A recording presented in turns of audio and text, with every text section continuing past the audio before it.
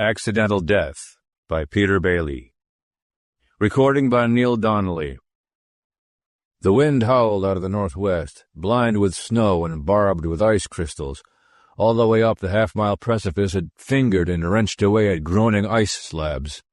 It screamed over the top, whirled snow in a dervish dance around the hollow there, piled snow into the long furrow, plowed rulers straight through streamlined hummocks of snow.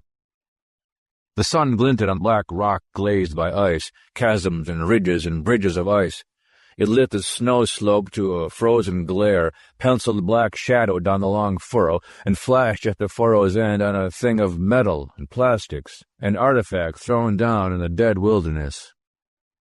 Nothing grew, nothing flew, nothing walked, nothing talked, but the thing in the hollow was stirring in stiff jerks, like a snake with its back broken, or a clockwork toy running down.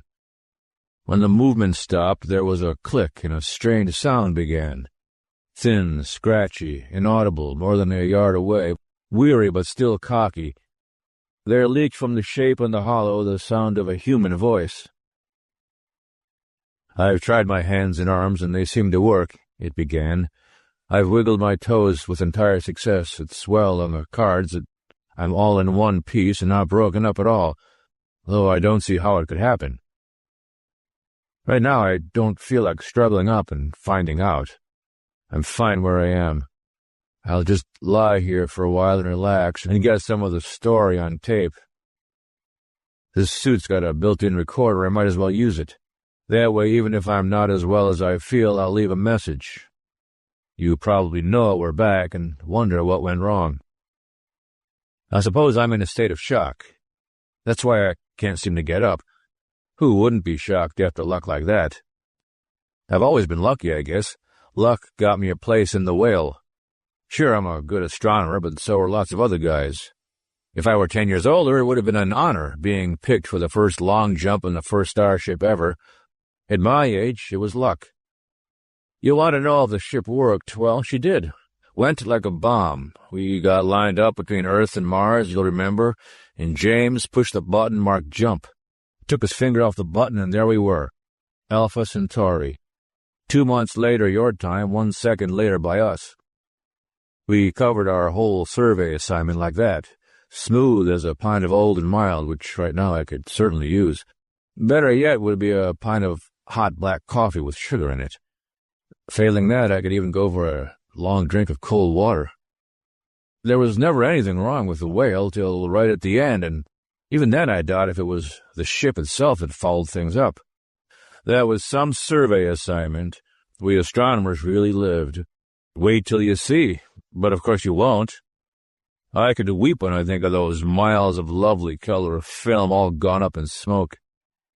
I'm shocked, all right. I never said who I was. Matt Hennessy from Farside Observatory, back of the moon. Just back from a proving flight, come astronomical survey in the starship Whale. Whoever you are who finds this tape, you're made. Take it to any radio station or newspaper office. You'll find you can name your price, and don't take any wooden nickels. Where had I got to? I told you how we happened to find Chang, hadn't I? Well, that's what the natives called it.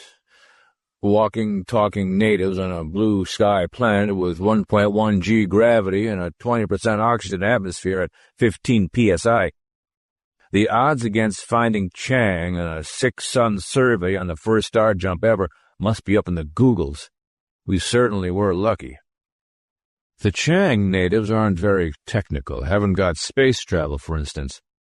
They're good astronomers, though. We were able to show them our sun in their telescopes. In their way, they're a highly civilized people. Look more like cats than people, but they're people all right. If you doubt it, chew these facts over. 1, they learned our language in 4 weeks. When I say they, I mean a 10-man team of them. 2, they brew a near beer that's a lot nearer than the canned stuff we had aboard the Whale. 3, they've a great sense of humor. Ran rather to silly practical jokes, but still, can't say I care for that hot foot and belly laugh stuff myself, but tastes differ. 4, the 10-man language team also learned chess and table tennis. But why go on? People who talk English, drink beer, like jokes, and beat me at chess or table tennis are people for my money, even if they look like tigers in trousers. It was funny the way they won all the time at table tennis. They certainly weren't so hot at it.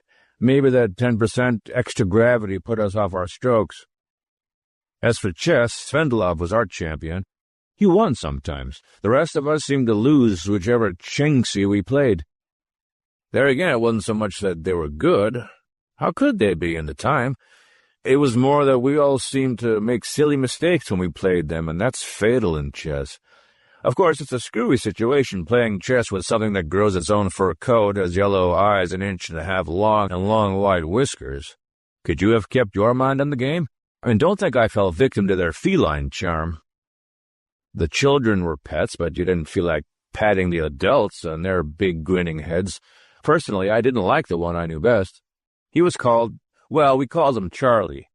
And he was the ethnologist, ambassador, contact man, or whatever you like to call him, who came back with us. Why I disliked him was because he was always trying to get the edge on you. All the time he had to be top. Great sense of humor, of course. I nearly broke my neck on that butter slide he fixed up in the metal alleyway to the whale's engine room. Charlie laughed fit to bust. Everyone laughed. I even laughed myself, though doing it hurt me more than the tumble had. Yes, life and soul of the party, old Charlie. My last sight of the minnow was a cabin full of dead and dying men, the sweetish stink of burned flesh and the choking reek of scorching insulation, the bolt jolting and shuddering and beginning to break up. And in the middle of the flames, still unhurt, was Charlie. He was laughing. My God, it's dark out here. Wonder how high I am. Must be all of 50 miles. And doing 800 miles an hour at least. I'll be doing more than that when I land. What's final velocity for a 50-mile fall? Same as a 50,000-mile fall, I suppose. Same as escape, 24,000 miles an hour. I'll make a mess. And that's better. Why didn't I close my eyes before? Those star streaks made me dizzy. I'll make a nice shooting star when I hit air. Come to think of it, I must be deep in air now. Let's take a look. It's getting lighter. Look at those peaks down there. Like great knives. I don't seem to be falling as fast as I expected, though. Almost seem to be floating. Let's switch on the radio and tell the world hello. Hello, Earth. Hello again. And goodbye. Sorry about that, I passed out. I don't know what I said, if anything, and the suit recorder has no playback or eraser.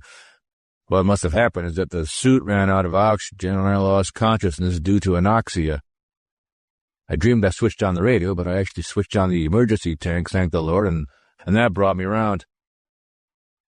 Come to think of it, why not crack the suit and breathe fresh air instead of bottled? No, I'd have to get up to do that. I think I'll just lie here a little bit longer and get properly rested up before I try anything big like standing up. I was telling about the return journey, wasn't I? The long jump back home, which should have dumped us between the orbits of Earth and Mars, instead of which, when James took his finger off the button, the mass detector showed nothing except the noise level of the universe. We were out in that no place for a day. We astronomers had to establish our exact position relative to the solar system. The crew had to find out exactly what went wrong. The physicists had to make mystic passes in front of meters and mutter about residual folds and stress-free space. Our task was easy because we were about half a light year from the sun. The crew's job was also easy. They found what went wrong in less than half an hour. It still seems incredible. To program the ship for a star jump, you merely told it where you were and where you wanted to go. In practical terms, that entailed first a series of exact measurements, which had to be translated into the somewhat abstruse coordinate system we used based on the topological order of mass points in the galaxy. Then you cut a tape on the computer and hit the button. Nothing was wrong with the computer. Nothing was wrong with the engines. We'd hit the right button, and we'd gone to the place we'd aimed for. All we'd done was aim for the wrong place. It hurts me to tell you this, and I'm just attached personnel with no spaceflight tradition. In practical terms, one highly trained crew member had punched the wrong pattern of holes on the tape. Another, equally skilled, had failed to notice this when reading back. A childish error, highly improbable, twice repeated, thus squaring the improbability. Incredible, but that's what happened. Anyway, we took good care with the next lot of measurements. That's why we were out there so long. They were cross-checked about 5 times. I got sick, so I climbed into a spacesuit and went outside and took some photographs of the sun, which I hoped would help to determine hydrogen density in the outer regions. When I got back, everything was ready. We disposed ourselves about the control room and relaxed for all we were worth. We were all praying that this time nothing would go wrong, and all looking forward to seeing Earth again after 4 months' subjective time away. Except for Charlie, who was still chuckling and shaking his head, and Captain James, who was glaring at Charlie and obviously wishing human dignity permitted him to tear Charlie limb from limb. Then James pressed the button. Everything twanged like a bowstring. I felt myself turned inside out, passed through a small sieve and poured back into shape. The entire bow wall screen was full of Earth. Something was wrong, all right. And this time it was much, much worse. We'd come out of the jump about 200 miles above the Pacific, pointed straight down, traveling at a relative speed of about 2,000 miles an hour. It was a fantastic situation. Here was the Whale, the most powerful ship ever built, which could cover 50 light-years in a subjective time of 1 second, and it was helpless. For, as of course you know, the star drive couldn't be used again for at least 2 hours. The Whale also had ion rockets, of course, the standard deuterium fusion thing with direct conversion. As again, you know, this is good for interplanetary flight because you can run it continuously and it has extremely high exhaust velocity. But in our situation, it was no good because it has rather a low thrust. It would have taken more time than we had to deflect us enough to avoid a smash. We had 5 minutes to abandon ship. James got us all into the minnow at a dead run. There was no time to take anything at all except the clothes we stood in. The minnow was meant for short, heavy hops to planets or asteroids. In addition to the ion drive, it had emergency atomic rockets using steam for reaction mass. We thanked God for that when Gazamian canceled our downwards velocity with them in a few seconds.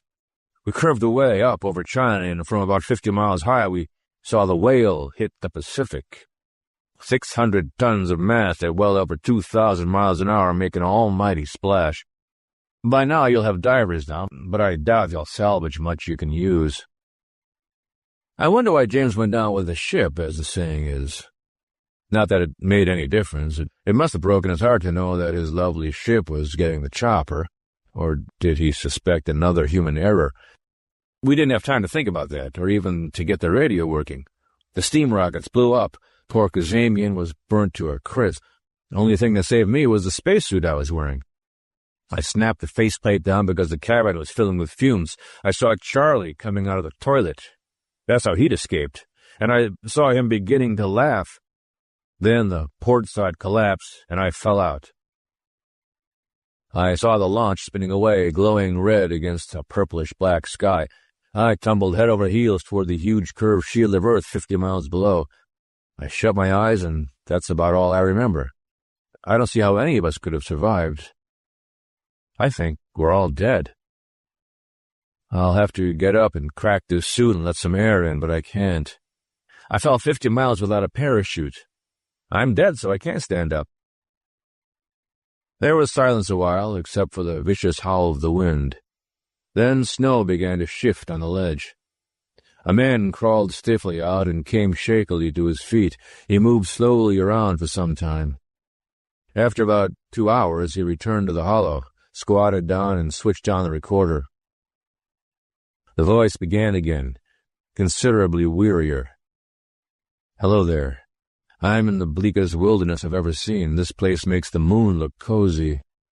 There's precipice around me every way but one, and that's up. So it's up I'll have to go till I find a way to go down. I've been chewing snow to quench my thirst, but I could eat a horse. I picked up a shortwave broadcast on my suit, but couldn't understand a word. Not English, not French, and there I stick. Listened to it for 15 minutes just to hear a human voice again. I haven't much hope of reaching anyone with my 5 milliwatt suit transmitter, but I'll keep trying. Just before I start the climb, there are 2 things I want to get on tape. The first is how I got here. I've remembered something from my military training, when I did some parachute jumps. Terminal velocity for a human body falling through the air is about 120 mph. Falling 50 miles is no worse than falling 500 feet. You'd be lucky to live through a 500-foot fall, true, but I've been lucky. The suit is bulky but light and probably slowed my fall. I hit a 60-mile-an-hour updraft this side of the mountains, skidded downhill through about half a mile of snow, and fetched up in a drift. The suit is part worn but still operational. I'm fine. The second thing I want to say is about the Chingsi, and here it is. Watch out for them. Those jokers are dangerous.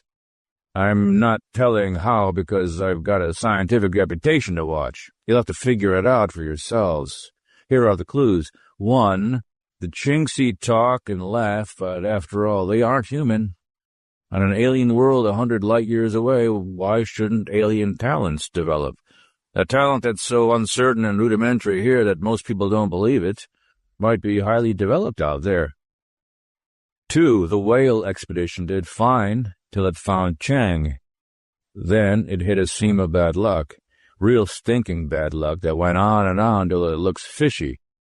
We lost the ship, we lost the launch, all but one of us lost our lives. We couldn't even win a game of ping-pong. So what is luck, good or bad? Scientifically speaking, future chance events are by definition chance. They can turn out favorable or not. When a preponderance of chance events has occurred unfavorably, you've got bad luck. It's a fancy name for a lot of chance results that didn't go your way, but the gambler defines it differently. For him, luck refers to the future, and you've got bad luck when future chance events won't go your way. Scientific investigations into this have been inconclusive, but everyone knows that some people are lucky and others aren't. All we've got are hints and glimmers, the fumbling touch of a rudimentary talent. There's the evil eye legend and Jonah, bad luck bringers. Superstition? Maybe. But ask the insurance companies about accident-prones. What's in a name? Call a man unlucky, and you're superstitious. Call him accident-prone, and that's sound business sense. I've said enough. All the same, search the spaceflight records, talk to the actuaries. When a ship is working perfectly and is operated by a hand-picked crew of highly trained men in perfect condition, how often is it wrecked by a series of silly errors happening one after another in defiance of probability? I'll sign off with 2 thoughts, one depressing and one cheering. A single Chingsi wrecked our ship and our launch. What could a whole planet full of them do? On the other hand, a talent that manipulates chance events is bound to be chancy. No matter how highly developed, it can't be surefire. The proof is that I've survived to tell the tale. At 20 below zero and 50 miles an hour, the wind ravaged the mountain. Peering through his polarized visor at the white waste and the snow-filled air howling over it, sliding and stumbling with every step on a slope that got gradually steeper and seemed to go on forever, Matt Hennessy began to inch his way up the north face of Mount Everest. End of Accidental Death by Peter Bailey.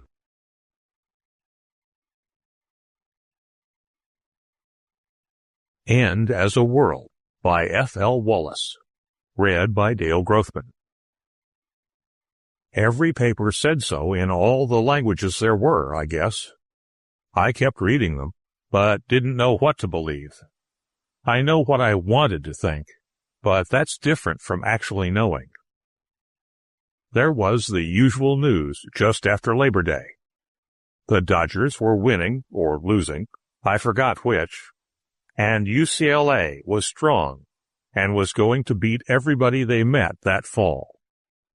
An H-bomb had been tested in the Pacific, blowing another island off the map, just as if we had islands to spare. Originally, this was important, but now it wasn't. They put stuff like this in the back pages, and hardly anybody reads it. There was only one thing on the front pages, and it was all people talked about. All I talked about anyway. It began long before. I don't know how long because they didn't print that. But it began, and there it was, right upon us that day. It was Saturday. Big things always seem to happen on Saturdays. I ate breakfast and got out early. I had the usual things to do, mowing the lawn, for instance. I didn't do it, nor anything else, and nobody said anything. There wasn't any use in mowing the lawn on a day like that. I went out, remembering not to slam the door. It wasn't much, but it showed thoughtfulness. I went past the church and looked at the sign that was set diagonally at the corner so that it could be read from both streets. There it was in big letters, quoting from the papers. "This is the day the world ends." Some smart reporter had thought it up, and it seemed so true that that was the only way it was ever said. Me? I don't know. It was a bright day. People were out walking or just standing and looking at the sky. It was too early to look up. I went on. Paul Eberhard was sitting on the lawn when I came along. He tossed me the football and I caught it and tried to spin it on my finger. It didn't spin. It fell and flopped out with crazy bounces into the street. The milk truck stopped while I got it out of the way. I tossed the football back to Paul. He put his hands on it and sat there. "What'll we do?" he asked. I made a motion with my hands. "We can throw the ball around," I said. "Nah," he said. "Maybe you've got some comic books?" "I've seen them all," I said. "You got some?" "I gave them to Howie," he said, thoughtfully screwing the point of the ball into the center of a dandelion. "He said he was going to get some new ones, though. Let's go see." He got up and tossed the ball toward the porch. It hit the railing and bounced back into the bushes. That's where he usually kept it. "Paul," called his mother as we started out. "Yeah?" "Don't go too far. I've got some things I want you to do." "What?" he said patiently. "Hauling trash out of the basement, helping me move some of the potted plants around in front." "Sure," he said. "I'll be back." We went past another church on the way to Howie's. The sign was the same there. "This is the day the world ends." They never said more than that. They wanted it to hang in our minds, something we couldn't quite touch, but we knew was there. Paul jerked his head at the sign. "What do you think of it?" "I don't know." I broke off a twig as we passed a tree. "What about you?" "We've got it coming," he said, looking at the sky. "Yeah, but will we get it?" He didn't answer that. "I wonder if it'll be bright." "It is now." "It might cloud over." "It won't matter. It'll split the sky." That was one thing sure. Clouds or anything weren't going to stand in the way. We went on and found Howie. Howie is a Negro, smaller than we are and twice as fast. He can throw a football farther and straighter than anyone else on the team. We pal around quite a bit, especially in football season. He came out of the house like he was walking on whipped cream. I didn't let that fool me. More than once I've tried to tackle him during a practice game. Howie was carrying a model of a rocket ship, CO2 powered. It didn't work. We said hi all around, and then he suggested a game of keep-away. We'd left the football at Paul's, and we couldn't, so we walked over to the park. We sat down and began to talk about it. "I'm wondering if it will really come," said Paul. We all squinted up. "Where'll the president watch it from?" I said. "He should have a good view from the White House." "No better than us right here," said Howie. "What about Australia? Will they see it there? I said. They'll see it all over. Africa, too? What about the Eskimos? It doesn't matter whether they actually see it or not. It will come to everyone at the same time.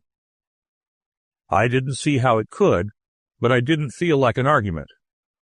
That's what they were saying on TV. You can't talk back to that. Everybody knows, said Howie, not just in this town, but all over. Wherever there are people, even where they're not. You read that? Said Paul. Sure, said Howie. You lent me the comic books. It's even in them. We didn't say much after that. I kept thinking of the man who made the H-bomb. I bet he felt silly and spiteful, blowing up an island. Somebody might have wanted to live on it, if he'd just left it there. He must have felt mean and low when something really big like this came along. We talked on for a while, but we'd talked it out long ago. There was really nothing new we could say. Every so often we looked up at the sky, but it wasn't going to come until it got here. Finally, we drifted apart. There wasn't anything left to do. We walked home with Howie, and then I went with Paul, leaving him to come back to my house. I looked at the lawn and without thinking about it, got busy and mowed it. I surprised myself. It was hot, or it seemed to me it was. I went in to eat. Ma came by and shut off the sound of the TV. I could still see the pictures in the other room. The announcer was making faces, but of course I didn't hear what he said. He looked pretty funny, I thought. I thought we were all pretty funny, moving our mouths and blinking our eyes and waving our hands. Only nothing was really coming out. Not yet, anyway. Sit still, said Ma. It will happen without your help. It's going to be all right. Think so? I said. She would have told me anything to keep me quiet. She gets nervous when I fidget. I think so, she said, giving me my allowance. It was early for that. Usually I didn't get it until after supper. Why don't you run uptown and watch it from there? Maybe I will, I said, dabbling my hands into the water at the sink. Are you going to go? Of course I'm not. Why should I get into that mob? I can watch it just as well from here. Sure she could, but it was not the same. Everybody I knew was going to be there. I changed shirts before I left. I took a rag and wiped the dust from my shoes. I wasn't trying to be fussy or dressed up or anything. I just thought I should do it. There was shade and sun on the streets, and a few big clouds in the sky. A car slowed up and stopped beside me. The window rolled down, and Jack Goodwin leaned toward me. Going uptown? Yeah. Want a lift? Sure. Actually, I didn't. I'd rather have walked, looking around as I went. Jack Goodwin grinned as I got in. He's got gray hair, where he has hair. The rest is bald. He looked me over. I don't see any comets on your shoulders, he said gravely. I never had any, I said. Some people seem to think everybody under 17 was a kid. You'll be needing them, he said. Maybe, I said. I ought to have walked. I never knew how slow a day could pass. I suppose I should have slept late and kept busy doing something. This was worse than putting on a uniform and waiting until game time. At least there was a coach on the field to tell you what to do as you ran through the drills. Jack Goodwin stopped at a light. I had a notion to get out, but I didn't. Goodwin grinned again as the light changed and we started up. I don't blame you for being edgy, he said. It's the suspense. If we only had some way of knowing for sure, radio maybe. There's no radio, I said. The calculations have been checked. Sure, but maybe there's something we forgot. Oh, don't worry, all sorts of things can go wrong. He must have talked on and on, but I didn't listen. Howie and me and Paul had gone over everything he was saying. "Thanks," I said as he stopped and I got out. "Don't mention it," he said. He nearly scraped the rear fender of the car as he drove off. It was a new car, too. He wasn't so bad. Maybe he was just worried. I wandered to the newsstand and looked at the magazines and pocketbooks. Old Lady Simpson didn't ask me if I was going to buy and didn't chase me away. She was busy arguing with some customers. Even so, it was the first time she didn't pay attention to me when I came in. I had a good chance to look at things I never buy. There was nothing in them I wanted to see. I was thirsty. I had a Coke and was still thirsty. I asked for a glass of water, drank half of it, and went out. Down the street there was a TV set in a store window. I watched it. They were showing the street in India, people looking up. They flashed all around, to Italy, China, Brazil. Except for their clothes, there wasn't much difference from here.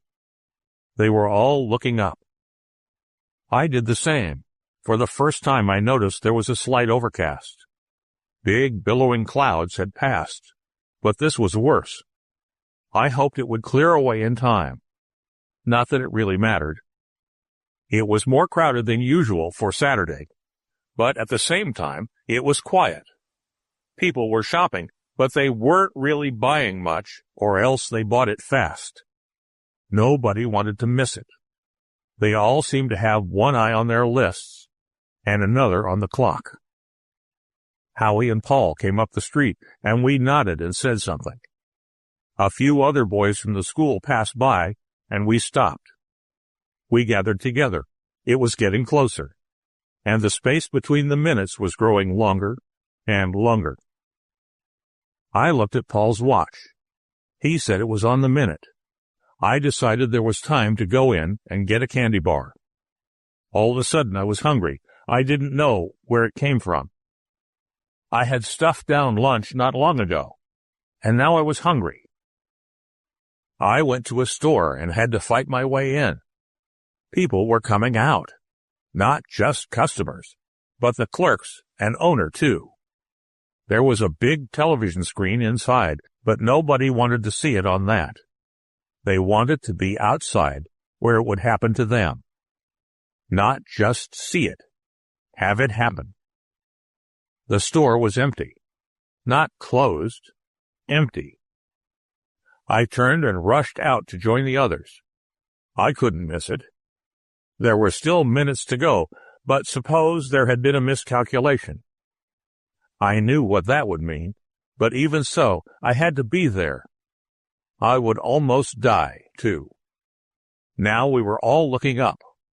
All over the world people were, I suppose. It was quiet. You could hear them breathing. And then it came, a flash across the sky, a silver streak, the biggest vapor trail that ever was. It went from this side to that side in no time. It split the sky and was gone before the shock blast hit us. Nobody said anything. We stood there and shivered and straightened up after the rumbling sound passed. But there was a vapor trail that stretched further than anyone could see. It would go around the world at least once before it came to an end somewhere in the desert. I saw my science teacher. He was trying to smile, but couldn't. And then there was the pharmacist, who had wanted to be a research chemist, but wasn't good enough.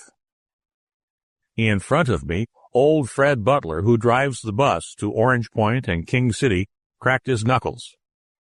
"He did it," he whispered. "All the way to Mars and back. Safe and right on schedule." He jumped up in the air and kept jumping up. He hadn't been that high off the ground in several years. He never would again unless he took an elevator, and I knew he hated elevators. Factory whistles started blowing. They sounded louder than Gabriel. I wonder if he heard them. I grabbed hold of the nearest person and started hugging. I didn't know it was the snooty girl from the next block until she hugged back, and began kissing me. We yelled louder than the factory whistles. We had a right. It was just like the paper said.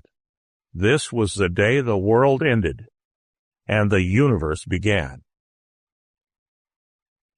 The End of End as a World by F. L. Wallace.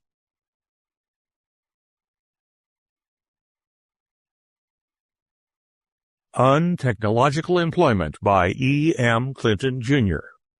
Read by Dale Growthman.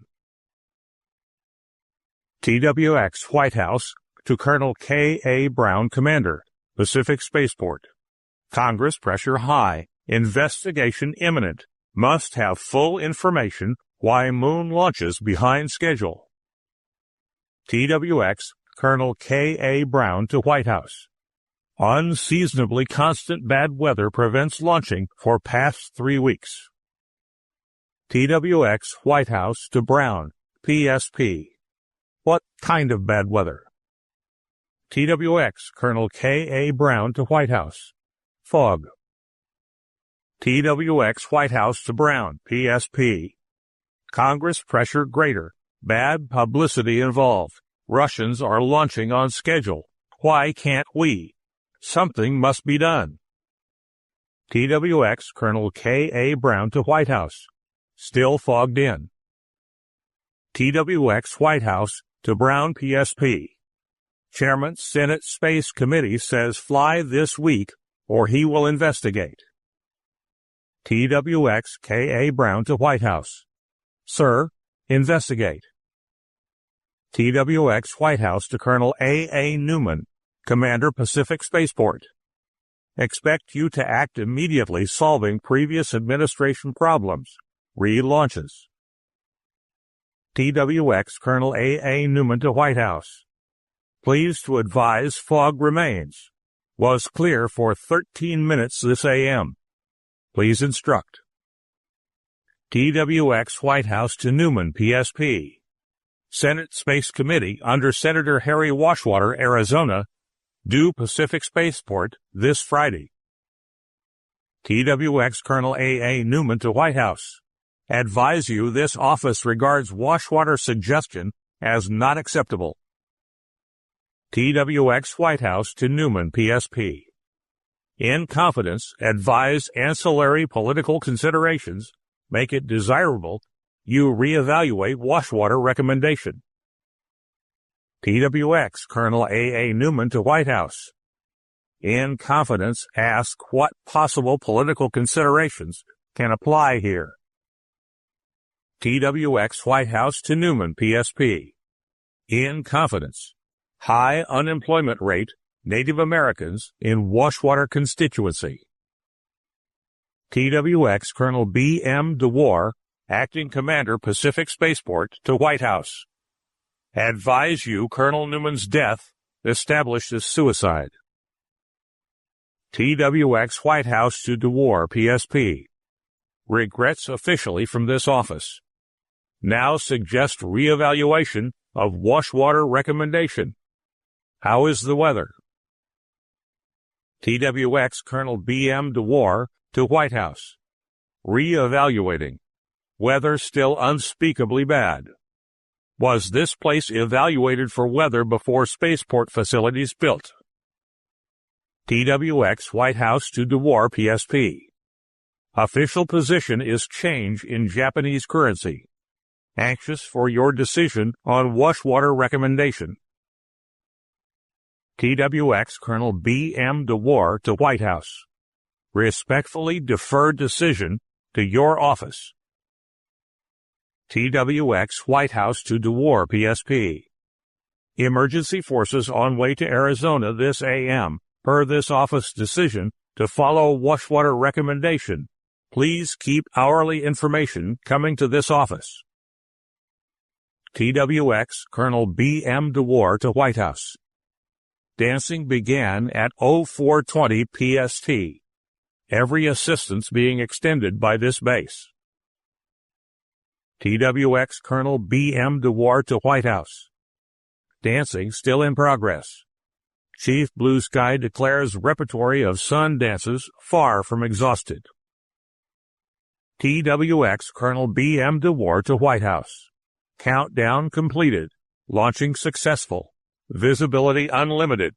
Weather control personnel asking for overtime. Please advise and accept my resignation. The end of Untechnological Employment by E. M. Clinton, Jr.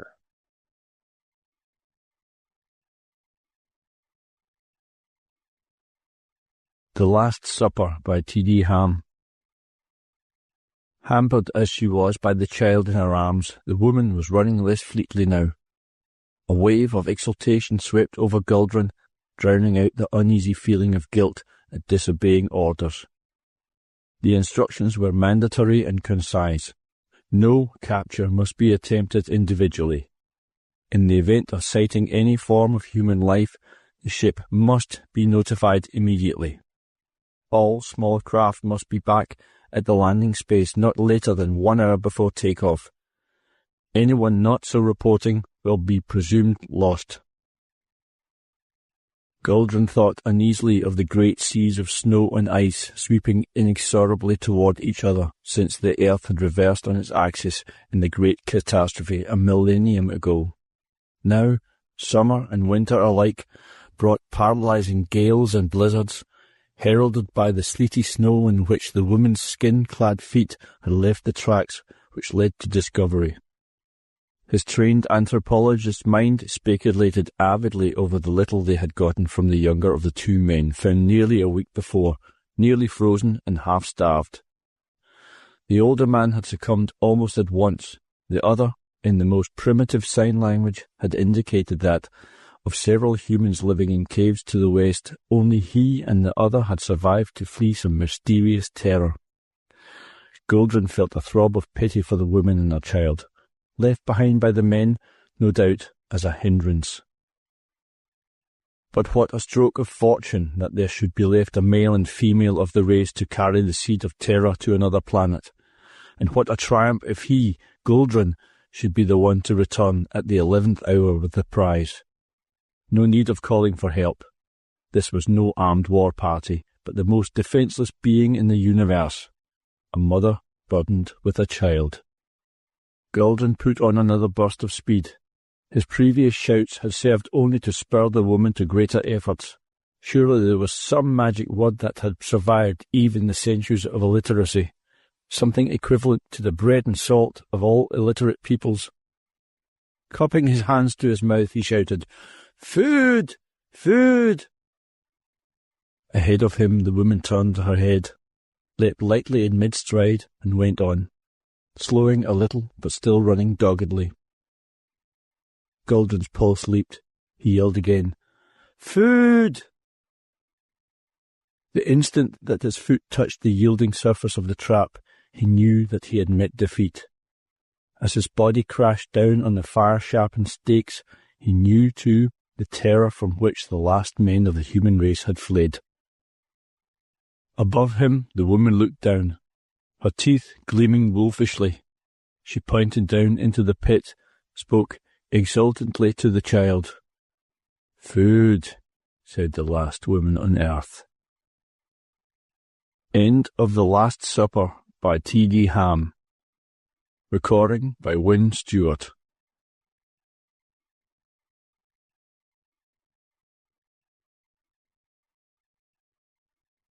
Keep Out by Frederick Brown.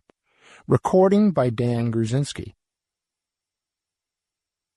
With no more room left on Earth and with Mars hanging up there empty of life, somebody hit on the plan of starting a colony on the red planet. It meant changing the habits and physical structure of the immigrants, but that worked out fine. In fact, every possible factor was covered, except one of the flaws of human nature.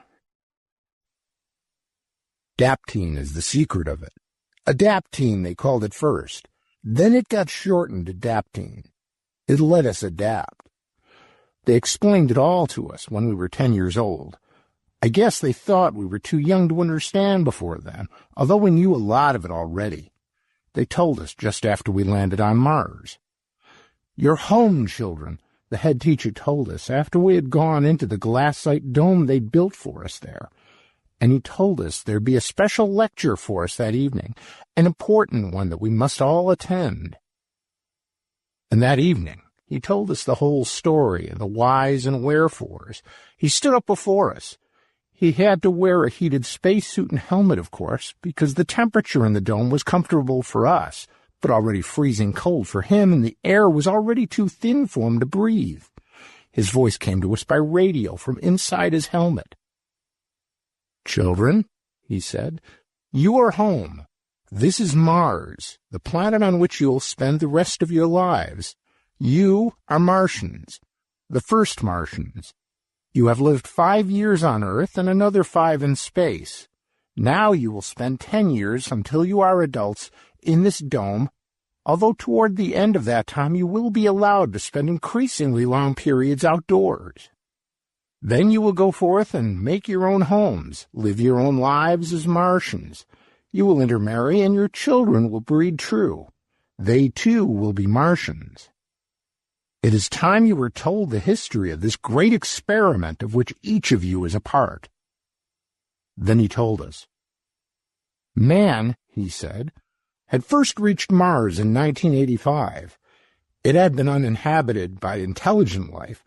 There is plenty of planet life and a few varieties of non-flying insects, and he had found it, by terrestrial standards, uninhabitable.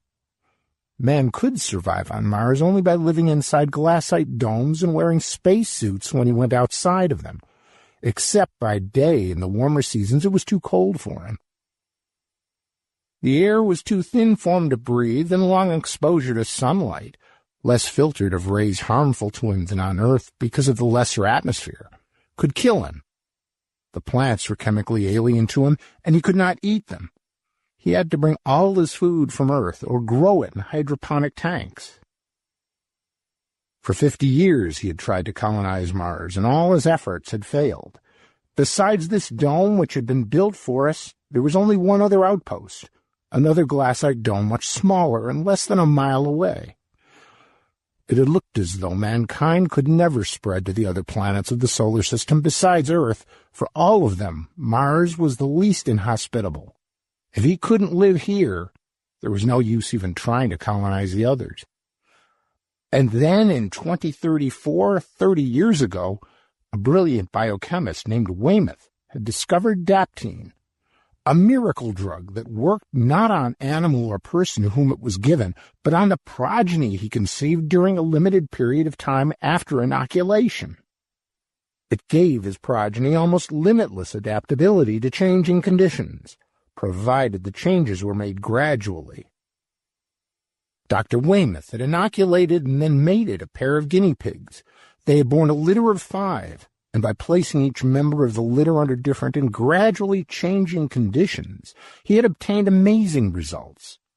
When they attained maturity, one of those guinea pigs was living comfortably at a temperature of 40 below 0 Fahrenheit. Another was quite happy at 150 above. A third was thriving on a diet that would have been deadly poison for an ordinary animal, and a fourth was contented under a constant X-ray bombardment that would have killed one of its parents within minutes. Subsequent experiments with many litters showed that animals who had been adapted to similar conditions bred true, and their progeny was conditioned from birth to live under those conditions. 10 years later, 10 years ago, the head teacher told us, you children were born of parents carefully selected from those who volunteered for the experiment. And from birth, you have been brought up under carefully controlled and gradually changing conditions. From the time you were born, the air you have breathed has been very gradually thinned and its oxygen content reduced. Your lungs have compensated by becoming much greater in capacity, which is why your chests are so much larger than those of your teachers and attendants. When you are fully mature, and are breathing air like that of Mars, the difference will be even greater. Your bodies are growing fur to enable you to stand the increasing cold. You are comfortable now under conditions which would kill ordinary people quickly. Since you were 4 years old, your nurses and teachers have had to wear special protection to survive conditions that seem normal to you. In another 10 years, at maturity, you will be completely acclimated to Mars. Its air will be your air. Its food plants, your food. Its extremes of temperature will be easy for you to endure, and its median temperatures pleasant to you. Already, because of the 5 years we spent in space, under gradually decreased gravitational pull, the gravity of Mars seems normal to you. It will be your planet to live on and to populate. You are the children of Earth, and you are the first Martians. Of course, we had known a lot of those things already. The last year was the best. By then, the air inside the dome, except the pressurized parts where our teachers and attendants live, was almost like that outside, and we were allowed out for increasingly long periods. It is good to be in the open. The last few months, they relaxed segregation of the sexes so we could begin choosing mates, although they told us there is to be no marriage until after the final day, after our full clearance. Choosing was not difficult in my case. I had made my choice long since, and I had felt sure that she felt the same way. I was right. Tomorrow is the day of our freedom. Tomorrow we will be Martians, the Martians. Tomorrow we shall take over the planet. Some of us are impatient, have been impatient for weeks now, but wiser counsel prevailed, and we are waiting. We have waited 20 years, and we can wait until the final day. And tomorrow is the final day. Tomorrow, at a signal, we will kill the teachers and the other Earthmen among us before we go forth. They do not suspect, so it will be easy. We have dissimulated for years now, and they do not know how we hate them. They do not know how disgusting and hideous we find them, with their ugly, misshapen bodies, so narrow-shouldered and tiny-chested, their weak, sibilant voices that need amplification to carry our Martian air, and above all, their white, pasty, hairless skins. We shall kill them, and then we shall go and smash the other dome, so all the Earthmen there will die, too. If more Earthmen ever come to punish us, we can live and hide in the hills, where they'll never find us, and if they try to build more domes here, we'll smash them. We want no more to do with Earth. This is our planet, and we want no aliens. Keep off. End of Keep Out by Frederick Brown.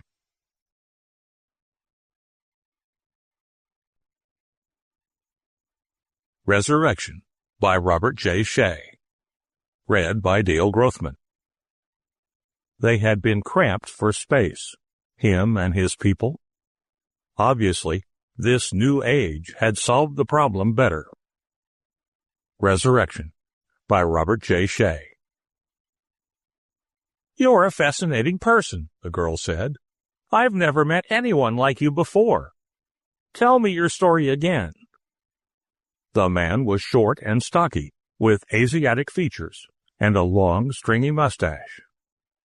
"The whole story?" he asked. "It would take a lifetime to tell you." He stared out the window at the yellow sun and the red sun. He still hadn't got used to seeing two suns. But that was minor, really, when there were so many other things he had to get used to. A robot waiter, with long, thin metal tubes for arms and legs, glided over. When he'd first seen one of those, he'd thought it was a demon. He tried to smash it. They'd had trouble with him at first. "They had trouble with me at first," he said. "I can imagine," the girl said. "How did they explain it to you?" "It was hard. They had to give me the whole history of medicine. It was years before I got over the notion that I was up in the everlasting blue sky, or under the earth, or something." He grinned at the girl. She was the first person he'd met since they gave him a job and gave him a home in a world uncountable light years from the one he'd been born on. "When did you begin to understand?" "They simply taught all of history to me, including the part about myself. Then I began to get the picture. Funny, I wound up teaching them a lot of history." "I bet you know a lot. I do, the man with the Asiatic features said modestly. Anyway, they finally got across to me that in the 22nd century, they had to explain the calendar to me, too. I used a different one in my day.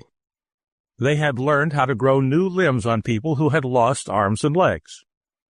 This was the first real step, said the girl. It was a long time until they got to the second step, he said. They learned how to stimulate life and new growth in people who had already died. The next part is the thing I don't understand, the girl said. Well, said the man, as I get it, they found that any piece of matter that had been part of an organism retains a physical memory of the entire structure of the organism of which it was part, and that they could reconstruct that structure from a part of a person, if that was all there was left of him. From there it was just a matter of pushing the process back through time. They had to teach me a whole new language to explain that one. Isn't it wonderful that intergalactic travel gives us room to expand? Said the girl. I mean, now that every human being that ever lived has been brought back to life and will live forever? Same problem I had, me and my people, said the man. We were cramped for space. This age has solved it a lot better than I did, but they had to give me a whole psychological overhaul before I understood that.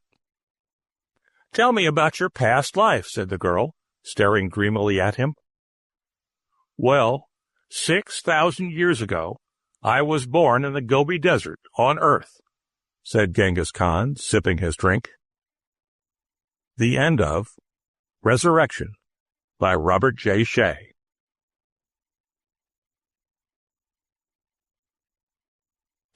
Second Childhood by Clifford D. Seemack. Recording by Liam Green. Achieving immortality is only half the problem. The other half is knowing how to live with it once it's been made possible and inescapable. You did not die. There was no normal way to die. You lived as carelessly and as recklessly as you could, and you hoped that you would be lucky and be accidentally killed. You kept on living, and you got tired of living.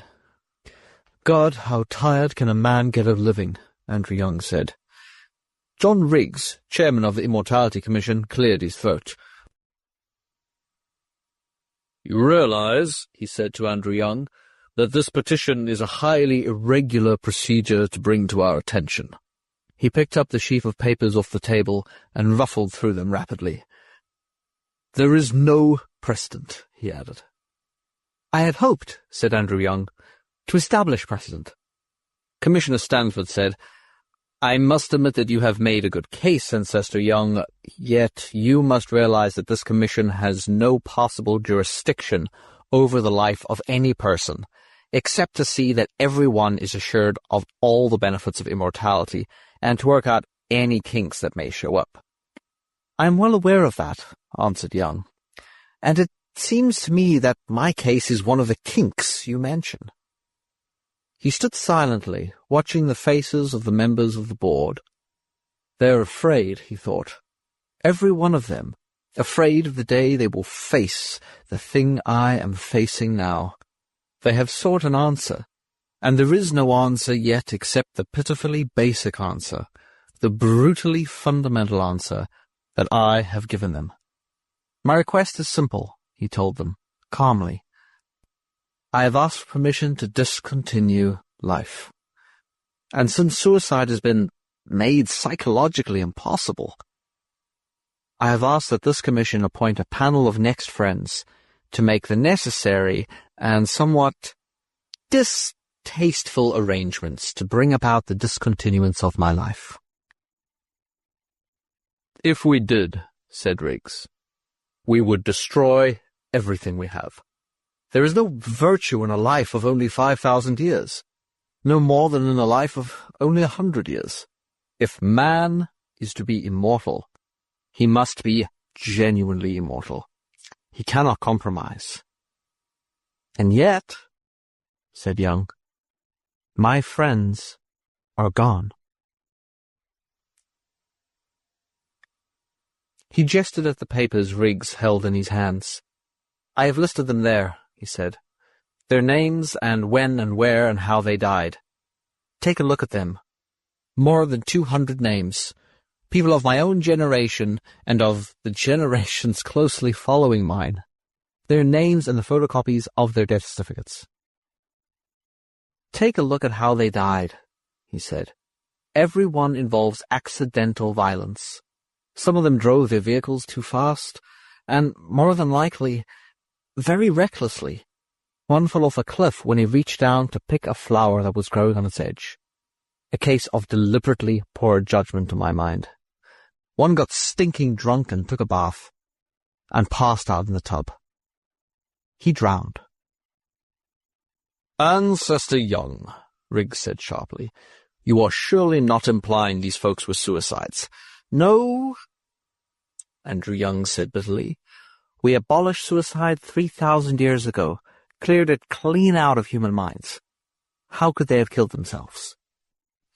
Stanford said, peering up at Young, "I believe, sir, that you sat on the board that resolved that problem."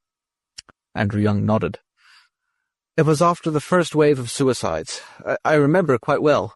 It took years of work. We had to change human perspective, shift certain facets of human nature. We had to condition human reasoning by education and propaganda and instill a new set of moral values. I think we did a good job. Perhaps too good a job. Today a man can no more think of deliberately committing suicide than he could think of overthrowing our government. The very idea, the very word is repulsive. Instinctively repulsive. You can come a long way, gentlemen, in 3,000 years. They didn't kill themselves, he said. They did not commit suicide. They just didn't give a damn. They were tired of living, as I am tired of living. So they lived recklessly in every way. Perhaps there always was a secret hope that they would drown while drunk, or their car would hit a tree, or... He straightened up and faced them. "Gentlemen," he said, "I am 5,786 years of age. I was born at Lancaster, Maine, on the planet Earth on September 21, 1968. I have served humankind well in those 57 centuries. My record is there for you to see. Boards, commissions, legislative posts, diplomatic missions. No one can say that I have shirked my duty. I submit that I have paid any debt I owe humanity, even the well-intentioned debt for a chance at immortality." "We wish," said Riggs, "that you would reconsider." "I am a lonely man," replied Young. "A lonely man and tired. I have no friends. There is nothing any longer that holds my interest. It is my hope that I can make you see the desirability of assuming jurisdiction in cases such as mine. Someday you may find a solution to the problem. But until that time arrives, I ask you, in the name of mercy, to give us relief from life." "The problem as we see it," said Riggs, "is to find some way to wipe out mental perspective. When a man lives as you have, sir, for 50 centuries, he has too long a memory. The memories add up to the disadvantage of present realities and prospects for the future." "I know," said Young. "I remember we used to talk about that in the early days. It was one of the problems which was recognized when immortality first became practical. But we always thought that memory would erase itself, that the brain could accommodate only so many memories, and that when it got full up, it would dump the old ones. It hasn't worked that way." He made a savage gesture. "Gentlemen, I can recall my childhood much more vividly than I recall anything that happened yesterday." "Memories are buried," said Riggs. "And in the old days, when men lived no longer than 100 years at most, it was thought those buried memories were forgotten. Life, man told himself, is a process of forgetting. So man wasn't too worried over memories when he became immortal. He thought he would forget them. We should have known, argued Young. I can remember my father, and I remember him much more intimately than I will remember you gentlemen once I leave this room. I can remember my father telling me that in his later years he could recall things which happened in his childhood that had been forgotten all his younger years, and that alone should have tipped us off. The brain buries only the newer memories deeply. They are not available. They do not rise to bother one because they are not sorted or oriented or correlated or whatever it is that the brain may do with them. But once they are all nicely docketed and filed, they pop up in an instant. Riggs nodded agreement. There is a lag of a good many years in the brain's bookkeeping. We will overcome it in time. We have tried, said Stanford. We have tried conditioning, the same solution that worked with suicides. But in this, it didn't work. For a man's life is built upon his memories. There are certain basic memories that must remain intact. With the conditioning, you couldn't be selective. You could not keep the structural memories and the winnow out of the trash. It didn't work that way. There was one machine that worked, Riggs put in. It got rid of memories. I don't understand exactly how it worked, but it did the job all right. It did too good a job. It swept the mind as clean as an empty room. It didn't leave a thing. It took all memories and it left no capacity to build a new set. A man went in a human being and came out a vegetable. Suspended animation, said Stanford, would be a solution if we had suspended animation. Simply stack a man away until we found the answer, then revive and recondition him. But that, as it may, Young told them, I should like your most earnest consideration of my petition. I do not feel quite equal to waiting until you have the answer solved. Riggs said harshly, You are asking us to legalize death. Young nodded. If you wish to phrase it that way, I'm asking for it in the name of common decency. Commissioner Stanford said, We can ill afford to lose you, ancestor. Young sighed. There is that damned attitude again. Immortality pays all debts. When a man is made immortal, he has received full compensation for everything that he may endure. I have lived longer than any man could be expected to live, and still I am denied the dignity of old age. A man's desires are few and quickly sated, and yet he is expected to continue living with desires burned up and blown away to ash. He gets to a point where nothing has a value, even to the point where his own personal values are no more than shadows. Gentlemen, there was a time when I could not have committed murder. Literally could not have forced myself to kill another man. But today, I could, without a second thought. Disillusion and cynicism have crept in upon me, and I have no conscience. There are compensations, Riggs said. Your family, they get in my hair, said Young disgustedly. Thousands upon thousands of young squirts calling me grandsire and ancestor and coming to me for advice they practically never follow. I don't know even a fraction of them, and I listen to them carefully. Explain a relationship so tangled and trivial that it makes me yawn in their faces. It's all new to them and so old, so damned and damnably old to me. Ancestor Young, said Stanford. "You have seen man spread out from Earth to distant stellar systems. You have seen the human race expand from one planet to several thousand planets. You have had a part in this. Is there not some satisfaction?" "You're talking in abstracts," Young cut in. "What I am concerned about is myself, a certain specific mass of protoplasm shaped in biped form and tagged by the designation, ironic as it may seem, of Andrew Young.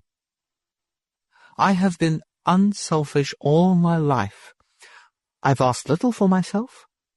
Now I am being utterly and entirely selfish, and I ask that this matter be regarded as a personal problem rather than as a racial abstraction." "Whether you'll admit it or not," said Stanford, "it is more than a personal problem. It is a problem which someday must be solved for the salvation of the race." "That is what I'm trying to impress upon you," Young snapped. "It is a problem that you must face. Someday you will solve it. But until you do, you must make provisions for those who face the unsolved problem." "Wait a while," counselled Chairman Riggs. "Who knows? Today, tomorrow, or 1,000,000 years from now," Young told him bitterly and left. A tall, vigorous-looking man whose step was swift in anger when normally it was slow, with weariness and despair. There was yet a chance, of course, but there was little hope. How can a man go back almost 6,000 years and snare a thing he never understood? And yet Andrew Young remembered it as clearly as if it had been a thing that had happened in the morning of this very day. It was a shining thing, a bright thing, a happiness that was brand new and fresh as a bluebird's wing of an April morning, or a shy wood's flower after sudden rain. He had been a boy, and he had seen the bluebird, and he had no words to say the thing he felt, but he had held up his tiny fingers and pointed and shaped his lips to coo. Once, he thought, I had it in my very fingers, and I did not have the experience to know what it was, nor the value of it, and now I know the value. But it has escaped me. It escaped me on the day that I began to think like a human being. The first adult thought pushed it just a little, and the next one pushed it farther, and finally it was gone entirely, and I didn't even know that it had gone. He sat in the chair on the flagstone patio and felt the sun upon him, filtering through the branches of trees, misty with the breaking leaves of spring. Something else, thought Andrew Young. Something that was not human, yet a tiny animal that had many ways to choose, many roads to walk, and of course I chose the wrong way. I chose the human way. But there was another way. I know there must have been. A fairy way, or a brownie way, or maybe even a pixie. That sounds foolish and childish now. But it wasn't always. I chose the human way because I was guided into it. I was pushed and shoved like a herded sheep. I grew up, and I lost the thing I held.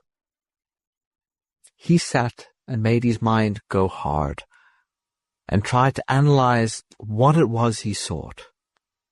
And there was no name for it, except happiness. And happiness was a state of being, not a thing to regain and grasp. But he could remember how it felt. With his eyes open in the present, he could remember the brightness of the day of the past, the clean-washed goodness of it, the wonder of the colors that were more brilliant than he ever since had seen. As if it were the first second after creation, and the world was still shiningly new. It was that new, of course. It would be that new to a child. But that didn't explain it all. It didn't explain the bottomless capacity for seeing and knowing and believing in the beauty and the goodness of a clean new world. It didn't explain the almost non-human elation of knowing that there were colours to see and scents to smell and soft green grass to touch. "I'm insane," Andrew Young said to himself.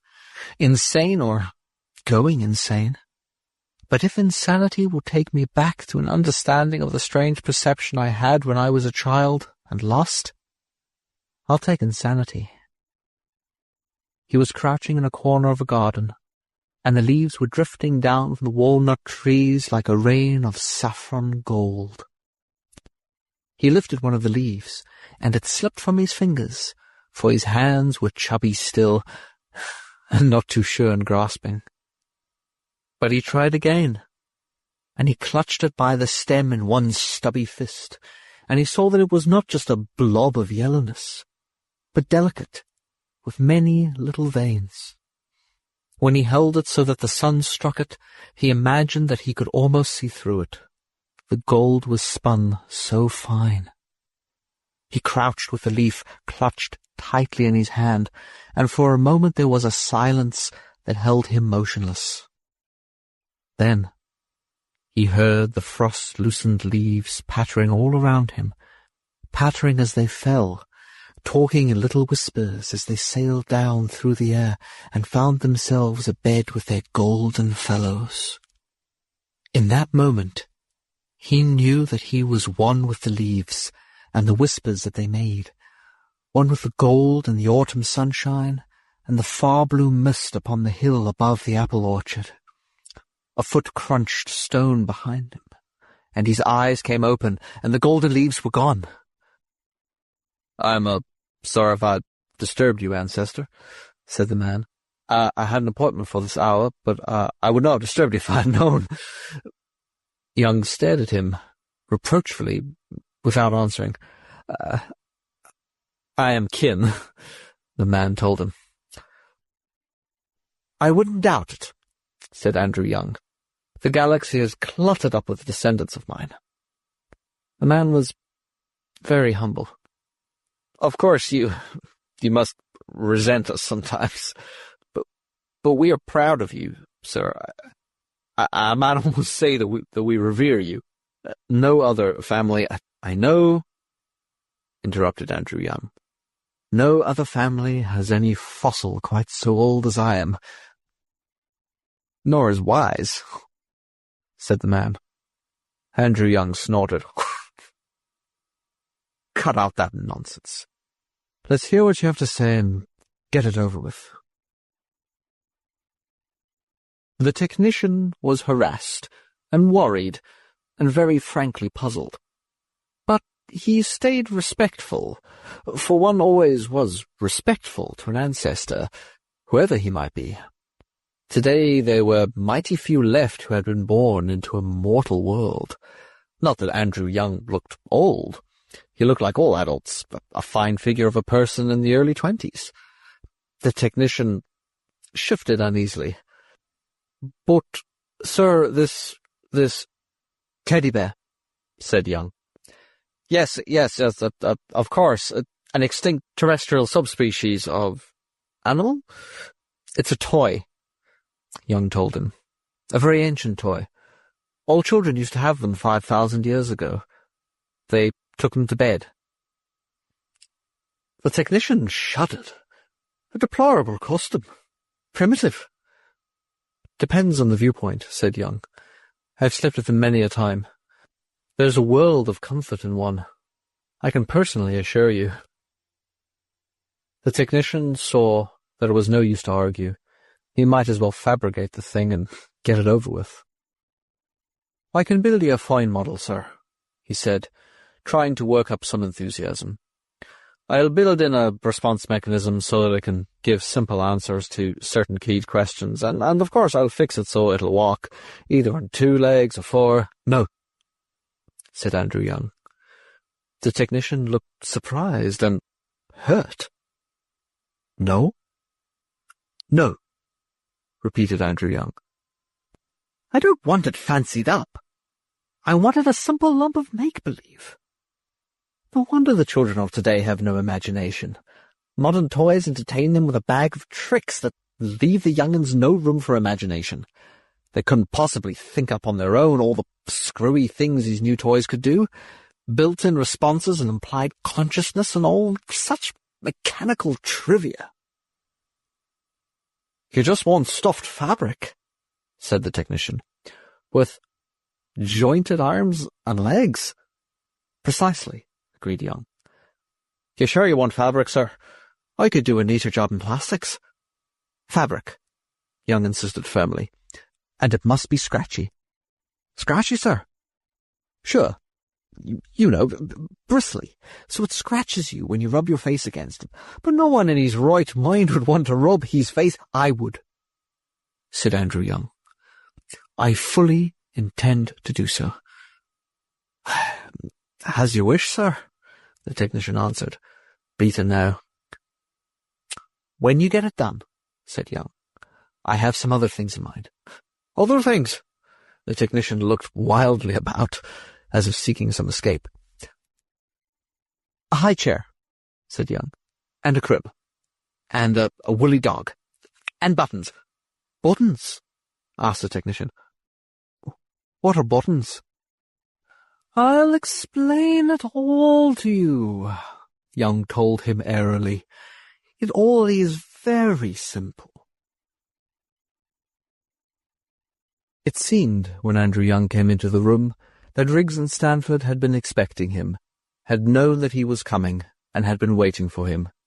He wasted no time on preliminaries or formalities. They know, he told himself. They know, or they have guessed. They will be watching me. Ever since I brought in my petition, they have been watching me, wondering what I would be thinking, trying to puzzle out what I might do next. They know every move I've made. They know about the toys and the furniture and all the other things, and I don't need to tell them what I plan to do. I need some help, he said, and they nodded soberly, as if they had guessed he needed help. I want to build a house, he said, a big house, much larger than the usual house. Riggs said, We'll draw the plans for you. Do anything else that you— A house, Young went on, about 4 or 5 times as big as the ordinary house. 4 or 5 times normal scale, I mean. Doors 25 to 30 feet high, and everything else in proportion. Neighbors or privacy? Privacy, said Young. We'll take care of it, promised Riggs. Leave the matter of the house to us. Young stood for a long moment, looking at the two of them. Then he said, I thank you, gentlemen. I thank you for your helpfulness and your understanding. But most of all, I thank you for not asking any questions. He turned slowly and walked out of the room, and they sat in silence for minutes after he was gone. Finally, Stanford offered a deduction. It will have to be a place that a boy would like. Woods to run in, and a little stream to fish in, and a field where he can fly his kites. What else could it be? He's been ordering our children's furniture and toys, Riggs agreed. Stuff from 5,000 years ago. The kind of things used when he was a child, but scaled to adult size. Now, said Stanford. He wants a house built to the same proportions, a house that will make him think or help him believe that he is a child. But will it work, Riggs? His body will not change. He cannot make it change. It will only be in his mind. Illusion, declared Riggs. The illusion of bigness in relation to himself. To a child creeping on the floor, a door is 25 to 30 feet high, relatively. Of course, the child doesn't know that, but Andrew Young does. I don't see how he'll overcome that. At first, suggested Stanford, he will know that it's illusion, but after a time, isn't there a possibility that it will become reality so far as he's concerned? That's why he needs our help, so that the help will not be firmly planted in his memory as a thing that's merely out of proportion, so that it will slide from illusion into reality without too great a strain. We must keep our mouths shut. Riggs nodded soberly. There must be no interference. It's a thing he must do himself, entirely by himself. Our help with the house must be the help of an unseen, silent agency. Like brownies. I think that was the term he used. We must help and never be seen. Intrusion by anyone would introduce a jarring note and would destroy illusion, and that is all he has to work on. Illusion. Pure and simple. Others have tried, objected Stanford, pessimistic again. Many others. With gadgets and machines, none has tried it, said Riggs. With the power of mind alone, with the sheer determination to wipe out 5,000 years of memory. That will be his stumbling block, said Stanford. The old dead memories are the things he has to beat. He has to get rid of them, not just bury them, but get rid of them for good and all, forever. He must do more than that, said Riggs. He must replace his memories with the outlook he had when he was a child.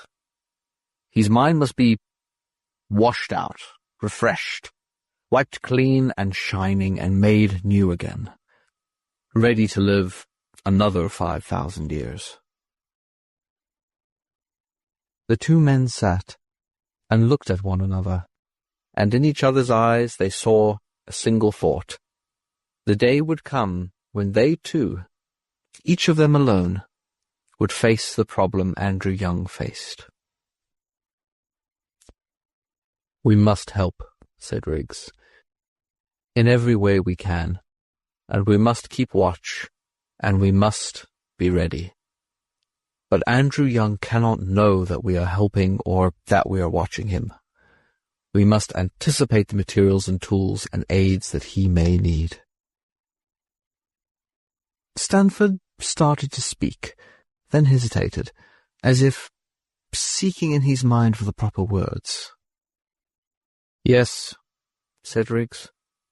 What is it? Later on, Stanford managed to say.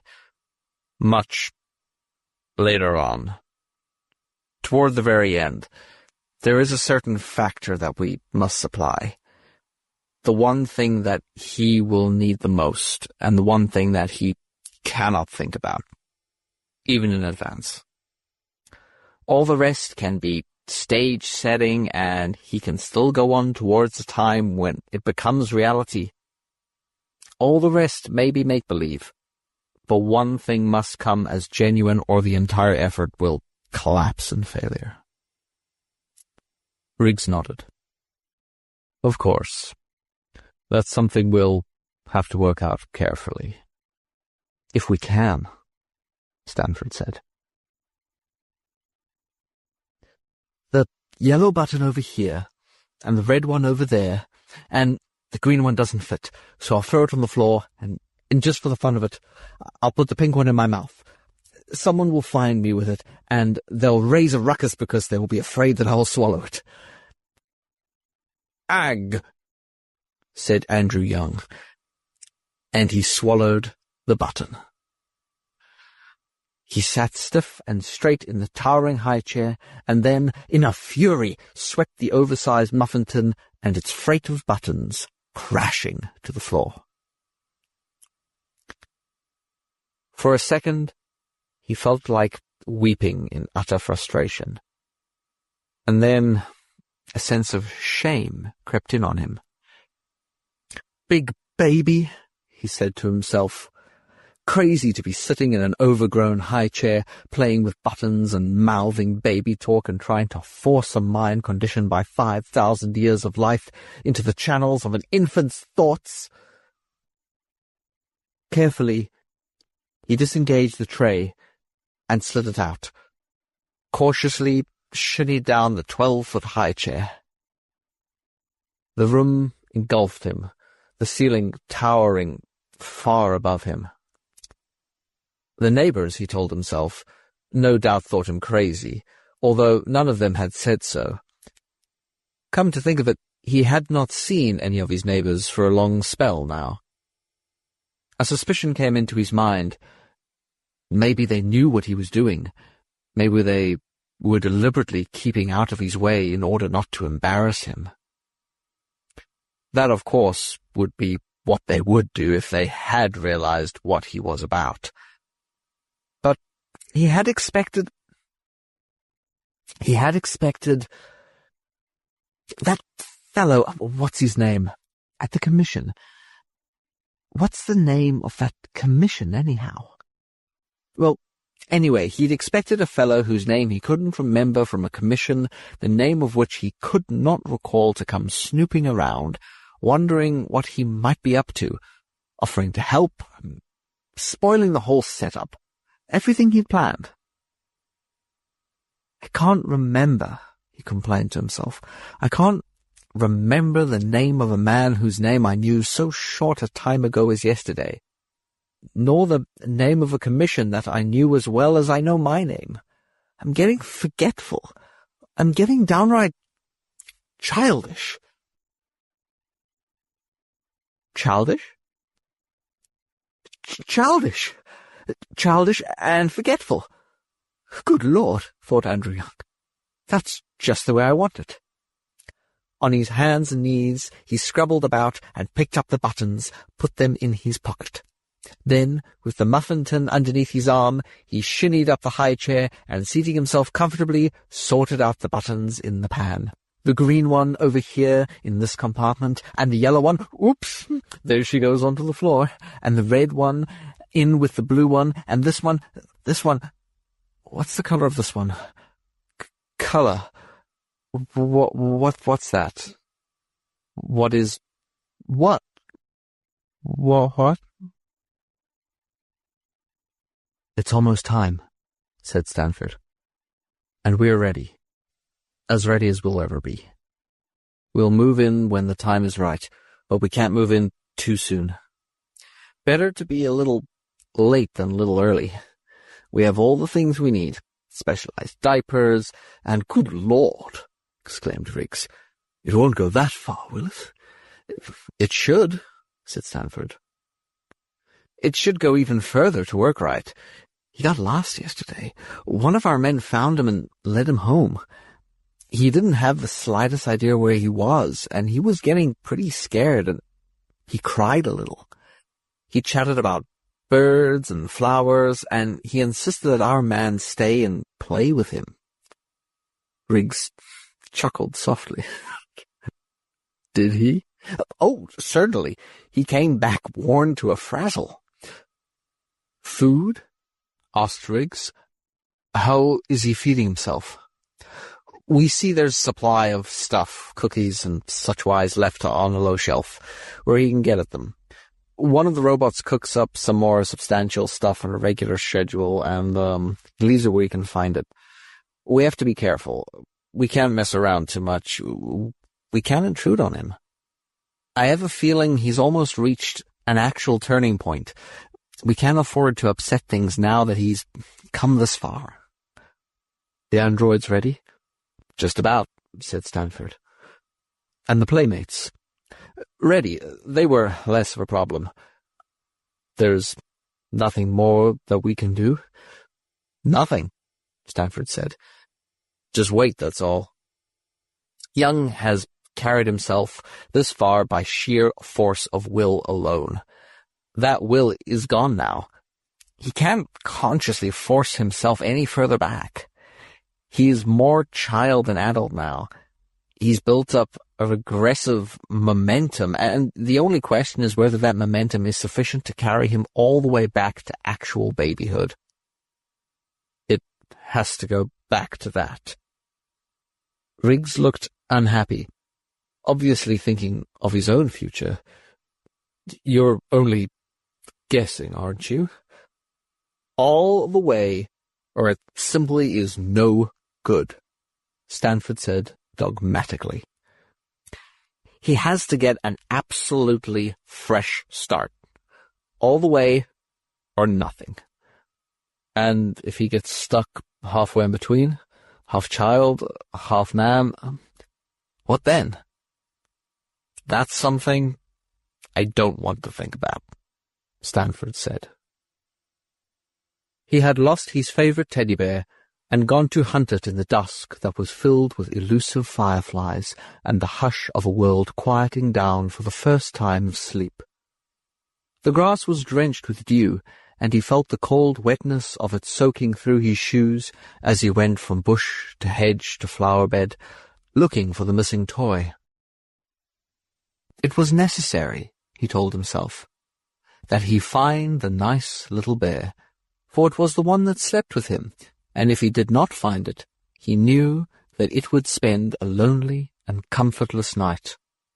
But at no time did he admit, even to his innermost thought, that it was he who needed the bear, and not the bear who needed him. A soaring bat swooped low, and for a horrified moment, catching sight of the zooming terror, a blob of darkness in the gathering dusk, he squatted low against the ground, huddling against the sudden fear that came out of the night. Sounds of fright bubbled in his throat, and now he saw the great dark garden as an unknown place, filled with lurking shadows that lay in wait for him. He stayed cowering against the ground and tried to fight off the alien fear that growled from behind each bush and snarled in every darkened corner. But even as fear washed over him, there was one hidden corner of his mind that knew there was no need of fear. It was as if that one area of his brain still fought against the rest of him, as if that small section of cells might know that the bat was no more than a flying bat, and that the shadows in the garden were no more than absence of light. There was reason, he knew, why he should not be afraid. A good reason born of a certain knowledge he no longer had. And that he should have such knowledge seemed unbelievable, for he was scarcely 2 years old. He tried to say it. 2 years old. There was something wrong with his tongue, something the matter with the way he had to use his mouth, with the way his lips refused to shape the words he meant to say. He tried to define the words, tried to tell himself what he meant by 2 years old, and one moment it seemed that he knew the meaning of it, and then it escaped him. The bat came again, and he huddled close against the ground, shivering as he crouched. He lifted his eyes fearfully, darting glances here and there, and out of the corner of his eye he saw the looming house, and it was a place he knew as refuge. "House," he said. And the word was wrong. Not the word itself, but the way he said it. He ran on, trembling, unsure feet, and the great door loomed before him, with the latch too high to reach. But there was another way. A small swinging door built into the big door, the sort of door that is built for cats and dogs and sometimes little children. He darted through it and felt the sureness and the comfort of the house about him, the sureness and the comfort and the loneliness. He found his second-best teddy bear, and, picking it up, clutched it to his breast, sobbing into its scratchy back in pure relief from terror. There is something wrong, he thought. Something dreadfully wrong. Something is as it should not be. It is not the garden or the darkened bushes or the swooping winged shape that came out of the night. It is something else, something missing, something that should be here and isn't. Clutching the teddy bear, he sat rigid and tried desperately to drive his mind back along the way that would tell him what was wrong. There was an answer. He was sure of that. There was an answer somewhere. At one time he had known it. At one time he had recognized the need he felt, and there had been no way to supply it. And now he couldn't even know the need. Could feel it, but he could not know it. He clutched the bear closer and huddled in the darkness, watching the moonbeam that came through a window high above his head and etched a square of floor in brightness. Fascinated, he watched the moonbeam, and all at once the terror faded. He dropped the bear and crawled on hands and knees, stalking the moonbeam.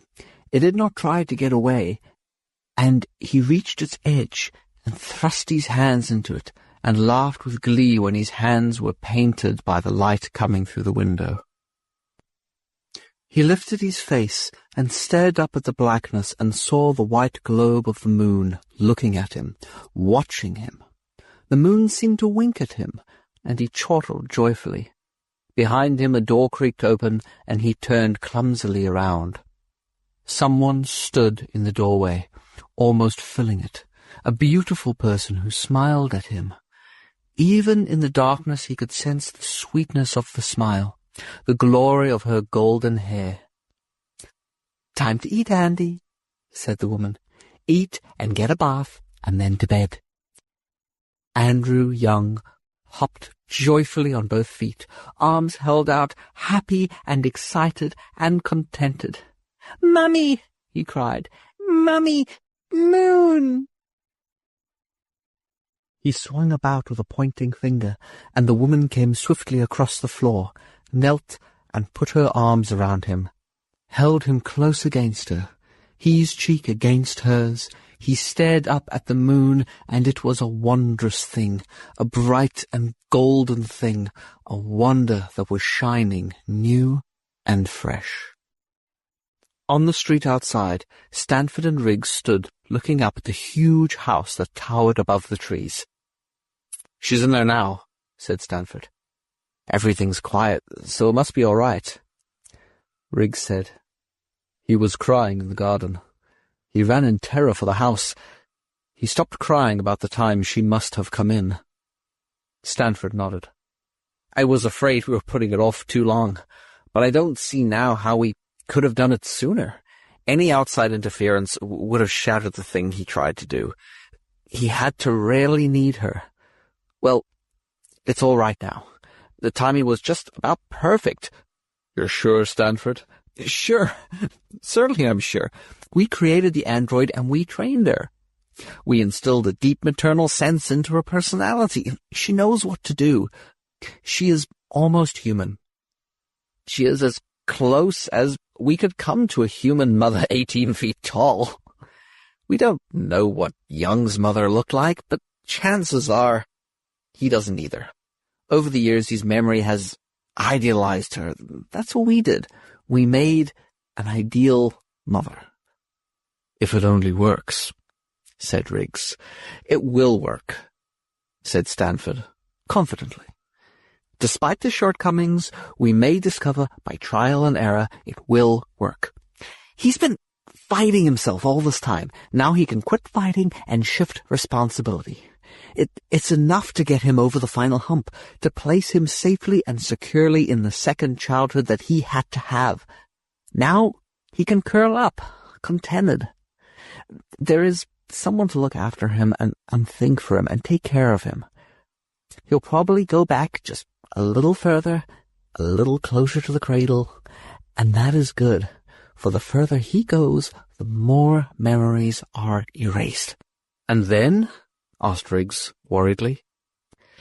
"Then he can proceed to grow up again.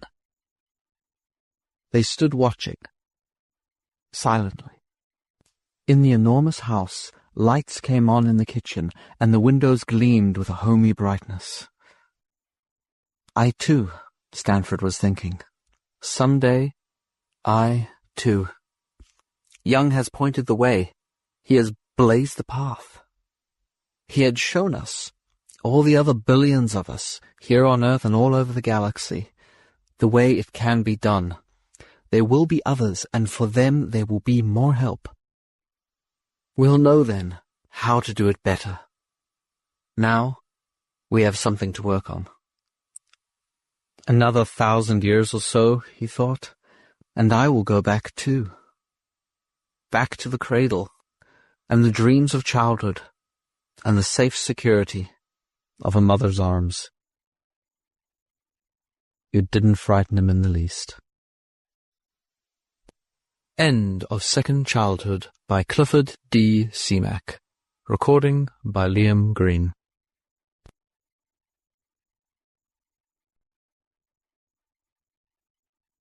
The Man from Time by Frank Belpmat Long. Recording by Andrew Kennedy. Daring Moonson he was called. It was a proud name, a brave name. But what good was a name that rang out like a summons to battle if the man who bore it could not repeat it aloud without fear? Moonson had tried telling himself that a man could conquer fear if he could but once summon the courage to laugh at all the sins that ever were and do as he damned well pleased. An ancient phrase that, damned well.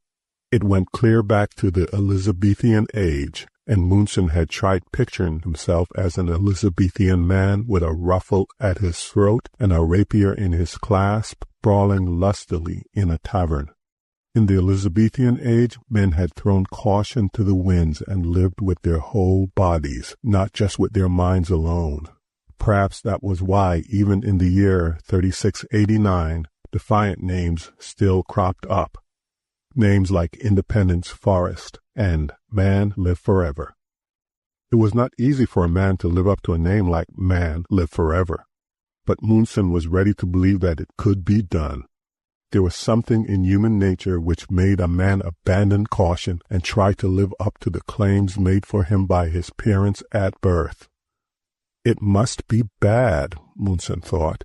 It must be bad if I can't control the trembling of my hands, the pounding of the blood at my temples. I am like a child shut up alone in the dark, hearing rats scurrying in a closet thick with cobwebs and the tapping of a blind man's cane on a deserted street at midnight. Tap, tap, tap, nearer and nearer through the darkness. How soon would the rats be swarming out, blood-fanged and wholly vicious? How soon would the cane strike? He looked up quickly, his eyes searching the shadows.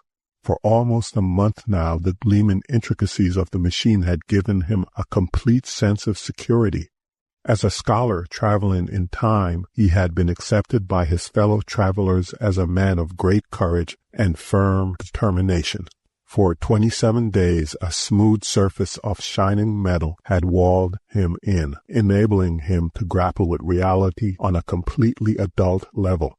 For 27 days he had gone pridefully back through time, taking creative delight in watching the heritage of the human race unroll before him like a cineramoscope under glass, watching a green land in the dying golden sunlight of an age lost to human memory could restore a man's strength of purpose by its serenity alone. But even an age of war and pestilence could be observed without torment from behind the protective shield of the time machine. Danger, accidents, catastrophe could not touch him personally. To watch death and destruction as a spectator in a traveling time observatory was like watching a cobra poised to strike from behind a pane of crystal bright glass in a zoological garden. You got a tremendous thrill in just thinking how dreadful if the glass should not be there. How lucky I am to be alive with a thing so deadly and monstrous within striking distance of me. For 27 days now he had traveled without fear. Sometimes the Time Observatory would pinpoint an age and hover over it while his companions took painstaking historical notes. Sometimes it would retrace its course and circle back. A new age would come under scrutiny, and more notes would be taken. But a horrible thing that had happened to him had awakened in him a lonely nightmare of restlessness. Childhood fears he had thought buried forever had returned to plague him, and he had developed a sudden, terrible dread of the fogginess outside the moving viewpane. The way the machine itself wheeled and dipped when an ancient rune came sweeping toward him. He had developed a fear of time. There was no escape from that time fear. The instant it came upon him, he lost all interest in historical research. 1069, 732, 2407, 1928. Every date terrified him. The Black Plague in London, the Great Fire, the Spanish Armada in flames off the coast of a bleak little island that would soon mold the destiny of half the world. How meaningless it all seemed in the shadow of his fear. Had the human race really advanced so much? Time had been conquered, but no man was yet wise enough to heal himself if a stark, unreasoning fear took possession of his mind and heart, giving him no peace. Moonson lowered his eyes, saw that Rotella was watching him in the manner of a shy woman not wishing to break in too abruptly on the thoughts of a stranger. Deep within him, he knew that he had become a stranger to his own wife, and the realization sharply increased his torment. He stared down at her head against his knee, at her beautiful back and sleek dark hair. Violet eyes she had, not black as they seemed at first glance, but a deep, lustrous violet. He remembered suddenly that he was still a young man, with a young man's ardor surging strong in him. He bent swiftly, kissed her lips and eyes. As he did so, her arms tightened about him until he found himself wondering what he could have done to deserve such a woman. She had never seemed more precious to him, and for an instant he could feel his fear lessening a little. But it came back and was worse than before. It was like an old pain returning at an unexpected moment to chill a man with the sickening reminder that all joy must end. His decision to act was made quickly. The first step was the most difficult, but with a deliberate effort of will he accomplished it to his satisfaction. His secret thoughts he buried beneath a continuous mental preoccupation with the vain and the trivial. It was important to the success of his plan that his companions should suspect nothing. The second step was less difficult. The mental block remained firm, and he succeeded in carrying on actual preparations for his departure in complete secrecy. The third step was the final one, and it took him from a large compartment to a small one, from a high arching surface of metal to a maze of intricate control mechanisms in a space so narrow that he had to crouch to work with accuracy. Swiftly and competently his fingers moved over instruments of science which only a completely sane man would have known how to manipulate. It was an acid test of his sanity, and he knew as he worked that his reasoning faculties at least had suffered no impairment. Beneath his hands, the Time Observatory controls were solid shafts of metal. But suddenly, as he worked, he found himself thinking of them as fluid abstractions, each a milestone in man's long progress from the jungle to the stars. Time and space, mass and velocity. How incredible that it had taken centuries of patient technological research to master in a practical way the tremendous implications of Einstein's original postulate. Warp space with a rapidly moving object. Move away from the observer with the speed of light. And the whole of human history assumed the firm contours of a landscape in space.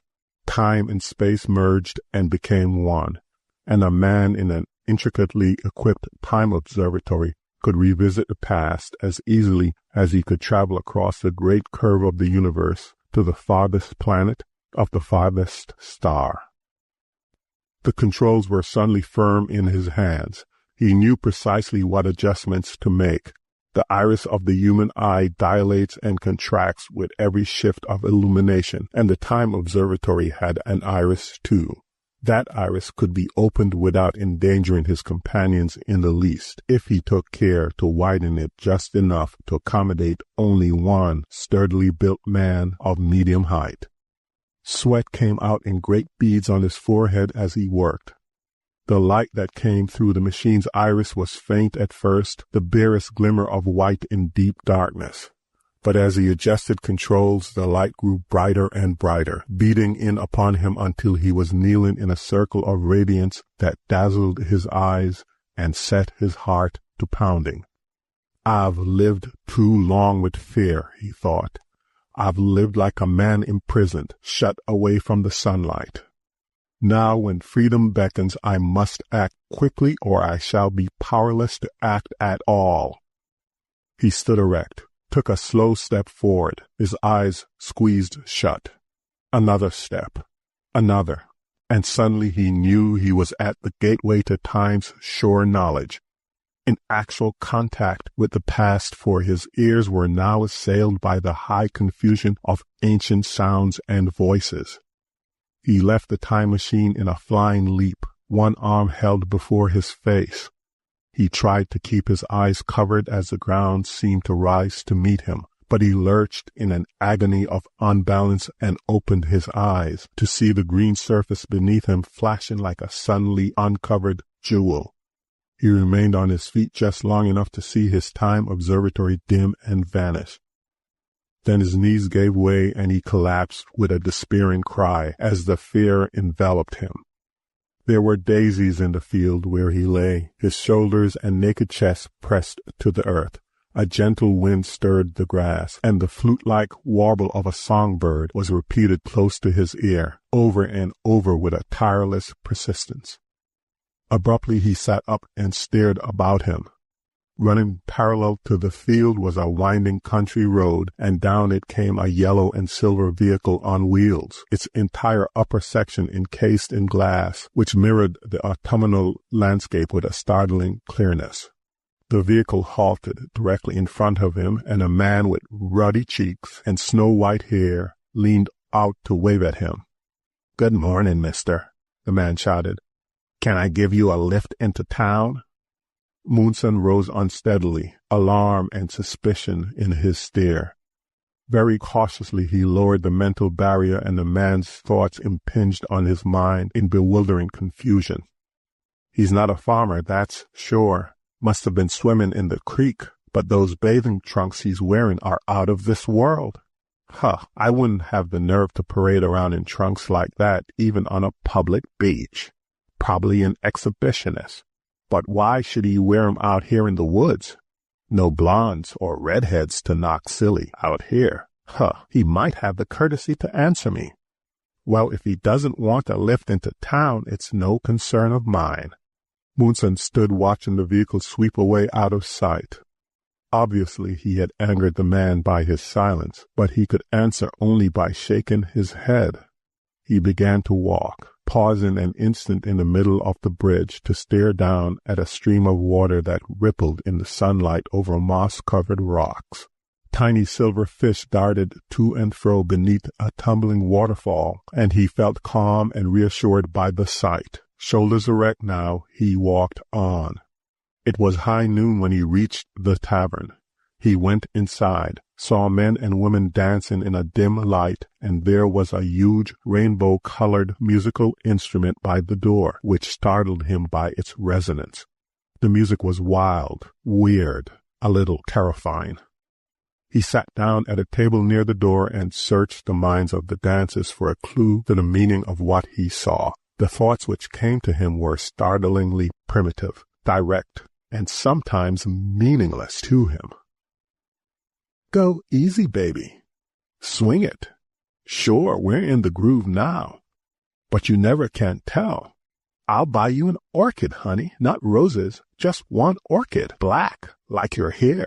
Ever see a black orchid hunt? They're rare, and they're expensive."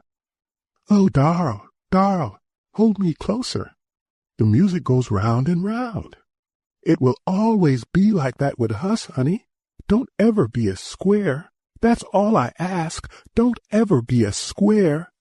Cuddle up to me. Let yourself go. When you're dancing with one girl, you should never look at another. Don't you know that, Johnny? Sure, I know it, doll. But did I ever claim I wasn't human? Doll, baby, look all you want to. But if you ever dare... Moonson found himself relaxing a little.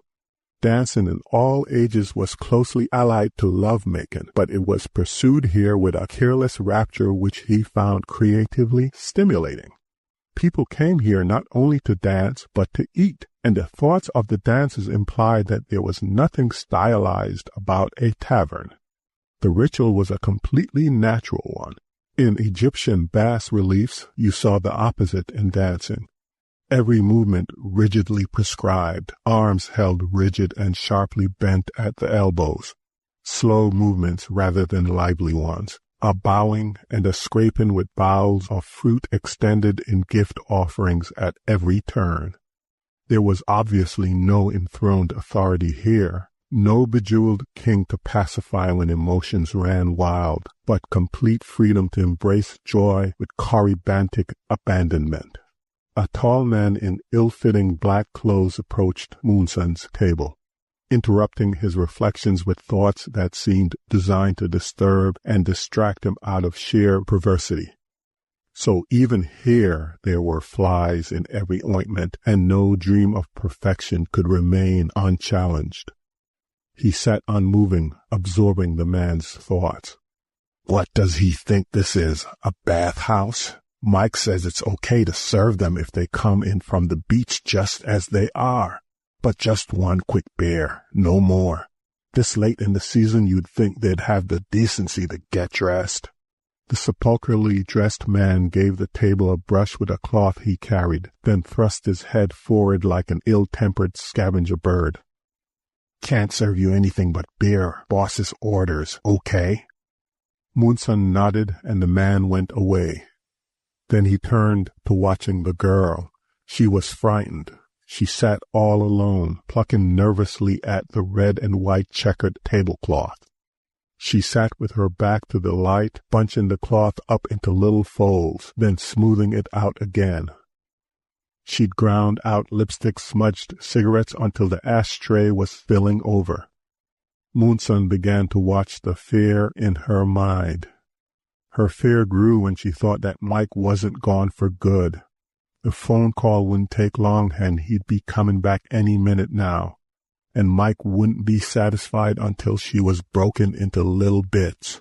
Yes, Mike wanted to see her on her knees, begging him to kill her. Kill me, but don't hurt Joe. It wasn't his fault. He's just a kid. He's not 20 yet, Mike. That would be a lie, but Mike had no way of knowing that Joe would be 22 on his next birthday, although he looked 18 at most. There was no pity in Mike, but would his pride let him hot rod an 18-year-old? Mike won't care. Mike will kill him anyway. Joe can help falling in love with me, but Mike won't care what Joe could help. Mike was never young himself, never a sweet kid like Joe. Mike killed a man when he was 14 years old. He spent 7 years in a reformatory, and the kids there were never young. Joe will be just one of those kids to Mike. Her fear kept growing. You can fight men like Mike. Mike was strong in too many different ways. When you ran a tavern with an upstairs room for special customers, you had to be tough, strong. You sat in an office, and when people came to you begging for favors, you just laughed. 10 grand isn't hay, buddy. My wheels aren't rigged. If you think they are, get out. It's your funeral. It's your funeral, Mike would say, laughing until tears came into his eyes. You can fight that kind of strength. Mike could push his knuckles hard into the faces of people who owed him money, and he'd never even be arrested. Mike could take money crisp and new out of his wallet, spread it out like a fan, say to any girl crazy enough to give him a second glance, "I'm interested in you, honey. Get rid of him and come over to my table." He could say worse things to girls too decent and self-respecting to look at him at all. You could be so cold and hard, nothing could ever hurt you. You could be Mike Galante. How could she have loved such a man and dragged Joe into it? A good kid who had made only one really bad mistake in his life, the mistake of asking her to marry him. She shivered with a chill of self-loathing and turned her eyes hesitantly toward the big man in bathing trunks who sat alone by the door. For a moment she met the big man's eyes, and her fears seemed to fade away. She stared at him, sunburned, almost black, muscles like a lifeguard, all alone and not on the make. When he returned her stare, his eyes sparkled with friendly interest, but no suggestive, flirtatious intent. He was too rugged to be really handsome, she thought, but he wouldn't have to start digging in his wallet to get a girl to change tables, either. Guiltily she remembered Joe. Now it could only be Joe. Then she saw Joe enter the room. He was deathly pale, and he was coming straight toward her between the tables. Without pausing to weigh his chances of staying alive, he passed a man and a woman who relished Mike's company enough to make them eager to act ugly for a daily handout. They did not look up at Joe as he passed, but the man's lips curled in a sneer, and the woman whispered something that appeared to fan the flames of her companion's malice. Mike had friends who would never rat on him while their police records remained in Mike's safe and they could count on him for protection. She started to rise, to go to Joe and warn him that Mike would be coming back, but despair flooded her and the impulse died. The way Joe felt about her was a thing too big to stop. Joe saw her slim against the light, and his thoughts were like the sea surge, wild, unruly. Maybe Mike will get me. Maybe I'll be dead by this time tomorrow. Maybe I'm crazy to love her the way I do. Her hair against the light, a tumbled mass of spun gold. Always a woman bothering me for as long as I can remember. Molly, Anne, Janice, some were good for me and some were bad. You see a woman on the street walking ahead of you, hips swaying, and you think, I don't even know her name, but I'd like to crush her in my arms. I guess every guy feels like that about every pretty woman he sees, even about some that aren't so pretty. But then you get to know and like a woman, and you don't feel that way so much. You respect her, and you don't let yourself feel that way. Then something happens. You love her so much it's like the first time again, but with a whole lot added. You love her so much, you die to make her happy. Joe was shaken when he slipped into the chair left vacant by Mike and reached out for both her hands. I'm taking you away tonight, he said. You're coming with me. Joe was scared, she knew, but he didn't want her to know. His hands were like ice, and his fear blended with her own fear as their hands met. He'll kill you, Joe. You've got to forget me, she sobbed. I'm not afraid of him. I'm stronger than you think. He won't dare come at me with a gun. Not here before all these people. If he comes at me with his fist, I'll hook a solid left to his jaw. That will stretch him out cold. She knew he wasn't deceiving himself. Joe didn't want to die any more than she did. The man from time had an impulse to get up, walk over to the two frightened children and comfort them with a reassuring smile. He sat watching, feeling their fear beating in tumultuous waves into his brain. Fear in the minds of a boy and a girl because they desperately wanted one another. He looked steadily at them and his eyes spoke to them. Life is greater than you know. If you could travel in time and see how great is man's courage, if you could see all of his triumphs over despair and grief and pain, you would know that there is nothing to fear, nothing at all. Joe rose from the table, suddenly calm, quiet. Come on, he said. We're getting out of here right now. My car's outside, and if Mike tries to stop us, I'll fix him." The boy and the girl walked toward the door together, a young and extremely pretty girl, and a boy grown suddenly to the full stature of a man. Rather regretfully, Munson watched them go.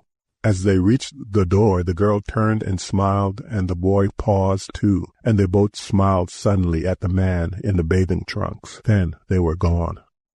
Munson got up as they disappeared, left the tavern. It was dark when he reached the cabin.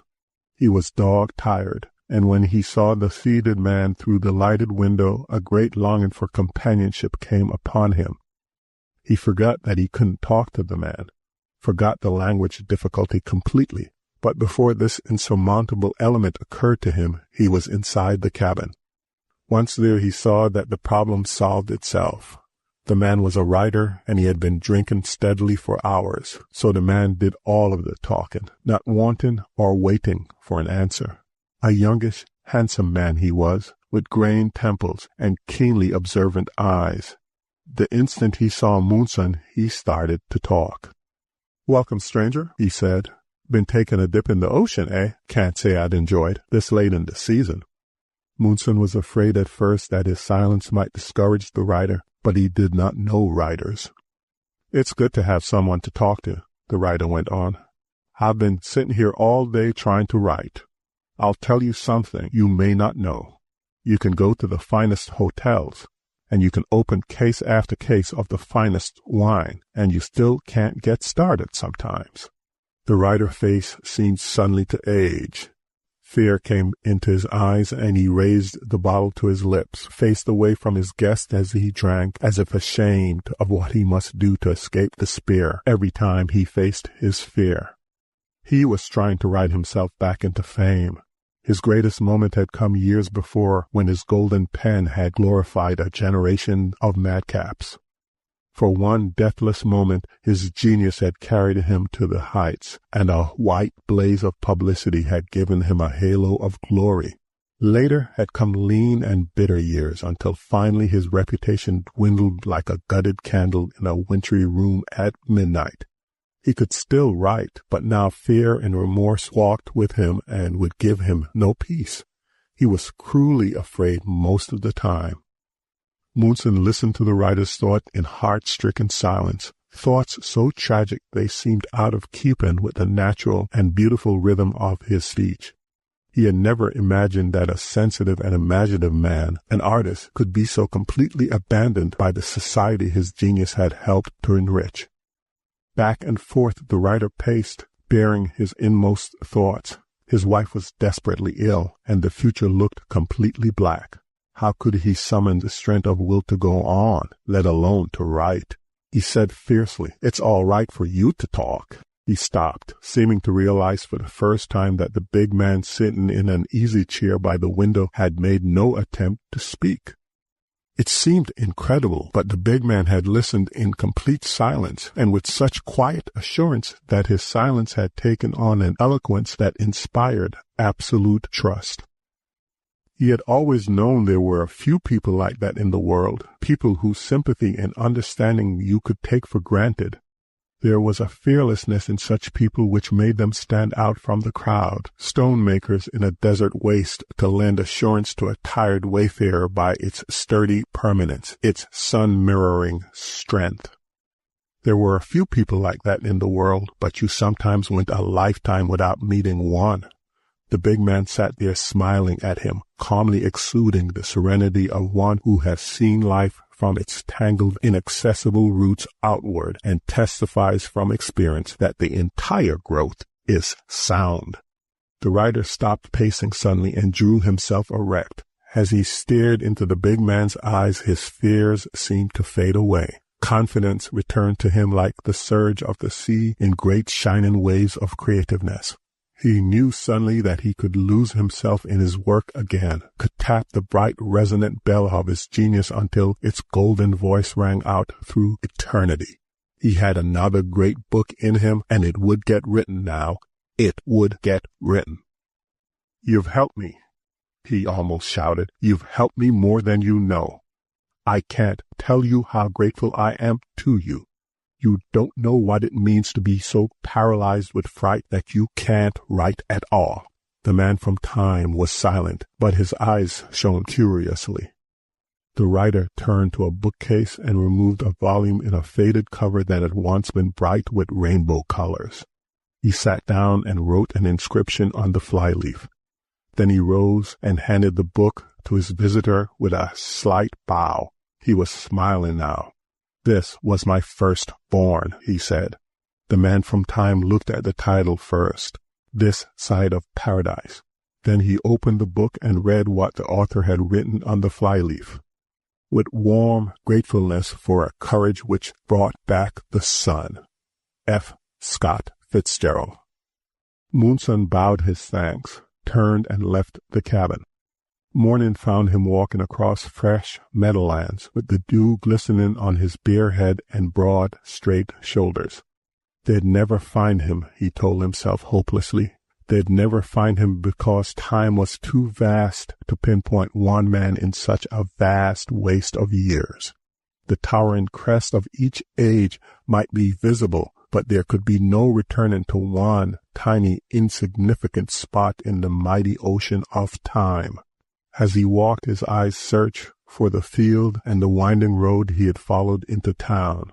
Only yesterday this road had seemed to beckon, and he had followed, eager to explore an age so primitive that mental communication from mind to mind had not yet replaced human speech. Now he knew that the speech faculty, which mankind had long outgrown, would never cease to act as a barrier between himself and the men and women of this era of the past. Without it, he could not hope to find complete understanding and sympathy here. He was still alone, and soon winter would come, and the sky grow cold and empty. The time machine materialized so suddenly before him that for an instant his mind refused to accept it as more than a torturing illusion conjured up by the turbulence of his thoughts.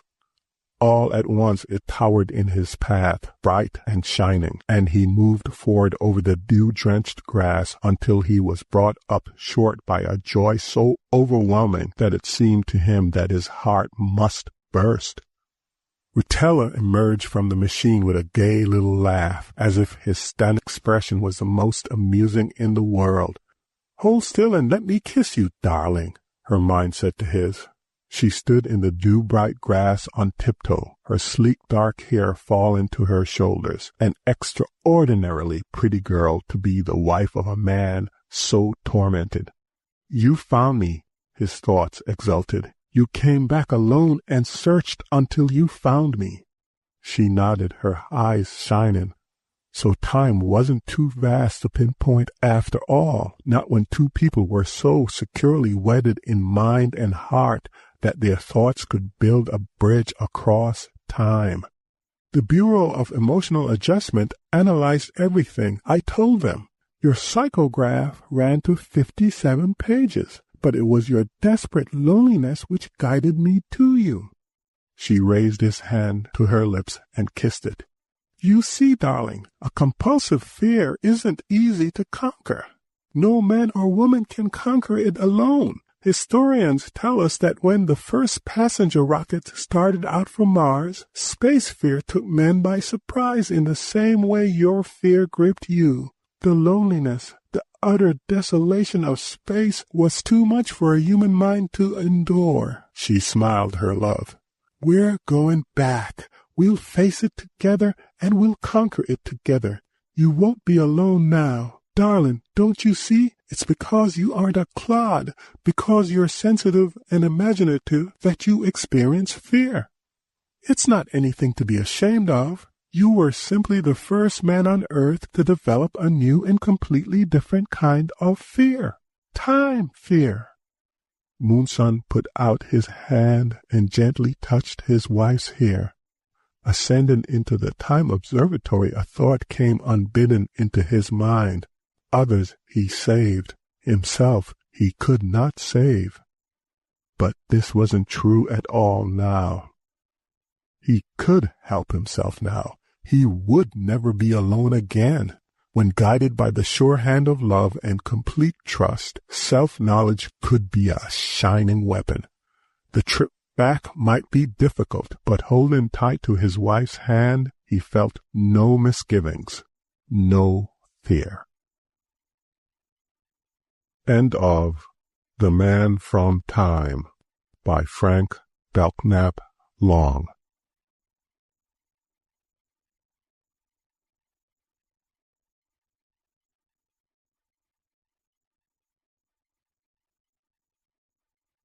The Fourth Invasion by Henry Josephs. Read by Dale Growthman. Psychopathology has offered possible answers to why, from time to time, people in large quantities see strange things in the sky, which manage to evade trained scientific observers, or conform to what is known about the behavior of falling or flying bodies. And mass hysteria is by no means a product of the present century. But what if these human foibles were deliberately being exploited? The Fourth Invasion by Henry Josephs. Dr. Clayton's face was impassive as a marble mask when he turned to young Corelli. For a moment, the little group stood there in embarrassed silence in the classroom, shifting uneasily from one foot to the other, feigning interest in the paperweights upon Clayton's desk, or in the utterly uninspiring scenes on the sidewalk outside the window. You say, Corelli, that you saw 3, Martian ships? Can you describe them? Corelli blinked, as if he felt the weight of his colleague's eyes boring into him. I didn't say they were Martian, sir, only that they seemed to be unearthly, and they were not the conventional saucer-shaped things. They acted like saucers skimming across the water. That's what made me think they were genuine. And they didn't seem to be going fast enough so that I'd expect to hear a roar like a jet plane.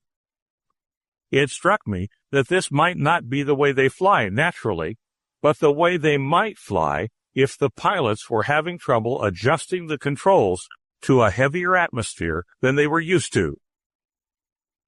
Clayton tapped the tabletop with his fingers. What about you, Marty? Did you see 3 ships? Big Gene Marty, football star, was the least nervous.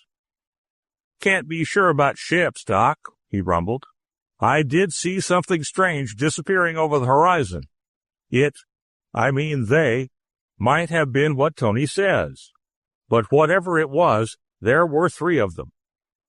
But I saw something else because I was looking in the other direction. What I saw first was a couple of funny-looking shapes floating down near the ground. Didn't look like parachutes, yet they seemed big enough to be men. Or at least small men. Interesting. All right, what about the rest of you? How many saw the ships? A chorus answered him. I see, Clayton mused. You all agree on the behavior, and you all think there were 3, not 4, not 2. 3? It was agreed. Clayton rustled a pile of newspapers. The reports in here vary. I learned with amazement that you gentlemen seem to have missed completely the spurts of flame that issued from the alien ships. Flame, which is reported to have set a house on fire. And no one seemed to have noticed the invaders, in descending, gliding on huge black wings. Corelli blushed in a fiery crimson. Dr. Clayton, he protested, we aren't making these things up for popular consumption. We're just telling you what we actually saw. That is, what we saw looked like to us. Clayton nodded. Of course. That is all people were doing back in 1938 when the Martians landed in New Jersey. At the time, Orson Welles presented a radio version of H.G. Wells' War of the Worlds. Or when the flying saucer craze first started. Or when Fantafilm put on their big publicity stunt from the improved 3D movie The Outsiders, and people saw the aliens over Broadway and heard them address the populace in weird, booming tones. Gentlemen, I am not pleased to find students of this university engaged in such unwanted extracurricular activity as inventing interplanetary scares. I don't think Washington will be amused either." Corelli clicked his heels. "Sir," he stated in dignified tones, "I resent these implications. I assume they are directed at me. At no time have I talked about this to reporters, or in any way engaged in what you accuse me of. If you want my resignation from this school, you may have it." "Really? You think that an air of dignified innocence will undo the damage done? I am well aware of your experiments with the Y-wave, gentlemen, and it was on the Y-wave that the messages came. You may be interested to know that the number of lives lost, the property damage, the business losses due to the panic, have not yet been fully determined. But it makes the hysteria following the Fantafilm hoax very small potatoes by comparison. You may withdraw now, gentlemen. This affair will be discussed at greater length later, regardless of what the FBI decides. I had hoped that the main culprit would try to save unwitting accomplices from a measure of grief. That's all." 7 students left Dr. Clayton's office in record time. Professor Elton rapped the table for silence. "Gentlemen," he began, "Dr. Clayton and I both extend our sincere apologies." He smiled wanly. "Of course, that does not exonerate anyone from the charge of gullibility.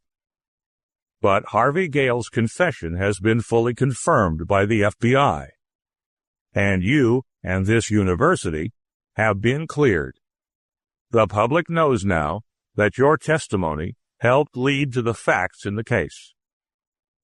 To me, the most interesting feature in this business is the fact that Gale was able to put over this hoax, despite the fact that the public had been taken in 3 times before. The Orson Welles scare rode on a wave of war hysteria. The flying saucer craze followed World War, and the Fantafilm hoax came when the world was still in dread of sudden bombings. But the Gale hoax, what can we call it but what is loosely known as the continuing gullibility of human beings?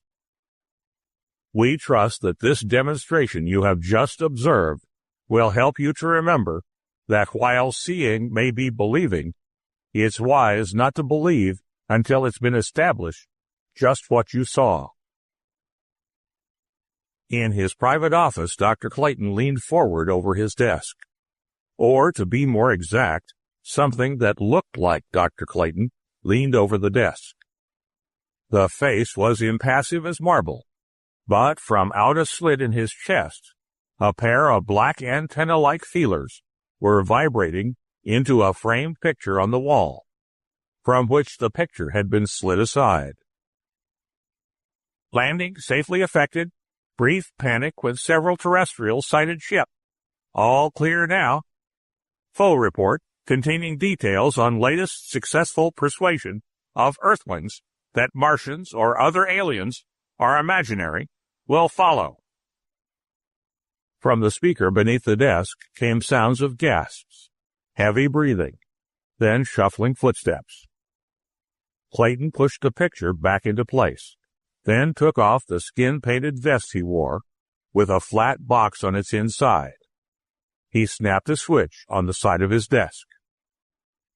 "There, now they can't hear, if any are still hanging around." Professor Elton looked at him bewilderedly. "I don't get it. After all the risks we went to convince the public that there ain't no ghosts, as the old saying goes, you arranged to have students hear you going into a report to the Home Planet Act? And you use a code they all know? What's the point in undoing it?" Clayton nodded. "It looks somewhat mad, doesn't it? Well, the psychology team was sure of the necessity. You see, more and more humans remain unconvinced every time one of these hoaxes are exposed. The unconvinced are sure something fiendish is going on beneath the surface, that the authorities, all kinds from civil to scientific, are engaged in a vast cover-up. We can't prevent this belief. We don't know how to keep it from spreading. So the alternative is to direct it. Elton nodded slowly. I can see possibilities along that line, but just what direction was this supposed to kind of bring about? Why, obviously, if large-scale invasion from Mars is imminent, and this is the belief that we're all catering to, then it follows that the invasion hasn't already taken place. The two of us and Henry Gale will disappear shortly in one way or another, and gradually public cries for effective planetary defense will mount. You know who will direct the defense. The End of The Fourth Invasion by Henry Josephs. A Witch in Time by Herb Williams. Recording by Collie McMann. A Witch in Time by Herb Williams. If historians have ever pondered that eerie and magical transformation of Abigail Goodyear, that fair young maid who aged so before the disbelieving eyes of gallows witnesses, mayhaps herein lies the answer.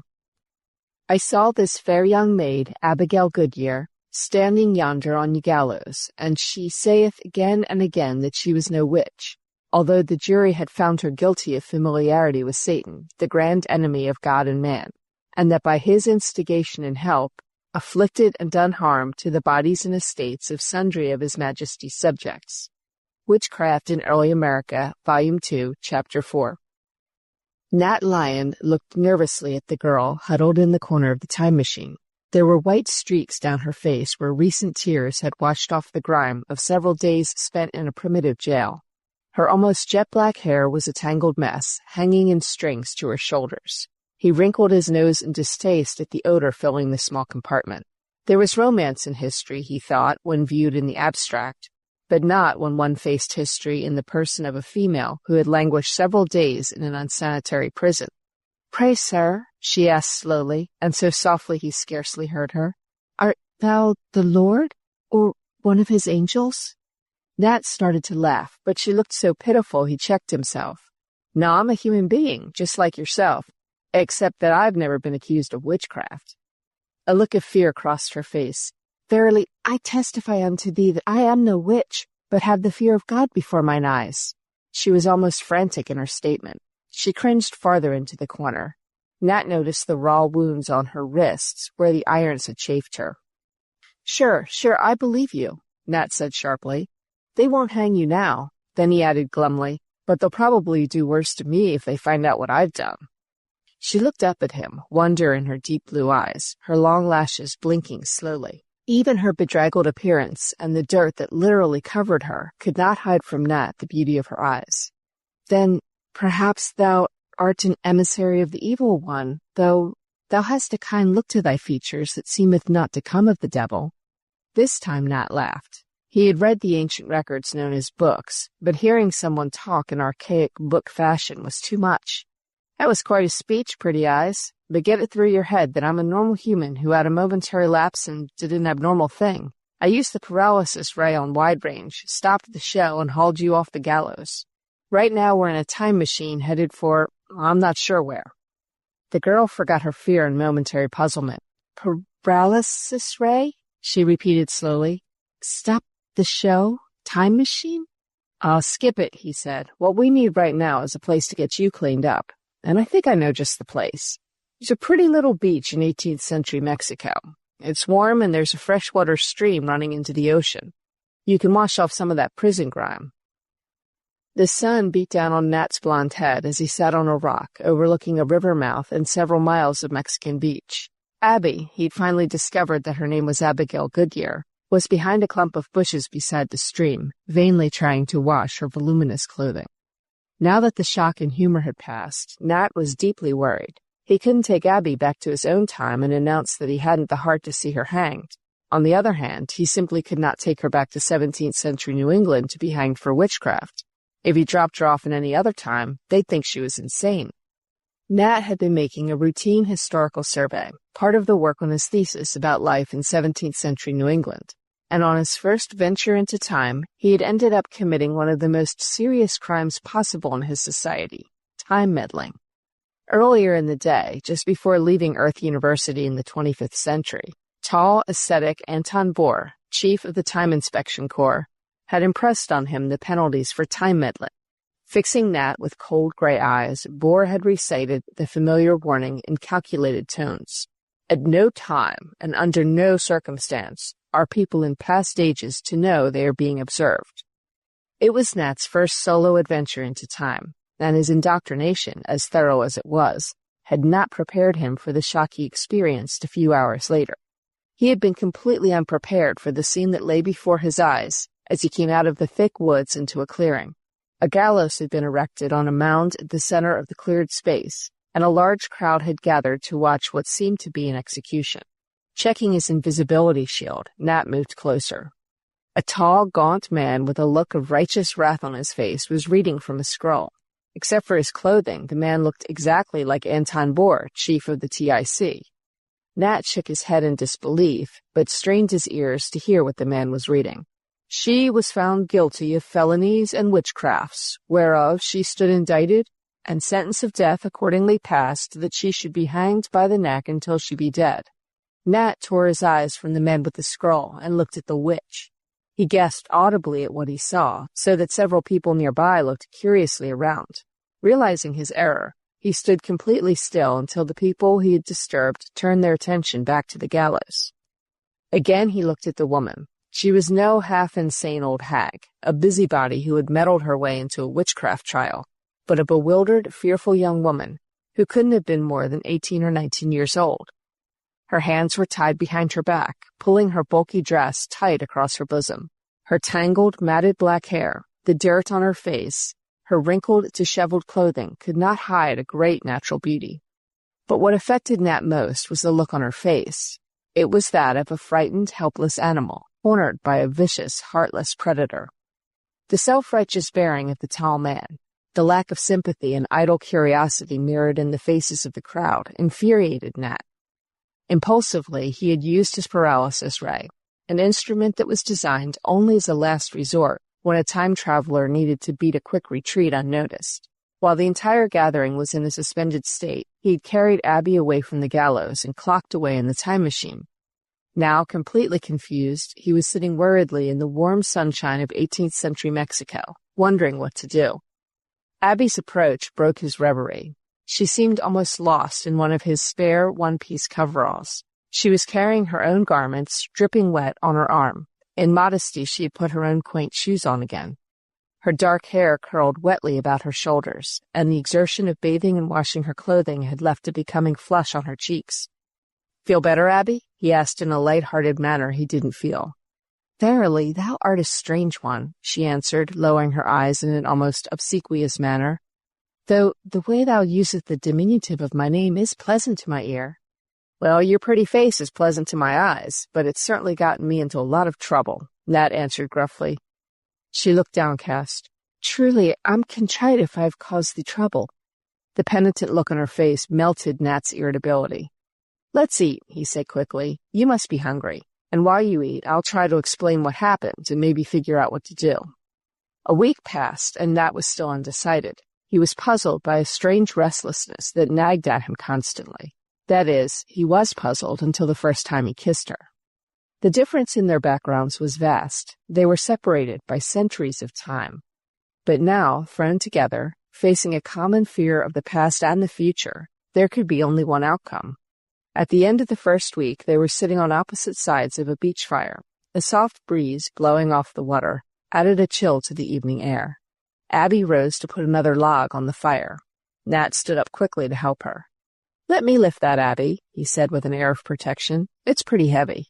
"Please, no," she answered in her quaint way. "'Tis nothing. I have lifted heavier burdens than this many times." He put his hand on her wrist.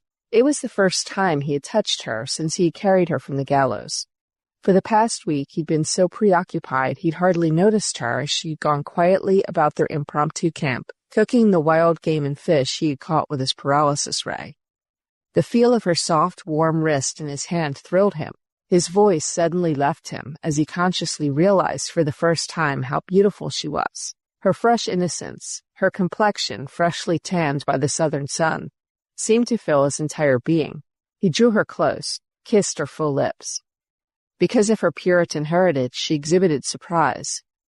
"Verily, Nathaniel Lyon, my people would frown on an embrace like this." Then she whispered, "But I find it most pleasant, because I have grown so very fond of thee." With that, she threw her arms around him and pressed her lips to his. Time lost its meaning, and they stood for uncounted minutes. At last she shivered. "I feel a chill, dear Nat." "No wonder, darling," he whispered. "We've been standing here so long, the fire has gone out." That night, Nat made his decision. "I can't take you back to be hanged, Abby," he said tenderly. "But at the same time, I can't go back to my own time. They'd do worse than that to me." "I understand not this time travel," Abby said thoughtfully.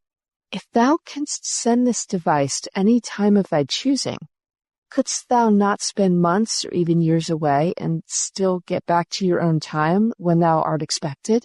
"That's it, Abby, that's it," Nat shouted, jumping to his feet. "We'll stay away a lifetime, and then when we take the machine back, they won't be able to do anything that matters because we'll have had our life together. Or, better yet, we'll never go back at all." Suddenly he sobered, dropped back to the ground beside her, taking her hands in his. "That is, if you'll marry me, Abby darling." "Why, Nathaniel," she answered without a flicker of a smile, "that was all settled when first I yielded to thy embrace." Nat's mouth dropped open, then he laughed as he remembered his studies of the customs and morals of Abby's time. "Abby, verily thou art priceless," he said delightedly in her own speech. She gave her opinion of him silently, with her lips. "Abby," Nat finally whispered, "I'm going to give you the best honeymoon a woman ever had." "Honeymoon? Of a truth I know not of what thou speakest." Nat chuckled, then kissed the end of her pert nose. "You'll see, my love, you'll see. But first we have to make you Mrs. Nathaniel Lyon. There was a time right after the Third World War when marriage was easy, no questions asked. So right now it's off to the disorganized world of the late 20th century." And so began one of the strangest honeymoons in the history of Earth's human race. Nat and Abby were unseen observers when Pericles ruled Greece. They visited the court of Charlemagne, walked through the streets of Rome at the height of its splendor, viewed the glories and wickedness of Babylon and Baghdad, watched the artisans of old Cathay. But fate chose their honeymoon as the time of their undoing. Nat had believed they would be safe for the rest of their lives. He knew that detection of the time machine was virtually impossible unless their full dimensional destination were known to the TIC, assuming that he had been missed in the 25th century, which he believed unlikely. Sealed chronometers installed by the TIC would give him away if he ever returned the time machine to base, but premature discovery need be the only worry now.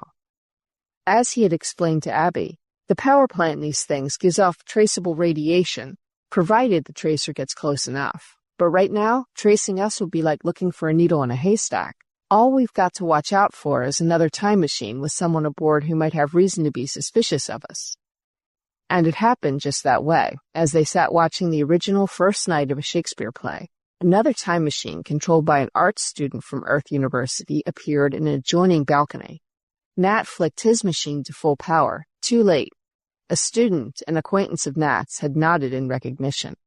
Clocking away, Nat couldn't avoid a glum comment. "Well, the TIC probably will be after us in full force now."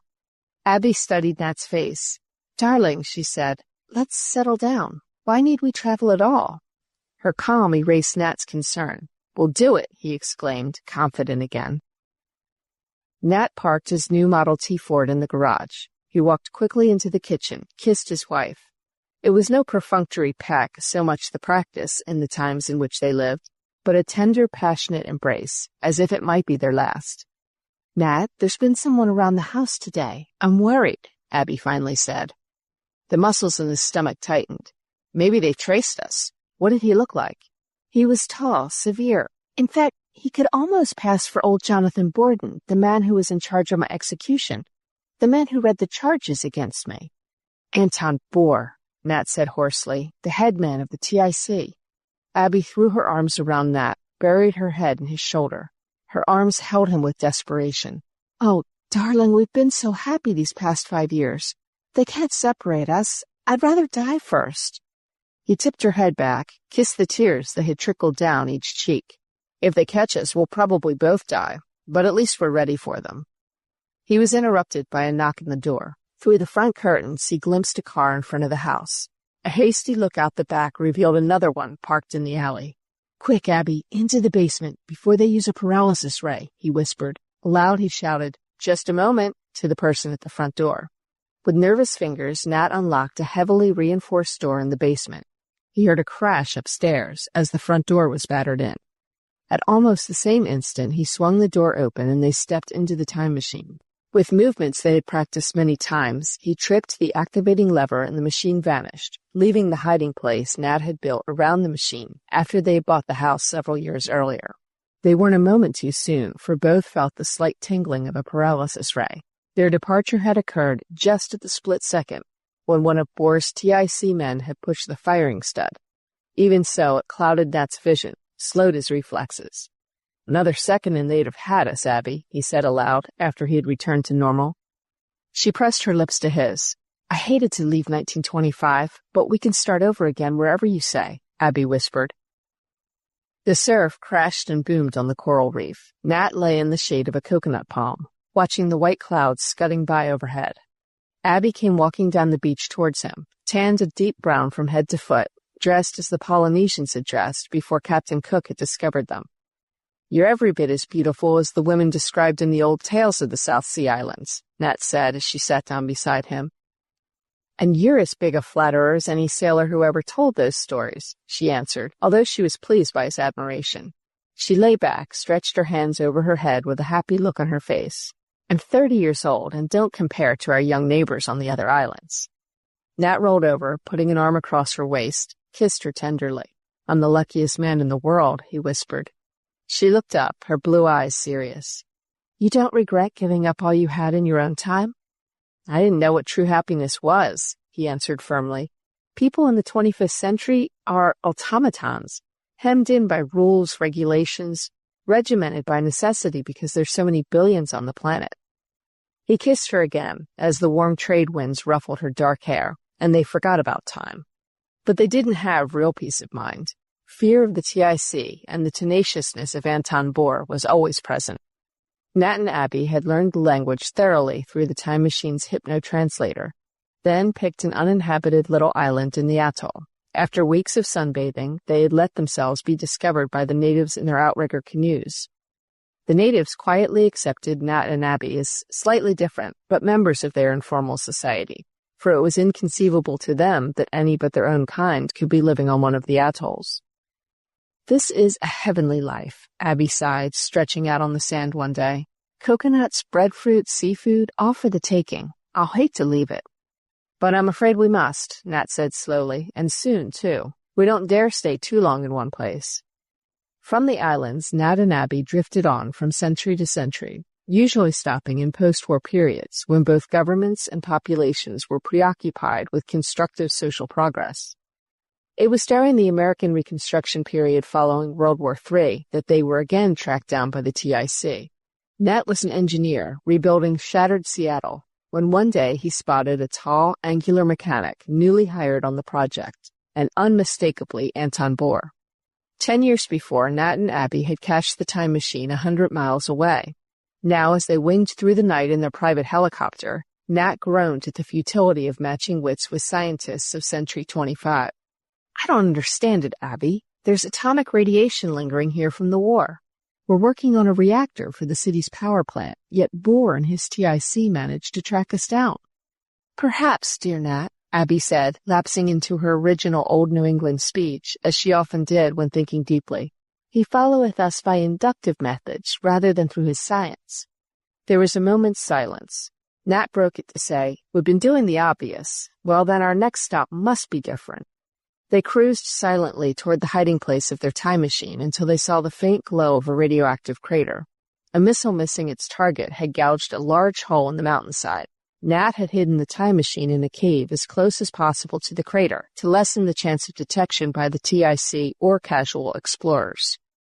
Just in case they have spotted our machine and someone is waiting for us, we're going to have to take the last few miles on foot, Nat said, checking his paralysis gun. He set the heli down in a clearing, and they started cautiously forward on foot, working their way up the mountainside with all the tension of a hunter stalking game. 100 yards from the cave entrance, they spotted a campfire. They approached stealthily, and finally were able to make out the shadowy form of an old man, apparently a war hermit who had set up a mountain retreat. At the very outset of the Third World War, the expression "take to the hills" had become a reality to many. Afterwards, when a prostrated world had begun a painful reconstruction, lone men and women, and sometimes couples, continued to roam through the forests and deserts of Earth.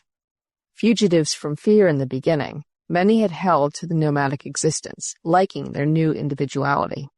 "He may be a TIC agent in disguise," Nat whispered. "Why not use thy paralysis ray now?" Abby whispered back, "and not take chances." Nat nodded, and silently they crept forward. When they finally were in range, Nat raised his weapon and pressed the stud. The hermit didn't move a muscle. The dancing flames of the fire cast strange shadows over the campsite, reflecting off his shelter half, lighting the coffee pot sitting on a rock. Swiftly, without fear of detection, Nat and Abby strode forward, toward the cave and their escape. As they reached the entrance, they heard a derisive laugh. Whirling sharply, they saw the hermit rising slowly to his feet, a late 20th century weapon in his hand. Horror-stricken, Nat glanced at the paralysis ray in his own hand, the thought flashing across his mind that the tiny atomic battery had given out. "No, your weapon is still good. You just didn't count on our thoroughness." The man laughed, using the vernacular of Nat's own time. "I've been waiting here a year while Bohr combed the whole area for you." "Lord, Abby," Nat gasped hoarsely. "They developed a neutralizing field, something they were experimenting with when I left." The agent laughed coarsely in agreement. "Just come away from the cave while I put in a call to Inspector Bohr." They moved towards the fire, and it was then that the agent got a good look at Abby. His eyes moved slowly from her head to her feet, taking in every detail of her full figure. "Some dish you have there, Lion. I'm beginning to understand why you checked out on us." Nat was surprised at the agent's obvious lechery. Such animal reaction had been largely overcome by the 24th century. The agent snickered, recognizing Nat's surprise. "You asked for it, Lion, when you tried to paralyze me. There's still a little problem to be solved in this matter of neutralizing a paralysis ray. Right now I'm morally drunk, having an inhibition in the world." He licked his lips. "Come here, girl, I want to see you close up. Real close." Abby had drawn back, horrified, but now she leaned toward Nat and started talking in the ancient Greek they had learned during their honeymoon. "Let me try to seduce him, Nat. Maybe we can get away before Bohr gets here." "What's she mumbling about?" the agent demanded suspiciously. "She's talking Greek," Nat explained. "She doesn't understand the Anglo-Oriental combination we speak in the 25th century. The agent's eyes flitted back to Abby, noting her dark hair, her even features, moving hungrily over her figure again.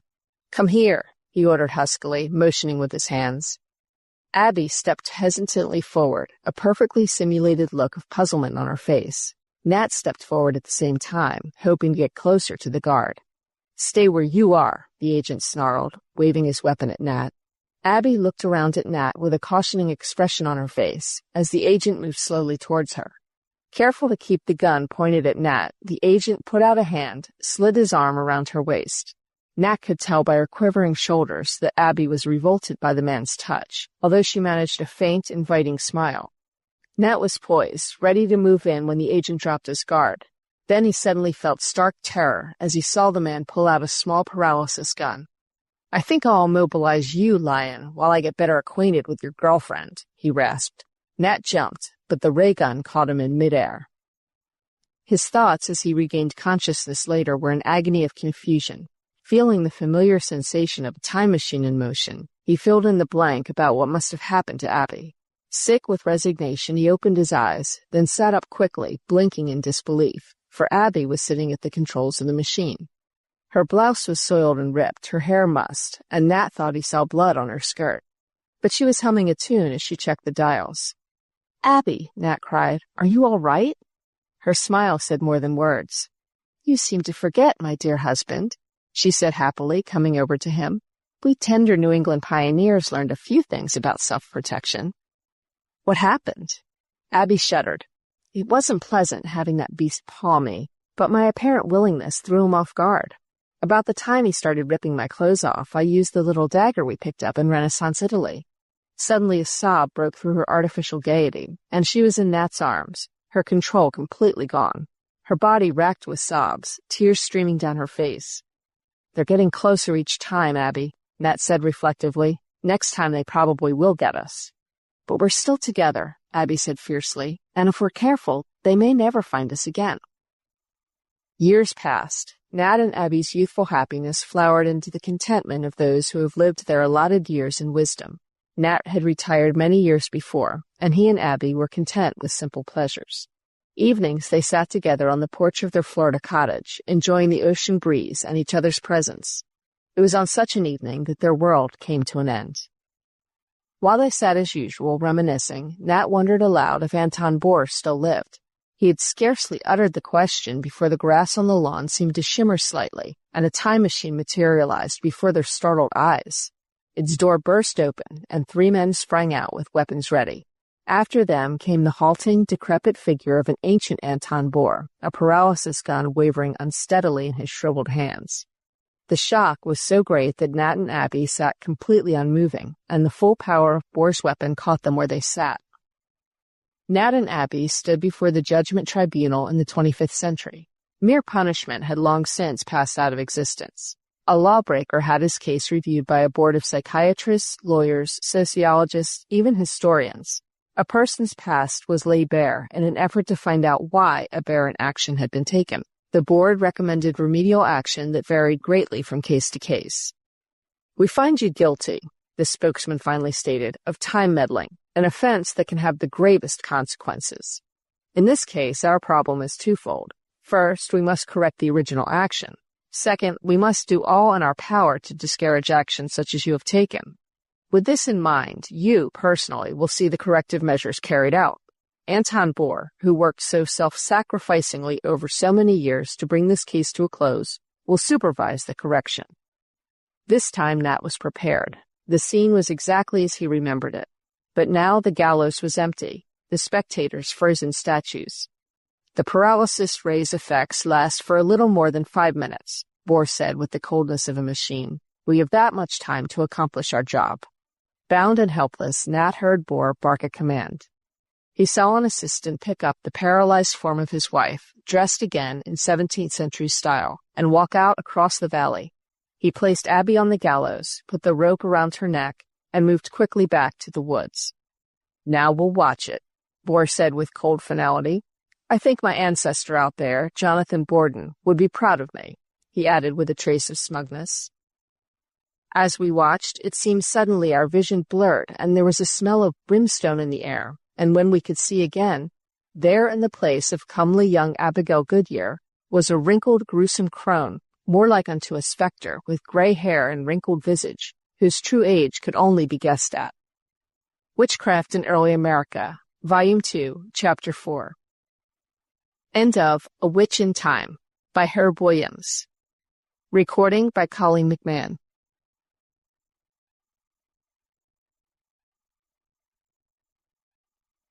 Baker's Dozen, by Jim Harman. Read by Dale Growthman.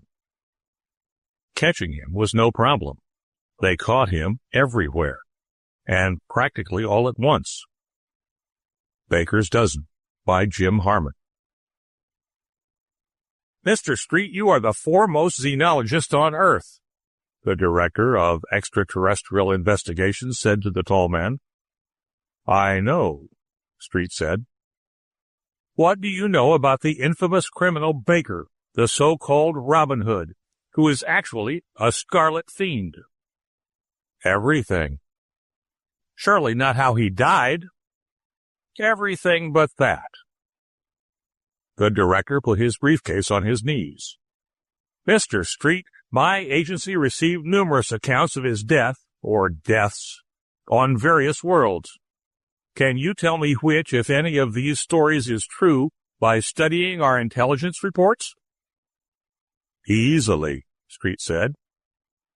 We have had Baker under observation many times by our planted Orwells, our peep bugs. But you must understand that we need absolute proof on him, since he has supporters even on Earth. And in waiting on that proof, we lost contact often at vital moments." "I understand perfectly," Street assured him. 1. "Are there really space pirates?" Mrs. Fuljohn inquired of him, giggling furiously. "Yes, Virginia, there really are space pirates," Baker assured her. Mrs. Fuljohn lowered very long lashes over formidable eyes. "My first name is Christine. Will they come at us out of the void with all guns blasting?" "I doubt it. They would want to rob the liner, not disintegrate it." Baker excused himself and strolled toward the afterdeck of A-Class. He had lied to the lady. The hyper-Orwell focused directly on him picked up the tiny whispers of his sub-vocalizations. He was a pirate, but there was one part of the cargo he did want to destroy, not steal. The first-grade readers for the mission house of alien natives on Ignatz 9. Men called him a traitor to the human race, but he seethed at the corruptive propaganda being fed to the swinoid youngsters of the planet. This little piggy went to market. This little piggy stayed home. This little piggy had roast beef. This little piggy had none. It was insidious, evil. It said, in effect, that races who shared a common ancestor with the pig had better trade with Earthmen on their terms, on any terms, if they hoped to go on being allowed to eat. Double-dealing Earthmen with their devious schemes were daily robbing literal-minded extraterrestrials, like the Ignatz swinoids, blind. Sometimes it made him ashamed to be an Earthman. Let them call him a renegade. He was going to help these sentient beings. He had a plan, even if he lacked the armed battlecruiser that the pirates had in the teletapes. There was a small corvette waiting for him on Ignatz 9. It lacked the restricted official light drive of military and police craft, having only a civilian planet field booster. But if all went well, it would be sufficient for his escape. Baker glanced at the dial of his watch. It showed no telltale color of listening devices within his area. The detector had been sold to him by an ETI agent and, of course, it lied. Confident, he stepped over the chain separating him from the stairs to B-deck. Wormung was waiting for him, as planned. "See," the fat, swarthy man said. "My brother, my nephew, my cousins. We will bring our luggage to the cargo hold tonight. I'll predispose the guards. Come right to hold 7, understand?" "Da," Wormung assured him. The man on watch collapsed soundlessly, at a beam of nerve pressure on the neck, and Baker slipped inside, immediately beginning to eject the first-grade readers through the escape hatch by the gross. The mercenary Wormung and his army of family arrived with experienced stealth and began dumping the new books from their privileged luggage. Baker replaced the contents of the open crates with the variant readers. These volumes might be the tiny counterbalance needed to free a world of swinoids from the domination by Earth. Who knew the full extent of the psychological effect of the 3 little pigs on young, formative minds? His work done, Baker sadly regarded the precious jewels and negotiable bonds from the registered mail. There was no way around it. This had to look like a robbery. It was necessary that he take them. Quickly, he stuffed everything into his synthetic appendix. Baker was allowed to disembark on Ignatz 9 so that he might be traced to his alien fellow conspirators. The heavy-jowled biped who greeted him at the smoky tavern was joyous. "You have done the next best thing for us to enable us to tell your busybody missionaries to go home. We look upon you as one of our own, and are hungry for the sight of you. May you remain with us long." "Too much work," Baker said, gagging over the native beer. "But I must ask you a favor. You implied you'd give me your right arm. Anything we have is yours. But would not a cadaver's limb suit you as well as mine? I must escape from this world. You can give a private citizen like me something only a sovereign government can. I want a jump drive." "Not that." "Yes, I've earned it, haven't I?" The swinoid nodded wearily. "You have. The device will be put on your spacer. Use it only in deep space." He was now in orbit. That was far enough out. Earth patrols could still pick him up easily. The ETI spy pickup observed him as he reached out and put a finger on the button of the device given him by the swinoids, as Earth ships closed rapidly. He pressed the button. In a crisping flash of flame, he lit with incredible speed. 2.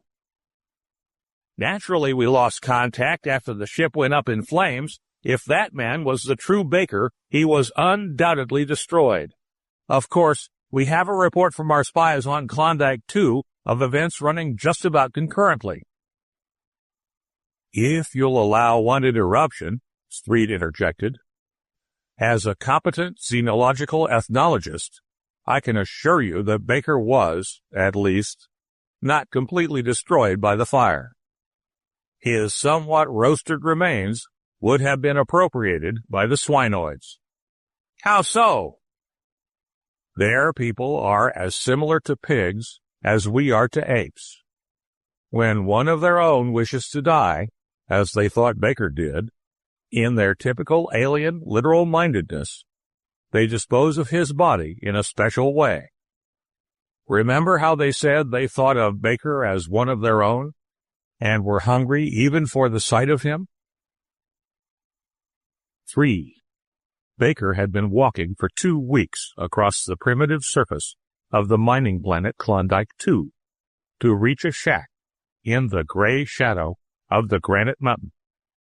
It wasn't gold he was after, but escape.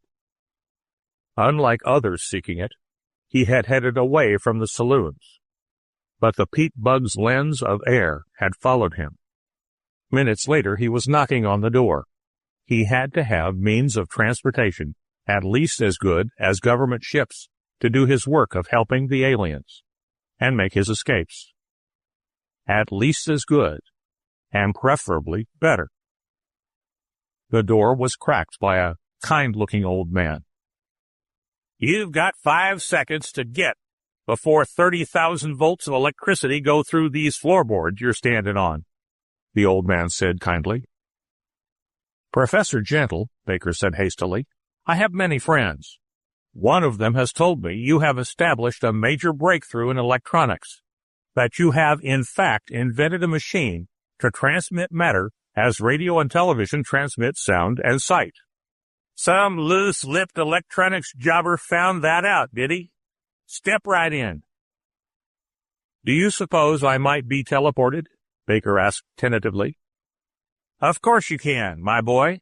But first, perhaps you'd like to take a look at some of the things I have teleported so far. Baker looked at the animals. They were animals, in the cages lining the laboratory. He had been hungry a minute before. Now he had trouble just swallowing. Like making the original adjustments on a video set, the old man explained. Hard to get your focus, your horizontal and vertical interlination, just right.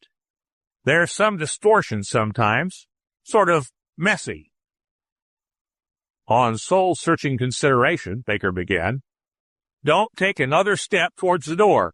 I've got the floor checkerboarded with electric grid where I can turn on the juice wherever you set your foot. Controls in my upper plate. Step into that coffin, boy. Just my little pet name for it, don't worry. With some degree of reluctance, Baker stepped into the left of twin vertical boxes.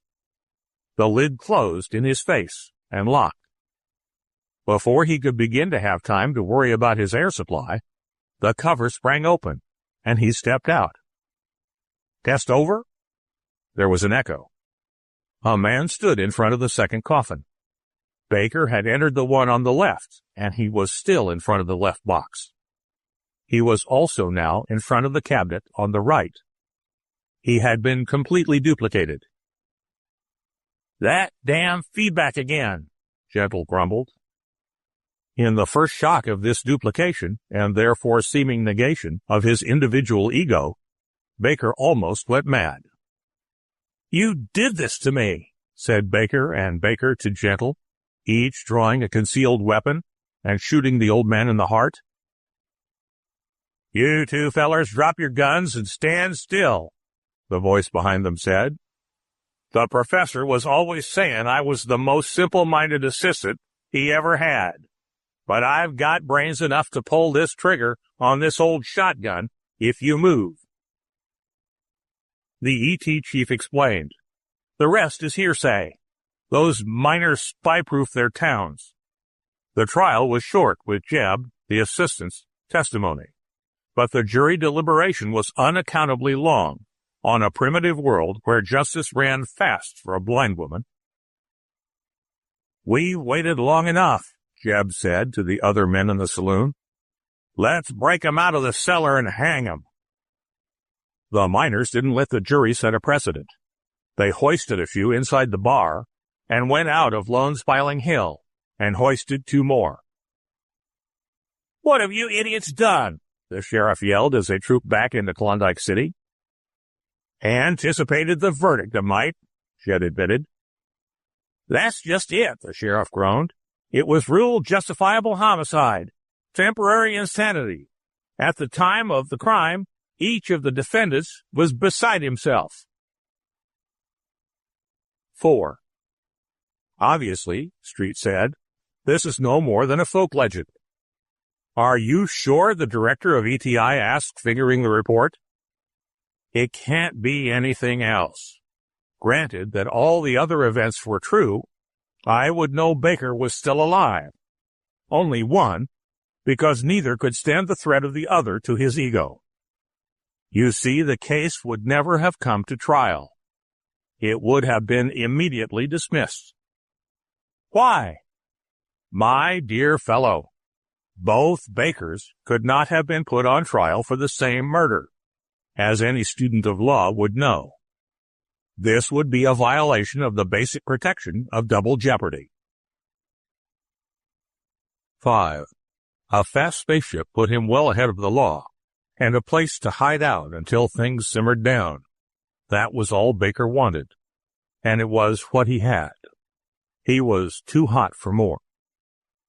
"This is how we reconstructed it from our informant's version," the ETI chief said. For the 100th time, he located Weiser 4 on the star map. It had been discovered by the Gordon Pole expedition half a century before. Few people even knew about it, and most of those had forgotten it. He would never have known about it himself if it hadn't been on the credentials of that bank official. With those papers, he was set to spend several profitable years in the great national bank. He would be an alien, but somehow aliens always seem to have more money than the natives on any given planet. As blast-down time approached, he read the characteristics of Weiser 4 and found his greatest inconvenience would be the intense sunlight from the double suns, not bright enough to burn, but brilliant enough to dazzle. He searched the ship for sunglasses, but all he could find were snow goggles, a visor of black plastic with twin slits to look through. He put them on, resolving never to steal an improperly equipped spaceship again. "Howdy, partner." The humanoid at the spaceport was bald and green. He wore a wide-brimmed hat, chaps, and a large gun. Nothing else at all. "Forgive my informal dress. Forgot my kerchief, boots, and spurs this morning. Who might you be?" Baker gave the title of his position at the bank, explaining that it would be his job to help arrange for loans to the local ranchers. "You'll find this a friendly place. Tumbleweed is an adult western town. We know the banker ain't always head of the gang of rustlers." As the weeks passed, Baker learned to live with the alien's strange obsession with the things and persons of the Old West. They were even more fanatic than the terrestrial Frenchmen over the American frontier. It was not exaggerating to say that they regarded the men in the old films they got from Earth as gods. They had appropriated appropriate Western given and surnames. But while there were plenty of Wills and Davies and Rogerses and Crockett's, it was always Will Crockett and Davy Rogers. Anything other would have been sacrilege. Baker's biggest problem was getting a good mixed martini. Everybody on Weiser 4 drank their rot gut straight. But by becoming friendly with the bartender, Gene Gibson, at the Golden Slipper, he managed to get his mixed drinks. "Which do you think is faster on the draw, Matt Dillon or William S. Hart?" Tom asked Baker early one evening. "I don't give a hoot, Gibson," Baker snarled, reaching for his martini. The shocked faces along the bar turned toward him, and hands moved toward loaded guns. "I meant pictures," Baker said hastily. "I wouldn't give one of my pictures of Hoot Gibson for 2 each of Ken Maynard and Tim McCoy." "Everybody to his own taste," Gibson said agreeably. Baker exhaled and gulped his drink. It had been a close one. But as time wore on, the habits of the Western-loving aliens grated more and more on Baker's soul.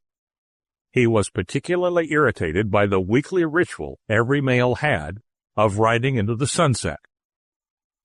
Since there were 2 sunsets in opposite directions, it was a long and involved and thoroughly annoying process. Tom Wayne had kept Baker waiting for an hour at the Golden Slipper to discuss his loan. Baker was exasperated and dry.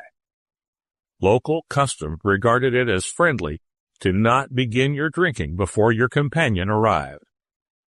Gibson lay out the ingredients of a martini on the bar. "You gonna wait any longer for Tom to finish riding into the sunset before I start mixing?" Baker whirled angrily. "Nuts to Tom, mix." Before the blasphemous words died on his lips, Baker saw death in the rising barrels of the vengeful six-shooters. 6. "I doubt this story very much," Street said to the director. "The planet and its conditions have been verified," the director replied. "Even better reason to doubt that Baker died there. He probably was worshipped as one of the gods." "Why do you think that?" the director asked the xenologist. "Think it out for yourself. Imagine the reception that would be given to a man who stepped out of a spaceship, wearing what would appear to be a black mask, and who told these people he was the Lone Ranger." 7. Baker jammed the accelerator of the ground car down until his thumbnail turned white. The eye of the ETI peep bug observed the police car of the native authorities behind Baker's vehicle, closing fast. "This is how it happens," he subvocalized. "A great career in interplanetary crime ends with an arrest by hit cops for selling dirty books." Why had he ever sunk so low? That was easy. It took a stake to do anything big, and he had to get a pile by selling books after what had happened to him on Wellington 1. The Decameron, Forever Amber, Pierre Louis, all the old classics like that still went over with some of the humanoid and biped races. He had none of the new stuff, only titles in the public domain. He couldn't force himself to fall to the level of literary pirate. But here on Lintz 3, he was slaying braces of fowl with a single stone. Lintzians were highly stimulated by intricate philosophy and mathematics. This allowed him to sell banned copies of Korzybitsky at outrageous prices. while at the same time introducing the native intellectuals to human semantics, a definite aid to the natives in throwing off the verbal domination of Earthmen. The humans' first lobby in the galactic legislature was willing to live with the difficulties caused by the absolute literal-mindedness of most extraterrestrials, so long as they could continue to make them believe in lifetime guarantees and unbreakable toys for inventive youngsters.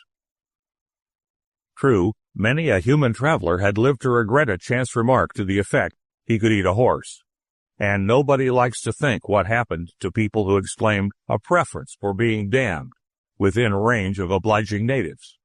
But all in all, those were minor liabilities in the path of the infernal machine of progress. The ETI was working double shifts to find human renegades who were teaching the semantic variations in words of human speech to aliens. On a world where philosophy and higher math were themselves prescribed because of the limiting factor of narcotic colloid reaction, he had also to reckon with native cops. He wasn't going to be able to outrun this squad car. Baker let it pull alongside and dialed himself regretfully toward the embankment. Then, as the police matched his maneuver, he switched on emergency power and sideswiped them with an ear-jarring crash. Thrown from the counterbalance of its gravatic suspension system, the squad car sailed off as helplessly as a balloon. "Rashid," Baker yelled on entering his quarters, "get my smoking jacket. Isn't dinner prepared yet?" The turbaned, green-skinned native did what might have been called a salam if he had been Muslim instead of Hindu. "Everything is in readiness, Sahib." Baker was worried he had spoken so shortly, but somehow he always did. Rashid understood. Baker was under a terrible strain, not knowing when the ETI might descend on him. There was also the matter of Melissa, his wife, whom he missed very much. But as a Hinduphile, a true convert, Rashid was of a gentle and forgiving nature. As Baker settled back in his easy chair, someone started smashing in the back door. By the time the police of Linz reached the living room, Baker was gone. "Alas," the sergeant major intoned, "if only the sinner had repented his purchase of the forbidden book before instead of after he finished reading it." As soon as he lifted the curtain of his own modest dwelling in the native quarter, Rashid knew there was someone in the darkness, waiting for him. "I hope you don't mind, old boy," Baker said. "Didn't know where else to go to escape being hunted down." "I am overjoyed to find you well, Sahib. How did you escape?" Baker told him about his escape, but somehow his talk kept coming back to Melissa, his wife. "I tell you, it would have taken Kathleen Windsor to describe her. But I'm bored, Rashid." Rashid drew the gun with a graceful movement. "As you say, Sahib, I have read of our traditional life in India, and as a Hindu, I know what I must do when I find my house has been invaded by a hunting boar." Rashid squeezed the trigger. 8. "The shot," the chief said to Street, "unfortunately destroyed our peat bug." "You were taken in there," Street replied. There is only one way to describe verbally Baker's attitude toward his man, proving this was all an act. A good Hindu would never harm Baker. His wife is built like a cow. In these times of relatively tight fashions on Earth, the gun was still there, safety off, as he firmly expected. He settled back in his chair and glanced across the restaurant at Hastings, the trader. An infamous outlaw such as Baker could count on few friends, one less than even he expected. The reward on the criminal had grown sizable.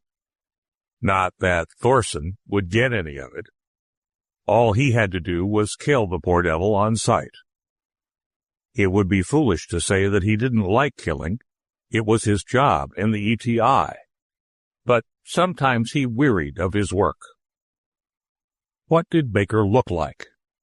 It was a good question, and it would give him something to think about while he waited. On the face of the existing evidence, it was obvious that Baker had somewhere discovered some means of superlative disguise. He could so change himself, with stretching, shrinking, fattening, and slenderizing, that if a man knew he wasn't Baker, he had to doubt everybody and anybody else. Orders were to kill the first man who came up to Hastings at his table. He would have to shoot if it were his own father, or the director of the ETI. And there wasn't too much difference, he reflected. He was seated where he could see both the entrance and the door to the men's room. Other agents were covering the back way. Baker would have to come from the tiered front. Would Thorson be able to kill Baker? If he got off the first shot, he would. Evening fashions were too tight for meteor shields. If he were wearing an electronic cuirass, he could tell it immediately by the twin spheres that gave the football shoulder effect. Moreover, if anyone entered wearing such obvious armor, it would have been flashed to him. In that case, a hand bomb would have to be used, which would be unfortunate for Hastings, and possibly Thorson. Hastings wasn't showing his fear. He had been doped to hide that, but he was growing more alert. Baker was coming. Thorson forced himself not to give things away by reaching for his weapon yet. He fastened his attention on the two doors into the cafe. The shot blew most of Thorson's lungs away, but the electronic wiring in his muscles kept the shock from killing him outright.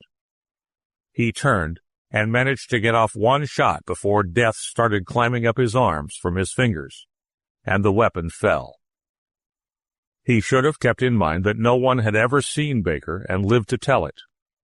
Now he had seen Baker, and he was not going to live either. But then Baker was dead even now in spite of Thorson's mistake.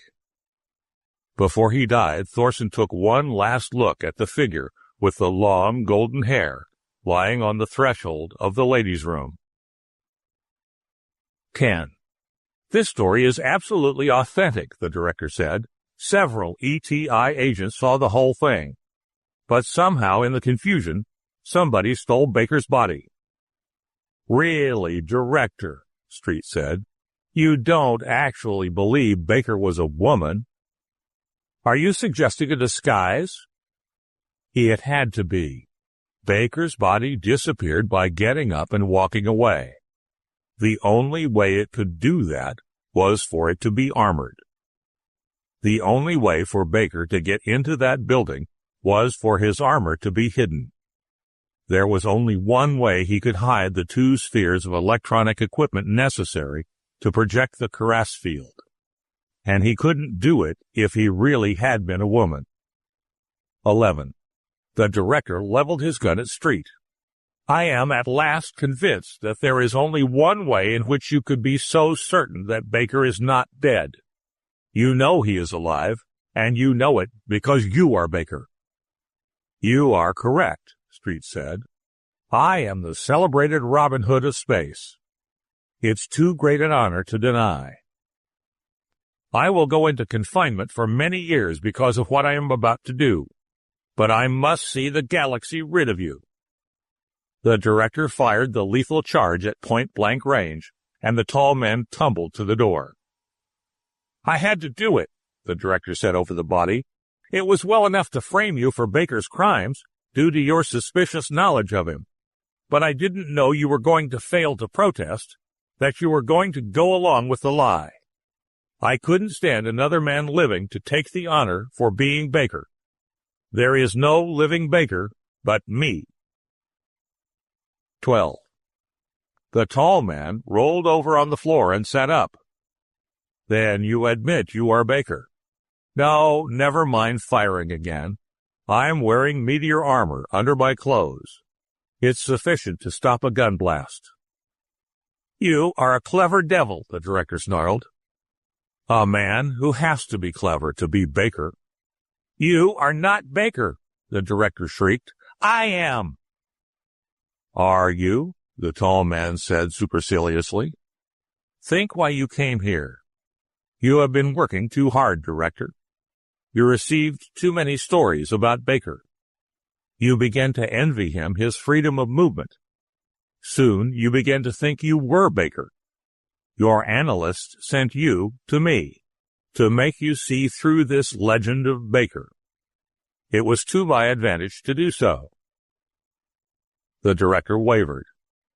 If I'm not Baker, who is?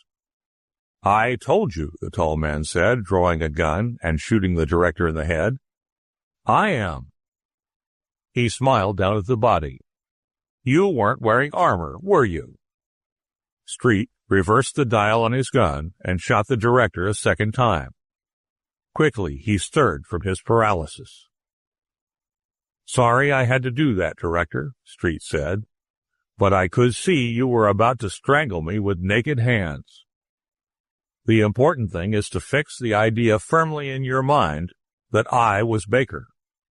If you thought I was, then you would realize that you couldn't be. I do, the director said miserably as he climbed to his feet and dusted off his breeches.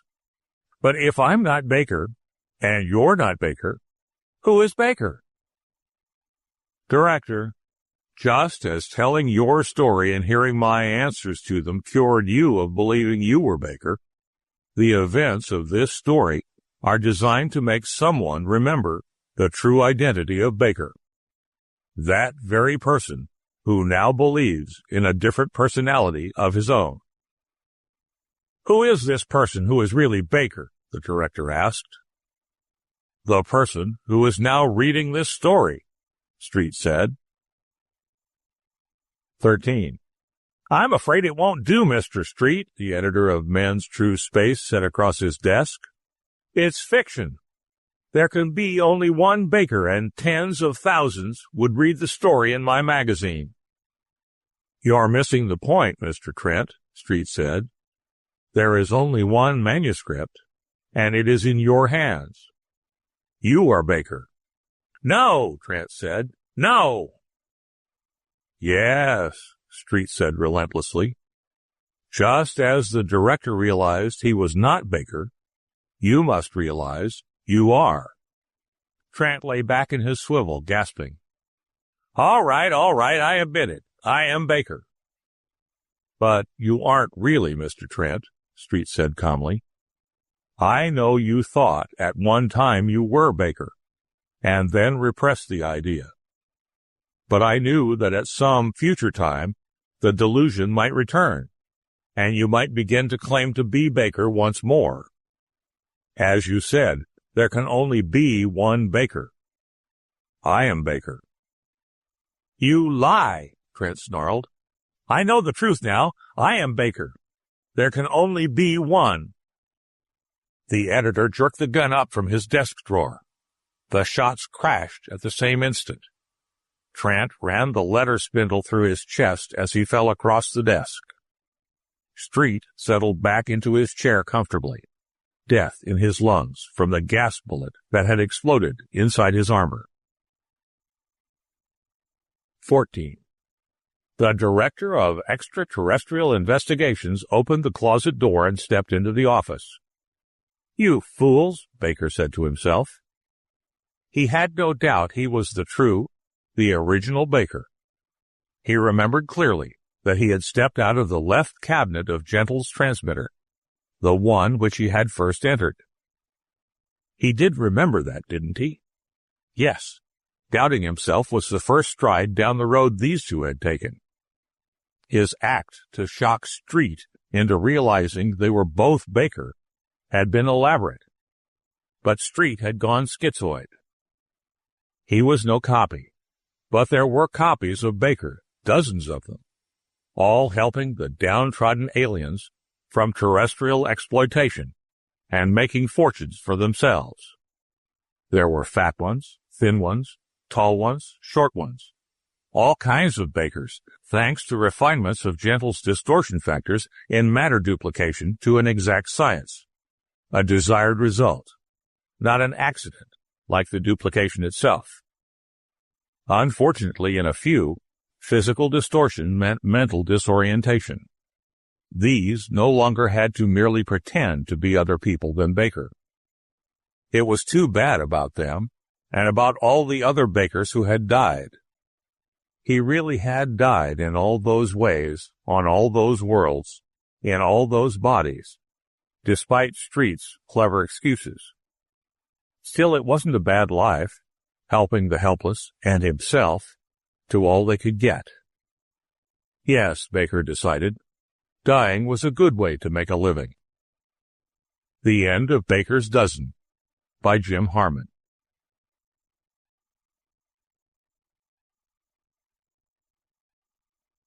We Didn't Do Anything Wrong, Hardly, by River Keikindol. Read by Dale Growthman. After all, they only borrowed it for a little while just to fix it. I mean, it isn't like we swiped anything. We maybe borrowed a couple of things but gee, we put everything back like we found it pretty near.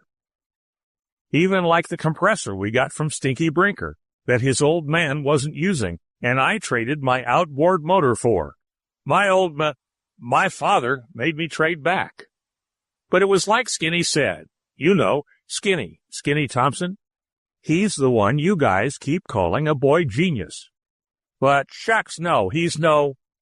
Well, yeah, it's like Skinny said. We didn't need an outboard motor, and we did need a compressor. You've got to have a compressor on a spaceship. Everybody knows that. And that old compression chamber that old man, Mr. Fields, let us use didn't have a compressor. Sure, he said we could use it. Anyway, he said we could play with it, and Skinny said we were going to make a spaceship out of it, and he said, go ahead. Well, no, he didn't say it exactly like that. Like he didn't take it serious, sort of. Anyway, it made a swell spaceship. It had 4 portholes on it, and an airlock, and real bunks in it, and lots of room for all the stuff that Skinny put in there. But it didn't have a compressor. And that's why... What stuff? Oh, you know, the stuff that Skinny put in there. Like the radar he made out of a TV set, and the anti-gravity, and the atomic power plant he invented to run it all with. He's awfully smart, Skinny is, but he's not like what you think of a genius. You know, he's not all the time using big words, and he doesn't look like a genius. We call him Skinny 'cause he used to be skinny. But he isn't now. He's maybe small for his age. Anyway, he's smaller than me, and I'm the same age as he is. Of course, I'm big for my age, so that doesn't mean much, does it? Well, I guess Stinker Brinker started it. He's always writing Skinny about one thing or another, and Skinny never gets mad, and it's a good thing for Stinker, too. I saw Skinny clean up on a bunch of 9th graders. Well, a couple of them anyway. They were saying, well, I guess I won't tell you what they were saying. Anyway, Skinny used judo, I guess, because there wasn't much of a fight. Anyway, Stinker said something about how he was going to be a rocket pilot when he grew up, and I told him that Skinny had told me that there weren't going to be any rockets, and that anti-gravity would be the thing as soon as it was invented. So Stinker said it never would be invented, and I said it would so, and he said it would not, and I said, well, if you're gonna keep interrupting me, how can I... All right. Anyway, Skinny broke into the argument and said that he could prove mathematically that anti-gravity was possible. And Stinky said, sure he could. And Skinny said, sure he could. And Stinky said, sure he could, like that. Honestly, is that any way to argue? It sounds like two people agreeing, only Stinky keeps going, sure, like that, you know. And Stinky, what does he know about mathematics? He had to take remedial arithmetic ever since. No, I don't understand how the anti-gravity works. Skinny told me, but it was something about meson flow and stuff like that. I didn't understand. The atomic power plant made more sense. Where did we get what uranium? Gee, no, we couldn't afford uranium, so Skinny invented a hydrogen fission plant. anyone can make hydrogen. You just take zinc and sulfuric acid and deuterium. You mean like heavy hydrogen? No, Skinny said it would probably work better, but like I said, we couldn't afford anything fancy. As it was, Skinny had to pay $5 or $6 for the special square tubing in the anti-gravity, and the plastic space helmets we had cost us 98 cents each, and it cost $1.50 for the special tube that Skinny needed to make the TV set into a radar. You see, we didn't steal anything, really. It was mostly stuff that was just lying around, like the TV set was up in my attic, and the old refrigerator that Skinny used the parts to make the atomic power plant out of from. And then a lot of stuff we already had, like the skin diving suits we used to make space suits, and the vacuum pump that Skinny had already, and the generator. Sure, we did a lot of skin diving, but that was last summer. That's how we knew about Old Man Brinker's compressor that Stinky said was his, and I traded my outboard motor for, and had to trade back. That's how we knew about Mr. Field's old compression chamber, and all like that. The rocket? Well, it works on the same principle as the atomic power plant, only it doesn't work except in a vacuum, hardly. Of course, you don't need much of a rocket when you have anti-gravity. Everybody knows that. Well, anyway, that's how we built the spaceship, and believe me, it wasn't easy. I mean, with Stinky all the time bothering us and laughing at us. I had to do a lot of lawn mowing to get the money for the square tubing for the anti-gravity, and the special tube for the radar, and my space helmet. Stinky called the space helmets kid stuff. He was always saying things like, "Say hello to the folks on Mars for me," and "Bring back a bottle of Canal No. 5, and all like that, you know? Of course, they did look like kid stuff, I guess. We bought 'em at the 5 and dime, and they were meant for kids. Of course, when Skinny got through with them, they worked fine. We tested 'em in the airlock of the compression chamber when we got the compressor in. They tested out pretty good for half an hour. Then we tried 'em on in there. Well, it wasn't a complete vacuum, just 27 inches of mercury, but that was okay for a test. So anyway, we got ready to take off. Stinky was there to watch, of course. He was saying things like, "Farewell, old brave pioneers," and stuff like that. I mean, it was enough to make you sick. He was standing there laughing and singing something like "Up in the Air, Junior Birdmen," but when we closed the airlock door, we couldn't hear him. Skinny started up the atomic power plant, and we could see Stinky laughing fit to kill. It takes a couple of minutes for it to warm up, you know. So Stinky started throwing rocks to attract our attention, and Skinny was scared he'd crack the porthole or something. So he threw the switch, and we took off. Boy, you should have seen Stinky's face. I mean, you really should have seen it. 1 minute he was laughing, you know, and the next minute he looks like a goldfish. I guess he always did look like a goldfish, but I mean, even more like then. And he was getting smaller and smaller because we had taken off. We were gone pretty near 6 hours, and it's a good thing my mom made me take a lunch. Sure, I told her where we were going.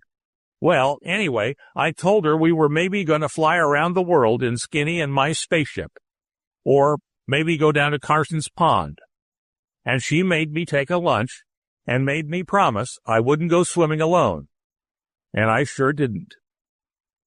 But we did go around the world 3 or 4 times. I lost count. Anyway, that's when we saw the satellite on radar. So Skinny pulled the spaceship over to it, and we got out and looked at it. The spacesuits worked fine, too.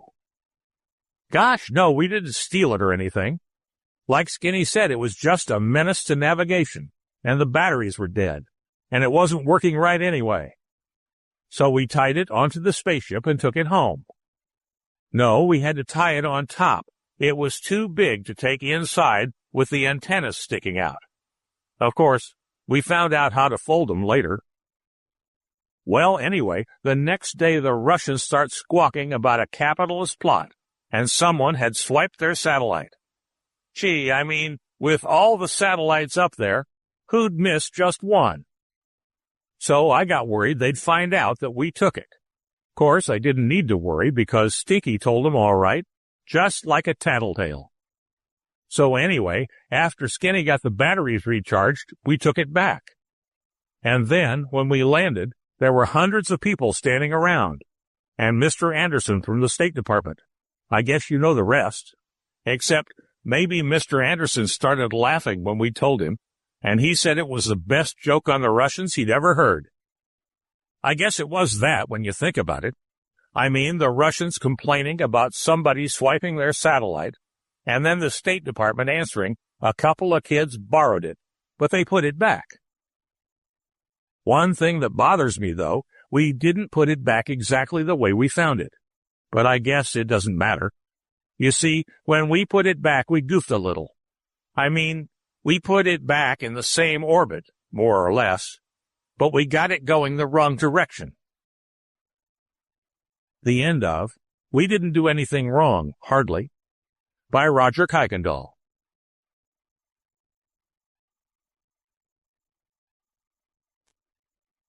It's a Small Solar System, by Alan Howard. Read by Dale Growthman. Soon, the three representatives of Earth were walking shoulder to shoulder, the captain first to touch the soil. It's a Small Solar System, by Alan Howard. Know him? Well, you might say I practically grew up with him. He was my hero in those days. I thought few wiser or greater men ever lived. In my eyes, he was greater than Babe Ruth, Lindy, or the President. Of course, time and my growing up caused me to bring him into a perspective that I felt to be more consonant with his true position in his field of endeavor. When he died, his friends mourned for fond remembrance of things past, but privately, many of them felt that he had outlived his best days. Now, with this glorious vindication, I wonder how many of them are still alive to feel the twinge of conscience. Oh, we're delighted, of course, but it seems incredible even today to us elated oldsters. Although we were always his staunchest admirers, in retrospect, we can see now that no one believed more than we that he did it strictly for the dollar. It was likely there was always a small crop of starry-eyed adolescents who found the whole impossible saga entirely believable, or at least half believed that it might be partly true. The attitude of the rest of us ranged from a patronizing disparagement that we thought was expected of us, through grudging admiration and out-and-out enthusiasm. Certainly, if anybody had taken the trouble to consider it, and why should they have, the landing of the first manned ship on our satellite seemed to render him as obsolete as a horde of other lesser and even greater lights. At any rate, it was inevitable that the conquest of the moon would be merely a stepping stone to more distant points. Oh, no, I had nothing to do with the selection of the red planet, coming in as the head of Project P4 in its latter stages, as I did when Dr. Fredericks died. The selection had already been made. Yes, it's quite likely I may have been plugging for Mars below the conscious level. A combination of chance, expediency, and popular demand made Mars the next target, rather than Venus, which was, in some ways, the more logical goal. I would have given anything to have gone, but the metaphorical stout heart that one reporter once credited me with is not the same as an old man's actual fatty heart. And there were heartbreak years ahead before the Goddard was finally ready. During this time he slipped further into obscurity, while big, important things were happening all around us. You're right, that one big creation of his is bigger than ever. It has passed into the language and meant employment for thousands of people. Too few of them have ever heard of him. Of course, he is still known and welcomed by a small circle of acquaintances, but to the world at large, he is truly a forgotten man. It is worthy to note that one of the oldest of these acquaintances was present at blastoff time. He happened to be the grandfather of a certain competent young crewman. The old man was a proud figure during the brief ceremonies, and his eyes filled with tears as the mighty rocket climbed straight up on its fiery tail. He remained there gazing up in the sky long after it had vanished. He was heard to murmur, "I'm glad the kid could go, but it's just a lark to him. He never had a sense of wonder. How could he? Nobody reads any more." Afterwards, his senile emotions betrayed him, and he broke down completely and had to be led from the field. It is rumored he did not live long after that. The Goddard drove on until Mars filled the viz screen. It was planned to make at least a half-dozen braking passes around the planet for observational purposes before the actual business of bringing the ship in for landfall began. As expected, the atmosphere proved to be thin. The speculated Dead Sea areas, oddly enough, turned out to be just that.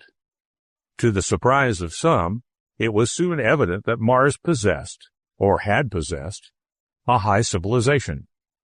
The canali of Scarparelli were indeed broad waterways stretching from pole to pole, too regular to be anything but the work of intelligence. But most wonderful of all were the scattered, but fairly numerous large, walled cities which dotted the world. Everybody was excited, eager to land and start exercising their specialties. One of these large cities was selected more or less at random. It was decided to set down just outside, yet far enough from the walls to avoid any possibility of damage from the landing jets in the event the city was inhabited.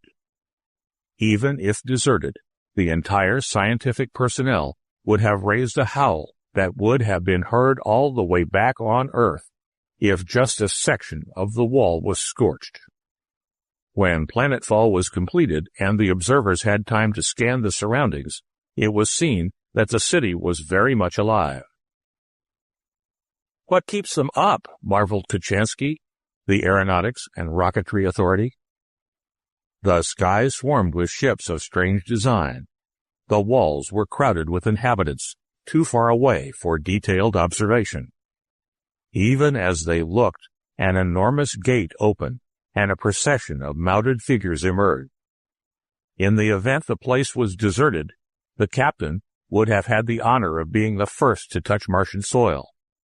While atmospheric and other checks were being run, he gave orders for the previously decided alternative.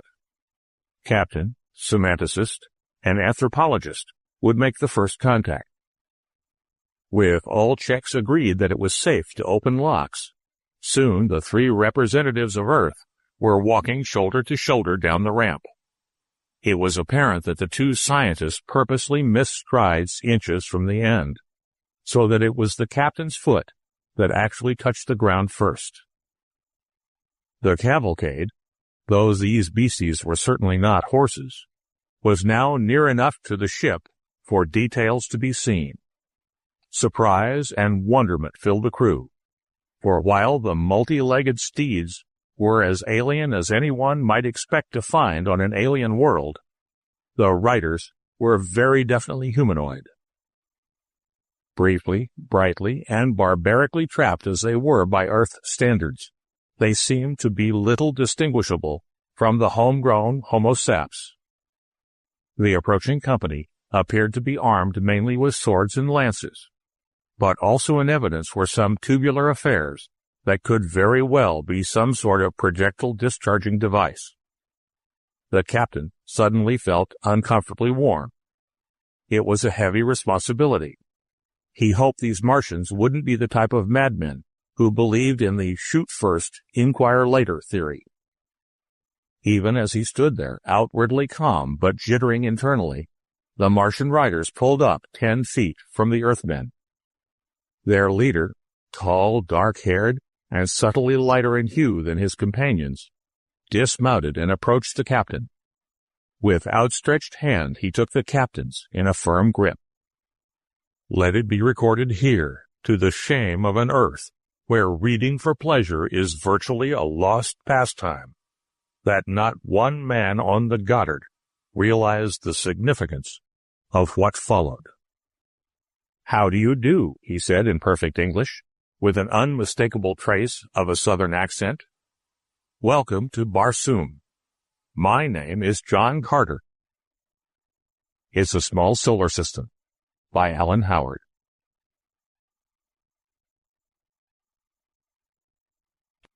Captain Chaos by Nelson S. Bond. Recording by Erin Bennett. Captain Chaos by Nelson S. Bond. We picked up our new cook on Phobos. Not Phoebus or Phoebe. I mean Phobos, Mars's inner moon.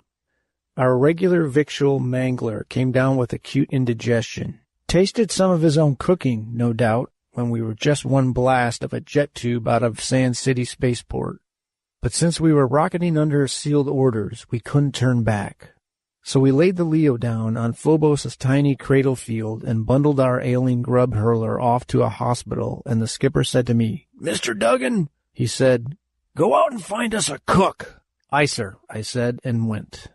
Only it wasn't that easy. In those days, Phobos had only a handful of settlers, and most of them had good-paying jobs. Besides, we were at war with the outer planets, and no man in his right senses wanted to sign for a single-trip jump on a rickety old patrol ship bound for nobody knew where. And, of course, cooks are a dime a dozen when you don't need one. But when you've got to locate one in a hurry, they're as difficult to find as petticoats in a nudist camp. I tried the restaurants and the employment agencies, but it was no dice. I tried the hotels and the tourist homes and even one or two of the cleaner-looking joy joints. Again, I drew a blank. So, getting desperate, I audioed a plaintive appeal to the wealthy Phobosian colonists, asking that one of the more patriotic sons of riches donate a chef's services to the good old IPS. But my only response was a loud silence. So I went back to the ship. I said, "Sorry, sir. We're up against it. I can't seem to find a cook on the whole darn satellite." The skipper scowled at me from under a corduroy brow and fumed. "But we've got to have a cook, Duggan. We can't go on without one." In a pinch, I told him, "I might be able to boil a few pies or scramble us a steak or something, skipper." "Thanks, Duggan, but that won't do. On this trip, the men must be fed regularly and well. Makeshift meals are OQ in an ordinary run. But when you're running the blockade—" He stopped abruptly, but too late. I had caught his slip of the tongue. I stared at him. I said, "The blockade, sir? Then you've read our orders." The old man nodded soberly. "Yes, you might as well know, Lieutenant. Everyone will be told as soon as the Leo lifts gravs again. My orders were to be open 4 hours after leaving Sand City. I read them a few minutes ago. We are to attempt to run the Outer Planets Alliance blockade at any spot which reconnaissance determines as favorable. Our objective is Jupiter's fourth satellite, Callisto. The Solar Federation Intelligence Department has learned of a loyalist uprising on that moon. It is reported that Callisto is wary of the war. With a little prompting, we'll secede from the Alliance and return to the Federation. If this is true, it means we have at last found the foothold we have been seeking. A salient within easy striking distance of Jupiter, capital of the Alliance government. Our task is to verify the rumor and, if it be true, make a treaty with the Callistans." I said, "Sweet howl stars, some assignment, sir. A chance to end this terrible war, form a permanent union of the entire solar family, bring about a new age of prosperity and happiness. If," Captain O'Hara reminded me, "we succeed. But it's a tough job. We can't expect to win through the enemy cordon unless our men are in top physical condition, and that means a sound, regular diet, so we must find a cook or—" "The search," interrupted an oddly high-pitched but not unpleasant voice, "is over. Where's the galley?" I whirled, and so did the old man. Facing us was an outlandish little figure, a slim, trim, natty little earthman not more than 5'2" in height, a smooth-cheeked young fellow swaddled in a spaceman's uniform at least 3 sizes too large.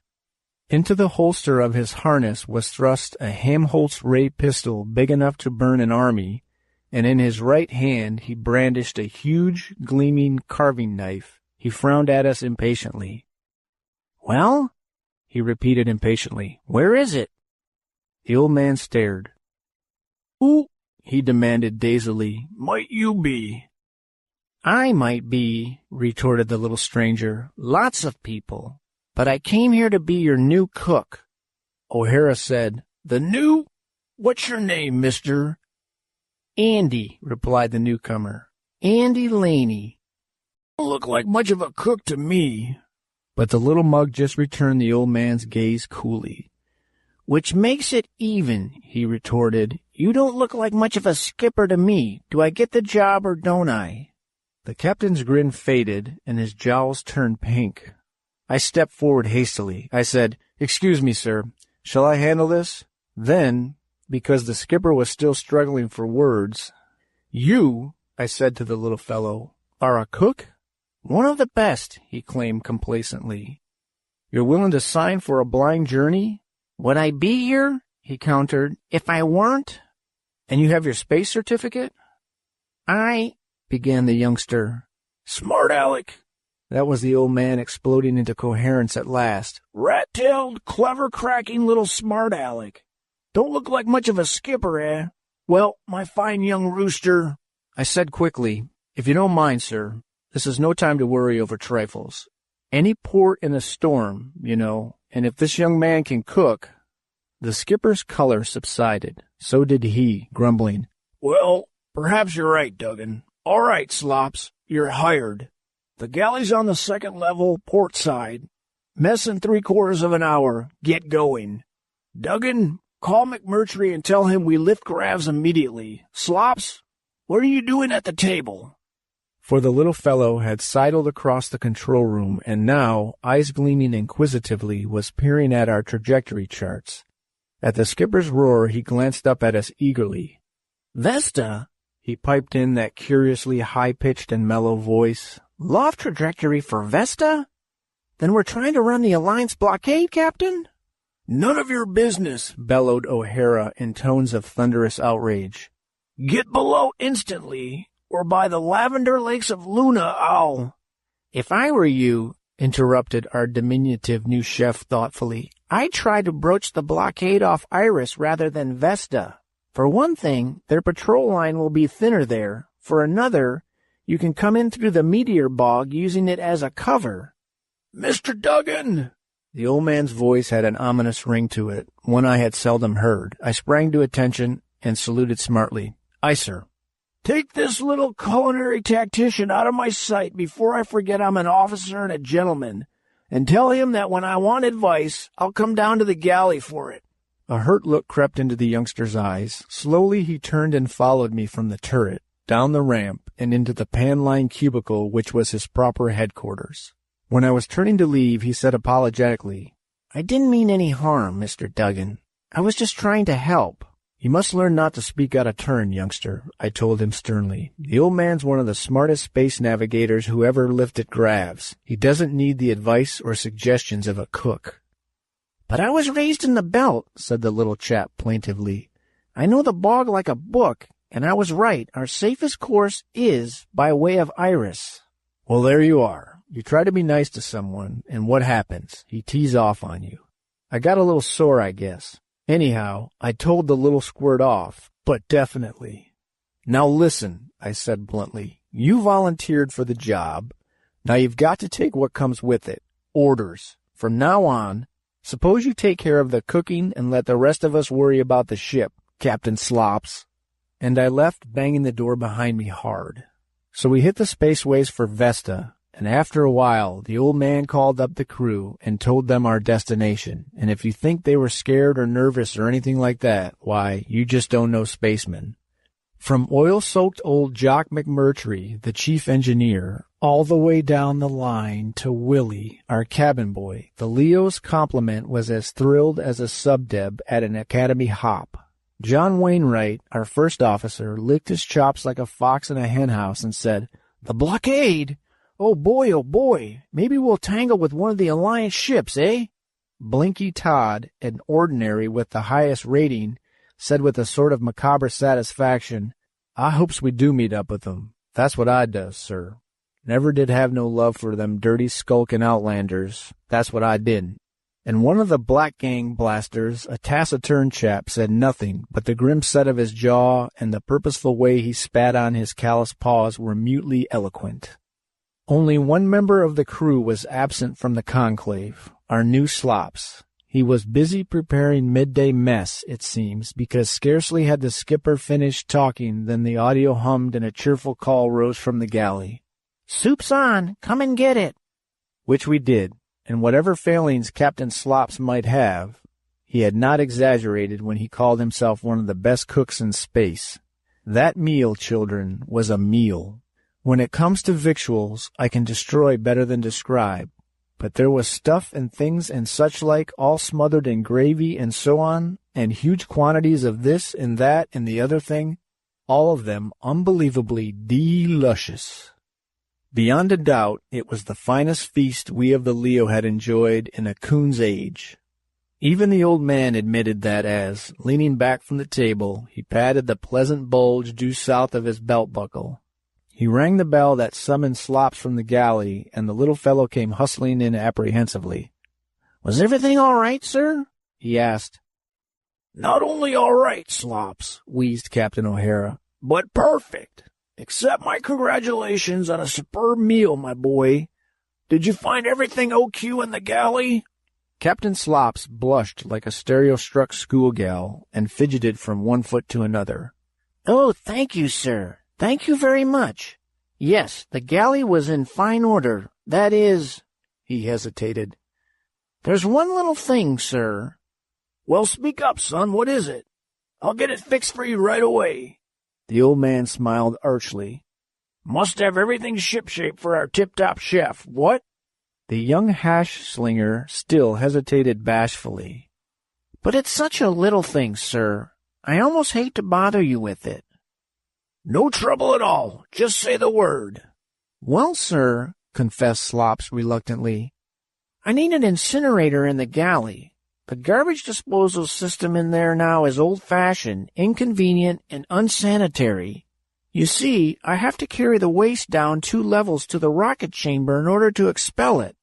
The skipper's brow creased. "I'm sorry, Slops," he said, "but I don't see how we can do anything about that. Not just now, at any rate. That job requires equipment we don't have aboard. After this jump is over, I'll see what I can do." "Oh, I realize we don't have the regular equipment," said Slops shyly, "but I've figured out a way to get the same effect with equipment we do have. There's an old Nolan heat cannon rusting in the storeroom. If that could be installed by the galley vent, I could use it as an incinerator." I said, "Hold everything, Slops. You can't do that. It's against regulations. Code 44, Section 16 says, fixed armament shall be placed only in gunnery embouchures insulated against the repercussions of firing charges, re-radiation, or other hazards accruent to heavy ordnance." Our little chef's face fell.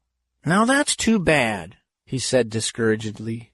"I was planning a special banquet for tomorrow with roast marsh duck and all the fixins, pinberry pie, but oh well, if I have no incinerator—" The skipper's eyes bulged, and he drooled like a pup at a barbecue.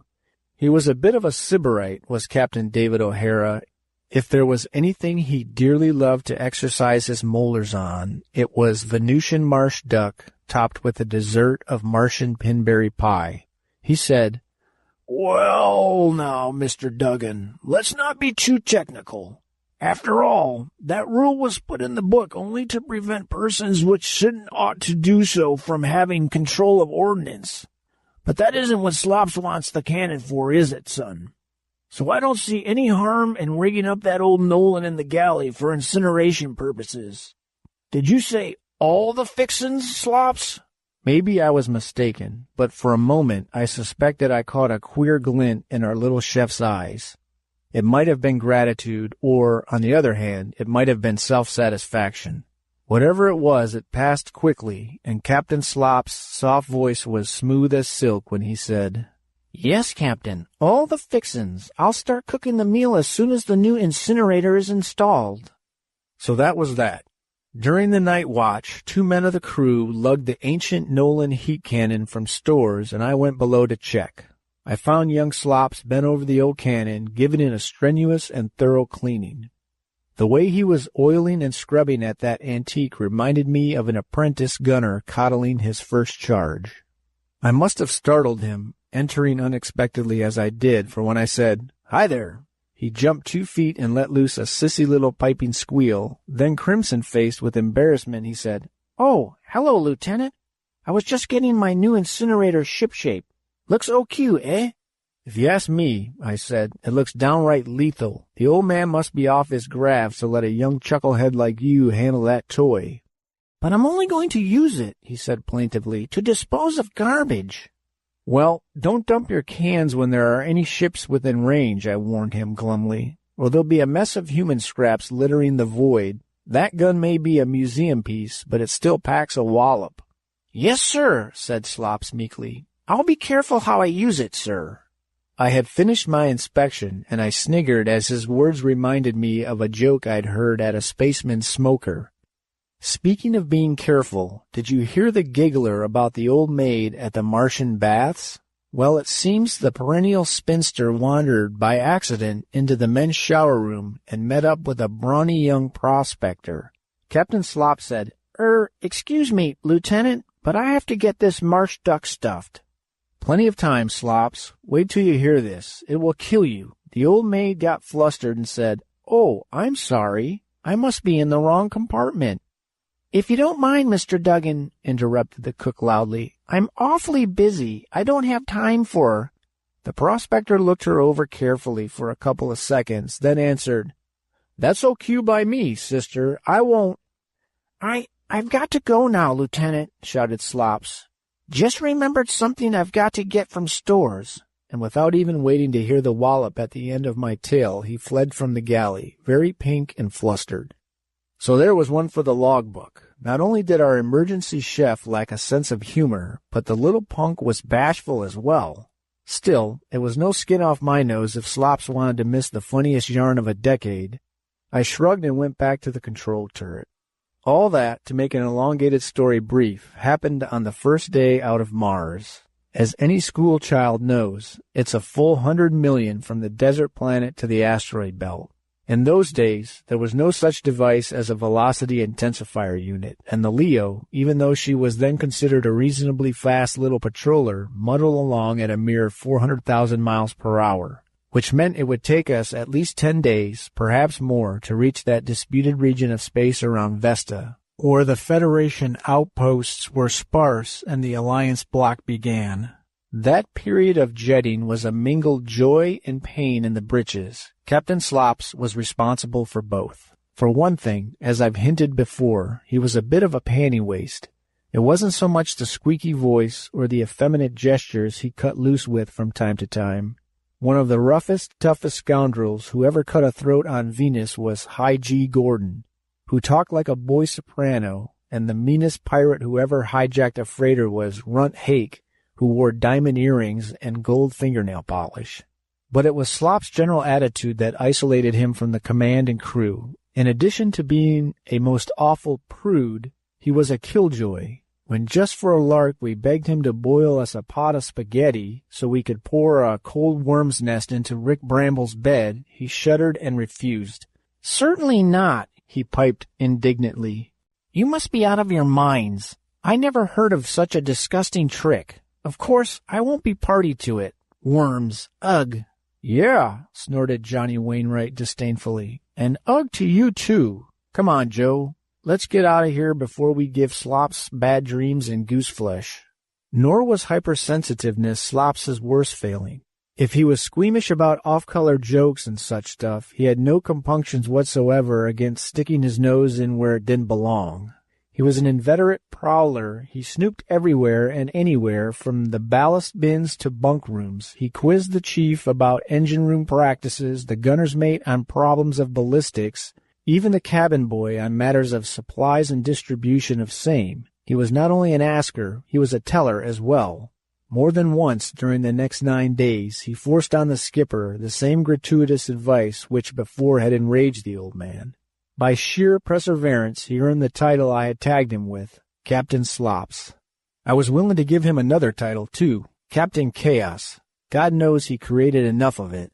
It's a mistake to broach the blockade at Vesta, he argued over and over again. "OQ, Slops," the skipper would nod agreeably with his mouthful of some temper-softening tidbit.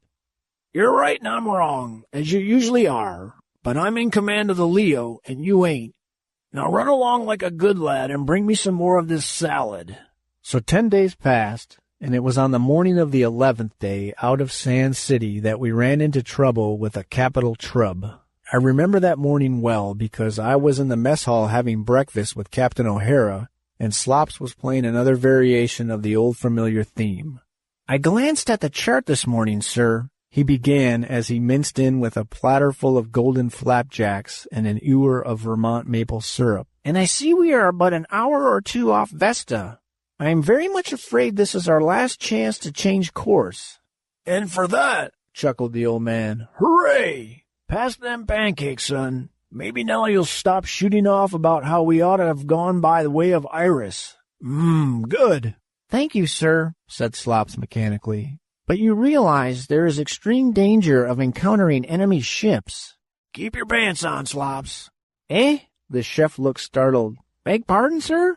"I said keep your pants on." "Sure, I know, and I've took precautions. There's a double watch on duty and men at every gun. If we do meet up with an Alliance craft, it'll be just too bad for them." "Yes, sirree," the old man grinned comfortably. "I almost hope we do bump into one. After we burn it out of the void, we'll have clear sailing all the way to Callisto." But if there should be more than one, sir?" "Don't be ridiculous, my boy. Why should there be?" "Well, for one thing," wrangled our pint-sized cook, "because rich Ecalstron deposits were recently discovered on Vesta. For another, because Vesta's orbit is now going into aphelion stage, which will favor a concentration of raiders." The skipper choked, spluttered, and disgorged a bite of half-masticated pancake. "Eka! Great balls of fire! Are you sure?" "Of course I'm sure. I told you days ago that I was born and raised in the Belt, Captain." "I know, but why didn't you tell me about Vesta before? I mean about the Ecalstron deposits." Why, because," said Slops. "Because—" "Don't give me lady logic, you dope!" roared the old man, an enraged lion now, his breakfast completely forgotten. "Give me a sensible answer. If you told me that, instead of just yipping and yapping about how Via Iris was a nicer route, I'd have listened to you. As it is, we're blasting smack dab into the face of danger, and us on the most vital mission of the whole ding-busted war." He was out of his seat, bustling to the audio, buzzing Lieutenant Wainwright on the bridge. "Johnny, that you? Listen, change traj quick. Set a new course through the Belt by way of Iris and the Bog, and hurry up, because—" What reason he planned to give I don't know, for he never finished that sentence. At that moment, the Leo rattled like a Model AA space sled in an ionic storm, rolled, quivered, and slewed like a drunk on a freshly waxed floor. The motion needed no explanation. It was unmistakable to any spacer who has ever hopped the blue. Our ship had been gripped and was now securely locked in the clutch of a tractor beam. What happened next was everything at once. Officers Wainwright and Bramble were in the turret, and they were both good sailors. They knew their duties and how to perform them. An instant after the Leo had been assaulted, the ship bucked and slithered again, this time with the repercussions of our own ordnance. Over the audio, which Sparks had hastily converted into an all-way intership communicating unit, came a jumble of voices, a call for Captain O'Hara to "Come to the bridge, sir," the harsh query of Chief McMurtry, "Tractor beams on stern and prow, sir. Shall I attempt to break them?" and a thunderous groom from the four-gunnery port as a crew went into action, a plaintive little shriek from somebody, maybe from Slops himself. Then on an ultra-wave carrier, drowning local noise beneath waves of sheer volume, came English words spoken with a foreign intonation, the voice of the Alliance commander. "Ahoy, the Leo! Calling the captain of the Leo." O'Hara, his great fist knotted at his sides, called back, "O'Hara of the Leo answering. What do you want?" "Stand by to admit a boarding party, Captain. It is futile to resist. You are surrounded by 6 armed craft, and your vessel is locked in our tensals. Any further effort to make combat will bring about your immediate destruction. From the bridge topside snarled Johnny Wainwright. The hell with them, Skipper, let's fight it out. And elsewhere on the Leo, angry voices echoed the same defy. Never in my life had I felt such a heartwarming love for and pride in my companions as at that tense moment. But the old man shook his head, and his eyes were glistening.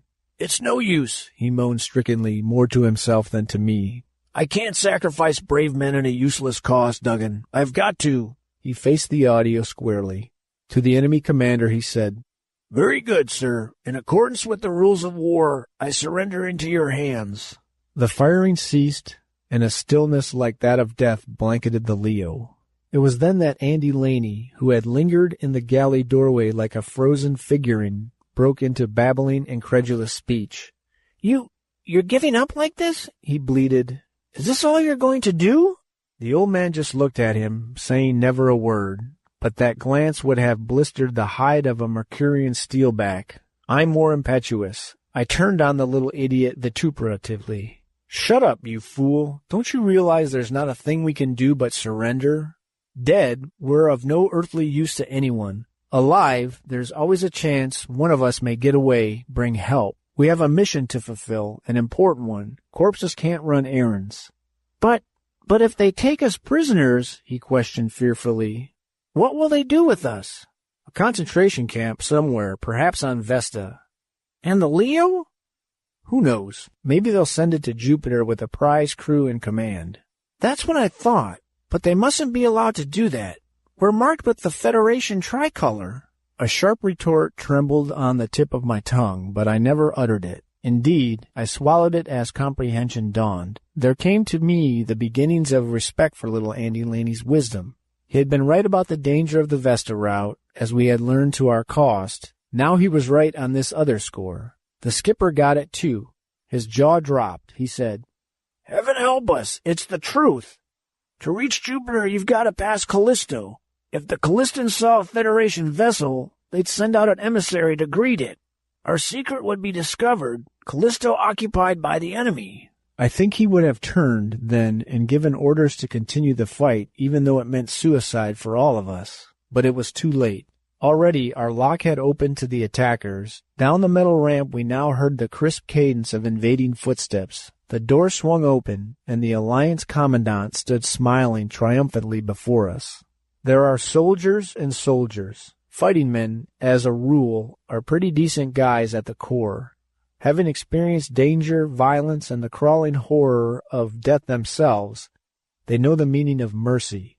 They respect their foes and extend a fine magnanimity in the moment of victory. Lieutenant Colonel Ross Toole, commander of the 3rd Outer Planets Alliance flotilla, was not this type of enemy. Half-breed spawn of a Jovian tribal priestess and a renegade Earthman, he retained the worst characteristics bequeathed by each of his parents. From his father he had inherited height. He towered a full head above the squat, gnarled Jovian runts he led, and a festering hatred of the planet Earth. From his priestess mother he had suckled the milk of sadistic savagery, which typified Jovian civilization before space-spanning Earthlings carried enlightenment to the far-flung sisterhood of the sun. His first words demonstrated clearly how slender was the mercy we might expect at his hands. To Captain O'Hara he said coldly, bluntly, rudely, "Your sidearms, Captain." Then, as the old man silently proffered his personal weapons, "You will walk before me, sir, on a tour of inspection. You might advise your men I hold you as hostage. One hostile move from any source means your death."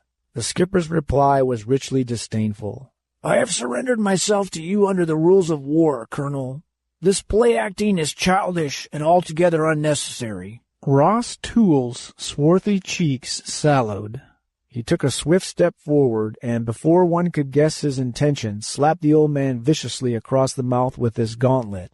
The heavy, asbestos-lined space glove cut and bruised. A thin trickle of blood split the skipper's lips. "One in your position," snarled the invader, "should learn not to insult his betters.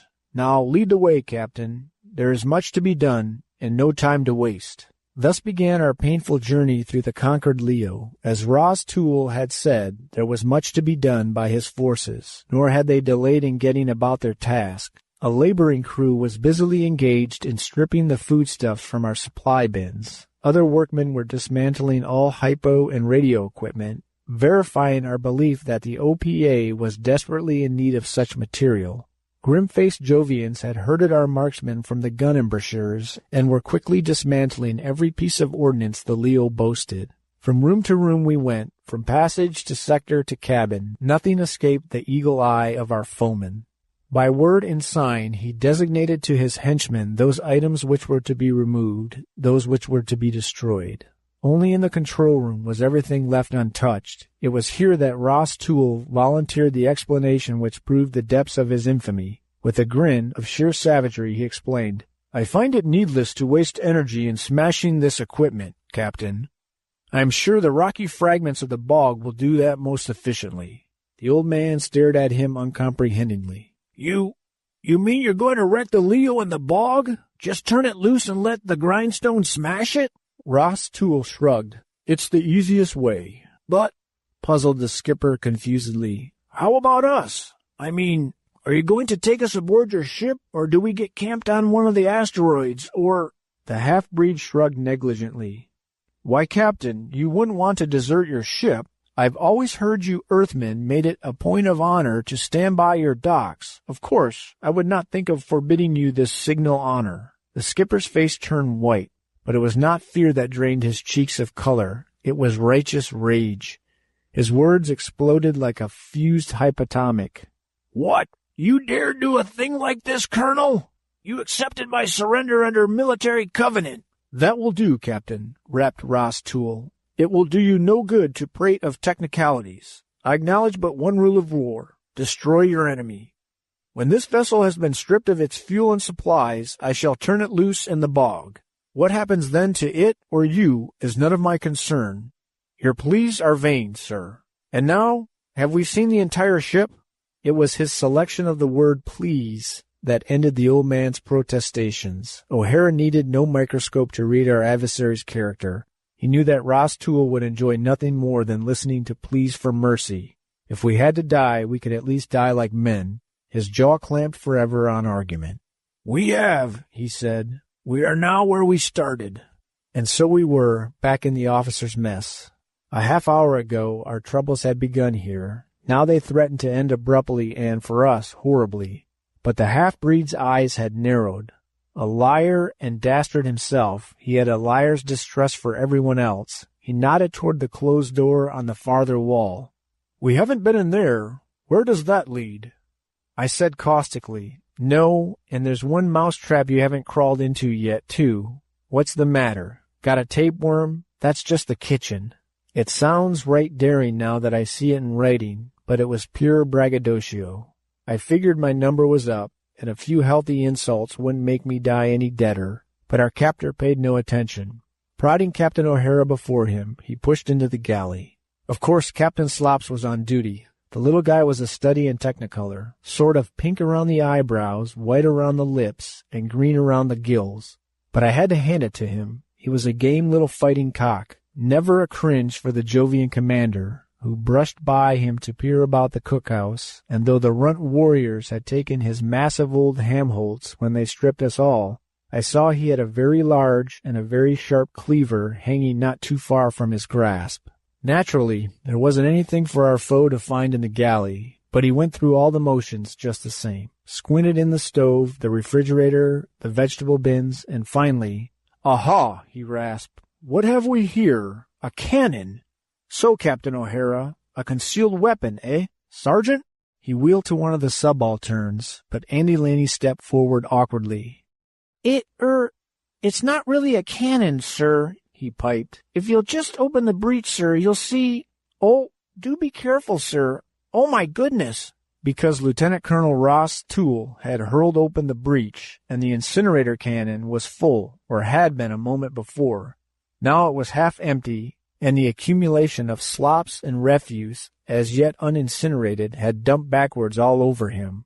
It was the one bright spot in an otherwise dull day. Toole howled and bellowed, and that was a mistake because his mouth opened. Then he spluttered and gagged and coughed and backed, slipping and sliding on cold gravy away from the incinerator. He wasn't the impressive figure he had been 10 minutes ago. Coffee grounds mottled his gold tunic, and lima beans tangled coyly with his once gleaming epaulets. Potato peelings draped gracefully from his ears, and the exotic odor of a slightly antique egg exuded from his shirt front. Well, what would you do? Even if you knew your life was in danger, what would you do at such a moment? The same as we did, of course. We laughed. The old man and I, we burst out in a guffaw and rocked till we almost split our surcingles. And Slops laughed too, in that piping little squeal of his, though even through his laughter he was gasping spasmodically. I tried to warn you, sir. I'm so sorry. But you see, it's only a garbage incinerator. But he who laughs last, laughs last. And if our foe had been despicable before, he was a raging fury now. He did not even stop to scrape the last clinging turnip top from his jacket. He spun to his subordinates and screamed, "Come! We are finished here. Back to our ship. I'll show these Earthmen one does not insult a Jovian commander with impunity." And his face a thundercloud of wrath, he dashed from the galley. We heard him calling his men, heard them exiting through the airlock, and then silence again. It was then, his paroxysms of mirth stifled by sober recollection, that the old man turned and said, "Well, it was fun while it lasted, but it's all over now, Duggan. Call the men together. This is the last act, and we might as well face it together." But before I could leave the room, Slops clutched my arm with fingers tense and hot as live wires. "No, Joey, don't go. I need your help, and yours, Skipper. Hurry, we haven't a minute to lose." I stared at the old man, and he at me. Huh? Said the two of us. "Help? Help for what?" "Oh, don't talk so much," bleated Andy. "Work! Get this garbage out of here like this." And recklessly, he plunged both arms into the channel of the incinerator, recklessly hurled it about the previously immaculate floor of the galley. As he worked, he panted, "An incinerator, yes, but it was a good cannon. In its day, it will still work. I cleaned and oiled it and connected it to the charger. It still shoots." Shoots! That was all we had to hear. We fell all over ourselves trying to get an armload of that goo. I never thought I'd live to see the day that I'd go fond and blissful over a gallon of boiled noodles, but that's just what happened. I dug in, and so did the skipper. In less time than I've taken to tell it, we had that incinerator cannon empty, swabbed out, and ready for use as a cannon incinerator. Then the captain clapped a hand to his forehead. "Oh, my God, I clean forgot. The firing plate. There ain't no vision field for this gun." "Oh, yes, there is," cried Captain Slops. "Over your head there, the galley vent. I removed the atmospheric duct and installed a vision field. Use the cross wires for a target centering device." I flung open the vent. As he had said, the vent had been converted into a perfect firing plate. There before me, a fat and gladsome target, was the largest of the enemy ships which had captured us, the flagship of Ross Toole's fleet. As I watched, I saw the commander and his boarding party re-enter their own craft. I said grimly, "Well, it's 6 against 1. They'll blast us out of space, but by the purple gods of Pluto, we'll at least take one of them with us. This thing is connected?" And I reached for the trigger, but once again Slops held my hand. "No, Joey. There's a fighting chance we can get all of them. Wait till they cut the tractor beams and we're free of them. Then turn the cannon upward toward the belt."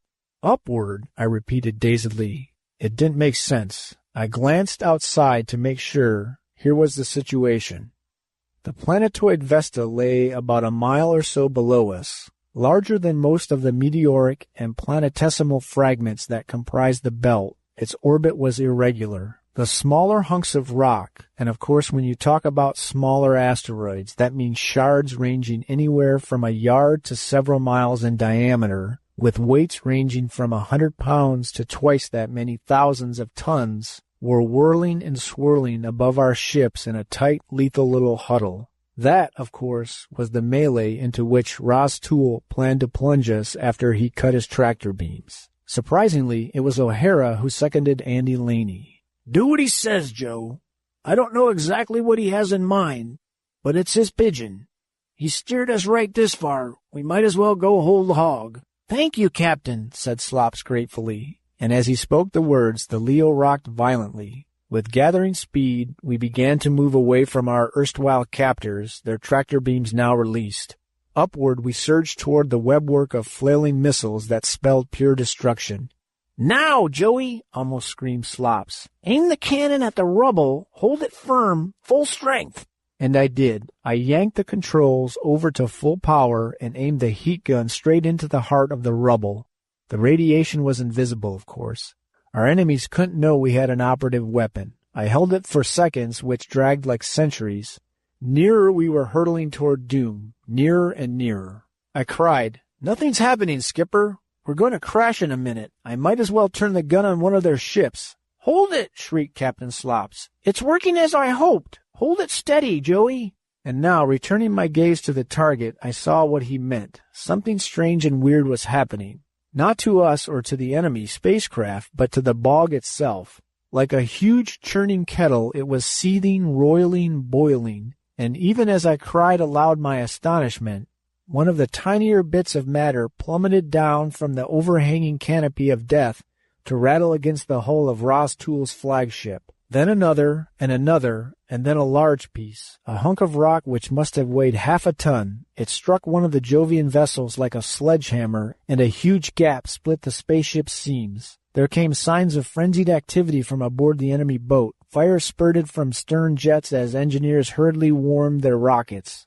We saw 2 warships desperately trying to get under way, ram each other head-on. 3 more were crushed, beaten shapeless, by the tons of stony metal that smashed their very girders. The last, Ross Toole's flagship, met its doom most horribly. It was caught as in a vice between 2 mountainous boulders which rolled tangentially over it. When they separated, all that remained of a once proud ship was a flattened, lacerated shred of tortured steel. It was then and then only that Slop said to me, "That's all, Joey. You can turn it off now." There was something akin to sadness in his voice. I understood. I didn't feel any too good myself watching those Jovians, foes though they were, die so frightfully. "Captain O'Hara, if we can repair the damage done by the Marauders, we can now go on to Callisto and complete our mission. What's the matter, Captain?" Captain O'Hara was glaring at his little finger irately. "Matter? Why, confound it, I cut myself on that tin can. Look at this." He thrust before our noses a pudgy paw, the pinky of which was leaking very feebly. I chuckled. Not so Slops. He loosed one horrified gasp and...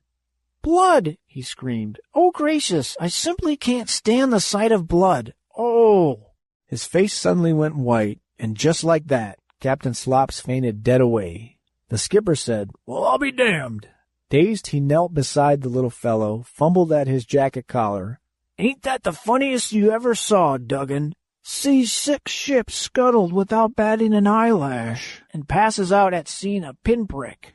Oh, well, it's probably shock more than anything else. I'll unloose his shirt, give him a little air." I said, "He's the queerest guy I ever met, but he's a man, Skipper." Then a funny thing happened. The skipper, strangely scarlet of face, rose suddenly from Andy's side. He croaked, You wouldn't like to lay a bet on that, Duggan?" "Huh?" I said. "On what? I don't understand." The old man moaned softly. "Neither do I, Duggan, but you were wrong. Slops here ain't no man at all, and never was. He's a girl." Well, looking back on it now, I can see how we should have realized it from the beginning. Sure, Captain Slops was a girl. That high, mellow voice, the oversized uniform coat, that prudishness which was not prudishness at all, but understandable modesty. Later, as we were streaking the spaceways toward our Callisto rendezvous, the Leo completely repaired, we demanded and received an explanation. I might add that in female togs, the pint-sized chef looked just the right size and 100% OQ. "I didn't exactly lie about my name," she explained. "It is Andy Laney, only you spell it a bit differently. I am really Ann Delaney. My father was a spaceman, so was my grandfather and my great-grandfather. Daddy was always sorry he had a daughter instead of a son. He wanted to see the old tradition of a Delaney in space go on. But you thick-headed males have rules against allowing women to take the spaceways except as passengers, so there was nothing I could do. You," I told her admiringly, "did all right." "More than all right," acknowledged the skipper. If it hadn't been for you, don't worry, Miss Delaney. I'll see that the proper authorities hear all about this. Only, a crease puckered his forehead, there's something I ain't yet puzzled out. How come you ordered Mr. Duggan to shoot not at, but above the ships, at the bog? And how come the rocks came tumbling down that way? Why, smiled Anne Delaney shyly, it was really very simple. Heat, Captain. Heat? Of course, as any student of thermodynamics knows, heat has a definite attractive force varying directly as the difference in temperature. Space, being a vacuum, lacks heat entirely. Its temperature is that of absolute zero. Our gun emitted a heat force equivalent to that of 10 solar degrees. Thus the radiation we discharged at the bitter cold fragments of rock and ore comprising the bog created a sort of passageway, an attractive channel down which the detritus was drawn. To state that problem more simply, have you ever watched a pot of beans boil? A seething whirlpool is created, the beans seek the heat. By golly, said O'Hara, I think you got something there, Miss Delaney. Why, that's terrific. That gives us a brand new combat technique for locations where there are small cosmic bodies. Wait till the War Department hears this. But Anne Delaney just sniffed. New, she repeated disdainfully. New? Why, every woman cook knows that, Captain.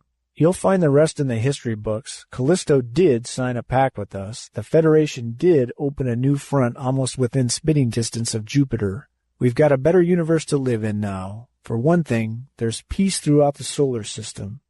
Because of Anne Delaney, the government changed its ruling about women in space. You'll find them everywhere nowadays, doing everything and anything men do. But I'm glad to say Anne isn't one of those void vampires anymore. She and I, oh sure, we're married now. I couldn't let a swell cook like her get away, could I? End of Captain Chaos by Nelson S. Bond. Recording by Erin Bennett.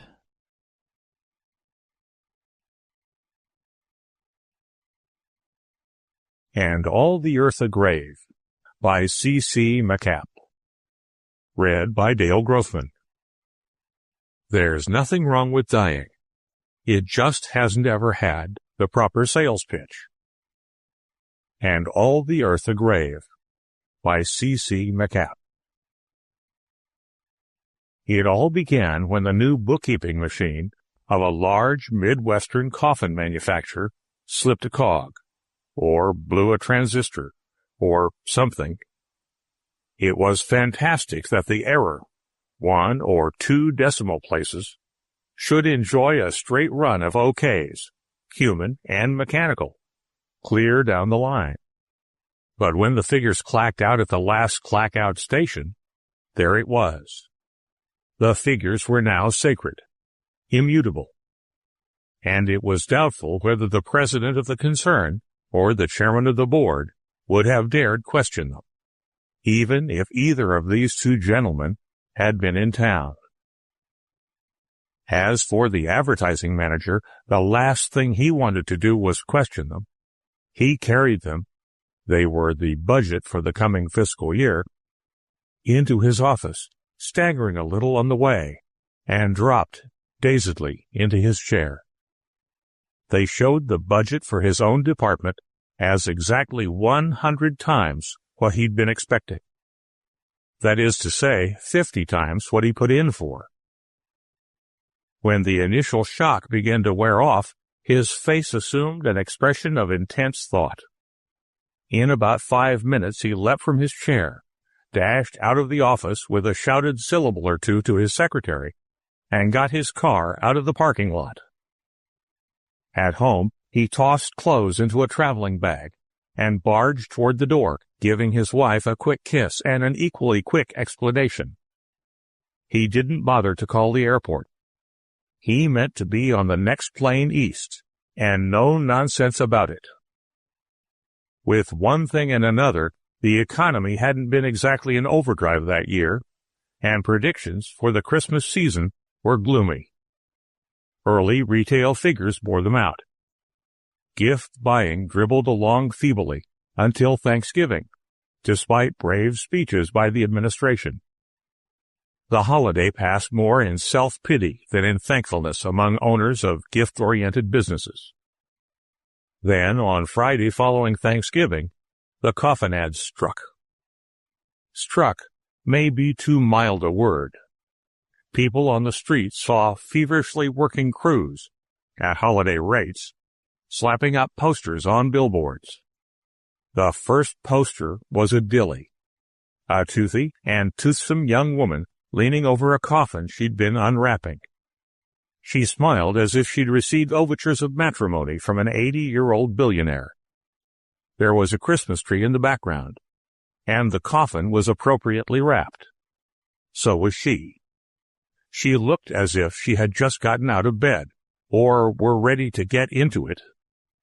For amorous young men, and not so young, the message was plain. The motto, "The gift that will last more than a lifetime," seemed hardly to the point. Those at home were assailed on TV with a variety of bright and clever skits of the same import. Some of them hinted that, if the young lady's gratitude were really precipitous, and the bedroom too far away, the coffin might be comfy.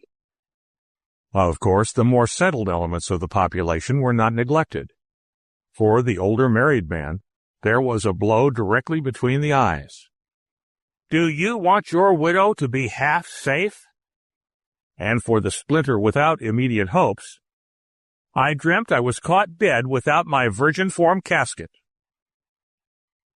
Newspapers, magazines, and other medium added to the assault, never letting it cool.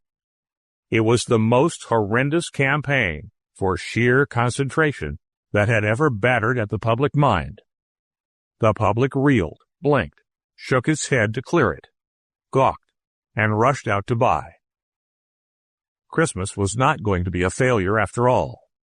Department store managers who had grudgingly and under strong sales pressure made space for a single coffin somewhere in the rear of the store now rushed to the telephones like touts with a direct pronouncement from a horse. Everyone who possibly could got into the act. Grocery supermarkets put in casket departments. The Association of Pharmaceutical Retailers, who felt they had some claim to priority, tried to get court injunctions to keep caskets out of service stations, but were unsuccessful because the judges were all out buying caskets. Beauty parlors showed real ingenuity in merchandising.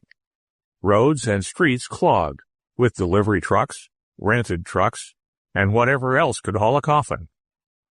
The stock market went completely mad. Strikes were declared and settled within hours. Congress was called into session early. The president got authority to ration lumber and other materials suddenly in starvation short supply. State laws were passed against cremation under heavy lobbying pressure. A new racket called boxjacking blossomed overnight. The advertising manager who had put the thing over had been fighting with all the formidable weapons of his breed to make his plant managers build up a stockpile. They had, but it went like a toupee in a wind tunnel. Competitive coffin manufacturers were caught napping. But by Wednesday after Thanksgiving, they, along with the original one, were on a 24-hour-a-day, 7-day-a-week basis. Still, only a fraction of the demand could be met.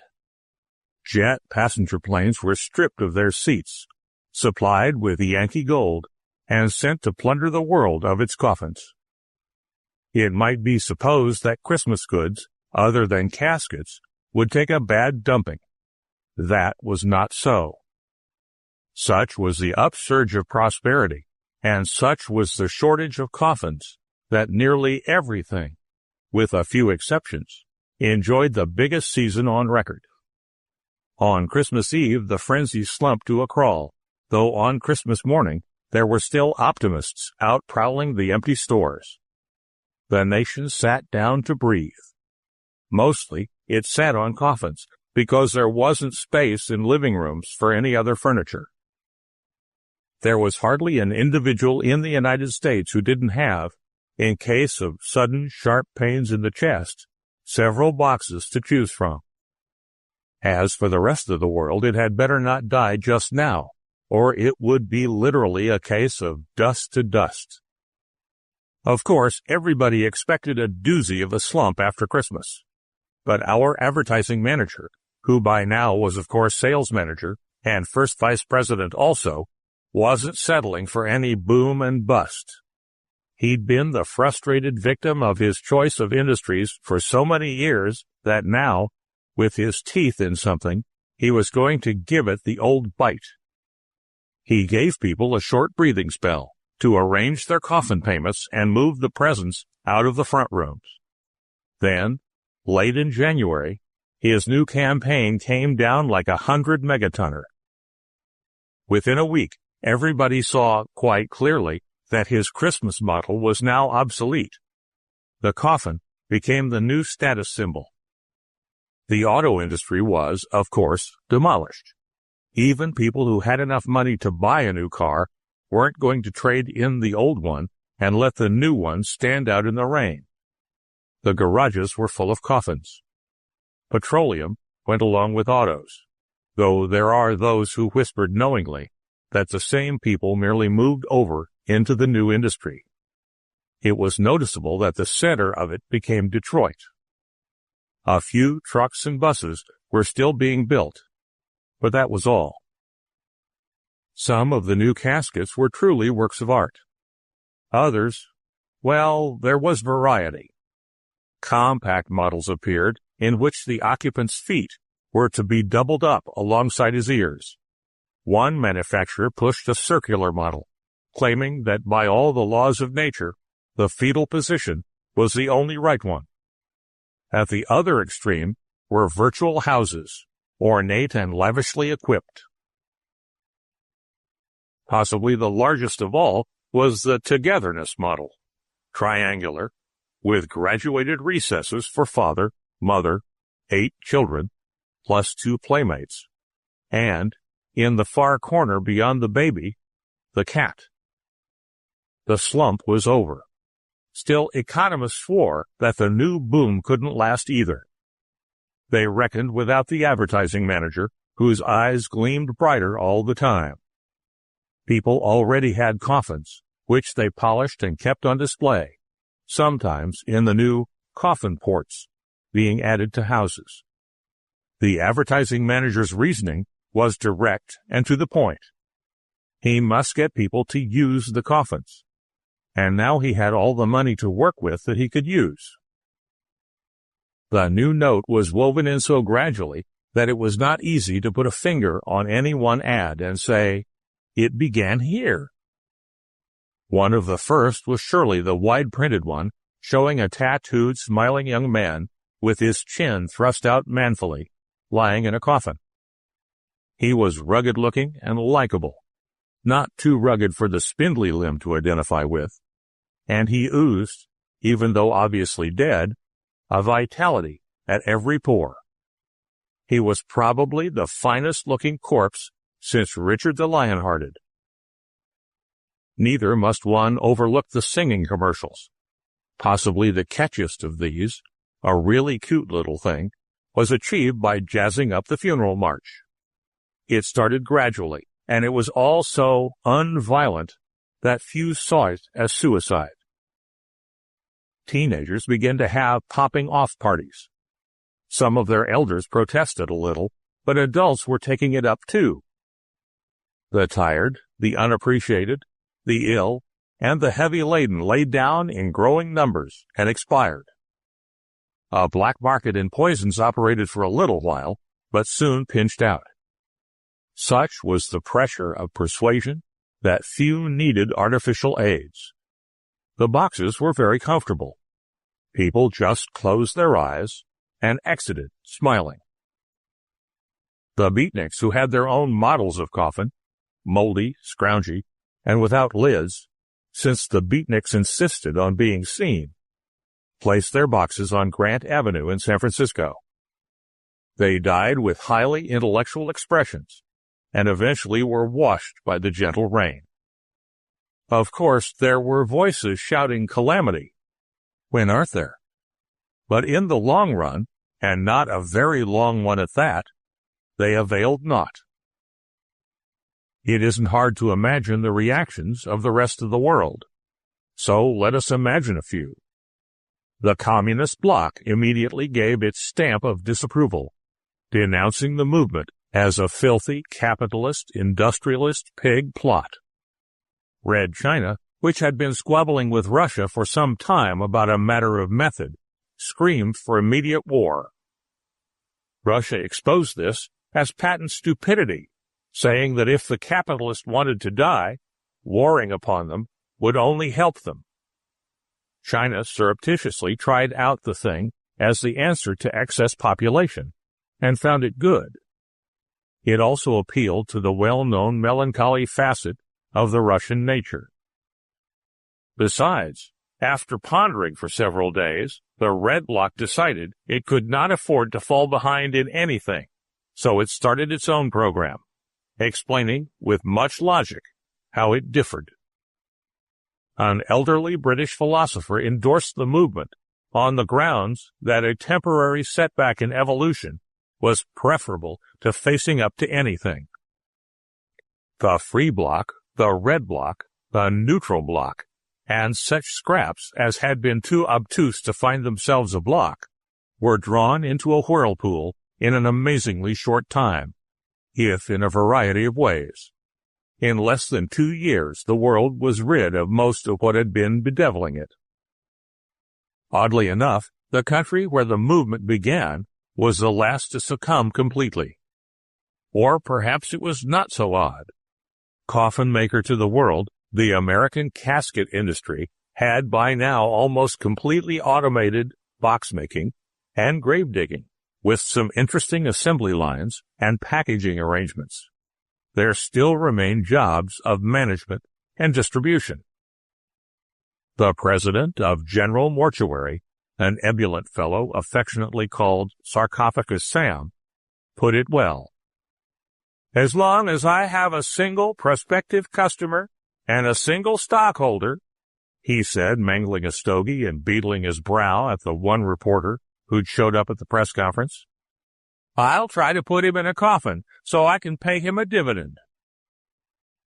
Finally, though, a man who thought he must be the last living human wandered contentedly about the city of Denver, looking for the coffin he liked best.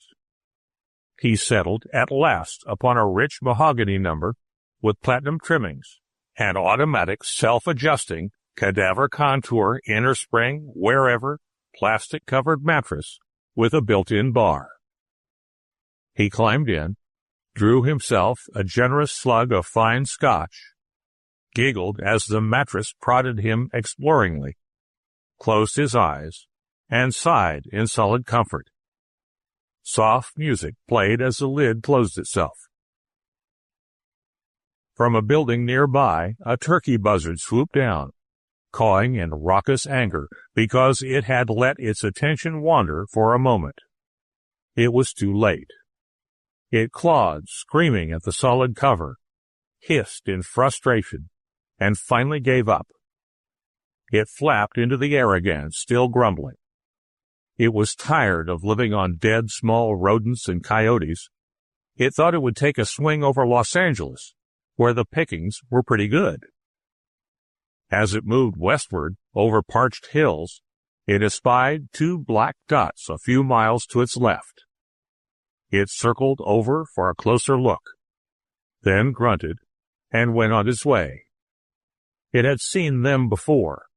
The old prospector and his burro had been in the mountains for so long, the buzzard had concluded they didn't know how to die.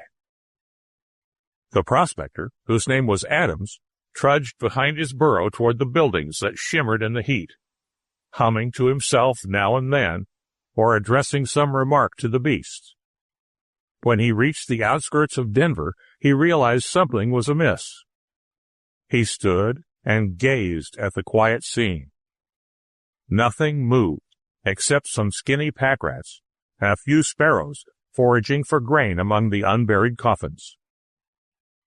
"Tarnation," he said to the burro. "Martians?" A half-buried piece of newspaper fluttered in the breeze. He walked forward slowly and picked it up. It told him enough so that he understood. "They've gone, Evie," he said to the burro. "All gone." He put his arm affectionately around her neck. "I reckon it's up to me and you again. We got to start all over." He stood back and gazed at her with mild reproach. "I sure hope they don't favor your side of the house so much this time." The end of All the Earth a Grave by C.C. McCapp.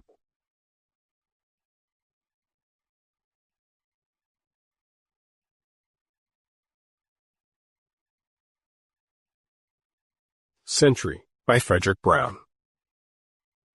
He was wet and muddy and hungry and cold, and he was 50,000 light years from home. A strange blue sun gave light, and the gravity, twice what he was used to, made every movement difficult. But in tens of thousands of years, this part of the war hadn't changed. The flyboys were fine with their sleek spaceships and their fancy weapons.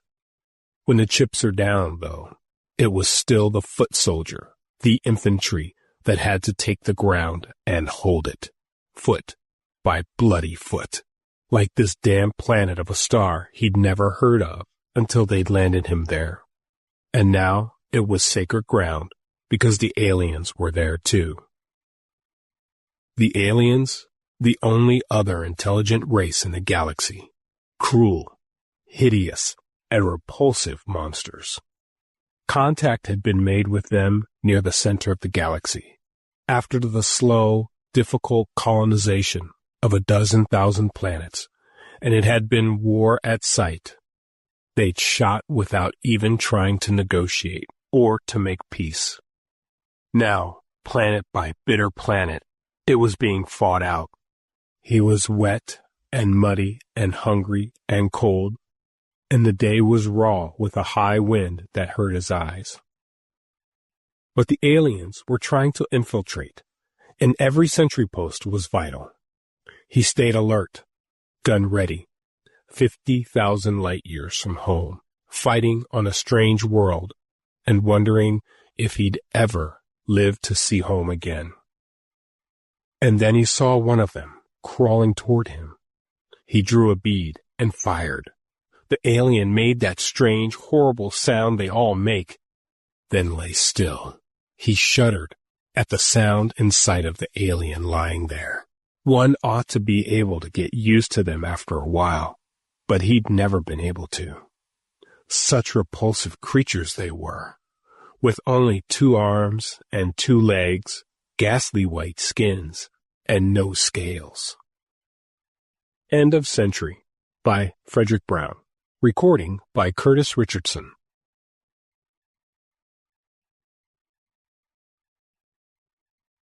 The 4D Doodler by Graph Waldere. Recording by Eleanor Mattison. Do you believe, Professor Galt, that this 4-dimensional plane contains life? Intelligent life? At the question, Galt laughed shortly. You have been reading pseudoscience, Dr. Pillbot, he twitted. I realize that as a psychiatrist you are interested in minds, in living beings, rather than in dimensional planes. But I fear you will find no minds to study in the 4th dimension. There aren't any there. Professor Galt paused, peered from beneath bushy white brows out over the laboratory. To his nearsighted eyes, the blurred figure of Harper, his young assistant, seemed busily at work over his mathematical charts. Galt hoped sourly that the young man was actually working, and not just drawing more of his absurd, senseless designs amidst the mathematical computations. Your proof, Dr. Pillbot broke into his thoughts insistently, is purely negative, Professor. How can you know there are no beings in the 4th dimension unless you actually enter this realm to see for yourself? Professor Galt stared at the fat, puffy face of his visitor and snorted loudly. I am afraid, Pillbot, you do not comprehend the impossibility of such a passage. We cannot possibly break from the confines of our 3-dimensional world. Here, let me explain by a simple illustration. Galt took up a book, held it so that a shadow fell onto the surface of the desk. That shadow, he said, is 2-dimensional, has length and breadth, but no thickness. Now, in order to enter the 3rd dimension, our plane, the shadow would have to bulge out in some way, into the dimension of thickness, an obvious impossibility. Similarly, we cannot enter the fourth dimension. Do you see? No, retorted Pillbot with some heat. In the first place, we are not two-dimensional shadows. And why? What is the matter? Professor Galt's lanky form had stiffened, his nearsighted eyes glaring out over the laboratory to the rear of Pillbot. The psychiatrist wheeled around, following his host's gaze. It was Harper. That young man's antics drew an amazed grunt from Pillbot. He was describing peculiar motions in the air with his pencil. Circles, whirls, angles, abrupt jabs forward. He bent over the paper on the desk, made a few sweeps of the pencil, then the pencil rose again into the air to describe more erratic motions. Harper himself seemed in a trance. Suddenly, Pillbot gave a stifled gasp. It seemed to him that Harper's arm vanished at the elbow as it stabbed forward, then reappeared. Once again, the phenomena happened. Pillbot blinked rapidly, rubbed his eyes. It must have been an illusion, he decided. It was too unlikely. Harper! Galt's voice was like the snapping of a steel trap. Startled, Harper came to with a jerk. Seeing he was being watched, he flushed redly, then bent over his charts again. An apologetic murmur floated from his desk. What was he doing? Pillbot asked puzzledly. Doodling. Galt spat out the word disgustedly. Doodling? Echoed the psychiatrist.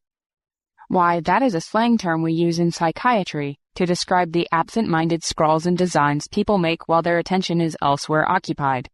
An overflow of the conscious mind, we call it. Many famous people are doodlers.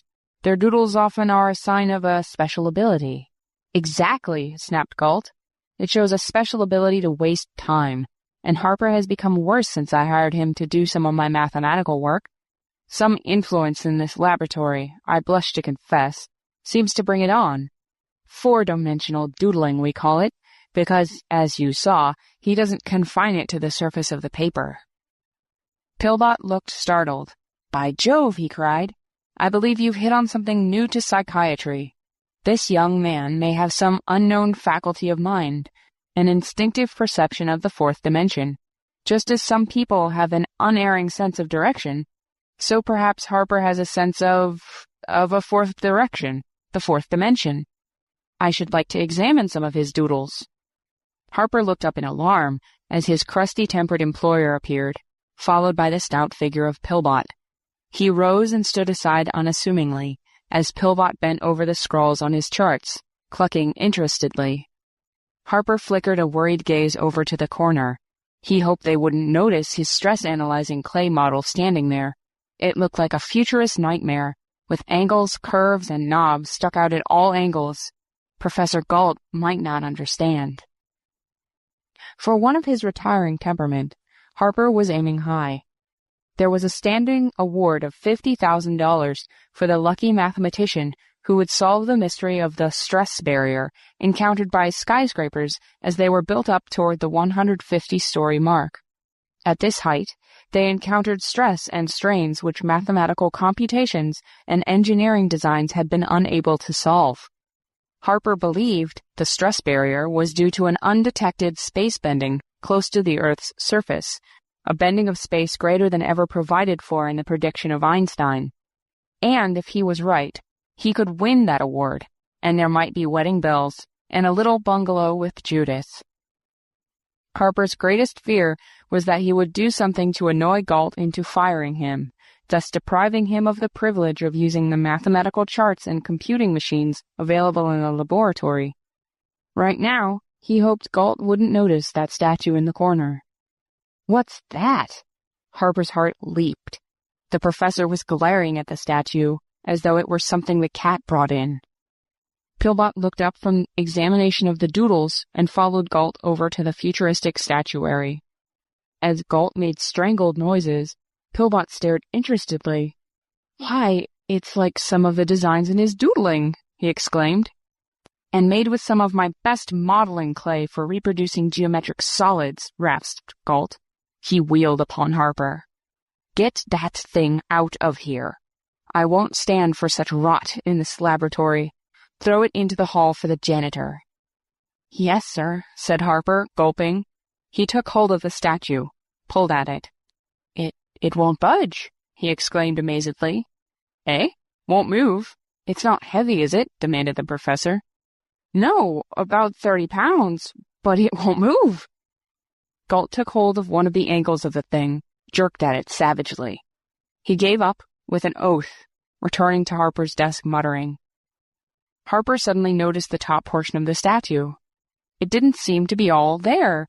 He was positive there had been another section on top, shooting off at an angle, representing a problem in tangential stress. What had happened to that top section? He would figure that out later, when the occasion was more propitious. Right now, he realized that only the presence of Dr. Pillbot prevented Galt from firing him. He cast an apprehensive glance toward his employer. With trepidation, he saw Galt reaching for something projecting from behind a bench. Galt pulled it out, held it dangling before him. A strangled exclamation of wrath came from him. His long nose pointed accusingly toward Harper, like a finger pointing to a criminal. I was afraid of that, he grated. Cutting paper dolls. Galt was holding up a large paper cutout of a human figure, a long, rangy man. This is the last straw, Galt went on, his voice rising. I have stood enough. It wasn't me, sir, Harper cried quickly, with visions of his job and $50,000 vanishing. It was your 10-year-old nephew, Rudolph. When he was here yesterday, he cut it out, said it looked like his uncle. Harper stopped as Galt seemed about to explode. Then the mathematician subsided. A malicious expression crept over his face. He said. Might be just what I need to explain things to Dr. Pillbot. I shall take this matter before the Psychiatric Society, Pillbot was saying excitedly. Undoubtedly you have some strange faculty, an instinctive perception of four-dimensional laws. What was that, Professor? I said if you will step over to this desk, I will explain to you in elementary terms, very elementary and easy to understand, why you will never be able to study four-dimensional beings, if any exist. Galt's voice was tinged with sarcasm. Pillbot came over, followed by Harper, who was interested in any explanations about the fourth dimension, even elementary ones. Galt, with a glint in his eye, pressed the paper figure flatly on the surface of Harper's desk. This paper man, we will say, represents a two-dimensional creature. We lay him flatly against the desk, which represents his world. Flatland, we mathematicians call it. Mr. Flatlander can't see into our world. He can only see along the flat plane of his own world. To see us, for instance, he would have to look up, which is the third dimension, a direction inconceivable to him. Now, Doctor, are you beginning to understand why we can never see four-dimensional beings? Pillbot frowned thoughtfully, then looked up. And what about the viewpoint of the four-dimensioners themselves? What would prevent them from seeing us? Harper hardly heard the professor's snort of disgust.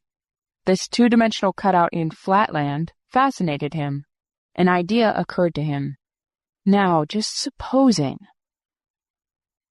As Galt and Pillbot argued, Harper grasped the paper cutout and bent it, jackknifed it, creasing it firmly in the middle. Then he raised the upper half so that it rose vertically from the desk, while the lower half was still pressed flatly against the surface. Now, he murmured to himself, the Flatlander would have appeared to his fellows to have vanished from the waist up, because from the waist up he is bent into the third dimension, so far as they are concerned. Eee! At the wavering scream, Harper looked up quickly. Pillbot was staring frozenly in front of him, toward the floor. Harper followed his glance, and saw it. Professor Galt had vanished from the waist up. His lower body still stood before Pillbot, swaying slightly, but the upper body was unconditionally missing. From the large feet planted solidly on the floor, long legs rose majestically, terminating in slim, angular hips, and from thence vanished abruptly into nothingness. It was as though the upper body had been sheared away, neatly and precisely at the waist. Pillbot stared from the visible portion of Galt to slack-jawed Harper and back again, sweat splashing from his puffy face. Why, really, my dear fellow, he quavered, addressing the half-figure.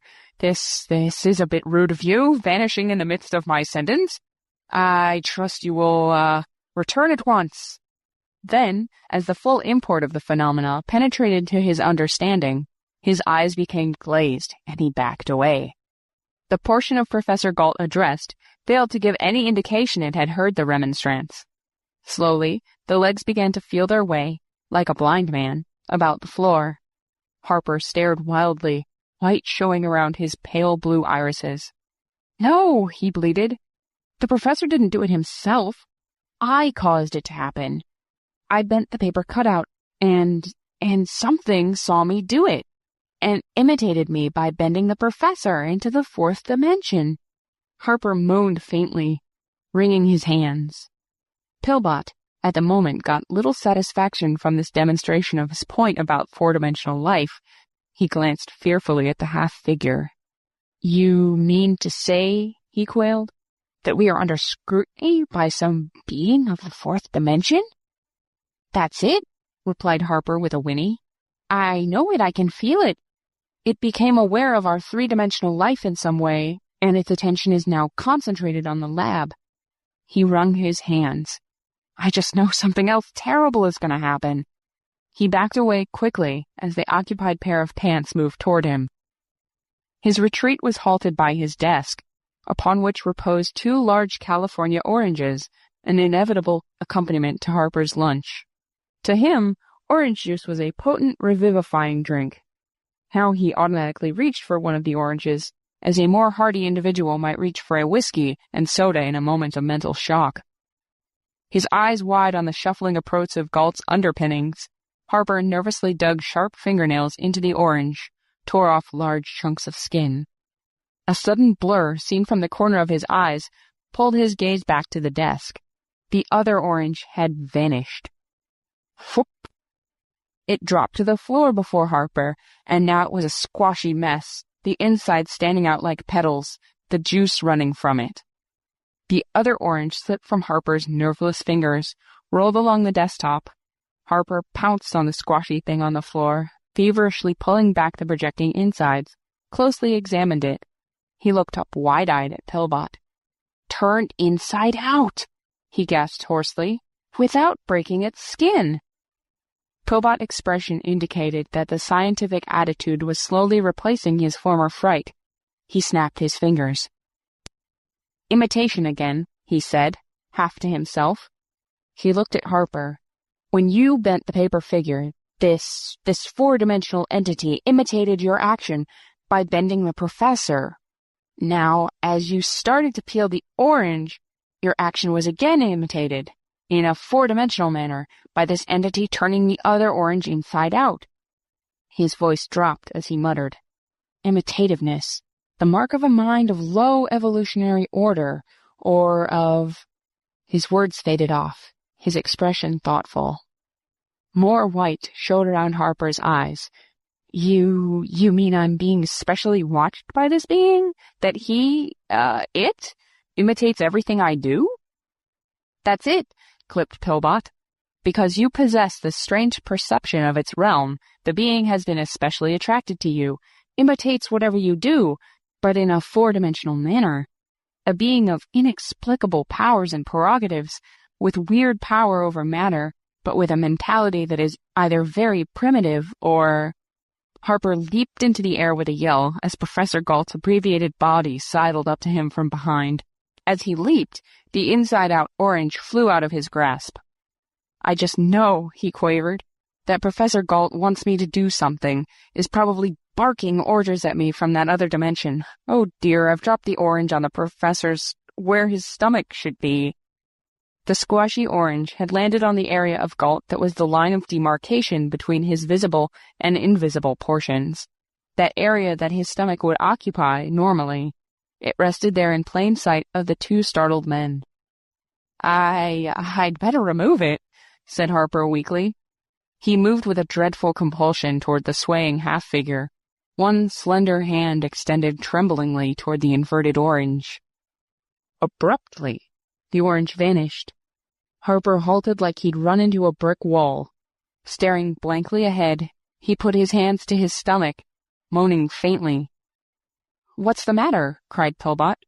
"The orange!" It's in my stomach. See? What did I tell you? Exulted Pillbot. Another act of imitativeness. It saw you drop the orange on Galt's, where his stomach should be, and imitated by putting the orange in your stomach.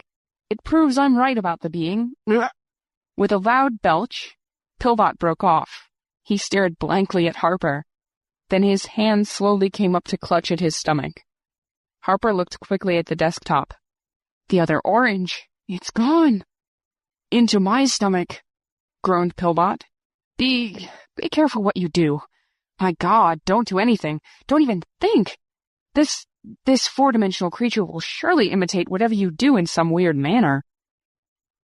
Rubbing his stomach, Pillbot glanced about at the various articles of furniture. He blanched. I wouldn't want any of that stuff inside of me, he yammered. Harper flicked a despairing glance at the half-body, now gliding along in the vicinity of the paper cutout. We must do something to get the professor back, he said worriedly. He thought incongruously of a restaurant where he used to order lemon pie and invariably get apple. Finally, he found that he could get lemon by ordering peach. Now the problem was, what did he have to order to get his employee extricated from being stuck between dimensions, like a pig under a fence? Anything he did would be imitated in a manner that might prove tragic. The upright portion of the cutout was leaning over backward, the head drooping down like a wilted flower as the tension at the crease slowly lessened. Gathering together what resolution he could, Harper determined to take the bull by the horns. He would get the professor returned by pressing the upper portion of the cutout flatly onto the desk surface. With trembling hands, he pressed down on it, then sprang back with a muffled yell. 3 feet above the half-body, the professor's head had flashed into visibility. You only pressed the head onto the desk, said Pillbot disgustedly, so the being only impressed Galt's head back into the laboratory. Now press down the rest of the body. The professor's head, suspended above the body, glared about, affixed Harper with a smoldering glance. The mouth moved rapidly, but no words came. Professor, I can't hear you, whimpered Harper. Your lungs and vocal cords are in the other dimension. Here, I'll have you completely returned. He reached a hand toward the cutout, the torso of which still bulged upward from the desk. Galt's head waggled in vigorous negation of Harper's contemplated act. His mouth moved in what, if audible, would have been clipped, burning accents. Harper drew back his hand as if he had touched a red-hot poker. The professor doesn't want me to touch the cutout, he said helplessly. Galt's head hovered over the cutout like a gaunt moon. It swooped down toward the paper figure, seeming to be studying its position on the desk closely. Pillbot watched him for a sign of his intentions or wishes. Harper wandered distractedly over toward the high wall bench. He had it. He would distract the attention of the entity from Galt by making another cutout. He would then experiment with that second one without endangering Galt. He'd be careful not to make this one tall and thin so as not to resemble the professor in outline. Perhaps with it, he could trick the entity into releasing the missing part of Galt's body. He scraped in the bench drawer for the scissors and started to shear through a large stiff piece of paper. A moment later he looked up as Pillbot walked over. Galt has some reason for not wanting his silhouette touched, he said. Can't quite make out his lip movements, but he seems afraid some permanent mark may be left on him by his return. He wants time to figure out, why, what are you doing? I've made another cutout for experiment, exclaimed Harper. And this one doesn't look like the professor. It isn't tall and thin, see? He lifted the second cutout from the flat surface of the bench, held it suspended before him. This one is short and fat. Harper halted abruptly, the breath whooshing from his lungs. There was no use talking to thin air. Pillbot had been whisked into nothingness. Where the portly figure of the eminent psychiatrist had stood was now nothing, not even a half-man. Too late, Harper realized that when he had lifted the paper figure from the surface of the bench, the entity had imitated him by lifting Pillbot into the fourth dimension. Belatedly, he knew that the cutout, which he held dangling, resembled Pillbot in outline. Harper dashed back and forth in little rushes, carrying the paper figure. He dared not put it down for fear of seeing some segment of Pillbot flash back. He did not know what to do with it. Finally, he compromised by suspending it to a low-hanging chandelier where it dangled swaying in the slight air currents. Galt was watching his assistant's antics with a bleak expression that changed to sardonic satisfaction as he realized Pillbot was in a predicament like his, only more so. Abruptly he frowned, staring ahead, and Harper guessed that Pillbot had located Galt's torso in the other realm, was nudging him to indicate the fact. Suddenly, Harper knew that he himself must enter this fourth-dimensional realm. That strange instinct told him the solution to everything was there, somewhat as a woman's intuition impels her to act in a certain way without knowing why. How to get there? Another paper cut out? He glanced toward the professor, the occupied trousers and swimming above it the man's head. The head was watching him, the expression savage. No, there must be no more cutouts, Harper decided. While the four-dimensional entity distinguished between the outlines of a thin silhouette and a fat one, something in between, like Harper's form, would be testing it too far. He, Harper, would take the place of his own cutout. Galt's head reared up, glared fixedly at his assistant as the young man swung his legs onto the desk, then lay down flat. A moment he lay there, in flatland, then leaped to his feet. It was as though he had leaped into a different world. He was no longer in the laboratory. He wasn't on any floor at all, as far as he could make out. His feet rested on nothing, and yet there was some sort of tension under him, like the surface tension of water.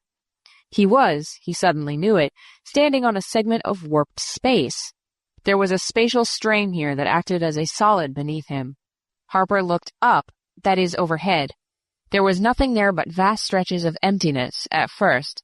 Then he saw that this emptiness was lined and laced with filmy striations, like cellophane. They bore a strange resemblance to his doodlings, as though that strange faculty of his enabled him to somehow perceive this place of the fourth dimension. And instinctively, Harper knew that these lacings were the boundaries of a vast enclosure, a four-dimensional enclosure, the walls of which consisted of joined and meshed space warps. Abruptly, he became aware of movement. He became aware of solidity there above him, and the solidity was in motion. Harper knew he was gazing upon a being of the fourth dimension, doubtless the entity that had caused the phenomena in the laboratory, which had snatched him into the fourth dimension, and even now observing him with its four-dimensional sight. There was a shape above him that strained his eyes, gave hint of form just beyond his comprehension. Harper hardly noticed that Pillbot was beside him, shaking him. He had suddenly grasped a fundamental law of spatial stresses, and he whipped out a pad and pencil, began scribbling down the mathematical formula of these laws. He began to see now why skyscrapers encountered the stress barrier at a certain height. He understood just as a person of innate musical ability, hearing music for the first time, would understand the laws of that music. "Look out, it's moving, descending," Pillbot was yelling in his ear. "It is about to act. Became active the moment you got here. How did you induce it to bring you here?" "Huh?" Harper looked up from his scribbling. "Oh." Harper explained quickly how he had induced the being to act on himself. "That's it!" cried Pillbot hoarsely.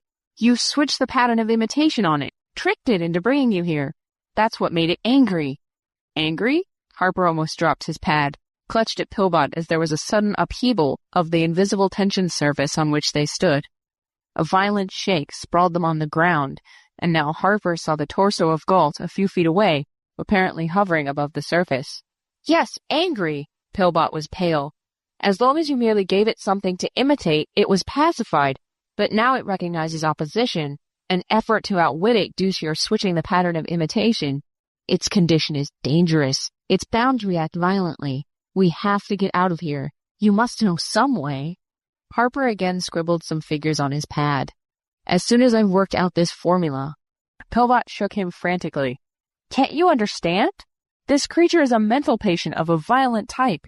We are in a fourth-dimensional insane asylum." Pillbot gazed upward fearfully at a descending mass. "The pattern of its action fits perfectly," he went on. "Some violent type of insanity, combined with delusions of grandeur. Any slightest opposition will cause a spasm of fury. It recognizes such opposition in the way you tricked it into bringing you here. At first I thought it was a primitive mentality, but now I know it is a highly evolved but insane creature. Thinks it's Napoleon, wants to conquer the three-dimensional plane which its attention has been attracted to in some way." Harper looked up in surprise. "Does it know about Napoleon?" "Of course not, you fool!" screamed Pillbot. It has the Napoleonic complex, identifies itself with some great conqueror of its own realm, and now it's on the rampage. We have to get out of here. He clutched at Harper as another upheaval of the surface threw them down. Rising, Harper put away his pad. His calculations were complete. He could now show engineers how to build high buildings, taking advantage of space stress instead of trying to fight the stress.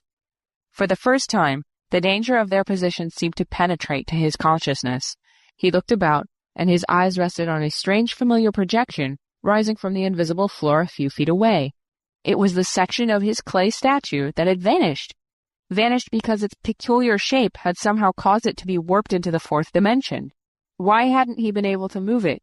Professor Galt moved around freely. He and Pillbot went over to it, tried to move it. A slight filmy webwork around the projection caught Harper's eye. Now he knew. The being had somehow affixed it to the spot as a landmark so it could locate the laboratory. It must have been this projection that had first attracted the being's attention to the three-dimensional world, since, ordinarily, it would never have noticed the presence of three-dimensional life any more than humans would notice the presence of two-dimensional life, if such existed. Harper looked up at a bleat from Pillbot. Above them was a sudden furious play of lights and shades. Vast masses seemed shifting in crazy juxtapositions, now descending rapidly toward them. "Quick!" Harper, now fully aroused, gasped to Pillbot. "Climb down this projection." "Climb down it?" "Yes, there is a fluid condition of space where it penetrates between the two planes. By hugging its contours, you will emerge into the laboratory. I hope." Pillbot glanced overhead nervously, then experimentally slid a foot down the projection. The foot vanished. With a cry of relief, Pillbot lowered himself until only head and shoulders were visible. Then that too vanished. Harper looked up. Some monstrous suggestion of form was almost upon him. He grasped the projection, and just as his head sank out of sight, the form seemed to smash down on him. Pillbot helped Harper to his feet, from where he had sprawled at the base of the statue, on the laboratory floor. "Quick!" he gasped. "The creature will be infuriated now by our escape from its realm. A maniacal spasm is sure to follow. We must get Galt back in some way, then leave the laboratory." Even as they dashed over toward the abbreviated form of Galt, the laboratory shook. Invisible strains seemed to be bulging the walls inward. Harper rushed to the desk upon which still reposed the cutout, the section between neck and waist still arched off the surface. As Harper reached toward the cutout to press it flat, Galt's eyes widened, his mouth opened in a soundless shout of opposition. Harper hesitated. "Never mind him," yammered Pillbot. "Press the figure flat." Harper pressed it flat. For an instant, the laboratory stopped its ominous vibration. Then the figure of Galt flew through the air, came up against a wall, but it was his complete figure. "More signs of violence," cried Pillbot, "but that action won't appease it. We must get out of here." Even as he spoke, there was a thunderous crackling and roaring. Harper felt himself flying about, and for an instant of awful vertigo, he did not know up from down. Forces seemed to be tearing at him. He felt as though he were a piece of iron being attracted simultaneously in several directions by powerful electromagnets. There was a flare of colored lights, a deafening detonation, and he felt himself knocked breathless against a wall. He picked himself up, looked around. On one side of him was the familiar south wall of the laboratory. To the north, east, and west was open air. He was standing on a section of laboratory flooring that jutted out over empty space from the wall. His desk was a few feet away, right at the edge of the jutting floor. Galt and Pillbot were picking themselves up to one side of the desk. The pair looked over the edge of the floor, then recoiled, frenziedly hugging the flooring under them. Harper crawled over, looking over the edge, quickly backed away. Several hundred feet below, the traffic of the city roared. Galt went over to the door in one wall, opened it, then stepped back quickly, his face pale. "The laboratory has been turned inside out," he shouted. "We are on the outside." "We must get away from here," squalled Pillbot. "Another spasm of the creature will precipitate us into the street." Galt forgot his apprehensions long enough to freeze Harper with a glance. "This is all your doing," he bawled. "You with your absurd doodling which attracted the attention of some being of the fourth dimension." In his anger, he overlooked the fact that he was contradicting his formerly held opinion. "The laboratory wrecked," he continued, "and that isn't all." He stalked up to the cringing Harper, thrust his face toward him. "Do you know," he yelled. Why I didn't want to be returned hastily? Why I didn't want you to bring me back by flattening out the paper cutout? You dolt. Did you ever try to get a crease out of a piece of paper? I don't understand, muttered Harper. That paper doll was creased, wasn't it? Shouted Galt. Once a piece of paper is creased, he resumed heatedly, it can't be perfectly flattened out again. At the crease, a thin cross-section continues to bulge into the third dimension, in the case of that paper cutout, into the fourth dimension in my case. I'm creased, too, at the line where I was bent into the fourth dimension. Surely you aren't blind. Harper staggered back as he saw it, a thin, horizontal line of light shining through Galt's body across his waistline, through clothes and all. I shall have to go through life this way, Galt snarled, due to your imbecilic doodling, and your meddling with what you don't understand. Go about constantly with a slit of daylight showing through me. You're fired. Gentlemen, cried Pillbot, the entity, we must get away. Another spasm will surely follow. Harper didn't think so. A few feet away he noticed something, his statue lying on its side. It was all there, including the portion that had been in the fourth dimension. The entity's landmark was gone. Harper didn't believe it would locate this particular area of the third dimension again.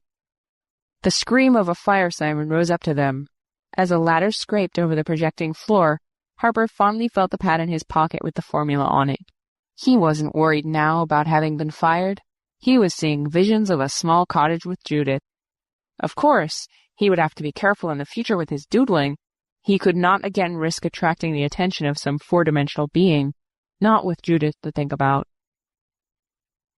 End of The 4D Doodler by Graph Waldere. Recording by Eleanor Mattison in the city of Orlando.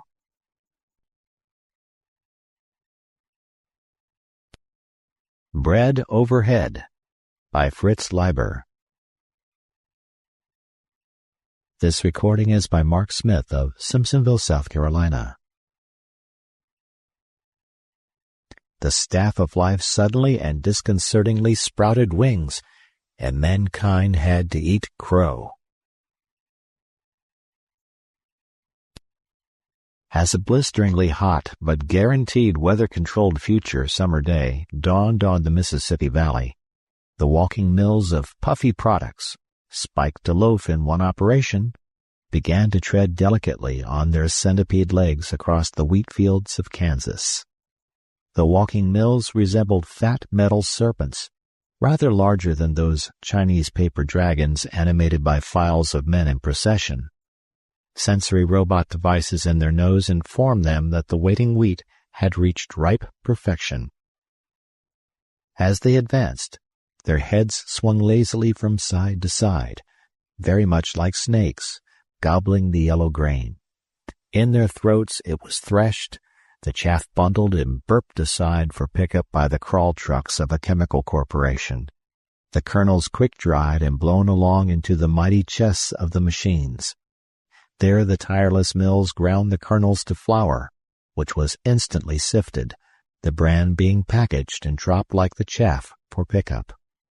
A cluster of tanks which gave the metal serpents a decidedly humpbacked appearance added water, shortening, salt, and other ingredients, some named and some not.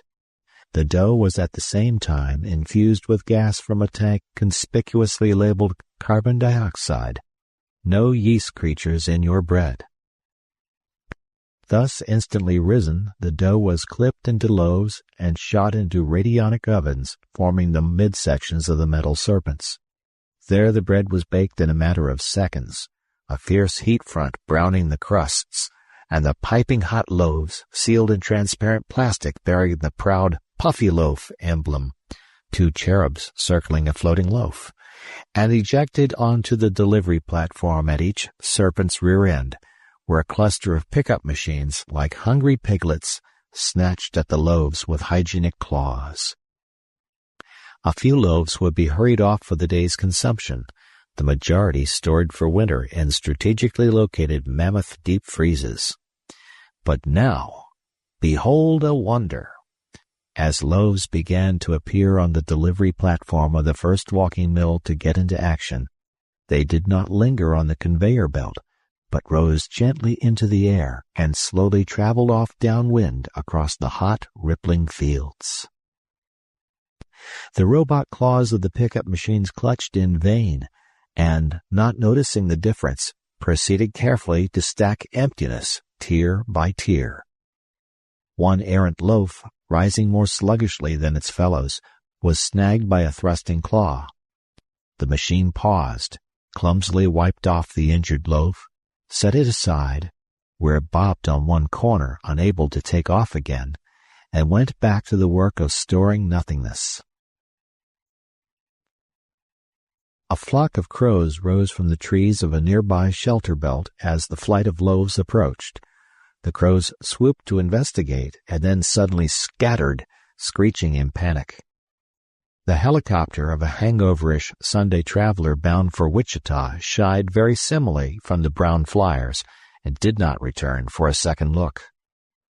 A black-haired housewife spied them over her back fence, crossed herself, and grabbed her walkie-talkie from the laundry basket. Seconds later, the yawning correspondent of a regional newspaper was jotting down the lead of a humorous news story which, recalling the old flying saucer scares, stated that now apparently bread was to be included in the mad aerial tea party. The congregation of an open-walled country church, standing up to recite the most familiar of Christian prayers, had just reached the petition for daily sustenance when a subflight of the loaves, either forced down by a vagrant wind or lacking the natural buoyancy of the rest, came coasting silently as the sunbeams between the graceful pillars at the altar end of the building. Meanwhile, the main flight, now augmented by other bread flocks from scores and hundreds of walking mills that had started work a little later, mounted slowly and majestically into the cirrus-flecked upper air, where a steady wind was blowing strongly toward the east. About 1,000 miles farther on in that direction, where a cluster of stratosphere-tickling towers marked the location of the metropolis of New York, a tender scene was being enacted in the pressurized penthouse managerial suite of Puffy Products. Megara Winterly, secretary-in-chief to the managerial board and referred to by her underlings as the Blonde Icicle, was dealing with the advances of Roger Racehorse Snedden, assistant secretary to the board and often indistinguishable from any passing office boy.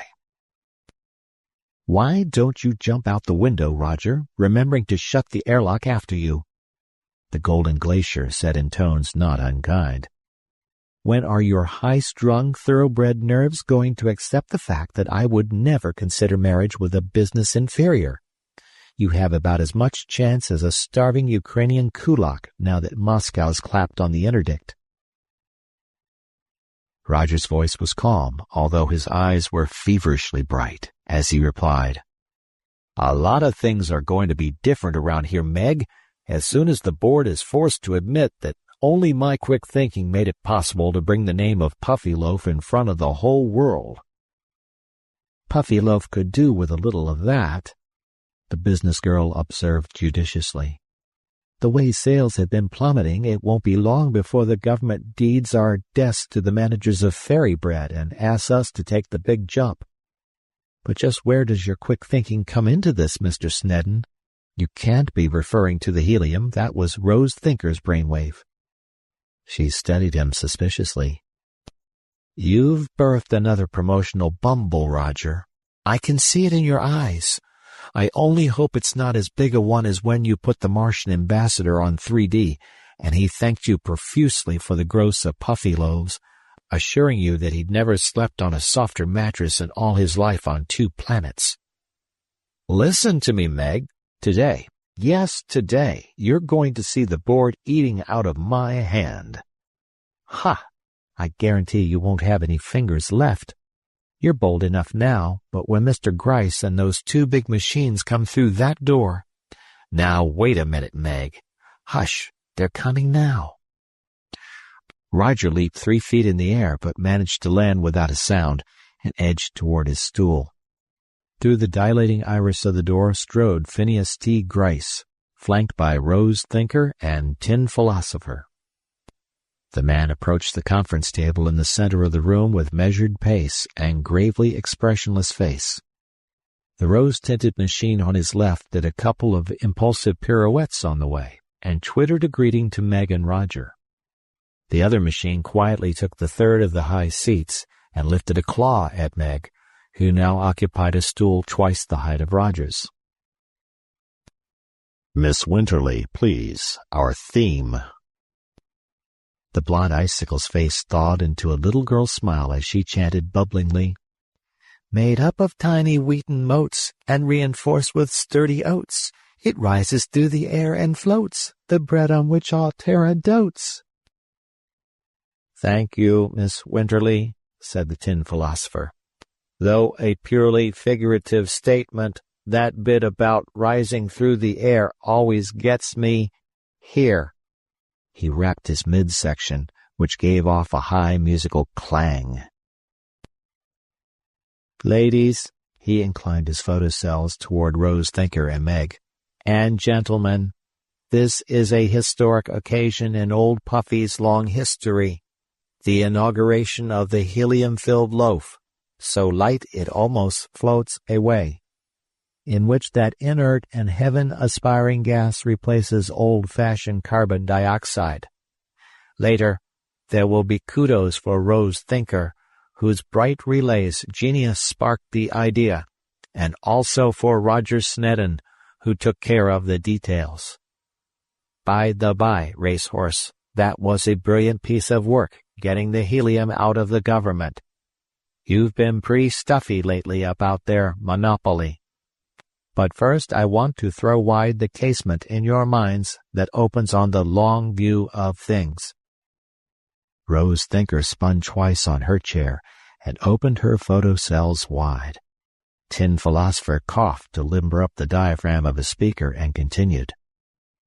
"Ever since the first cave wife boasted to her next-den neighbor about the superior paleness and fluffiness of her tortillas, mankind has sought lighter, whiter bread. Indeed, thinkers wiser than myself have equated the whole upward course of culture with this poignant quest. Yeast was a wonderful discovery for its primitive day. Sifting the bran and wheat germ from the flour was an even more important advance. Early bleaching and preserving chemicals played their humble parts. For a while, barbarous faddists, blind to the deeply spiritual nature of bread, which is recognized by all great religions, held back our march toward perfection with their hair-splitting insistence on the vitamin content of the wheat germ. But their case collapsed when tasteless, colorless substitutes were triumphantly synthesized and introduced into the loaf, which for flawless purity, unequaled airiness, and sheer intangible goodness was rapidly becoming mankind's supreme gustatory experience. "I wonder what the stuff tastes like," Rose Thinker said out of a clear sky. "I wonder what taste tastes like," Tin Philosopher echoed dreamily. Recovering himself, he continued. Then, early in the 21st century, came the epical researches of Everett Whitehead, puffy loaf chemist, culminating in his paper, The Structural Bubble in Cereal Masses, and making possible the baking of airtight bread 20 times stronger for its weight than steel, and of a lightness that would have been incredible even to the advanced chemist-bakers of the 20th century. A lightness so great that, besides forming the backbone of our own promotion, it has forever since been capitalized on by our conscienceless competitors of fairy bread, with their enduring slogan, "It makes ghost toast." "That's a beaut all right, that ecto-dough blurb," Rose Thinker admitted, bugging her photocells sadly. "Wait a sec. How about, 'There'll be bread overhead when you're dead,' it is said." Phineas T. Gryce wrinkled his nostrils at the pink machine as if he smelled her insulation smoldering. He said mildly, "A somewhat unhappy jingle, Rose." referring as it does to the end of the customer as consumer. Moreover, we shouldn't overplay the figurative rises through the air angle. What inspired you? She shrugged. I don't know. Oh, yes, I do. I was remembering one of the workers' songs we machines used to chant during the big strike. Work and pray, live on hay, you'll get pie in the sky. When you die, it's a lie. I don't know why we chanted it, she added. We didn't want pie, or hay for that matter, and machines don't pray, except Tibetan prayer wheels. Phineas T. Gryce shook his head. Labor relations are another topic we should stay far away from. However, dear Rose, I'm glad you keep trying to outjingle those dirty crooks at Fairy Bread. He scowled, turning back his attention to Tin Philosopher. I get whopping mad, old machine, whenever I hear that other slogan of theirs, the discriminatory one, untouched by robot claws, just because they employ a few filthy androids in their factories. Tin Philosopher lifted one of his own sets of bright talons. Thanks, P.T., but to continue my historical resume, the next great advance in the baking art was the substitution of purified carbon dioxide, recovered from coal smoke, for the gas generated by yeast organisms indwelling in the dough and later killed by the heat of baking, their corpses remaining in situ. But even purified carbon dioxide is itself a rather repugnant gas, a product of metabolism whether fast or slow, and forever associated with those life processes which are obnoxious to the fastidious. Here the machine shuddered with delicate clinkings. Therefore, we of Puffyloaf are taking today what may be the ultimate step toward purity.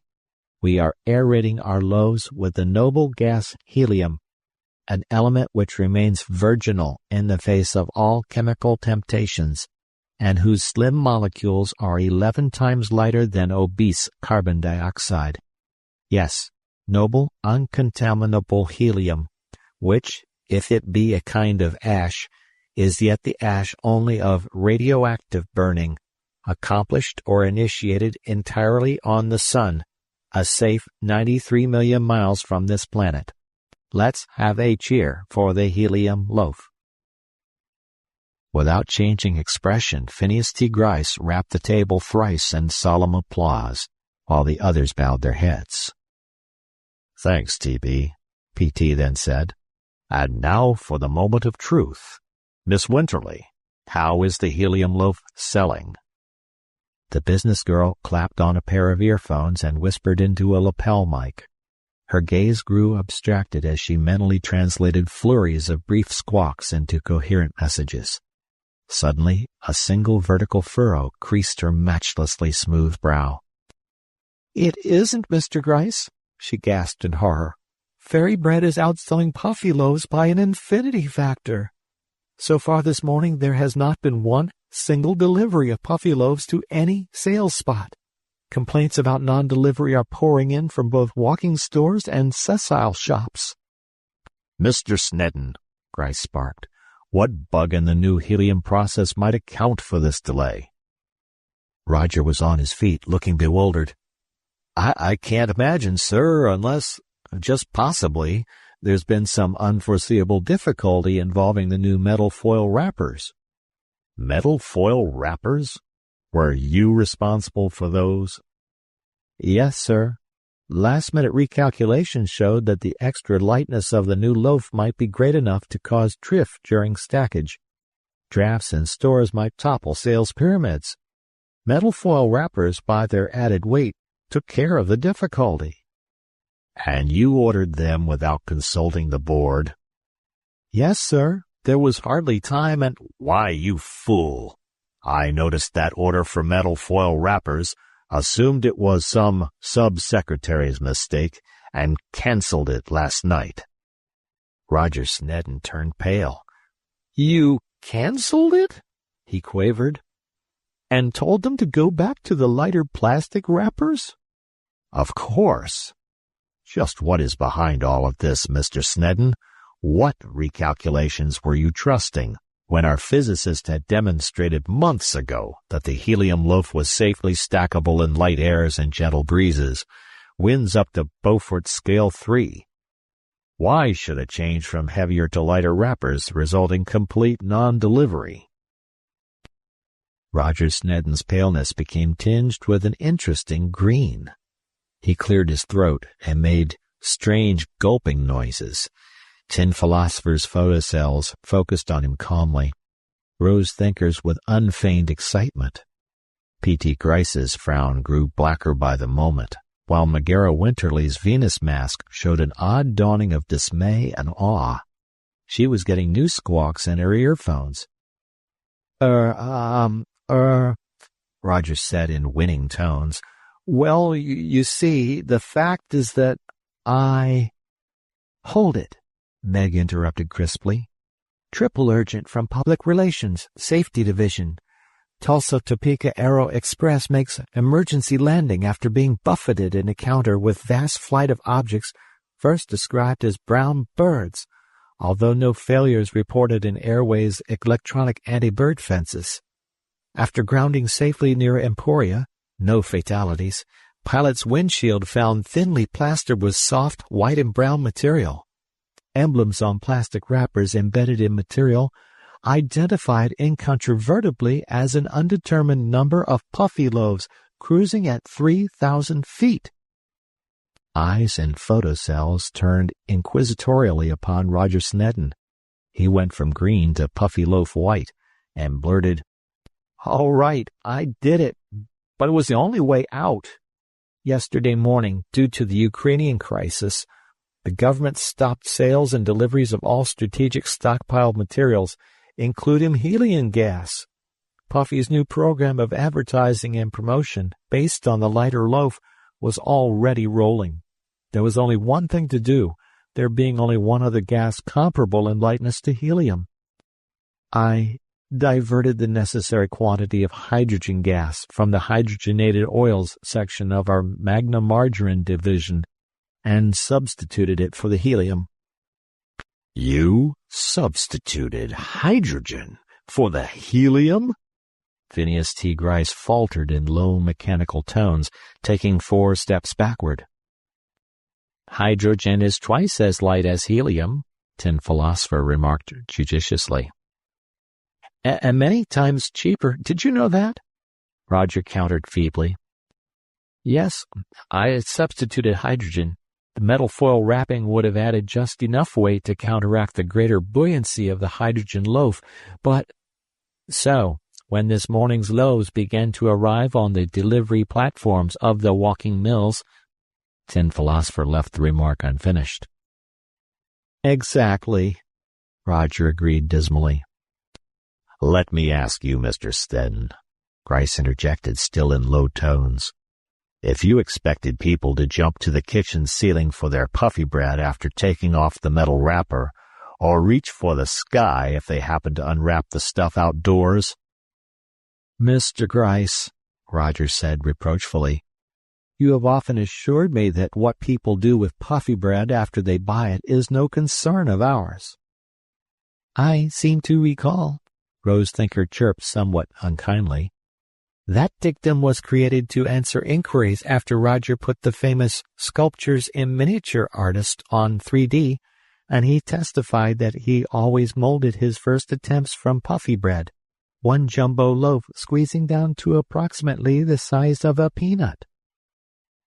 Her photocells dimmed and brightened. Oh boy, hydrogen! The loaf's unwrapped.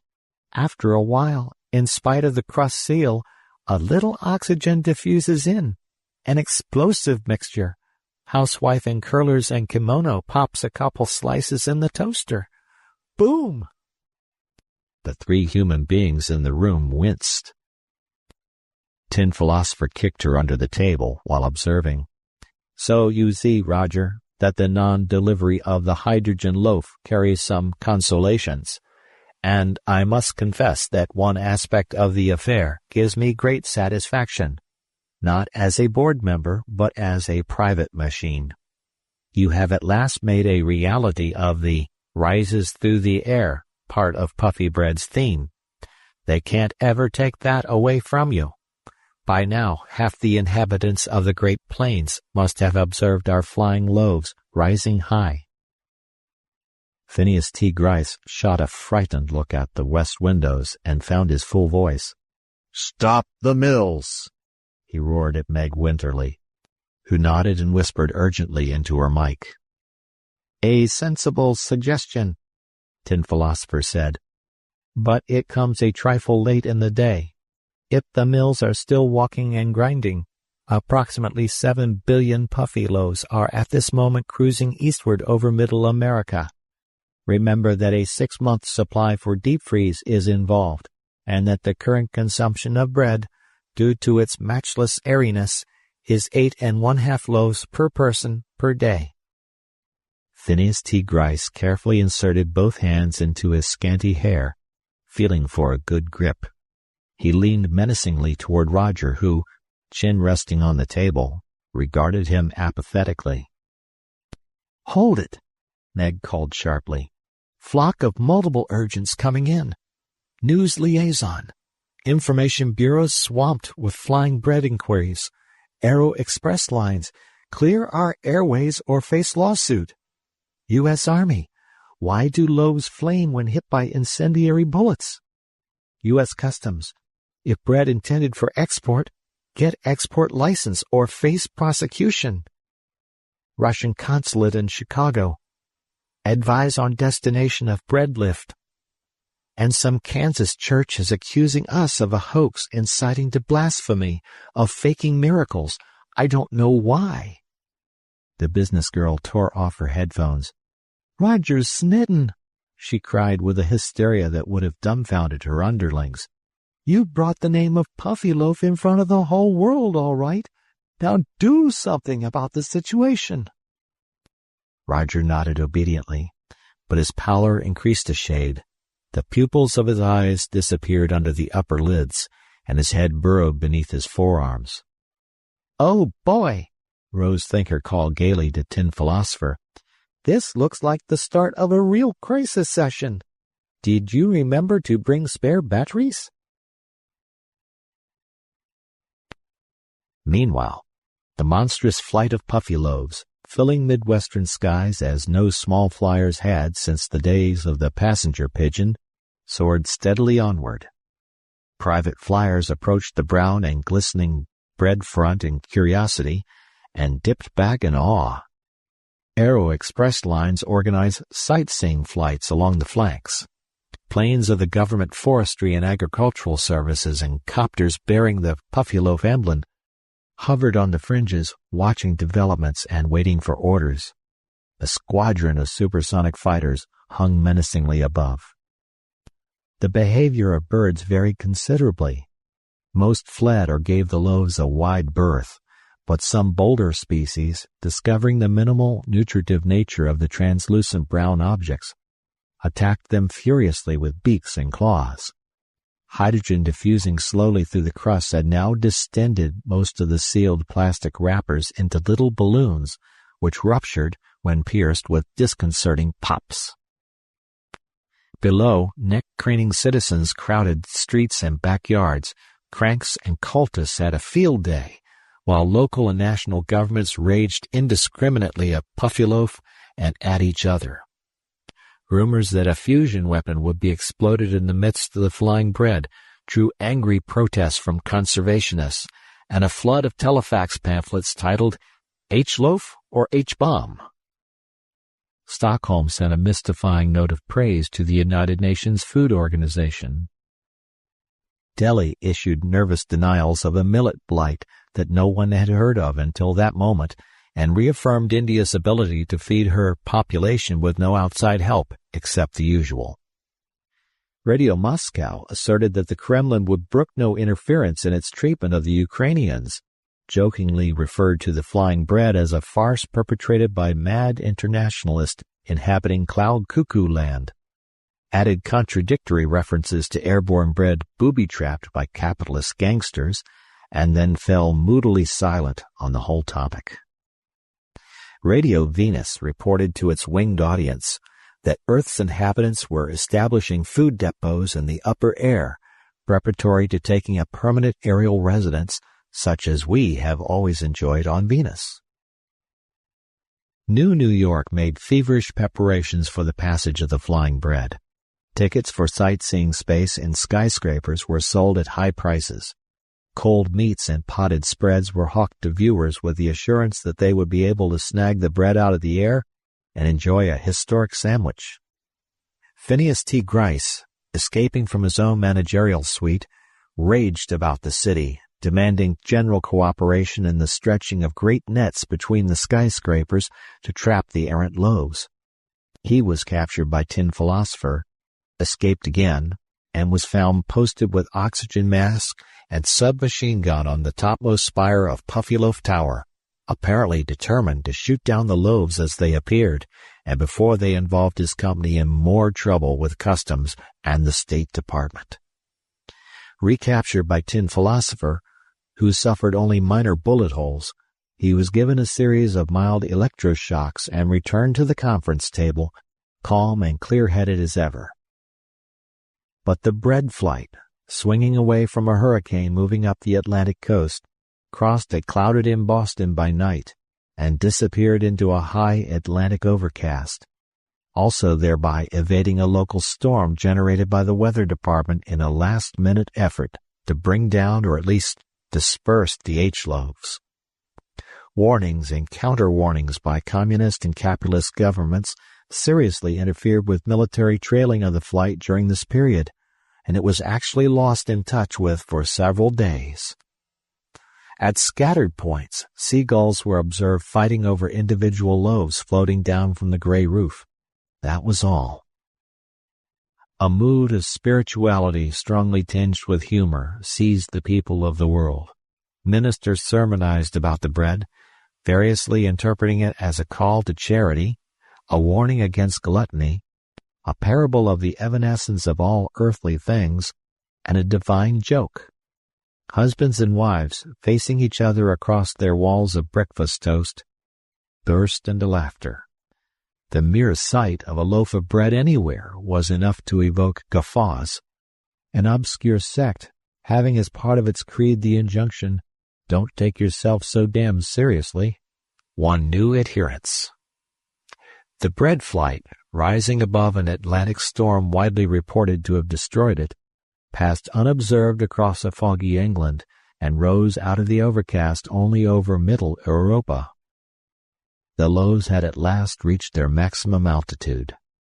The sun's rays beat through the rarefied air on the distended plastic wrappers, increasing still further the pressure of the confined hydrogen. They burst by the millions and tens of millions. A high-flying Bulgarian evangelist who had happened to mistake the up lever for the east lever in the cockpit of his flyer, and who was the sole witness of the event, afterwards described it as the foaming of a sea of diamonds, the crackle of God's knuckles. By the millions and tens of millions, the loaves coasted down into the starving Ukraine. Shaken by a week of humor that threatened to invade even its own grim precincts, the Kremlin made a sudden about-face. A new policy was instituted of communal ownership of the produce of communal farms, and teams of hunger fighters and caravans of trucks loaded with pumpernickel were dispatched into the Ukraine. World distribution was given to a series of photographs showing peasants queuing up to trade scavenged puffy loaves for traditional black bread, recently aerated itself but still extra solid by comparison, the rate of exchange demanded by the Moscow teams being 20 puffy loaves to 1 of pumpernickel. Another series of photographs, picturing chubby workers' children being blown to bits by booby-trapped bread, was quietly destroyed. Congratulatory notes were exchanged by various national governments and world organizations, including the Brotherhood of Free Business Machines. The great bread flight was over, though for several weeks afterwards scattered falls of loaves occurred, giving rise to a new folklore of manna among lonely Arabian tribesmen, and in one well-authenticated instance in Tibet, sustaining life in a party of mountaineers cut off by a snowslide. Back in New York, the managerial board of Puffy Products slumped in utter collapse around the conference table. The long crisis session at last ended. Empty coffee cartons were scattered around the chairs of the three humans, dead batteries around those of the two machines. For a while, there was no movement whatsoever. Then Roger Snedden reached out wearily for the earphones where Megara Winterly had hurled them down, adjusted them to his head, pushed a button, and listened apathetically. After a bit, his gaze brightened. He pushed more buttons and listened more eagerly. Soon he was sitting tensely upright on his stool, eyes bright and lower face all a smile, muttering terse comments and questions into the lapel mic torn from Meg's fair neck. The others, reviving, watched him, at first dully, then with quickening interest, especially when he jerked off the headphones with a happy shout and sprang to his feet. "Listen to this!" he cried in a ringing voice. "As a result of the worldwide publicity, Puffy Loaves are outselling Fairy Bread 3-1. And that's just the old carbon dioxide stock from our freezers. It's almost exhausted, but the government, now that the Ukrainian crisis is over, has taken the ban off helium and will also sell us stockpiled wheat if we need it. We can have our walking mills burrowing into the wheat caves in a matter of hours. But that isn't all. The far greater demand everywhere is for puffy loaves that will actually float. Public Relations, Child Liaison Division, reports that the kiddies are making their mothers' lives miserable about it. If only we can figure out some way to make hydrogen non-explosive, or the helium loaf float just a little. I'm sure we can take care of that quite handily, Tin Philosopher interrupted briskly. Puffy Loaf has kept it a corporation secret. Even you've never been told about it. But just before he went crazy, Everett Whitehead discovered a way to make bread using only half as much flour as we do in the present loaf. Using this secret technique, which we've been saving for just such an emergency, it will be possible to bake a helium loaf as buoyant in every respect as the hydrogen loaf. "Good!" Roger cried. "We'll tether 'em on strings and sell 'em like balloons. No mother-child shopping team will leave this store without a cluster. Buying bread balloons will be the big event of the day for kiddies. It'll make the carry-home shopping load lighter, too. I'll issue orders at once." He broke off, looking at Phineas T. Gryce, said with quiet assurance, "Excuse me, sir, if I seem to be taking too much upon myself." "Not at all, son. Go straight ahead," the great manager said approvingly. He laughed in anticipation of getting off a memorable remark. "Rising to the challenging situation like a genuine puffy loaf." Megara Winterly looked from the older man to the younger. Then in a single leap she was upon Roger, her arms wrapped tightly around him. "My sweet little ever-victorious, self-propelled monkey wrench," she crooned in his ear. Roger looked fatuously over her soft shoulder at Tin Philosopher, who, as if moved by some similar feeling, reached over and touched claws with Rose Thinker. This, however, was what he telegraphed silently to his fellow machine across the circuit so completed. "Good-o, Rosie. That makes another victory for robot-engineered world unity, though you almost gave us away at the start with that bread overhead jingle. We struck another blow against the next world war in which, as we know only too well, we machines would suffer the most. Now, if we can only arrange, say, a fur famine in Alaska and a migration of long-haired Siberian lemmings across Bering Straits, we'd have to swing the Japanese current up there so it'd be warm enough for the little fellows. Anyhow, Rosie, with a spot of help from the Brotherhood, Those humans will paint themselves into the peace corner yet. Meanwhile, he and Rose Thinker quietly watched the blonde icicle melt. End of story. Image of the Gods by Alan Edward Norse.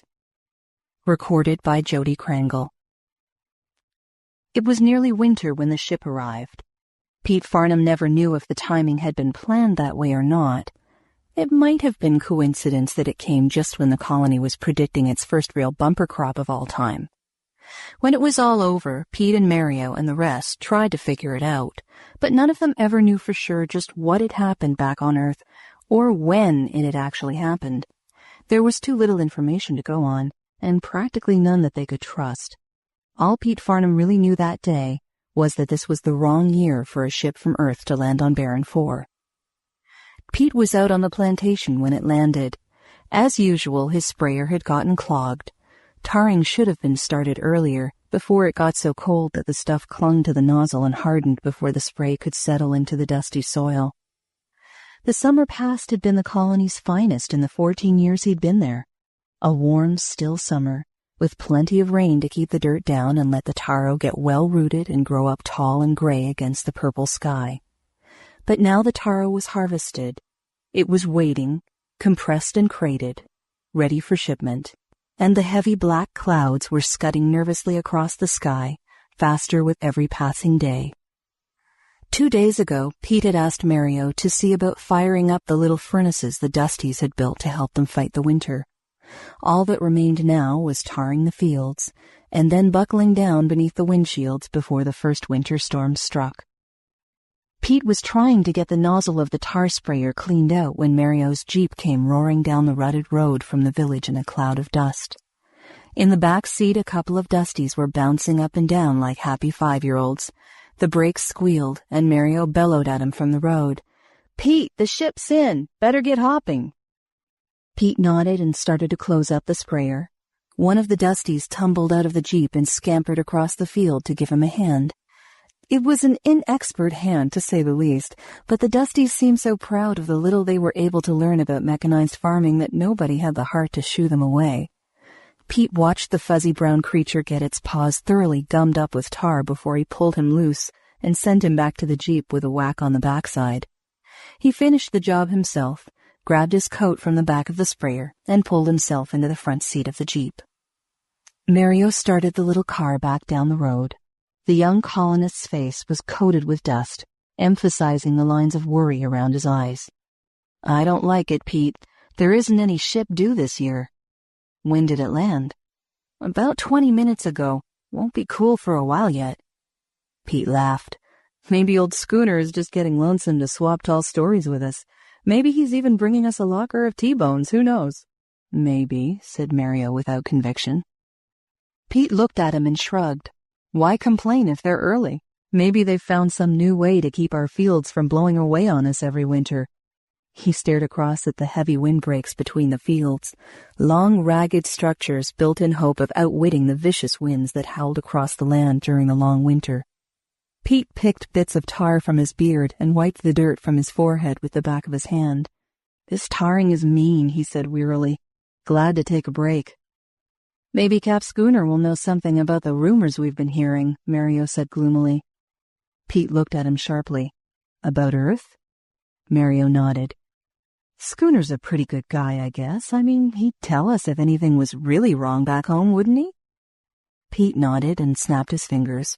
One of the Dusties hopped over into his lap and began gawking happily at the broad fields as the Jeep jogged along. Pete stroked the creature's soft brown fur with his tar-caked fingers. "Maybe someday these little guys will show us where they go for the winter," he said. "They must have it down to a science."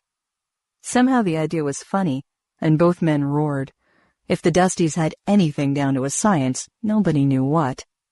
Mario grinned and tweaked the creature's tail. "They sure do beat the winter, though," he said. "So do we, only we have to do it the human way. These fellas grew up in the climate." Pete lapsed into silence as the village came into view. The ship had landed quite a way out, resting on its skids on the long shallow groove the colonists had bulldozed out for it years before, the first year they had arrived on Baron 4. Slowly Pete turned Mario's words over in his mind, allowing himself to worry a little. There had been rumors of trouble back on Earth, persistent rumors he had taken care to soft-pedal as mayor of the colony. There were other things, too, like the old newspapers and magazines that had been brought in by the lad from Baron 2, and the rare radio message they could pick up through their atmospheric disturbance. Maybe something was going wrong back home, but somehow political upheavals on Earth seemed remote to these hardened colonists. Captain Schooner's visits were always welcome, but they were few and far between. The colony was small. One ship every 3 years could supply it, and even then the taro crates wouldn't half fill up the storage holds. There were other colonies far closer to home that sent back more taro in 1 year than Baron 4 could grow in 10. But when a ship did come down, it was a time of high excitement. It meant fresh food from Earth, meat from the frozen lockers, maybe even a little candy and salt. And always for Pete, a landing meant a long evening of palaver with the captain about things back home and things on Baron 4. Pete smiled to himself as he thought of it. He could remember Earth, of course, with a kind of vague nostalgia, but Baron 4 was home to him now, and he knew he would never leave it. He had too many hopes invested there, too many years of heartache and desperate hard work, too much deep satisfaction in having cut a niche for himself on this dusty, hostile world ever to think much about Earth anymore. Mario stopped in front of the offices, and one of the Dusties hopped out ahead of Pete. The creature strode across the rough gravel to the door, pulling tar off his fingers just as he had seen Pete do. Pete followed him to the door, and then stopped, frowning. There should have been a babble of voices inside with Captain Schooner's loud laugh roaring above the excitement, but Pete could hear nothing. A chill of uneasiness ran through him. He pushed open the door and walked inside. A dozen of his friends looked up silently, avoiding the eyes of the uniformed stranger in the center of the room. When he saw the man, Pete Farnham knew something was wrong indeed. It wasn't Captain Schooner. It was a man he'd never seen before. The Dusty ran across the room in front of Pete and hopped up on the desk as though he owned it, throwing his hands on his hips and staring at the stranger curiously. Pete took off his cap and parka and dropped them on a chair. "Well," he said, "this is a surprise. We weren't expecting a ship so soon." The man inclined his head stiffly and glanced down at the paper he held in his hand. "You're Peter Farnham, I suppose, mayor of this colony?" "That's right, and you?" "Varga is the name," the captain said shortly. "Earth Security and Supply." He nodded towards the small, frail-looking man in civilian clothes sitting beside him. "This is Rupert Nathan of the Colonial Service. You'll be seeing a great deal of him." He held out a small wallet of papers. "Our credentials, Farnham. Be so good as to examine them." Pete glanced around the room. John Teagan and Hank Mario were watching him uneasily. Mary Turner was following the proceedings with her sharp little eyes, missing nothing. And Mel Dorfman stood like a rock, his heavy face curiously expressionless as he watched the visitors. Pete reached out for the papers, flipped through them, and handed them back with a long look at Captain Varga. He was younger than Captain Schooner, with sandy hair and pale eyes that looked up at Pete from a soft baby face. Clean-shaven, his whole person seemed immaculate as he leaned back calmly in the chair. His civilian companion, however, had indecision written in every line of his pink face. His hands fluttered nervously, and he avoided the colonist's eyes. Pete turned to the captain. "The papers say you're our official supply ship," he said. "You're early, but an Earth ship is always good news." He clucked at the Dusty, who was about to go after one of the shiny buttons on the captain's blouse. The little brown creature hopped over and settled on Pete's knee. "We've been used to seeing Captain Schooner." The captain and Nathan exchanged glances. "Captain Schooner has retired from security service," the captain said shortly. "You won't be seeing him again, but we have a cargo for your colony. You may send these people over to the ship to start unloading now if you wish." His eyes swept the circle of wind-burned faces. "While Nathan and I discuss certain matters with you here." Nobody moved for a moment. Then Pete nodded to Mario. "Take the boys out to unload, Jack. We'll see you back here in an hour or so. Pete, are you sure? Don't worry. Take Mel and Hank along to lend a hand." Pete turned back to Captain Varga. "Suppose we go inside to more comfortable quarters," he said. "We're always glad to have word from Earth." They passed through a dark, smelly corridor into Pete's personal quarters. For a colony house, it wasn't bad. Good plastic chairs, a handmade rug on the floor, even one of Mary Turner's paintings on the wall, and several of the weird stylized carvings the Dusties had done for Pete. But the place smelled of tar and sweat, and Captain Varga's nose wrinkled in distaste. Nathan drew out a large silk handkerchief and wiped his pink hands, touching his nose daintily. The Dusty hopped into the room ahead of them and settled into the biggest, most comfortable chair. Pete snapped his fingers sharply, and the brown creature jumped down again like a naughty child and climbed up on Pete's knee. The captain glanced at the chair with disgust and sat down in another. "Do you actually let those horrid creatures have the run of your house?" he asked. "Why not?" Pete said. "We have the run of their planet. They're quite harmless, really, and quite clean." The captain sniffed. "Nasty things. Might find a use for the furs, though. They look quite soft." "We don't kill Dusties," said Pete coolly. "They're friendly and intelligent, too, in a childish sort of way." He looked at the captain and Nathan and decided not to put on the coffee pot. "Now what's the trouble?" "No trouble at all," the captain said, "except the trouble you choose to make. You have your year's taro ready for shipping?" "Of course." The captain took out a small pencil on a chain and began to twirl it. "How much, to be exact?"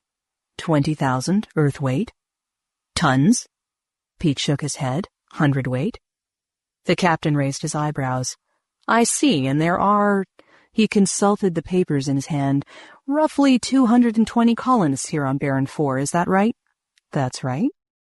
74 men, 81 women, and 59 children, to be exact. "I'd have to look it up. Margaret Singman had twins the other night." "Well, don't be ridiculous," snapped the captain. "On a planet the size of Baron 4 with 74 men, you should be producing a dozen times the taro you stated. We'll consider that your quota for a starter at least.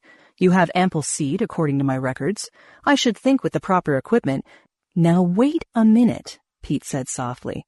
"We're fighting a climate here, Captain. You should know that. We have only a 2-planting season, and the proper equipment, as you call it, doesn't operate too well out here. It has a way of clogging up with dust in the summer and rusting in the winter." "Really?" said Captain Varga. "As I was saying, with the proper equipment, you could cultivate a great deal more land than you seem to be using. This would give you the necessary heavier yield, wouldn't you say so, Nathan?" The little nervous man nodded. "Certainly, Captain, with the proper organization of labor." "That's nonsense," Pete said, suddenly angry. "Nobody can get that kind of yield from this planet. The ground won't give it, and the men won't grow it." The captain gave him a long look. "Really," he said, "I think you're wrong. I think the men will grow it." Pete stood up slowly. "What are you trying to say? This business about quotas and organization of labor? You didn't read our credentials as we instructed you, Farnham. Mr. Nathan is the official governor of the colony on Baron 4 as of now. You'll find him most cooperative, I'm sure, but he's answerable directly to me in all matters. My job is administration of the entire Baron system. Clear enough?" Pete's eyes were dark. "I think you'd better draw me a picture," he said tightly. "A very clear picture." "Very well. Baron 4 is not paying for its upkeep. Taro, after all, is not the most necessary of crops in the universe. It has value, but not very much value, all things considered. If the production of taro here is not increased sharply, it may be necessary to close down the colony altogether." "You're a liar," said Pete shortly. "The colonization board makes no production demands on the colonies, nor does it farm out systems for personal exploitation." The captain smiled. "The colonization board, as you call it, has undergone a slight reorganization," he said. "Reorganization? It's a top-level board in the Earth government. Nothing could reorganize it but a wholesale—" He broke off, his jaw sagging as the implication sank in. "You're rather out on a limb, you see," said the captain coolly. "Poor communications and all that. The fact is that the entire Earth government has undergone a slight reorganization also." The Dusty knew that something had happened. Pete didn't know how he knew. The Dusties couldn't talk, couldn't make any noise as far as Pete knew, but they always seemed to know when something unusual was happening. It was wrong, really, to consider them unintelligent animals. There are other sorts of intelligence than human, and other sorts of communication, and other sorts of culture. The Baron IV colonists had never understood the queer perceptive sense that the Dusties seemed to possess, any more than they knew how many Dusties there were, or what they ate, or where on the planet they lived. All they knew was that when they landed on Baron IV, the Dusties were there. At first the creatures had been very timid. For weeks the men and women busy with their building had paid little attention to the skittering brown forms that crept down from the rocky hills to watch them with big, curious eyes. They were about half the size of men and strangely humanoid in appearance, not in the sense that a monkey is humanoid, for they did not resemble monkeys, but in some way the colonists could not quite pin down.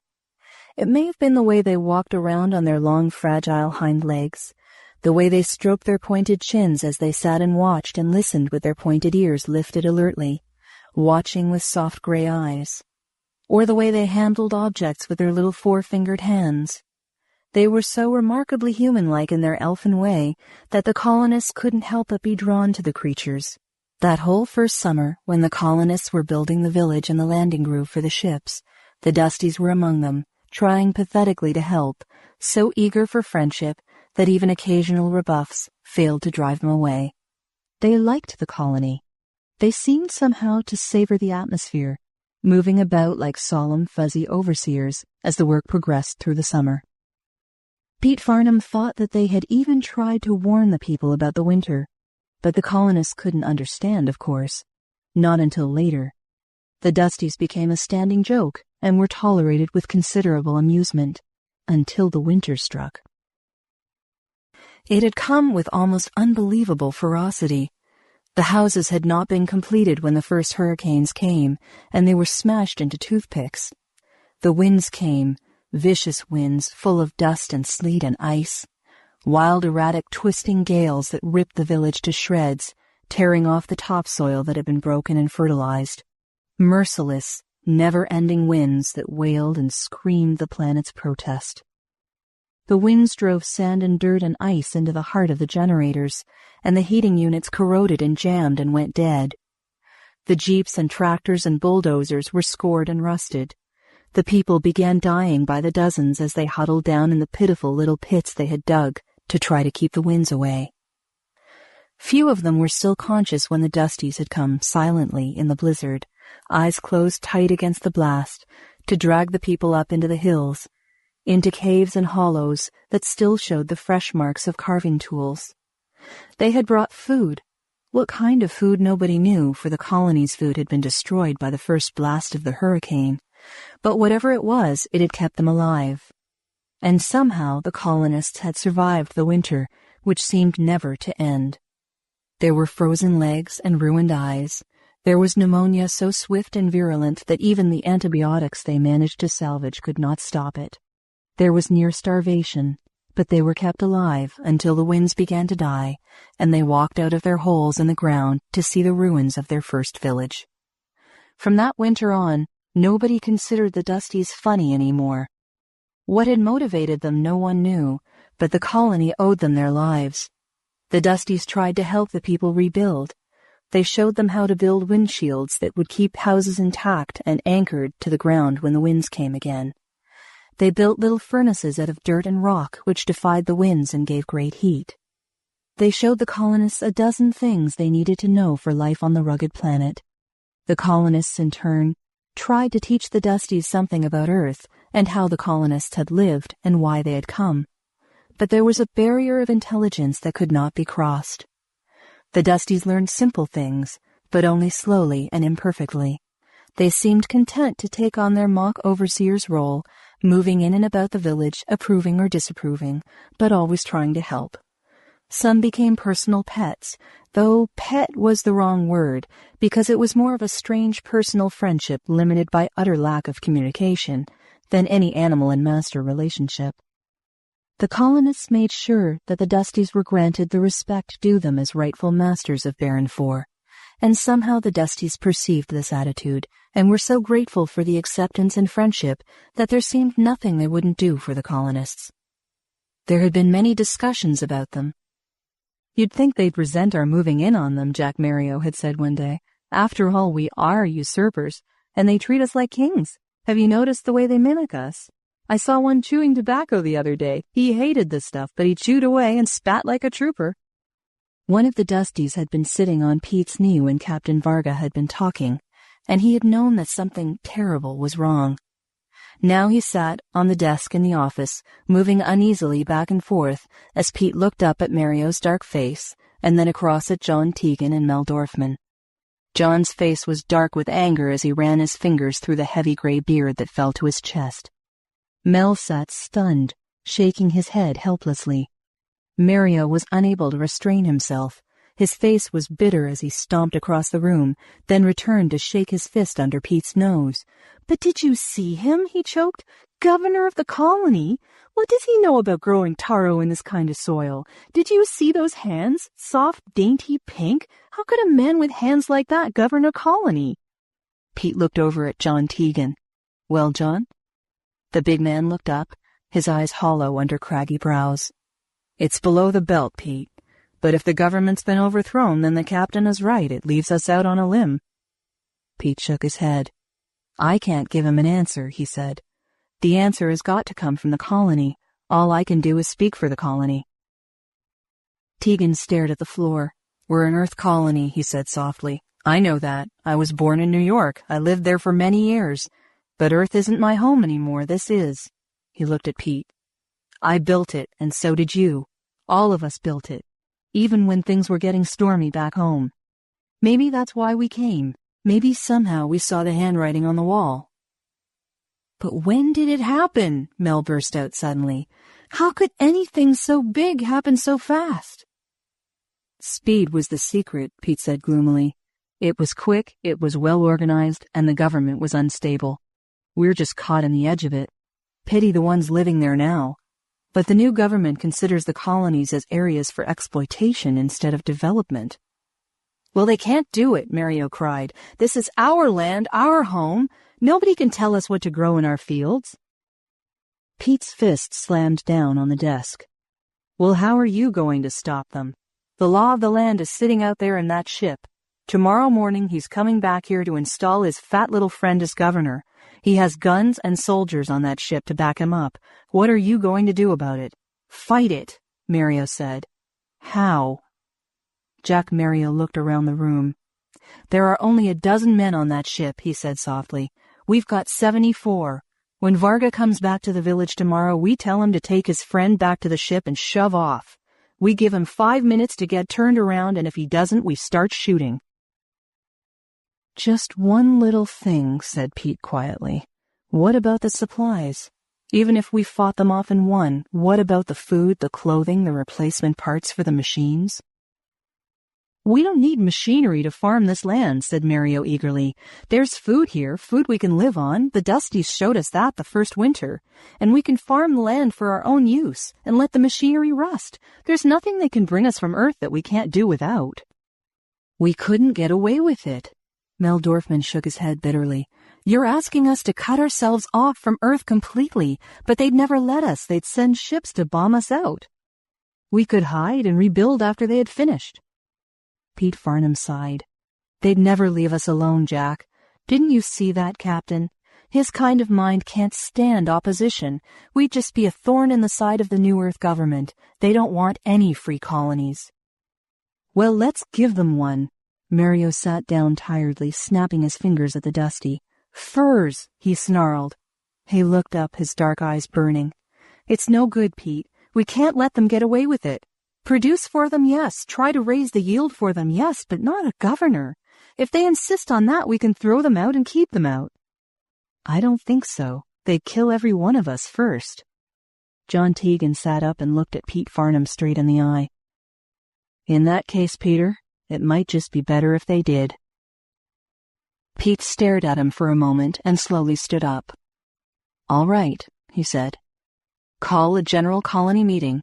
We'll see what the women think. Then we'll make our plans." The ship's jeep skidded to a halt in a cloud of dust. Captain Varga peered through the windshield. Then he stood up, staring at the 3 men blocking the road at the edge of the village. The little pink-faced man at his side turned white when he saw their faces, and his fingers began to tremble. Each of the men had a gun. "You'd better clear the road," the captain snapped. "We're driving through." Pete Farnham stepped forward. He pointed to Nathan. "Take your friend there back to the ship. Leave him there. We don't want him here." Nathan turned to Varga. "I told you," he said viciously. "Too big for their boots. Go on through." The captain laughed and gunned the motor, started straight for the men blocking the road. Then Jack Mario shot a hole in his front tire. The jeep lurched to a stop. Captain Varga stood up, glaring at the men. "Farnham, step out here," he said. "You heard us," Pete said without moving. "Crops, yes. We'll try to increase our yield, but no overseer. Leave him here and we'll kill him." "Once more," said the captain. "Clear the way. This man is your new governor. He will be regarded as the official agent of the Earth government until the final production capacity of this colony is determined. Now clear out." The men didn't move. Without another word, the captain threw the jeep into reverse, jerked back in a curve, and started the jeep, flat tire and all, back towards the ship in a billow of dust. Abruptly, the village exploded into activity. 4 men took up places behind the row of windbreaks beyond the first row of cabins. Pete turned and ran back into the village. He found John Teagan commandeering a squad of 10 dirty-faced men. "Are the women and children all out?" he shouted. "All taken care of." Teagan spat tobacco juice and wiped his mouth with the back of his hand. "Where's Mel?" "Left flank. He'll try to move in behind them. Gonna be tough, Pete. They've got good weapons." "What about the boys last night?" John was checking the bolt on his ancient rifle. "Hank and Ringo? Just got back an hour ago. If Vargo wants to get his surface plans into action, he's going to have to dismantle them and rebuild them outside. The boys jammed up the launching ports for good." He spat again. "Don't worry, Pete. This is going to be a ground fight." "Okay." Pete held out his hand to the old man. "This may be it. Then if we turn them back, there's bound to be more later." "There's a lot of planet to hide on," said Teagan. "They may come back, but after a while they'll go again." Pete nodded. "I just hope we'll still be here when they do." They waited. It seemed like hours. Pete moved from post to post among the men. Heavy-faced men he had known all his life, it seemed.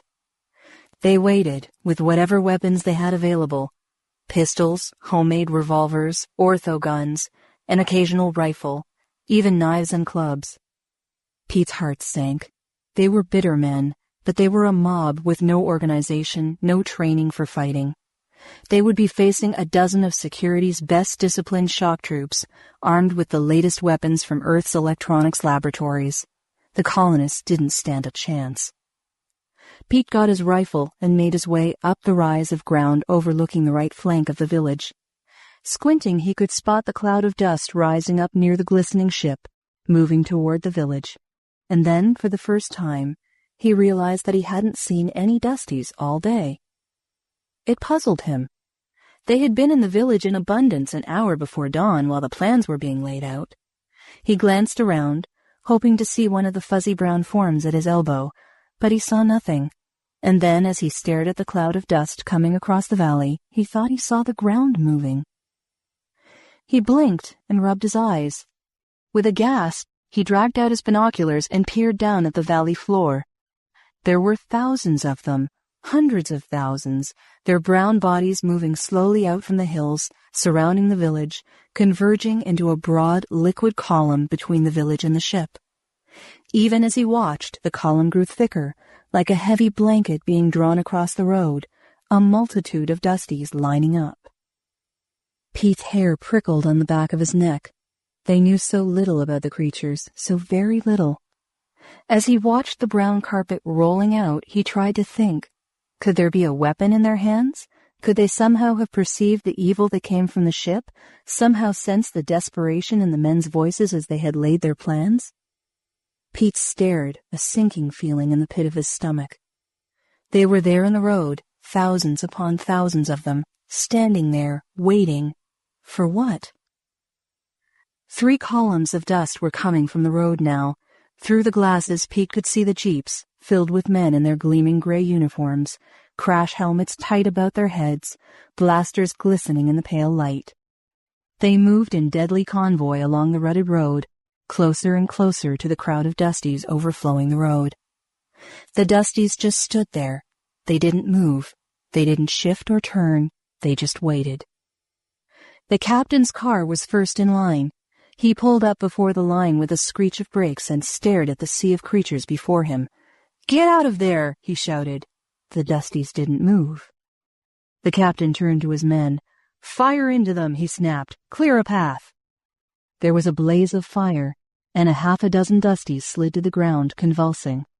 Pete felt a chill pass through him, staring in disbelief. The Dusties had a weapon, he kept telling himself.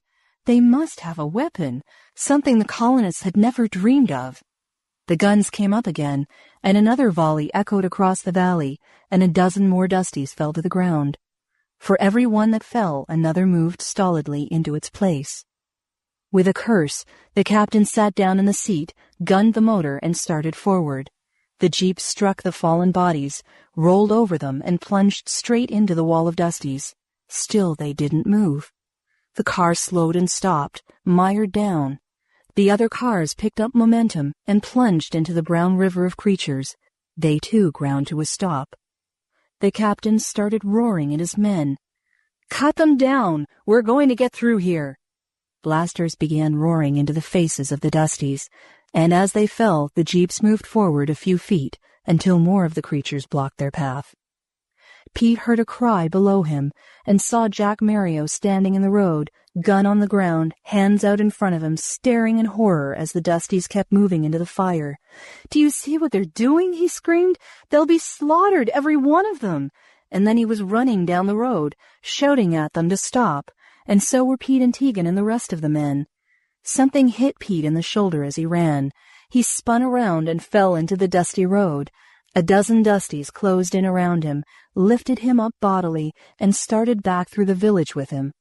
He tried to struggle, but vaguely he saw that the other men were being carried back also, while the river of brown creatures held the jeeps at bay. The Dusties were hurrying, half carrying and half dragging him back through the village and up a long ravine into the hills beyond. At last they set Pete on his feet again, plucking urgently at his shirt sleeve as they hurried him along. He followed them willingly then, with the rest of the colonists at his heels. He didn't know what the Dusties were doing, but he knew they were trying to save him. Finally they reached a cave, a great cleft in the rock that Pete knew for certain had not been there when he had led exploring parties through these hills years before.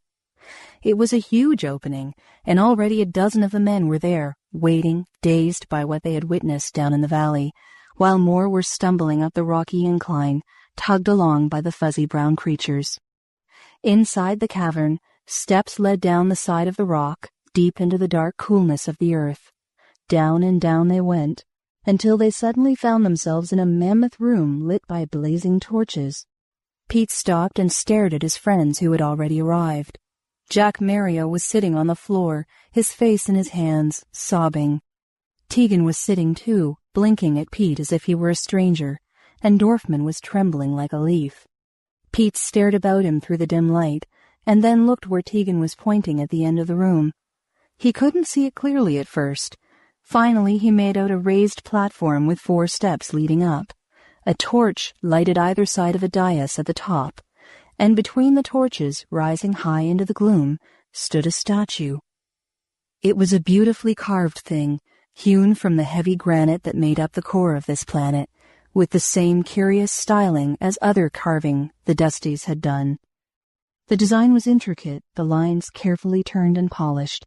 At first Pete thought it was a statue of a Dusty, but when he moved forward and squinted in the dim light, he suddenly realized that it was something else indeed. And in that moment, he realized why they were there, and why the Dusties had done this incredible thing to protect them. The statue was weirdly beautiful, the work of a dedicated master sculptor. It was a figure standing with 5-fingered hands on hips, head raised high. Not a portrait, but an image seen through other eyes than human, standing high in the room, with the lights burning reverently at its feet. Unmistakably, it was the statue of a man. They heard the bombs much later. The granite roof and floor of the cavern trembled, and the men and women stared at each other, helpless and sick as they huddled in that great hall. But presently the bombing stopped. Later, when they stumbled out of that grotto into the late afternoon light, the ship was gone. They knew it would be back. Possibly it would bring back search parties to hunt down the rebels in the hills. Perhaps it would just wait and again bomb out the new village when it rose.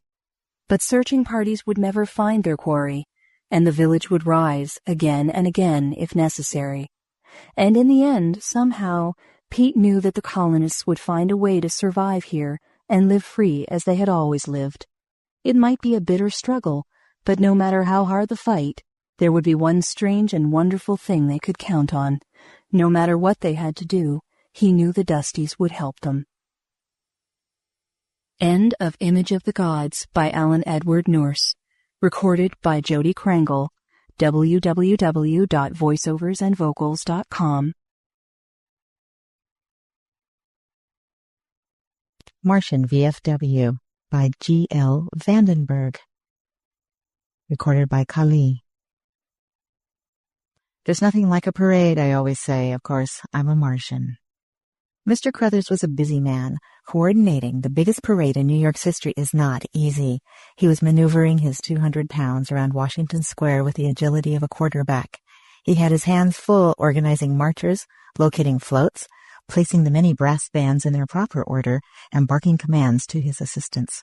But Mr. Crothers approached the job with all the zeal of an evangelist at a revival meeting. As he approached the southwest corner of the square, he saw something that jarred his already frayed nerves.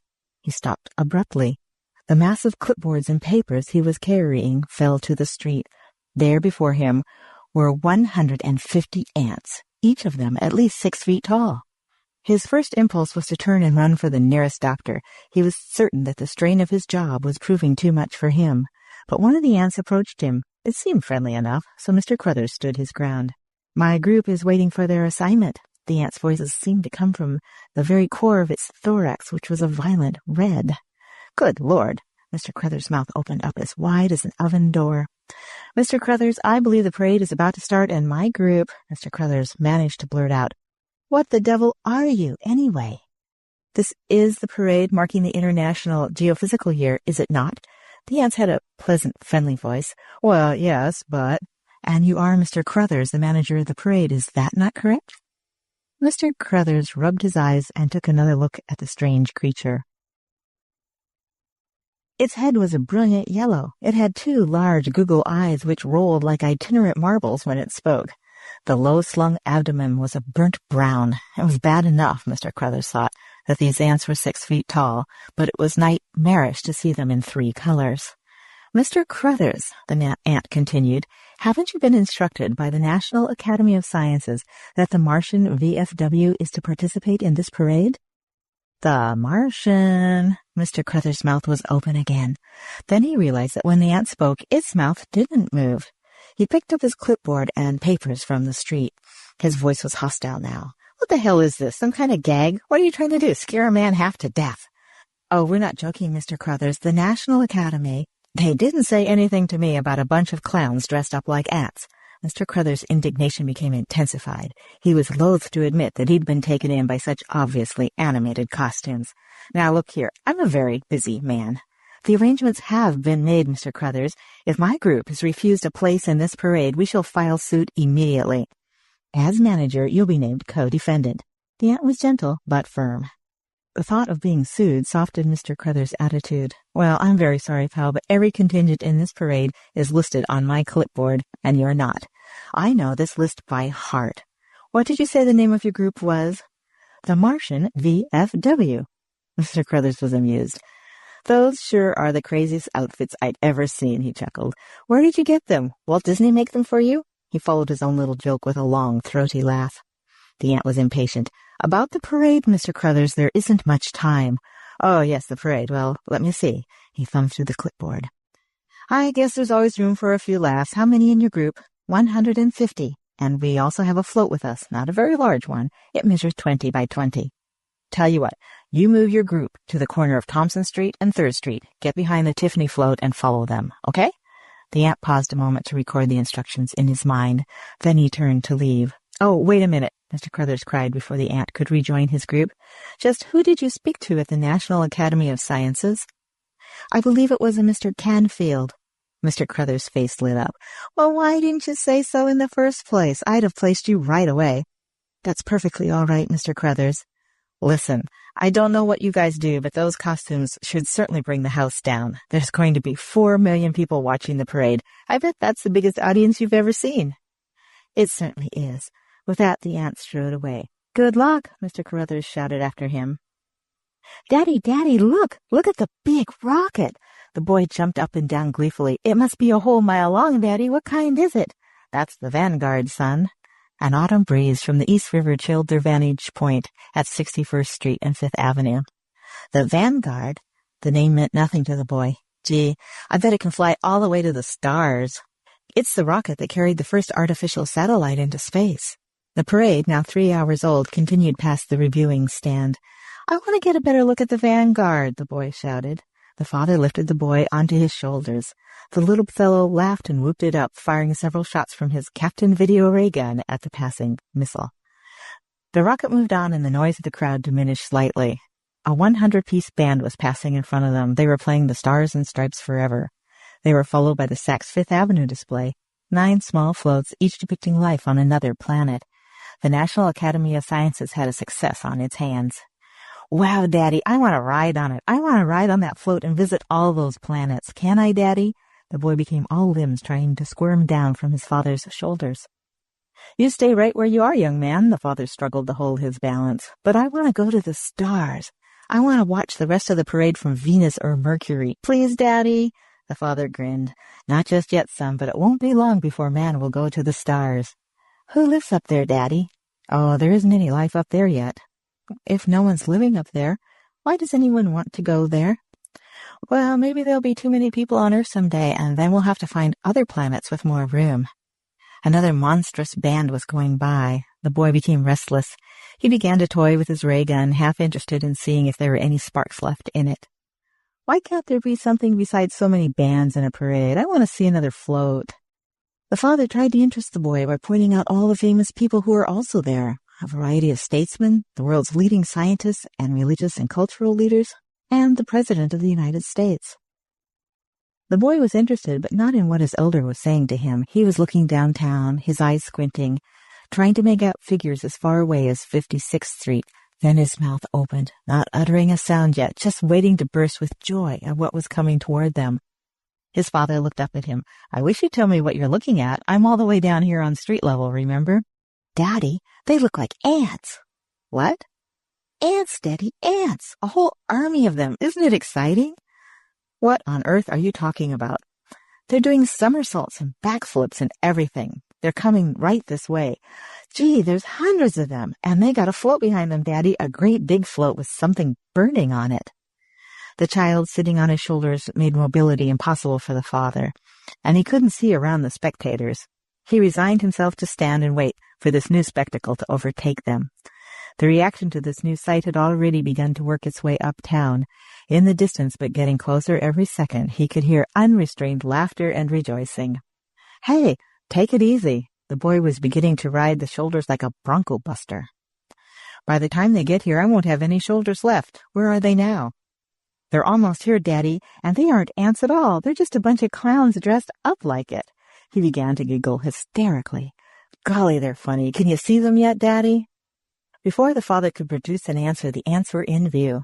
They were a sight that couldn't fail to stimulate the funny bone. By comparison with real ants, everything about them had been grossly exaggerated to achieve the proper effect. They walked on their 2 back legs, but the 4 front apertures were far from idle. Some of them turned somersaults. Some did complicated flips consisting of 2 or 3 spins in midair. Still others, doing a kind of animated catwalk, carried toy ray guns, which they fired at random into the crowd. The guns were something like the little boy's Captain Video ray gun, only larger. They emitted little streaks of blue sparks which shone brightly but disappeared when contact was made with air. They were easily the hit of the parade, 3 ring circles all by themselves as they pranced and clowned their way up Fifth Avenue, giving the spectators a whale of a show that was completely new. The guests on the reviewing stand refrained from any hilarity until they saw the float that 4 of the ants were pulling behind them. It was in keeping with the rest of the nonsense they were perpetrating. The float boasted 8 larger ray guns, 3 on either side and 2 in the rear, that fired the same fascinating blue sparks. Behind each gun, an ant stood on its head, wildly waving 6 legs in the breeze, begging to be noticed and laughed at. Above the guns, emblazoned in fiery orange letters, were the words, Martian VFW. This was interpreted by one and all as a punchline and was treated accordingly. It was heartwarming to be able to see the president and so many other dignitaries abandon composure in favor of a good old-fashioned belly laugh. Daddy, I can't laugh any more. The boy had to pause between every other word. My stomach hurts. Aren't they the funniest things you ever saw? The father was too convulsed to be able to answer him. Daddy, one of them is coming this way. He's firing his Captain Video ray gun at us. The boy squeezed his father and held on tight. The father took a deep breath in order to be able to speak. Take your gun and fire back at him, son. Fire away. Go on, he's just being playful. He broke forth with another gust of laughter. I won't see anything as funny as this again if I live to be 100. The ants pranced over to where they were standing, firing its gun in every direction. The boy fired back. The ant took one look at the lad's gun and let out a long, cackling laugh, which built to a crescendo and then stopped, as though it had been turned off. The ant rejoined the group, and they continued on their merry way. The boy fired several shots into the float as it passed. He wanted to see if he could knock out those blazing orange letters, Martian VFW. The letters continued to burn, but in the boy's mind he was certain he had made several direct hits. The boy and his father watched the float until it was out of sight. They knew there wouldn't be another attraction like those ants. They must have been real professionals, the father thought. Such teamwork, such precision. Each one of them having a specific job to do and each doing it to perfection. After them, everything was bound to be anticlimactic. More marchers, more bands, a few more floats. The boy was beginning to tire. It had been a long day. Now everything was dull. Daddy, I don't want to see any more. Let's go home. We'll stay another 5 minutes. The parade somehow seemed to be slowing down. The father yawned and let his son down from his shoulders. He looked across the street at the president and the other dignitaries on the reviewing stand. All were slowly raising their hands in salute as another color guard drowsily made its way by. Soon the last group in the parade was passing the reviewing stand, another brass band. They were moving with the speed of a glacier. A full 5 seconds elapsed between each note of music. Everything was happening in slow motion. On the reviewing stand, the dignified hands went up, agonizingly slow, to a final salute, and they stayed there. The greatest mind in the world stood motionless, unalterably still. Just as each wave of pandemonium had unfurled itself up Fifth Avenue during the parade, so now did silence take command. The little boy tugged at his father's coat. Daddy, Daddy, he pleaded, why has the parade stopped? I wanna go home. His words came out more slowly with each passing second, like a high-speed phonograph playing at 33 and a third RPM. Daddy, why don't you answer me? Daddy, why don't... His father never heard him. 50 miles above the Atlantic, the fleet of spaceships hung suspended like lanterns. In the lead ship, the ant in charge of communications reported to the commander. We've just received the first communique from the advancing guards, sir. Read it to me. The communications chief read from a large perforated paper. Time? 0600. Mission accomplished. Manhattan Island cut down the middle. Immediate result of superisonic rays. 4 million dead. Rays spreading east and west. Estimated time of rays full effect 0800. Island will then be neutralized, awaiting further orders. The ant folded the paper and looked up at the commander. Shall I relay further orders, sir? No. The commander of the ants paused and stroked his chin. We're moving in. The end. End of Martian VFW by G.L. Vandenberg. One Shot by James Benjamin Blish. Recording by Reynard. You can do a great deal if you have enough data and enough time to compute on it by logical methods. But, given the situation that neither data nor time is adequate, and an answer must be produced, what do you do?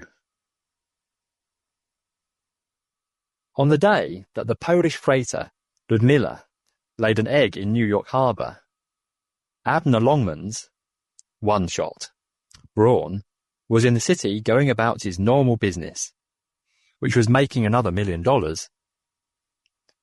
As we found out later, almost nothing else was normal about that particular week for Braun.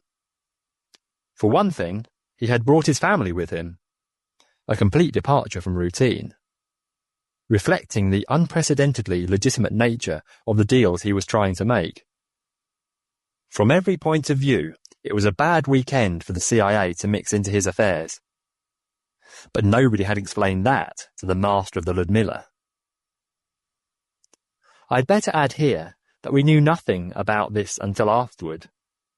From the point of view of the storyteller, an organisation like the Civilian Intelligence Associate gets to all its facts backwards, entering the tale at the payoff, working back to the hook, and winding up with a sheaf of background facts to feed into the computer for next time.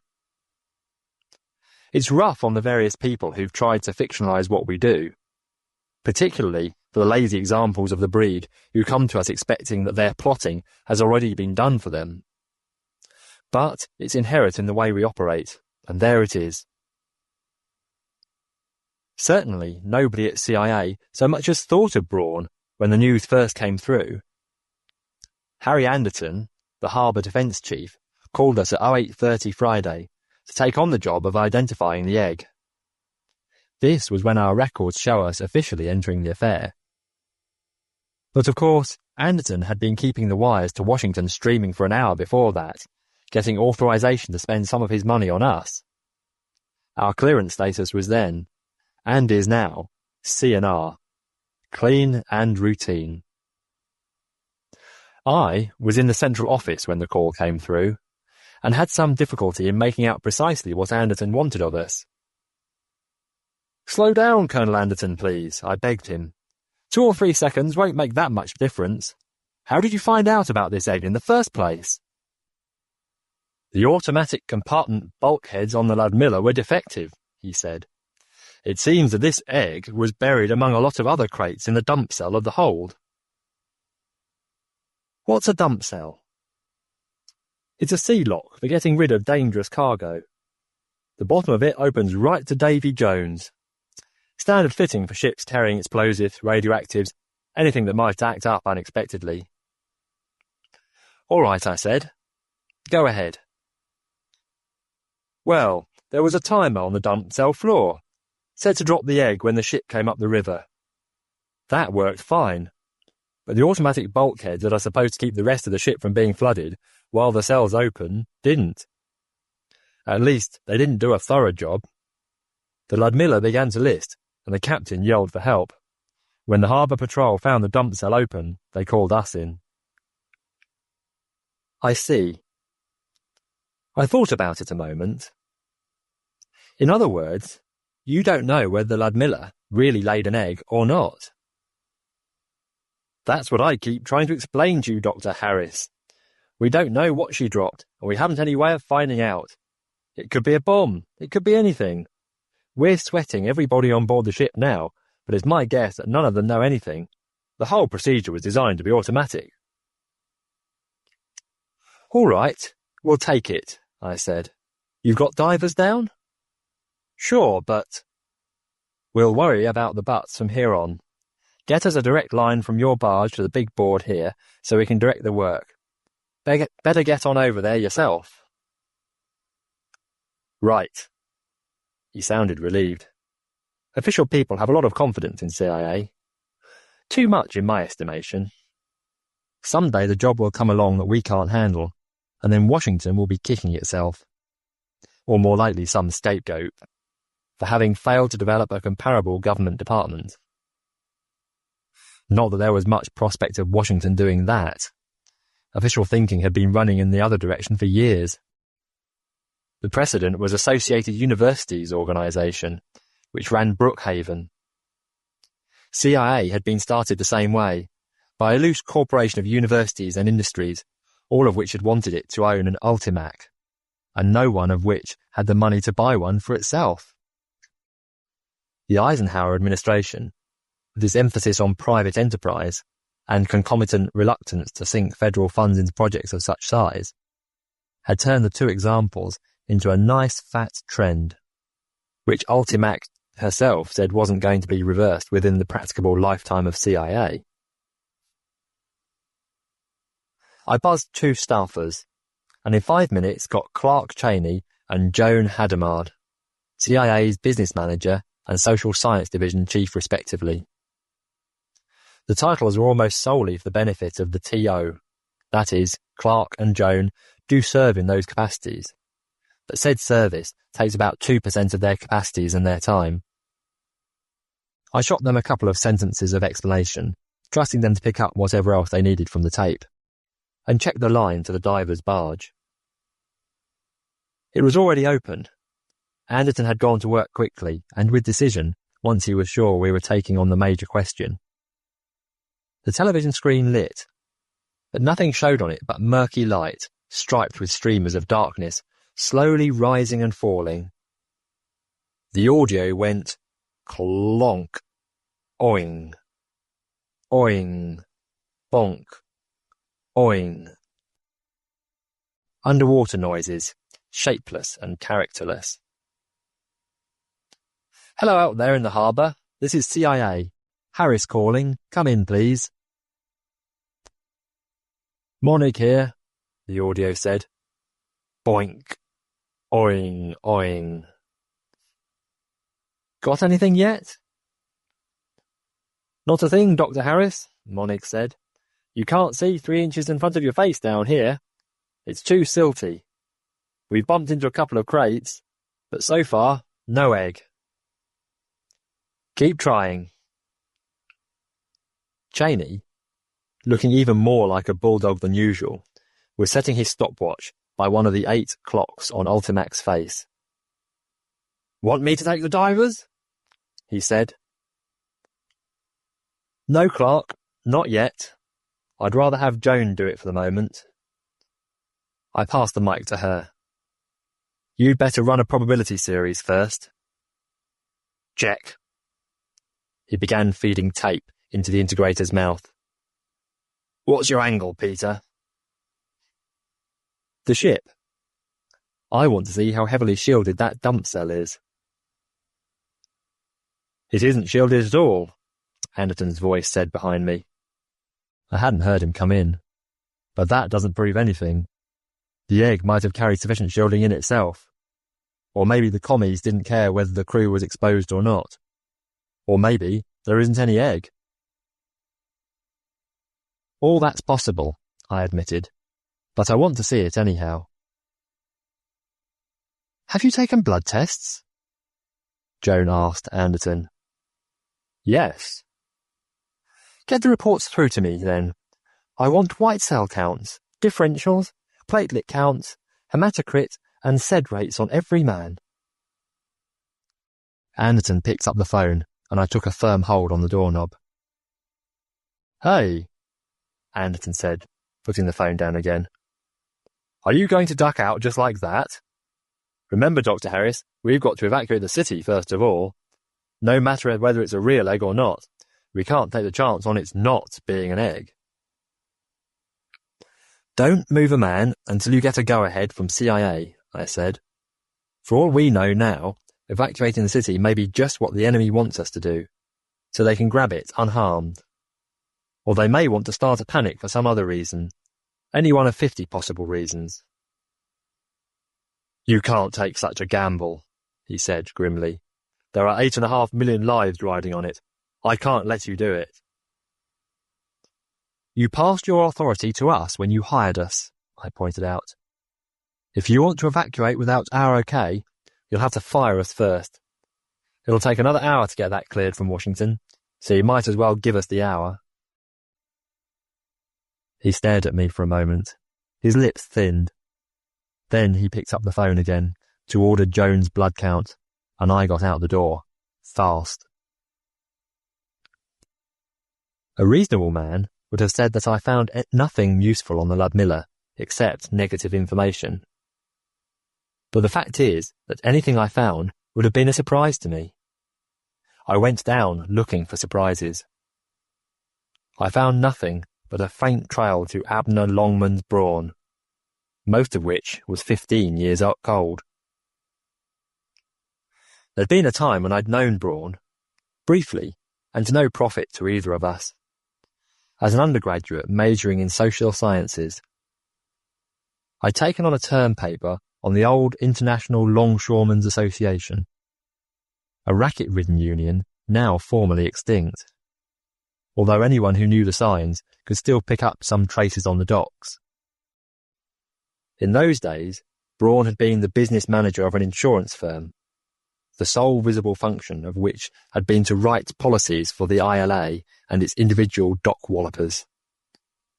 For some reason, he had been amused by the brash youngster who'd barged in on him and demanded the lowdown, and had shown me considerable lengths of ropes, not normally in view of the public.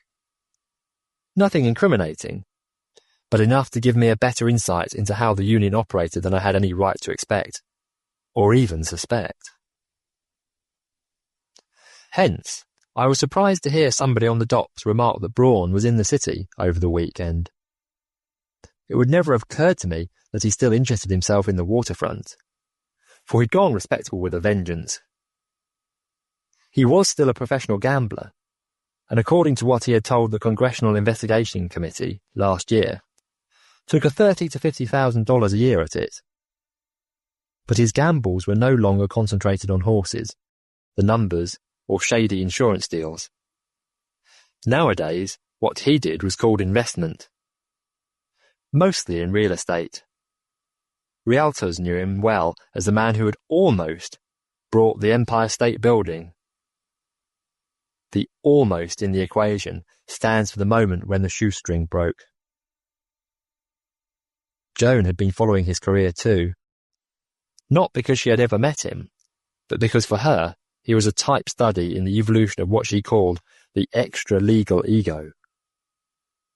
With personalities like that, respectability is a disease, she told me. There's always an almost open conflict between the desire to be powerful and the desire to be accepted. Your ordinary criminal is a moral imbecile, but people like Braun are damned with a conscience, and sooner or later they crack trying to appease it. I'd sooner try to crap a Timken bearing, I said. Braun's 10-point steel all the way through. Don't you believe it? The symptoms are showing all over him. Now he's backing Broadway plays, sponsoring beginning actresses, joining playwrights groups. He's the only member of Buskin and Brush who's never written a play, acted in one, or so much as pulled the rope to raise the curtain. That's investment, I said. That's his business. Peter, you're only looking at the surface. His real investments almost never fail, but the plays he backs always do. They have to. He's sinking money in them to appease his conscience, and if they were to succeed, it would double his guilt instead of salving it. It's the same way with the young actresses. He's not sexually interested in them. His type never is, because a richly orthodox family life is part of the effort towards respectability. He's backing them to pay his debt to society. In other words, they're talismans to keep him out of jail. It doesn't seem like a very satisfactory substitute. Of course it isn't, Joan had said. The next thing he'll do is go in for direct public service, giving money to hospitals or something like that. You watch. She had been right.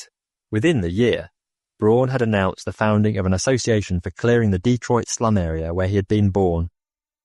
The plainest kind of symbolic suicide. Let's not have any more Abner Longman's Brauns down here. It depressed me to see it happen, for next on Joan's agenda for Braun was an entry into politics as a fighting liberal, a new dealer 20 years too late. Since I'm mildly liberal myself when I'm off duty, I hated to think what Braun's career might tell me about my own motives if I let it. All of which had nothing to do with why I was prowling around the Ludmilla. Or did it? I kept remembering Anderton's challenge. You can't take such a gamble. There are 8.5 million lives riding on it. That put it up into Braun's normal operating area all right. The connection was still hazy, but on the grounds that any link might be useful, I phoned him. He remembered me instantly. Like most uneducated, power-driven men, he had a memory as good as any machine's. You never did send me that paper you was going to write, he said. His voice seemed absolutely unchanged, although he was in his 70s now. You promised you would. Kids don't keep their promises as well as they should, I said. But I've still got copies, and I'll see to it that you get one this time. Right now, I need another favour. Something right up your alley. CIA business? Yes. I didn't know you knew I was with CIA. Braun chuckled. I still know a thing or two, he said. What's the angle? That I can't tell you over the phone, but it's the biggest gamble there ever was, and I think we need an expert. Can you come down to CIA's central headquarters right away? Yeah, if it's that big. If it ain't, I got lots of business here, Andy, and I ain't going to be in town long. You sure it's top stuff? My word on it. He was silent a moment. Then he said, Andy, send me your paper. The paper? Sure, but... Then I got it. I'd given him my word. You'll get it, I said. Thanks, Mr. Braun. I called headquarters and sent a messenger to my apartment to look for one of those long, dusty blue folders with the legal-length sheets inside them, with orders to scorch it over to Braun without stopping to breathe more than once. Then I went back myself. The atmosphere had changed.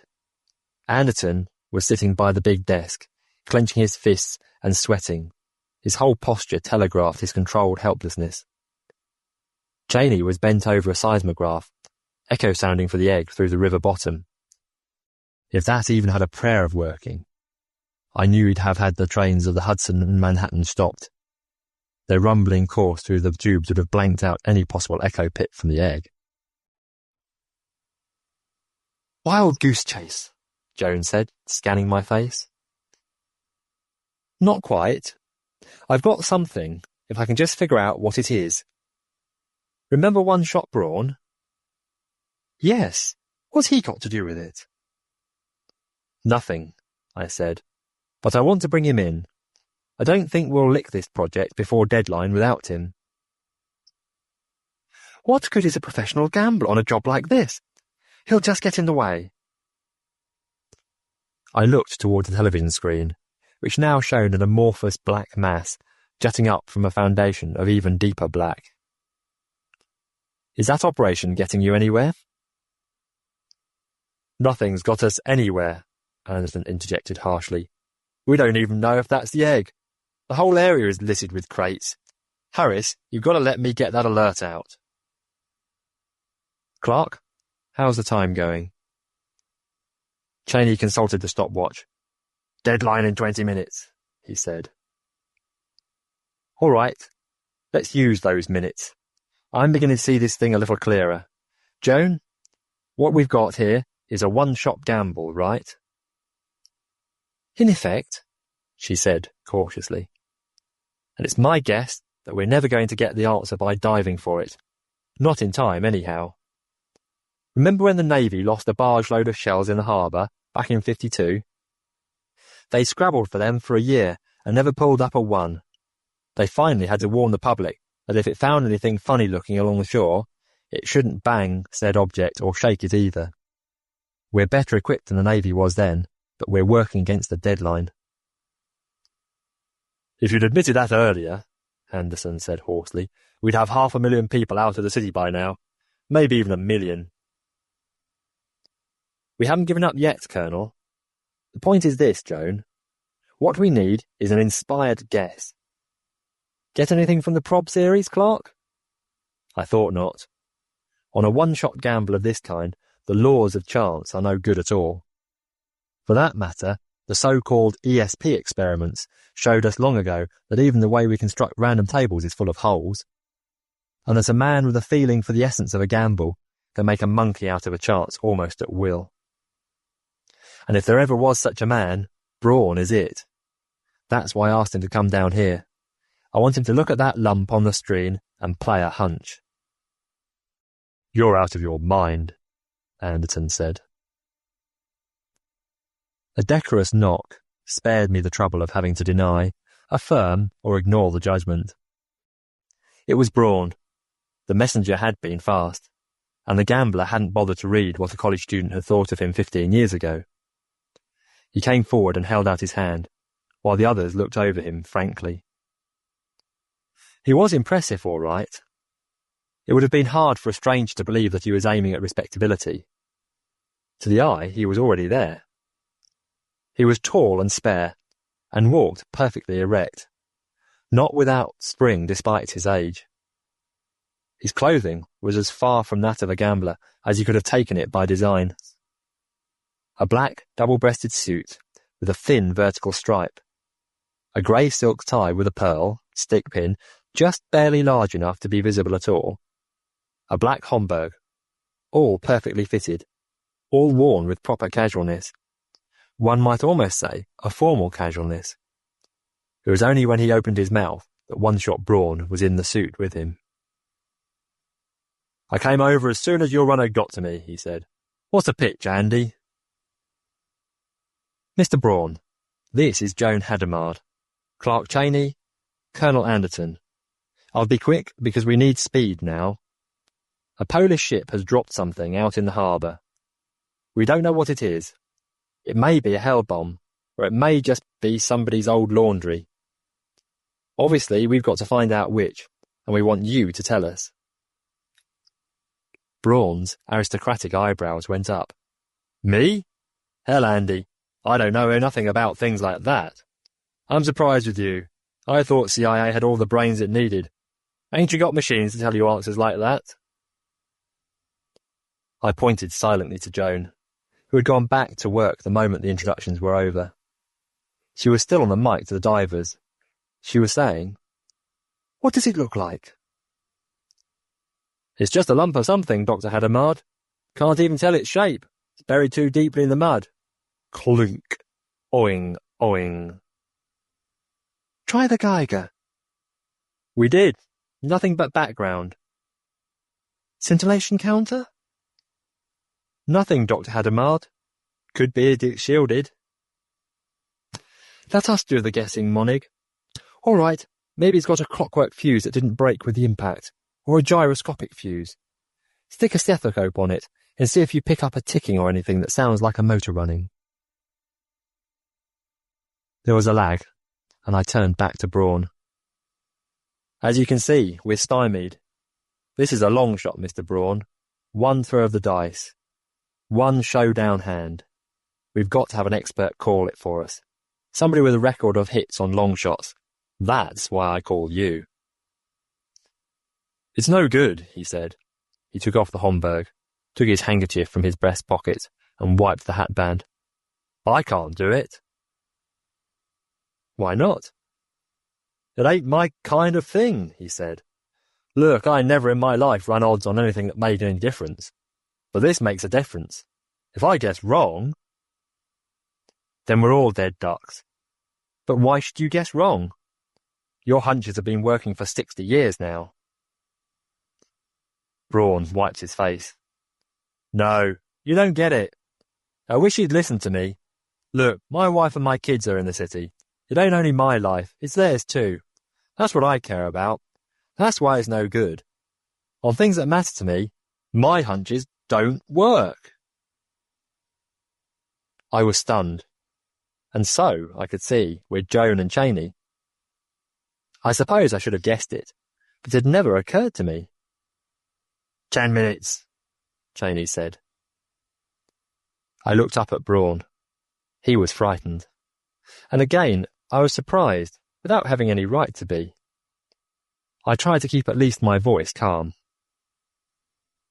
Please try it anyhow, Mr. Braun. As a favour. It's already too late to do it any other way. And if you guess wrong, the outcome won't be any worse than if you don't try at all. My kids, he whispered. I don't think he knew that he was speaking aloud. I waited. Then his eyes seemed to come back to the present. All right, he said. I told you the truth, Andy. Remember that. So, is it a bomb or ain't it? That's what's up for grabs, right? I nodded. He closed his eyes. An unexpected stab of pure fright went down my back. Without the eyes, Braun's face was a death mask. The water sounds and the irregular ticking of a Geiger counter seemed to spring out from the audio speaker, 4 times as loud as before. I could even hear the pen of the seismograph scribbling away, until I looked at the instrument and saw that Clark had stopped it, probably long ago. Droplets of sweat began to form along Braun's forehead and his upper lip. The handkerchief remained crushed in his hand. Anderton said, Of all the fool. Hush, Joan said quietly. Slowly, Braun opened his eyes. All right, he said. You guys wanted it this way. I say it's a bomb. He stared at us for a moment more, and then, all at once, the Timkin bearing burst. Words poured out of it. Now, you guys do something. Do your job like I did mine. Get my wife and kids out of there. Empty the city. Do something. Do something! Anderton was already grabbing for the phone. You're right, Mr. Braun, if it isn't already too late. Cheney shot out a hand and caught Anderton's telephone arm by the wrist. Wait a minute, he said.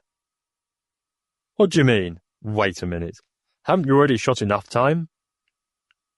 Cheney did not let go. Instead, he looked inquiringly at Joan and said, 1 minute, Joan. You might as well go ahead. She nodded and spoke into the mic. Monig, unscrew the cap. Unscrew the cap? The audio squawked. But, Dr. Hadamard, if that sets it off... It won't go off. That's the one thing you can be sure it won't do. What is this? Anderton demanded. And what's this deadline stuff, anyhow? The cap's off, Monig reported. We're getting plenty of radiation now. Just a minute. Yeah, Dr. Hadamard, it's a bomb, all right, but it hasn't got a fuse. Now, how could they have made a fool mistake like that? In other words, it's a dud, Joan said.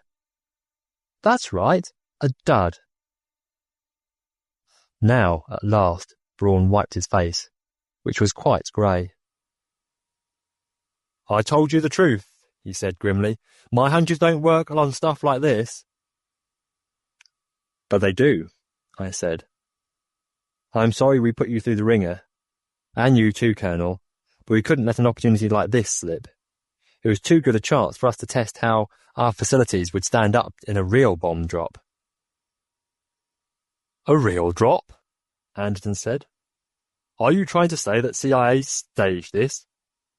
You ought to be shot, the whole pack of you. No, not exactly, I said. The enemy's responsible for the drop, all right. We got word last month from our man in Gdynia that they were going to do it, and that bomb would be on board the Ludmilla. As I say, it was too good an opportunity to miss. We wanted to find out just how long it would take us to figure out the nature of the bomb, which we didn't know in detail after it was dropped here. So we had our people in Gdynia defuse the thing after it was put on board the ship, but otherwise leave it entirely alone. Actually, you see, your hunch was right on the button as far as it went. We didn't ask you whether or not the object was a live bomb. We asked whether it was a bomb or not.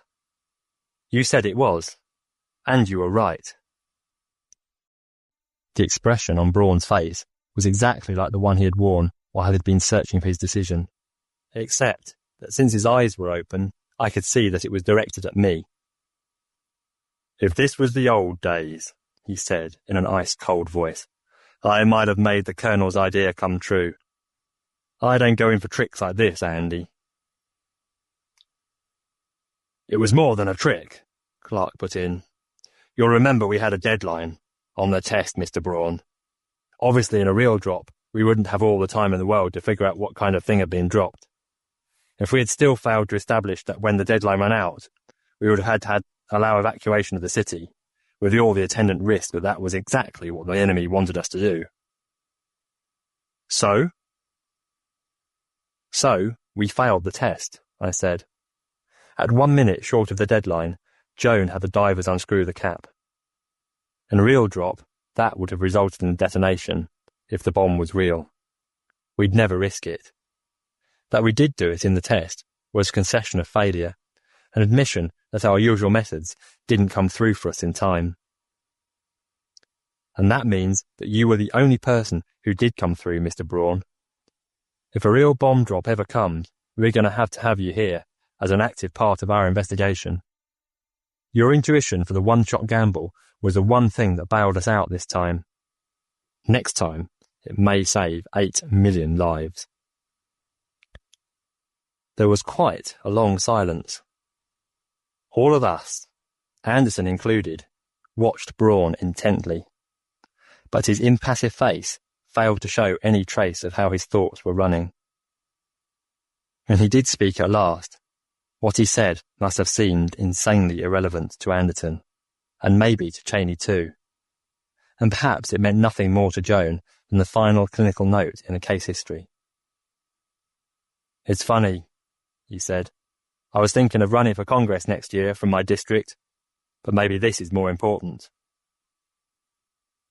It was, I believe, the sigh of a man at peace with himself.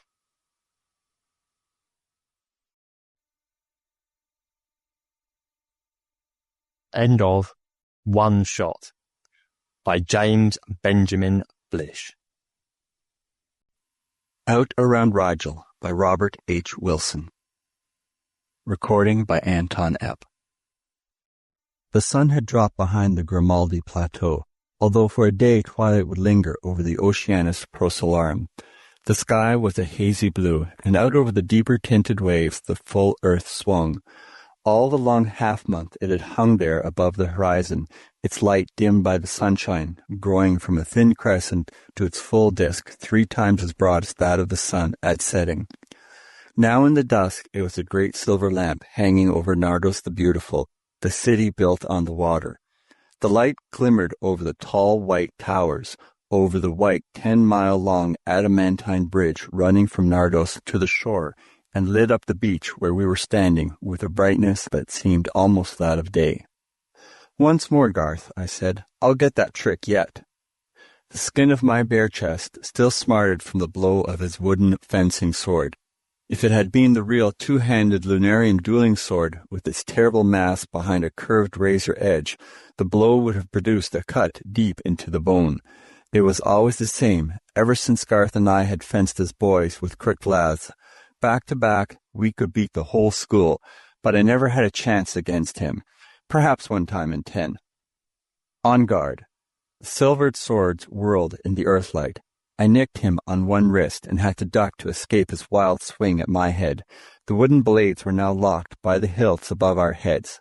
When he stepped back to get free, I lunged and twisted his weapon. In a beautiful parabola, Garth's sword sailed into the water, and he dropped to the sand to nurse his right wrist. "Confound your wrestling, Donnelly. If you've broken my arm on the eve of my flight—" "It's not even a sprain. Your wrists are weak. And I suppose you've always been considered of me 3 broken ribs. For half a cent." He was on his feet, and then Kelvar came up and laid her hand on his shoulder. Until a few minutes before, she had been swimming in the surf, watching us. The earthlight shimmered over her white skin, still faintly moist, and blazed out in blue sparkles from the jewels of the breastplates and trunks she had put on. When she touched Garth, and he smiled, I wanted to smash in his dark face and then take the beating I would deserve. Yet, she preferred him, and the two of us had been friends since before she was born. I put out my hand. Whatever happens, Garth, we'll still be friends? Whatever happens. We clasped hands. Garth, Kevlar said, it's getting dark. Show us your ship before you go. All right. He had always been like that. 1 minute in a black rage, the next perfectly agreeable. Now he led the way up to a cliff hanging over the sea. There, said Garth, is the comet, our greatest step in conquering distance. After I've tried it out, we can go in a year to the end of the universe. But for a starter, how about 1,000 light years around Rigel in 6 months? His eyes were afire. Then he calmed down. Anything I can show you? Editor's note. The manuscript, of which a translation is here presented, was discovered by the rocket ship expedition to the moon 3 years ago. It was found in its box by the last crumbling ruins of the great bridge mentioned in the narrative. Its final translation is a tribute at once to the philological skill of the Earth and to the marvelous dictionary provided by Donnelly, the Lunarian. Stars and lunar localities will be given their traditional Earth names, and measures of time, weight, and distance have been reduced, in round numbers, to terrestrial equivalents. Of the spaceship described, the comet, no trace has been found. It must be buried under the rim of one of the hundreds of nearby lunar craters. The result, as some astronomers have long suspected, and as Donnell's story verifies, of a great swarm of meteors striking the unprotected, airless moon. I had seen the comet before, but never so close. With the hull of shining helioberyllium, the new light, inactive alloy of a metal and a gas, the ship was a cylinder about 20 feet long by 15 in diameter, while a pointed nose stretched 5 feet farther at each end. Fixed at each point was a telescopic lens, while there were windows along the sides and at the top, all made, Garth informed us, of another form of the alloy almost as strong as the opaque variety. Running halfway around each end were 4 fins, which served to apply the power driving the craft. A light inside showed the cylinder to be a single room, 10 feet high at the center of its cylindrical ceiling, with a level floor. How do you know this will be the bottom? I asked, giving the vessel a shove to roll it over, but it would not budge. Garth laughed. 500 pounds of mercury and the disintegrators are under that floor. While out in space, I have an auxiliary gravity engine to keep my feet there. You see, since your mathematical friends derived their identical formulas for gravity and electromagnetism, my job was pretty easy. As you know, a falling body follows the line of least resistance in a field of distortion of space caused by mass. I bend space into another such field by electromagnetic means, and a comet flies down the track. Working the mercury disintegrators at full power, I can get an acceleration of 200 miles per second, which will build up the speed at the midpoint of my trip to almost 4,000 times that of light. Then I'll have to start slowing down, but at the average speed, the journey will take only 6 months or so. But can anyone stand that acceleration? Kelvar asked. I've had it on and felt nothing. With the rocket exhaust shoving the ship, it couldn't be done, but my gravitational field attracts the occupant of the comet just as much as the vessel itself. You're sure, I interrupted, that you have enough power to keep up the acceleration? Easily. There's a 2/3 margin of safety. And you haven't considered that it may get harder to push? You know, the increase of mass with velocity. You can't take one half of the relativity theory without the other, and they've actually measured the increase of weight in an electron. The electron never knew it. It's all a matter of reference points. I can't follow the math, but I know that from the electron standards, it stayed exactly the same weight. Anything else is nonsense. Well, there may be a flaw in the reasoning, but as they've worked it out, nothing can go faster than light. As you approach that velocity, the mass keeps increasing, and with it the amount of energy required for a new increase in speed. At the speed of light, the mass would be infinite, and hence no finite energy could get you any further. Maybe so. It won't take long to find out.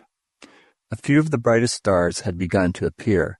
We could just see the parallelogram of Orion, with red Betelgeuse at one corner, and across from it Rigel, scintillant like a blue diamond. "See," Garth said, pointing at it, "3 months from now, that's where I'll be, the first man who dared to sail among the stars. Only because you won't let anyone else share the glory and the danger. Why should I? But you wouldn't go anyway. Will you let me?" I had him there. "On your head be it. The Comet could hold 3 or 4 in a pinch, and I have plenty of provisions, if you really want to take the chance. It wouldn't be the first we've taken together. All right, we'll start in 10 minutes. He went inside the ship. "Don't go," Kelvar whispered, coming into the Comet's shadow. "Tell him anything, but don't go." "I have to. I can't go back on my word. He'd think I was afraid." "Haven't you a right to be?" "Garth is my friend, and I'm going with him." "All right, but I wish you wouldn't." From inside came the throb of engines. "Kelvar," I said, "you didn't worry when only Garth was going." "No." "And there's less danger with 2 of us to keep watch." "I know, but still." "You were afraid for me?" "I am afraid for you." My arm slipped around her, there in the shadow. "And when I come back, Kelvar, we'll be married?" In answer, she kissed me. Then Garth was standing in the doorway of the Comet. "Donnell, where are you?" We separated and came out of the shadow. I went up the plank to the door, kicking it out behind me. Kelvar waved, and I called something or other to her. Then the door clanged shut. Seated before the control board at the front of the room, Garth held the switch for the 2 projectors. "Both turned up," he yelled over the roar of the generators. His hand swung over and the noise died down. But nothing else seemed to have happened. I turned back again to look out the little window fixed in the door. Down far below, I could see for a moment the city of Nardos with its great white bridge, and a spot that might be Kelvar. Then there was only the ocean, sparkling in the earthlight, growing smaller, smaller. And then we had shot out of the atmosphere into the glare of the sun and 1,000 stars. On and up we went until the moon was a crescent with stars around it. Then Garth threw the power forward. "Might as well turn in," he told me. "There'll be nothing interesting until we get out of the solar system and I can put on real speed. I'll take the first trick." "How long watches shall we stand?" 18 hours ought to match the way we have been living. If you have another preference, no, that will be all right. And I suppose I might as well get in some sleep now. I was not really sleepy, but only dazed a little by the adventure. I fixed some things on the floor by one of the windows and lay down, switching out the light. Through a top window, the sunlight slanted down to fall around Garth at his instrument board in a bright glory.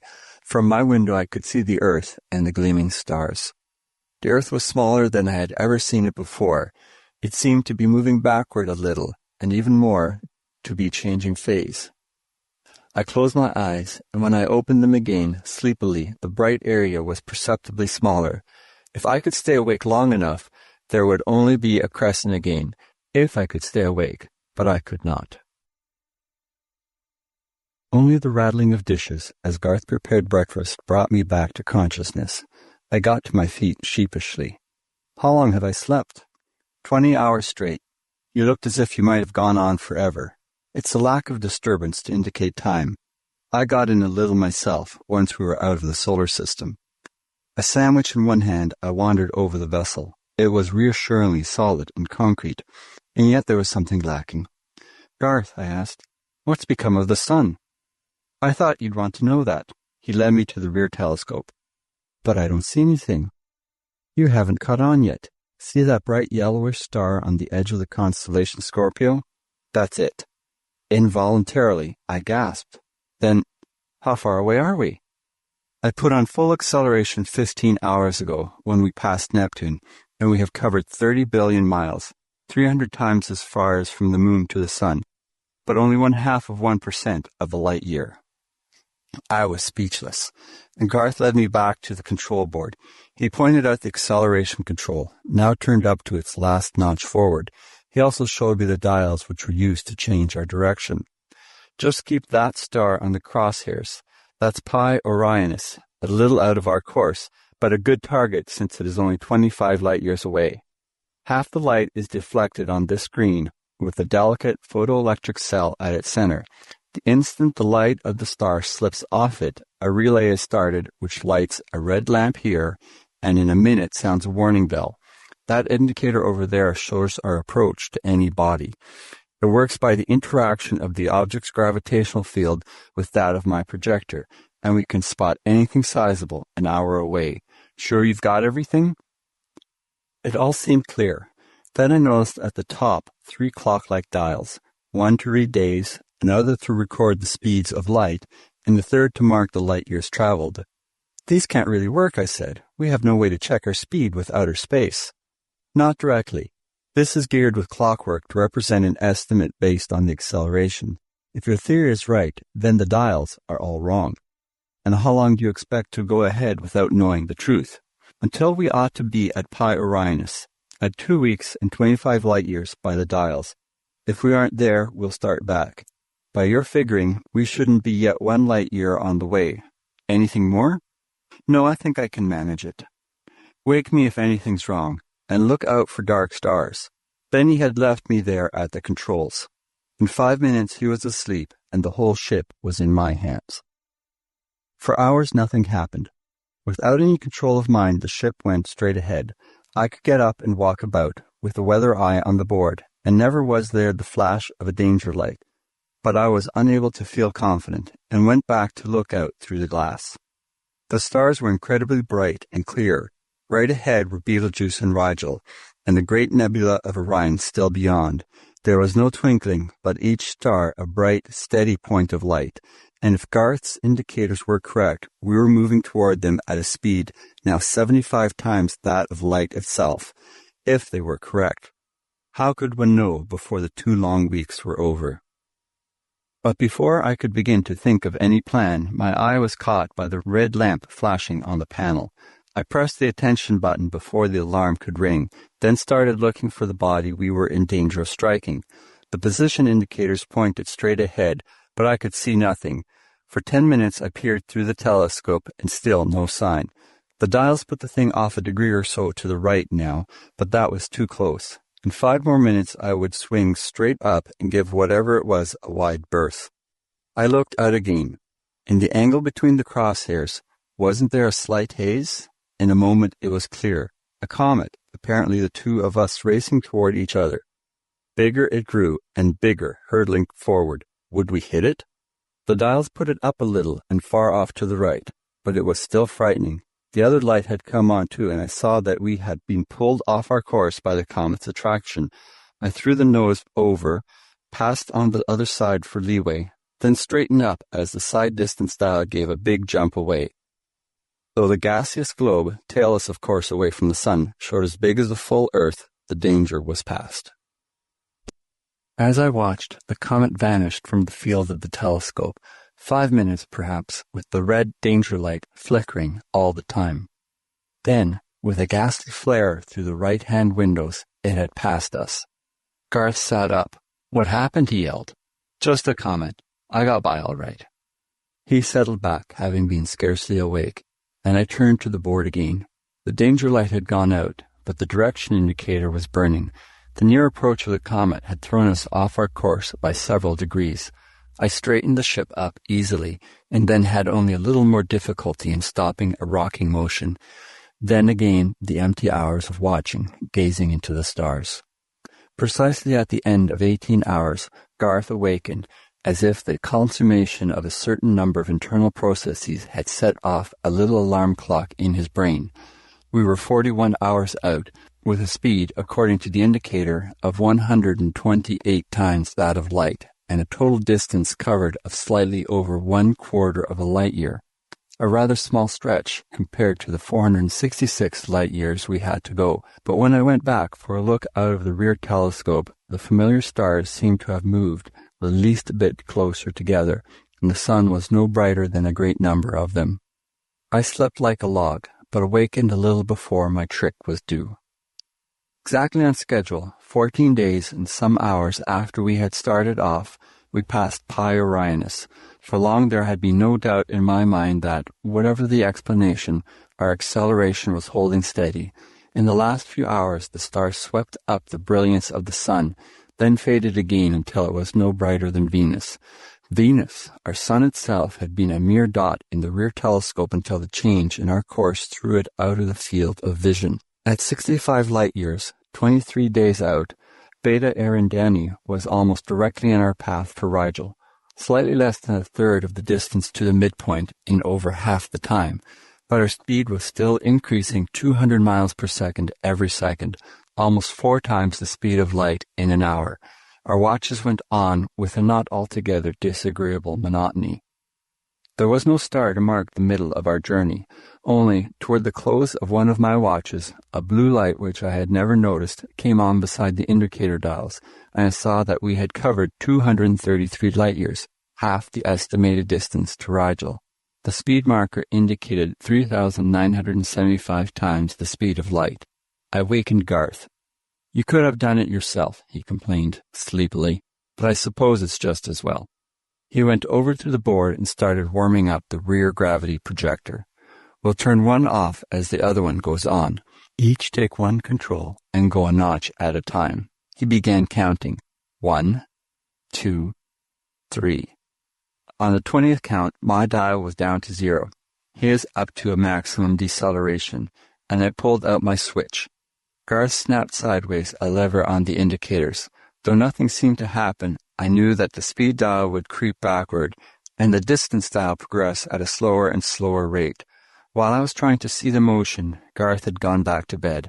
I turned again to the glass and looked out at Rigel, on the crosshairs, and Kappa Orionis over to the left, and the great nebula reaching over a quarter of the view with its faint gaseous streamers. And so we swept on through space, with Rigel, a great blue glory ahead, and new stars, invisible at greater distance, flaring up in front of us and then fading into the background as we passed. For a long time we had been able to see that Rigel, as inferred from spectroscopic evidence, was a double star, a fainter, greener-blue companion revolving with it around their common center of gravity. Beyond Kappa Orionis, 300 light-years from the Sun, the space between the two was quite evident. Beyond 400 light-years, the brilliance of the vast star was so great that it dimmed all of the other stars by comparison and made the nebula seem a mere faint gauze. And yet even with this gradual change, our arrival was a surprise. When he relieved me at my watch, Garth seemed dissatisfied with our progress. "It must be further than they figured. I'll stick at 25 times light speed and slow down after we get there by taking an orbit." I'd have said it was nearer than that estimate, I tried to argue, but was too sleepy to remember my reasons. Propped up on one elbow, I looked around and out at the stars. There was a bright splash of light, I noticed, where the telescope concentrated the radiation of Rigel at one spot on the screen. I slept, and then Garth was shouting in my ear, "We're there!" I opened my eyes, blinked, and shut them again in the glare. I've gone around 3 or 4 times trying to slow down. We're there, and there's a planet to land on. At last I could see. Out the window opposite me, Rigel was a blue-white disk, half the size of the sun, but brighter, with the companion star a sort of faint reflection 5 or 10 degrees to one side. And still beyond, as I shaded my eyes, I could see swimming in the black a speck with the unmistakable glow of reflected light. With both gravity projectors in readiness, we pulled out of our orbit and straight across toward the planet, letting the attraction of Rigel fight against our still tremendous speed. For a while the pull of the big star was almost overpowering. Then we got past and into the gravitational field of the planet. We spiraled down into it, looking for a landing place and trying to match our speed with its rotational velocity. From rather unreliable observations, the planet seemed a good deal smaller than the moon, and yet so dense as to have a greater gravitational attraction. The atmosphere was cloudless, and the surface a forbidding expanse of sand. The globe whirled at a rate that must give it a day of approximately 5 hours. We angled down, picking a spot just within the lighted area. A landing was quite feasible. As we broke through the atmosphere, we could see that the sand, although blotched with dark patches here and there, was comparatively smooth. At one place there was a level outcropping of rock, and over this we hung. It was hard work watching through the single small port in the floor as we settled down. Finally, the view was too small to be of any use. I ran to the side window, only to find my eyes blinded by Rigel's blaze. Then we had landed, and almost at the same moment Rigel set. Half overlapped by the greater star, the faint companion had been hidden in its glare. Now, in the dusk, a corner of it hung ghost-like on the horizon, and then, too, had disappeared. I flashed on our lights, while Garth cut out the projector and the floor gravity machine. The increase in weight was apparent, but not particularly unpleasant. After a few minutes of walking up and down, I got used to it. Through a stopcock in the wall, Garth had drawn in a tube of gas from the atmosphere outside and was analyzing it with a spectroscope. "We can go out," he said. "It's unbreathable, but we'll be able to use the spacesuits. Mostly fluorine. It would eat your lungs out like that. And the suits? Fortunately, they've been covered with helioberyllium paint, and the helmet glass is the same stuff. Not even that atmosphere can touch it. I suppose there can be no life on the place. With all this sand, it would have to be based on silicon instead of carbon, and it would have to breathe fluorine." He got out the suits, rather like a diver's, with the body of metal-painted cloth, and the helmet of the metal itself.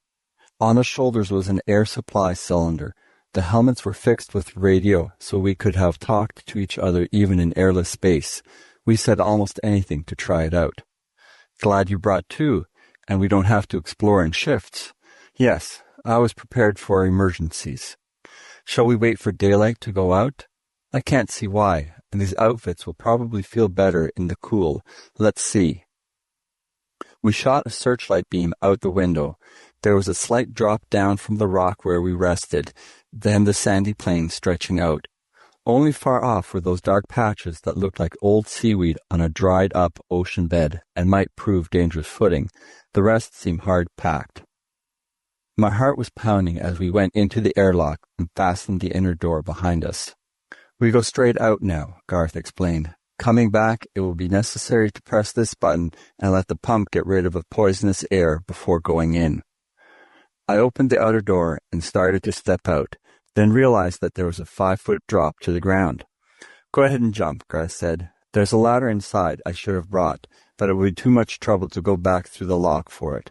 Either of us can jump 8 feet at home, and we'll get back up somehow." I jumped, failing to allow for the slightly greater gravity, and fell sprawling. Garth got down more successfully, in spite of a long package of some sort he carried in his hand. Scrambling down from the cliff and walking out on the sand, I tried to get used to the combination of greater weight and the awkward suit.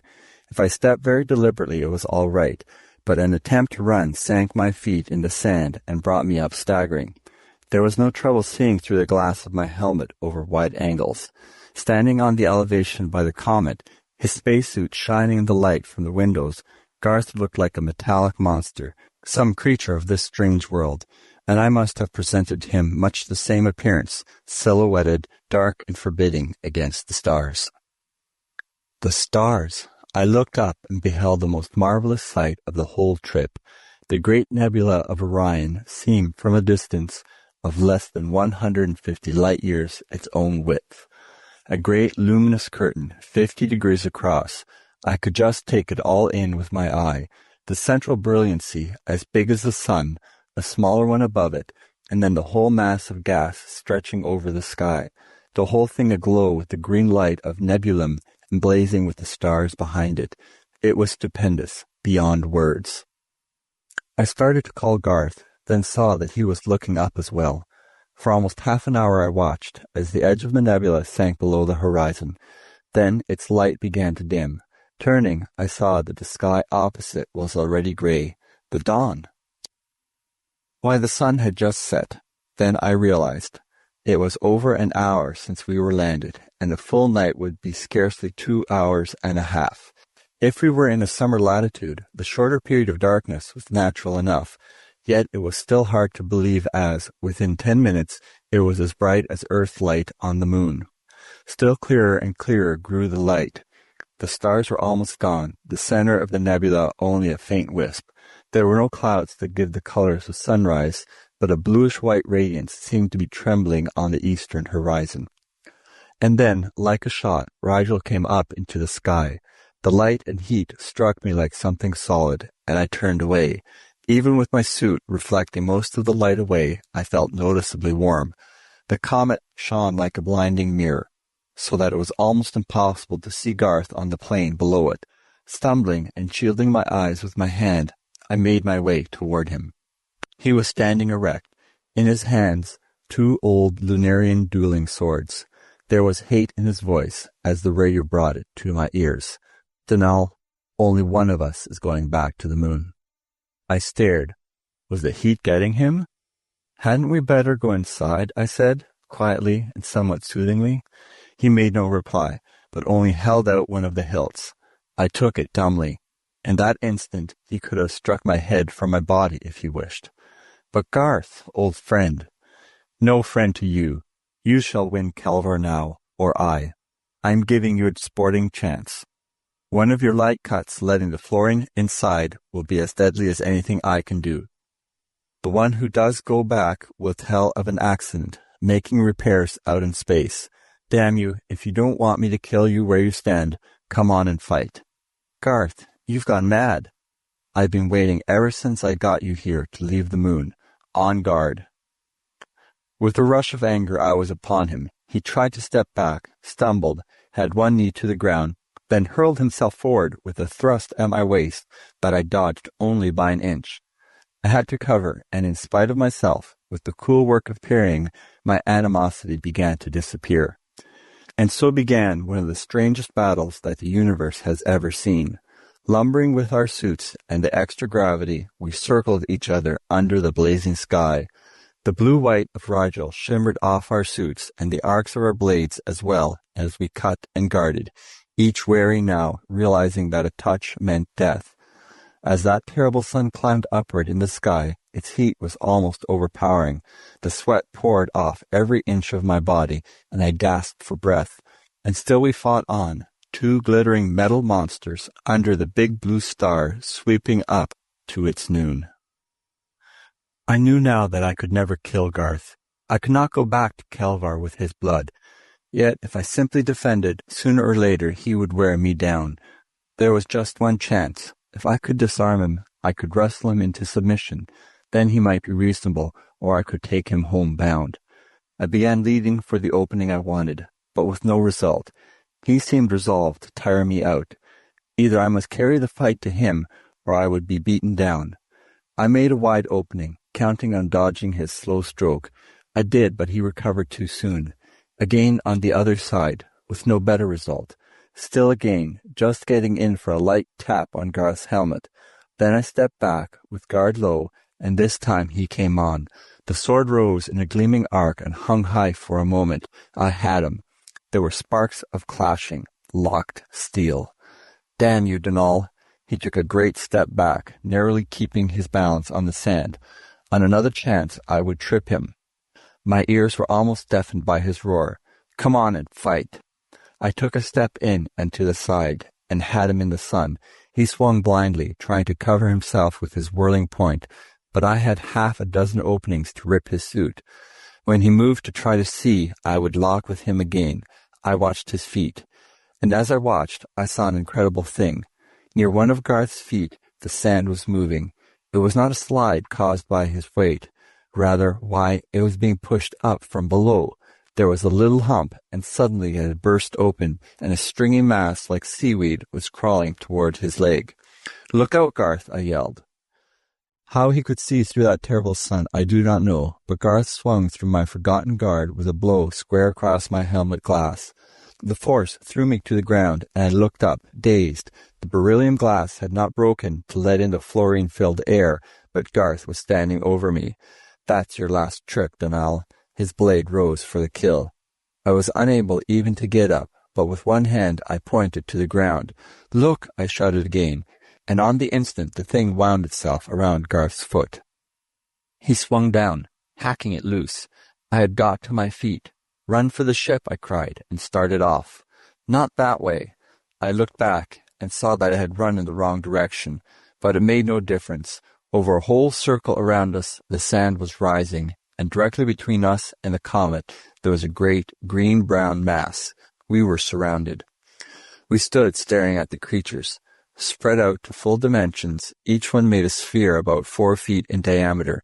In the center, a solid mass whose outlines were difficult to discern, and spreading out from this 100 long, thin, many-jointed arms, or legs, or branches, or whatever one would call them. The things were not yet definitely hostile. Only their circle, of perhaps 50 yards radius, grew continually thicker and more impenetrable. Within the enclosed area, the only ripples we could see in the sand were heading outward. There was to be no surprise attack from below, at least, only one in mass. What, I wondered, might be the sign of friendship, to persuade them to let us go. And then the circle began to close in. The things rolled over and over and over on themselves, like gigantic tumbleweeds. At one point, to the right of the direct route to the comet, the line seemed thinner. I pointed the place out to Garth. Break through there and make a run for it. We charged into the midst of them with swinging blades. The very suddenness of our rush carried us halfway through their midst. Then something had my legs from behind. I almost fell, but succeeded in turning and cutting myself free. The creatures from the other side of the circle must have made the 100 yards in 4 or 5 seconds, and the rest had now covered the breach in front. It was hopeless. And so we stood back to back, hewing out a circle of protection against our enemies. They seemed to have no fear, and in spite of the destruction our blades worked among them, they almost overcame us by sheer numbers and weight. It was a case of whirling our swords back and forth interminably in the midst of their tentacles. Against the light, the long arms were a half-transparent brown. Our swords broke them in bright slivers. Formed from the predominant silicon of the planet, the creatures were living glass. For perhaps a quarter of an hour we were in the thick of them, hewing until I thought my arms must fall, slashing and tearing at the ones that had got underfoot and were clamping their tentacles around our legs. Only for the spacesuits we should have by this time been overpowered and torn into bits, and yet these garments could not be expected to hold on indefinitely. But at last there was a breathing space. The crippled front ranks dragged themselves away, and there was left around us a brief area of sand, covered with coruscating splinters of glass. Garth got the breath to say something or other encouraging. It was like the old days at school. Only this time the odds were all against us. We were still a good 100 yards from the comet, and in our path stood a solid wall of the creatures. Even if we got free, they could outrace us to the goal. And with our limited strength, we could not hope to kill them all. In a minute or two, they would attack us again. Somehow we must fight our way as long as we lasted. Perhaps they might be frightened. We threw ourselves at the side next our goal. The line gave perhaps a yard, then stiffened, and we found ourselves swallowed up in a thick cloud of brown smoke. Poison gas. It must be shot out of their bodies at a cost so great that it was kept as a last resort. Through the rolling vapor it was just possible to see our opponents, but they made no forward move. They were waiting for us to be overcome. Suppose their compound could eat through even our helioberyllium? But it did not. We were safe. "Stand still, Garth," I whispered, counting on the radio to carry my voice. "Let them think we're dead, and then give them a surprise." All right. Long, long minutes. If only they did not know that it was the customary thing for a dead man to fall. Slowly they began to move in. Then Garth and I were upon them. They halted as if stupefied. We had hacked our way through half their mass. The rest fled, and we began running toward the comet, praying that we might reach the ship before they could get organized again. How we floundered through the sand in wild and desperate haste. Before we had covered half the distance, the pursuit began. There was no attempt to drag us down directly, but the two wings raced past to cut us off in front. At the base of the little cliff where the comet lay, the circle closed. "Jump!" I called, and threw myself up over them toward the stone. Garth would have fallen back, but I caught his hand and pulled him to safety. We had won. But had we? Joined by reinforcements from somewhere, the creatures were packed all around the base of the cliff and had begun to climb its walls, to cut us off from the ship. We rushed separately toward the two sides, and they backed away, but those in front were now established on the top. We stepped backward, and the whole line came on, but now we turned and ran for the comet. We were just able to turn again and clear them away with our swords. In a moment, others would be climbing up from behind over the ship, and the door to safety was on a level with our heads. There was just one chance.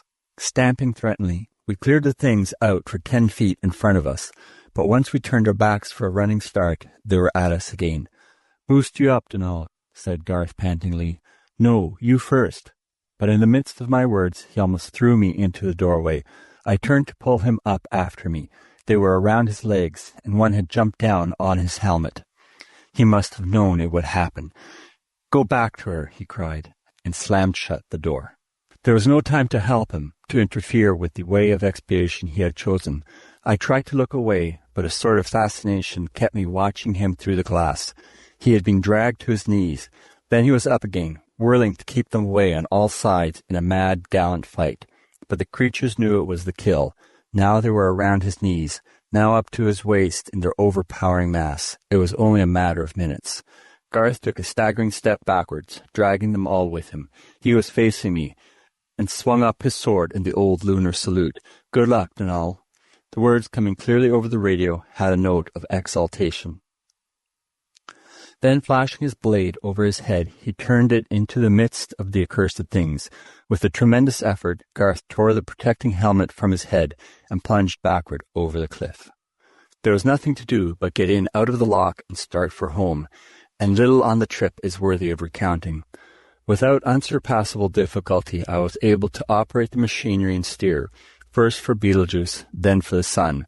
Counting on the warning bells to arouse me, I managed to get in snatches of sleep at odd intervals. At times, the strain of the long watches was almost maddening. By the time the midpoint had passed, I was living in a sort of waking dream, or rather a state of somnambulism. I ate, my hands moved the controls, and yet all the while my mind was wandering elsewhere.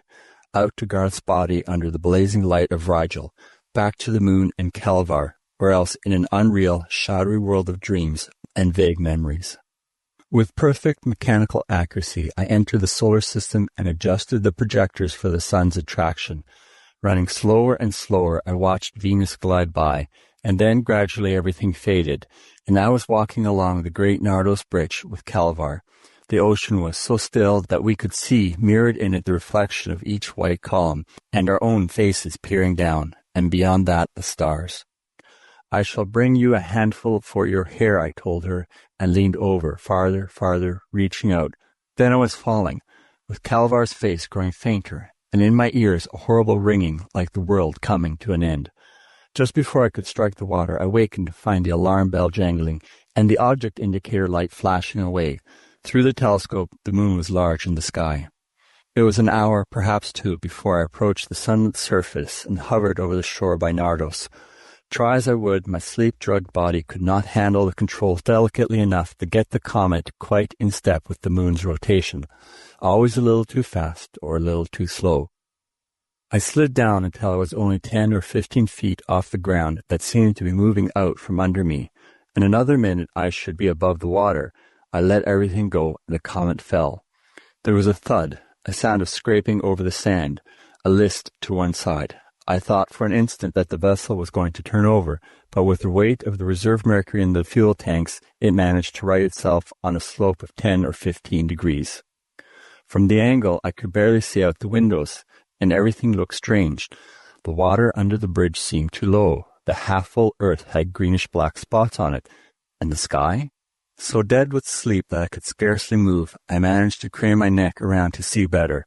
There was no sky, only a faint grey haze through which the stars shone, and yet the sun must be shining. I stretched still further. There the sun burned, and around it was an unmistakable corona. It was like airless space. Was I dreaming again? With a jerk, I got to my feet and climbed up the sloping floor to the atmosphere tester. My fingers slipped off the stopcock, then turned it, and the air pressure needle scarcely moved. It was true. Somehow, as the scientists had always told us would be the case, eventually the air of the moon, with so little gravity to hold it back, had evaporated into space. But in 6 months? It was unthinkable. Surely someone had survived the catastrophe. Some people must have been able to keep themselves alive in caves where the last of the atmosphere would linger. Kelvar must still be alive. I could find her and bring her to the comet. We would go to some other world. Frantically, I pulled on my spacesuit and clambered through the airlock. I ran until the cumbersome suit slowed me down to a staggering walk through the sand beside the Oceanus Procellarum. Leaden and dull, the great sea lay undisturbed by the thin atmosphere still remaining. It had shrunk by evaporation far away from its banks, and where the water once had been there was a dark incrustation of impurities. On the land side, all was a great white plain of glittering alkali without a sign of vegetation. I went on toward Nardos the Beautiful. Even from far off I could see that it was desolate. Visible now that the water had gone down, the pillars supporting it rose gaunt and skeletal. Towers had fallen in, and the gleaming white was dimmed. It was a city of the dead, under an earth leprous-looking with black spots where the clouds apparently had parted. I came nearer to Nardos and the bridge, near to the spot where I had last seen Kelvar. Below the old water level, the columns showed a greenish stain, and halfway out the whole structure had fallen in a great gap. I reached the land terminus of the span, still glorious and almost beautiful in its ruins. Whole blocks of stone had fallen to the sand, and the adamantine pillars were cracked and crumbling with the erosion of ages. Then I knew. In our argument as to the possible speed of the comet, Garth and I had both been right. In our reference frame, the vessel had put on an incredible velocity and covered the 900-odd light-years around Rigel in 6 months. But from the viewpoint of the moon, it had been unable to attain a velocity greater than that of light. As the accelerating energy pressed the vessel's speed closer and closer toward that limiting velocity, the mass of the ship and its contents had increased toward infinity. In trying to move laboriously with such vast mass, our clocks and bodies had been slowed down until to our leaden minds a year of moon time became equivalent to several hours. The comet had attained an average velocity of perhaps 175,000 miles per second, and the voyage that seemed to me 6 months had taken 1,000 years. 1,000 years. The words went ringing through my brain. Kelvar had been dead for 1,000 years. I was alone in a world uninhabited for centuries. I threw myself down and battered my head in the sand. More to achieve, somehow, my own peace of mind than in any hope of its being discovered, I have written this narrative. There are 2 copies, this to be placed in a helioberyllium box at the terminus of the bridge, the other within the comet. One at least should thus be able to escape the meteors which, unimpeded by the thin atmosphere, have begun to strike everywhere, tearing up great craters in the explosion that follows as a result of the impact. My time is nearly up. Air is still plentiful on the comet, but my provisions will soon run short. It is now slightly over a month since I collapsed on the sands into merciful sleep, and I possess food and water for perhaps another, but why go on in my terrible loneliness?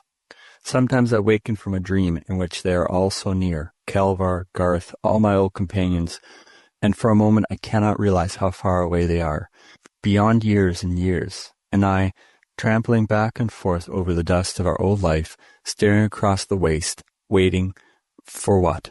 No, I shall wait only until dark. When the sun drops over the Grimaldi Plateau, I shall put my manuscripts in their safe places, then tear off my helmet and join the other 2. An hour ago, the bottom edge of the sun touched the horizon. End of Out Around Rigel by Robert H. Wilson.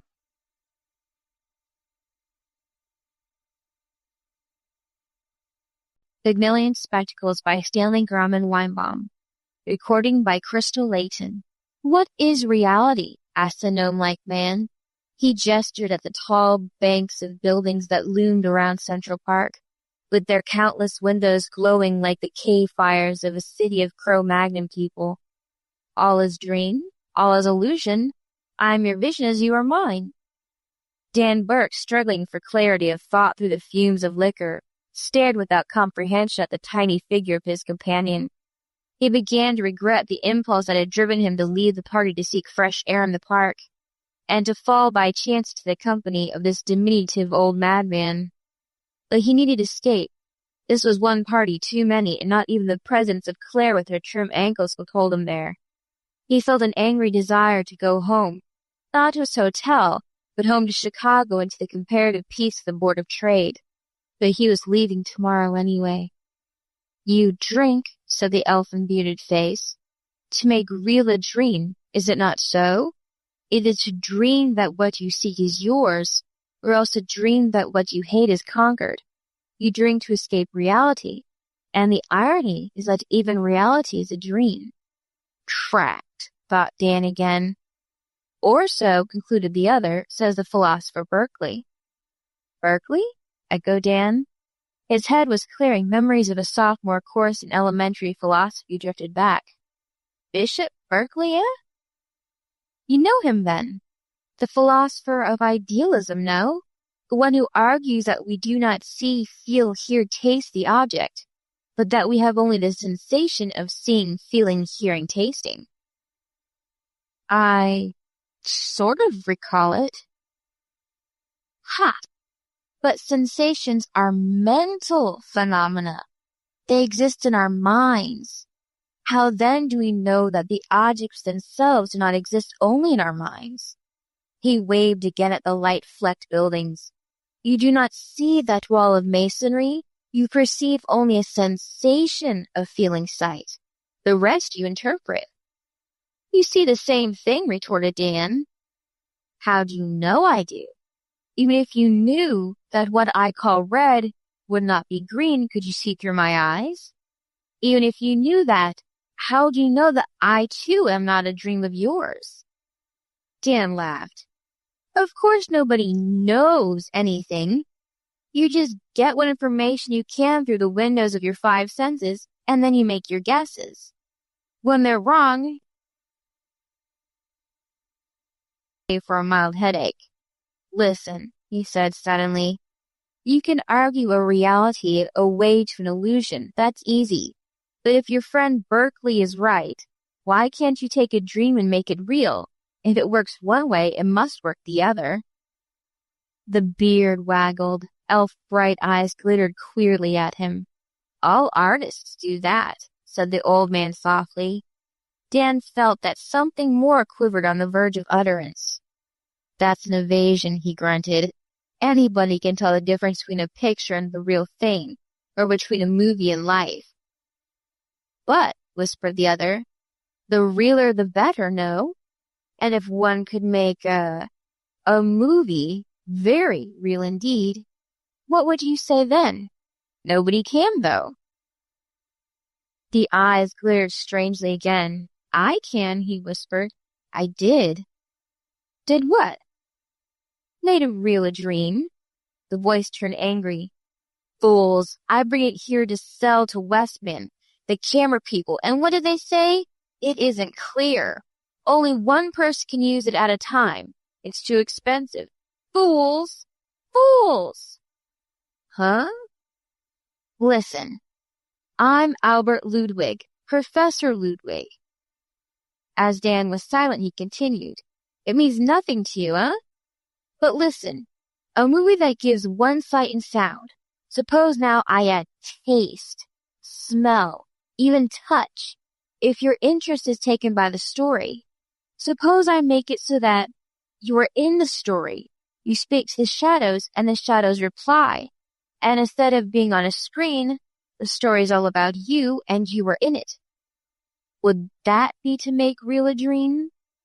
How the devil could you do that? How? How? But simply. First, my liquid positive, then my magic spectacles. I photograph the story in a liquid with light-sensitive chromates. I build up a complex solution, do you see? I add taste chemically and sound electronically.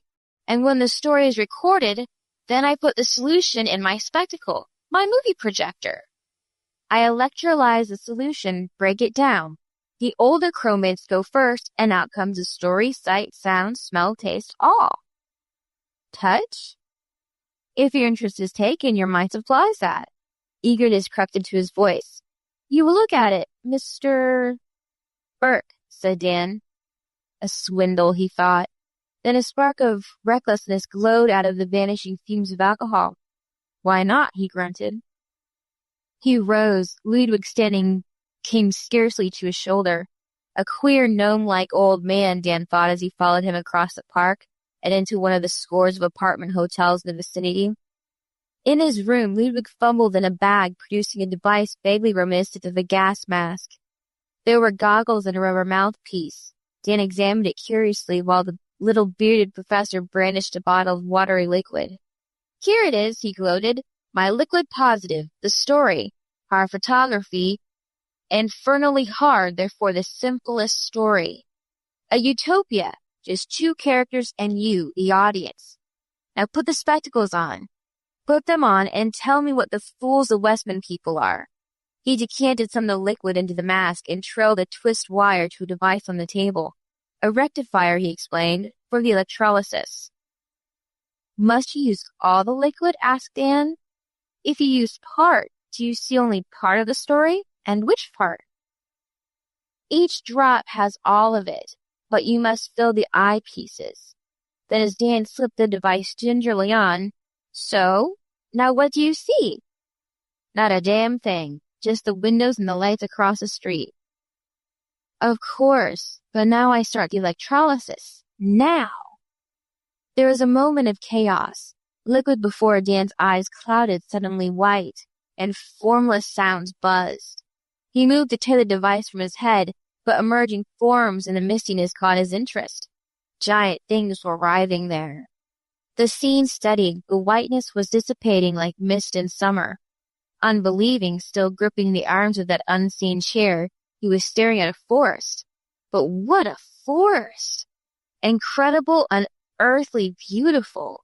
Smooth boles ascended inconveniently toward a brightening sky, trees bizarre as the forests of the Carboniferous age. Infinitely overhead swayed misty fronds, and the verdure showed brown and green in the heights. And there were birds. At least curiously lovely pipings and twitterings were all about him, though he saw no creatures. Thin elfin whistlings like fairy bugles sounded softly. He sat frozen, entranced. A loud fragment of melody drifted down to him, mounting in exquisite, ecstatic bursts, now clear as sounding metal, now soft as remembered music. For a moment he forgot the chair whose arms he gripped, the miserable hotel room invisibly about him. Oh, Ludwig, his aching head. He imagined himself alone in the midst of that lovely glade. "Eden," he muttered, and the swelling music of unseen voices answered. Some measure of reason returned. Illusion, he told himself. Clever optic devices, not reality. He groped for the chair's arm, found it, and clung to it. He scraped his feet and found again an inconsistency. To his eyes, the ground was mossy verdure. To his touch, it was merely a thin hotel carpet. The elfin bugling sounded gently. A faint, deliciously sweet perfume breathed against him. He glanced up to watch the opening of a great crimson blossom on the nearest tree, and a tiny reddish sun edged into a circle of sky above him. The fairy orchestra swelled louder in its light, and the notes sent a thrill of wistfulness through him. Illusion? If it were, it made reality almost unbearable. He wanted to believe that somewhere this side of dreams, there actually existed this region of loveliness. An outpost of paradise. Perhaps. And then, far through the softening mists, he caught a movement that was not the swaying of verdure, a shimmer of silver more solid than mist. Something approached. He watched the figure as it moved, now visible, now hidden by trees. Very soon he perceived that it was human, but it was almost upon him before he realized that it was a girl.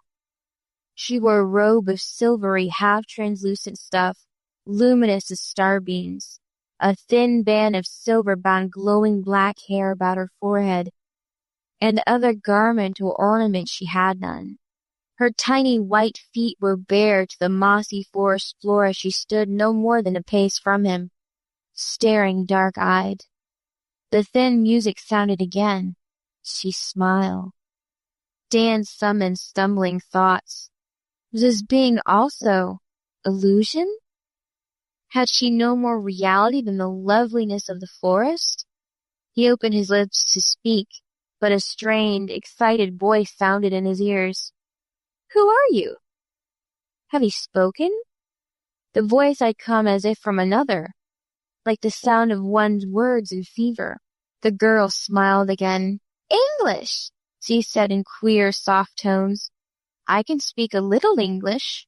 She spoke slowly, carefully. "I learned it from—" She hesitated. "My mother's father, whom they call the Grey Weaver." Again came the voice in Dan's ears. "Who are you?" "I am called Galatea," she said. "I came to find you." "To find me?"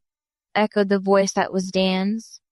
"Lucan, who is called the Grey Weaver, told me," she explained, smiling. "He said you will stay with us until the second noon from this." She cast a quick, slanting glance at the pale sun, now full above the clearing, then stepped closer. "What are you called?" "Dan," he muttered. His voice sounded oddly different. "What a strange name," said the girl. She stretched out her bare arm. "Come," she smiled. Dan touched her extended hand, feeling without any surprise the living warmth of her fingers. He had forgotten the paradoxes of illusion. This was no longer illusion to him, but reality itself. It seemed to him that he followed her, walking over the shadowed turf that gave with springy crunch beneath his tread, though Galatea left hardly an imprint. He glanced down, noting that he himself wore a silver garment, and that his feet were bare. With the glance he felt a feathery breeze on his body and a sense of mossy earth on his feet. "Galatea," said his voice. "Galatea, what place is this? What language do you speak?" She glanced back, laughing. "Why, this is Paracosma, of course. And this is our language." "Paracosma," muttered Dan. "Paracosma?" A fragment of Greek that had survived somehow from his sophomore course a decade in the past came strangely back to him. "Paracosma, land beyond the world." Galatea cast a smiling glance at him. "Does the real world seem strange?" she queried. "After that Shadowland of yours?" "Shadowland?" echoed Dan, bewildered. "This is Shadow, not my world." The girl's smile turned quizzical. "Poof!" she retorted with an impudently lovely pout. "And I suppose, then, that I am the phantom instead of you?" she laughed.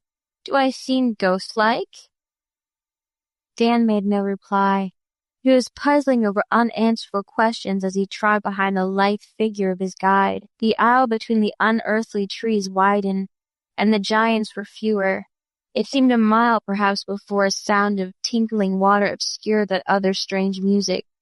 They emerged on the bank of a little river, swift and crystalline, that rippled and gurgled its way from glowing pool to flashing rapids, sparkling under the pale sun. Galatea bent over the brink and cupped her hands, raising a few mouthfuls of water to her lips. Dan followed her example, finding the liquid stinging cold. "How do we cross?" he asked. "You can wade up there." The dryad who led him gestured to a sunlit shallows above the tiny falls. "But I always cross here." She poised herself for a moment on the green bank, then dove like a silver arrow into the pool. Dan followed. The water stung his body like champagne, but a stroke or two carried him across to where Galatea had already emerged with the glistening of creamy bare limbs. Her garment clung tight as a metal sheath to her wet body. He felt a breathtaking thrill at the sight of her. And then, miraculously, the silver cloth was dry. The droplets rolled off as if from oiled silk, and they moved briskly on. The incredible forest had ended with the river. They walked over a meadow studded with many huge star-shaped flowers, whose fronds underfoot were soft as a lawn.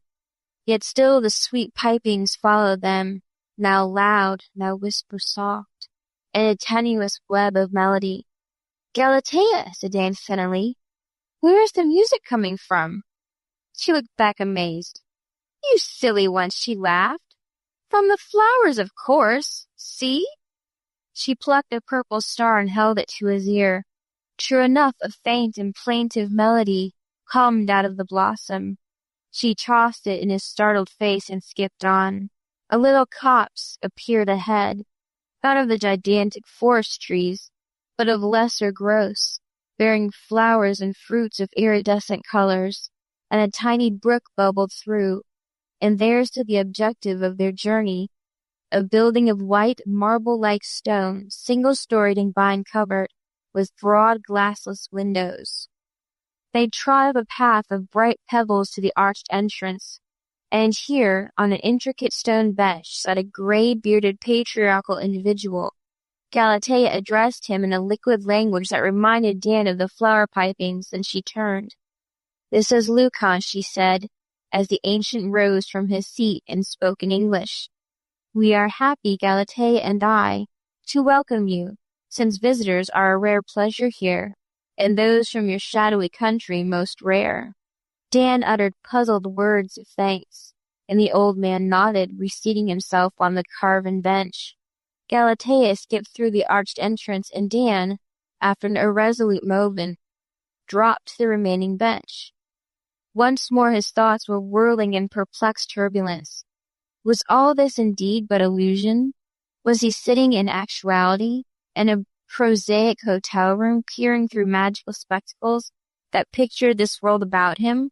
Or was he, transported by some miracle, really sitting here in this land of loveliness? He touched the bench, stone, hard, and unyielding, met his fingers. "Lucan," said his voice. "How did you know I was coming?" "I was told," said the other. "By whom?" "By no one." "Why, someone must have told you."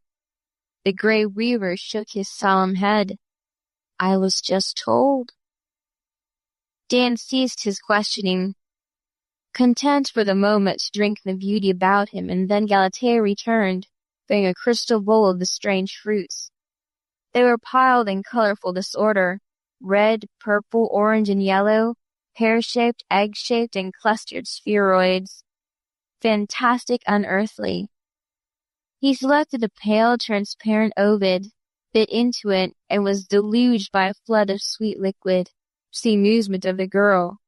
She laughed and chose a similar morsel, biting a tiny puncture in the end. She squeezed the contents into her mouth. Dan took a different sort, purple and tart as Rhenish wine, and then another, filled with edible almond-like seeds. Galatea laughed delightedly at his surprises, and even Lucan smiled a gray smile. Finally, Dan tossed the last husk into the brook beside him, where it danced briskly toward the river. "Galatea," he said, "do you ever go to a city? What cities are in Paracosma?" "Cities? What are cities?" "Places where many people live close together." "Oh," said the girl, frowning. "No, there are no cities here." "Then where are the people of Paracosma? You must have neighbors." The girl looked puzzled. "A man and a woman live off there," she said, gesturing toward a distant blue range of hills dim on the horizon. "Far away over there. I went there once, but Lucan and I prefer the valley." "But Galatea," protested Dan, "are you and Lucan alone in this valley? What happened to your parents? Your father and mother?" "They went away. That way, towards the sunrise. They'll return some day." "And if they don't?" "Why, foolish one, what could hinder them?" "Wild beasts," said Dan. "Poisonous insects, disease, flood, storm, lawless people, death." "I never heard those words," said Galatea. "There are no such things here." She sniffed contemptuously. "Lawless people." "Not death?" "What is death?"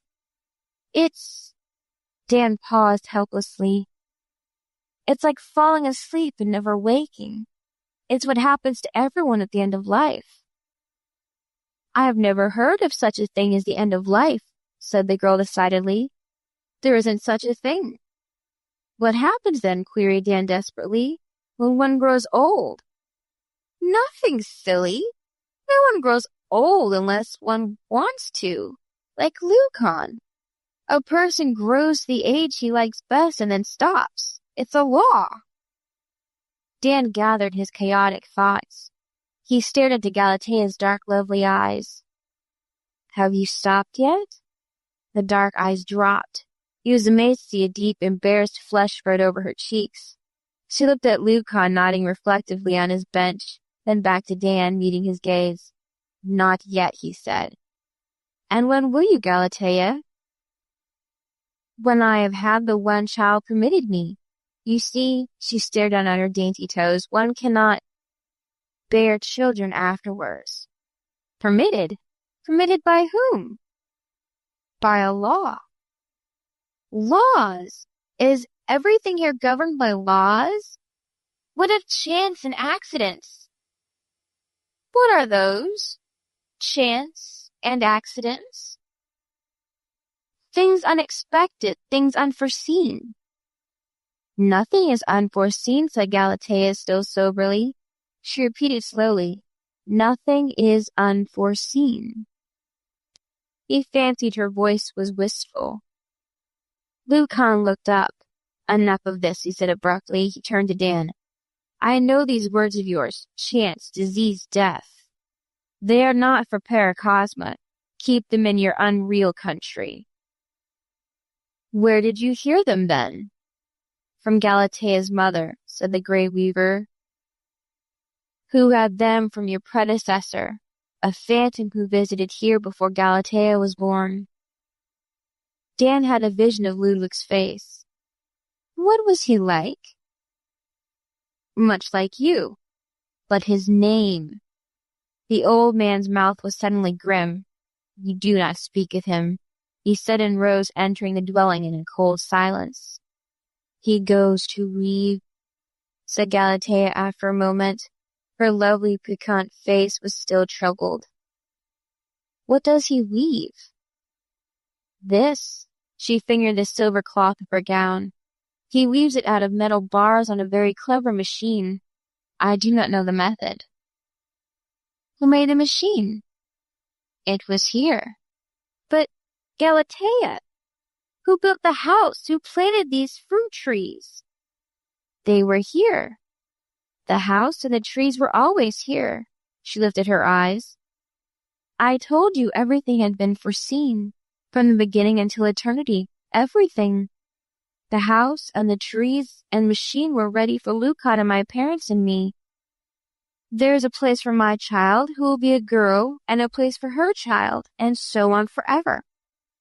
Dan thought a moment. Were you born here? I don't know. He noted in sudden concern that her eyes were glistening with tears. Galatea, dear, why are you unhappy? What's wrong? Why, nothing. She shook her black curls, smiled suddenly at him. What could be wrong? How can one be unhappy in Paracosma? She sprang erect and seized his hand. Come, let's gather fruit for tomorrow. She darted off in a whirl of flashing silver, and Dan followed her around the wing of the edifice. Graceful as a dancer, she leapt from a branch above her head, caught it laughingly, and tossed a great golden globe to him. She loaded his arms with the prizes and sent him back to the bench. And when he returned, she piled it so full of fruit that a deluge of colorful spheres dropped around him. She laughed again and sent them spinning into the brook with thrust of her rosy toes, while Dan watched her with an aching wistfulness. Then suddenly she was facing him. For a long, tense instant they stood motionless, eyes upon eyes, and then she turned away and walked slowly around the arched portal. He followed her with his burden of fruit, his mind once more in a turmoil of doubt and perplexity. The little sun was losing itself behind the trees of that colossal forest to the west, and a coolness stirred among the long shadows. The brook was purple-hued in the dusk, but its cherry notes mingled still with the flower music. Then the sun was hidden, the shadow fingers darkened the meadow. Of a sudden the flowers were still, and the brook gurgled alone in the world of silence. In silence, too, Dan entered the doorway. The chamber within was a spacious one, floored with the large black and white squares. Exquisite benches of carved marble were here and there. Old Lucan in a far corner bent over an intricate glistening mechanism, and as Dan entered he drew a shining length of silver cloth from it, folded it, and placed it carefully aside. There was a curious, unearthly fact that Dan noted. Despite windows open to the evening, no night insects circled the globes that glowed at intervals from niches on the walls. Galatea stood in a doorway to his left, leaning half wearily against the frame. He placed the bowl of fruit on a bench at the entrance and moved to her side. "This is yours," she said, indicating the room beyond.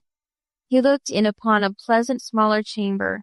A window framed a starry square, and a thin, swift, nearly silent stream of water gushed from the mouth of a carved human head on the left wall, curving into a 6-foot basin sunk in the floor. Another of the graceful benches covered with silver cloth completed the furnishings. A single glowing sphere pendant by a chain from the ceiling illuminated the room. Dan turned to the girl whose eyes were still unwontedly serious. "This is ideal," he said. "But Galatea, how am I to turn out the light?" "Turn it out," she said. "You must cap it, so." A faint smile showed again on her lips as she dropped a metal covering over the shining sphere. They stood tense in the darkness.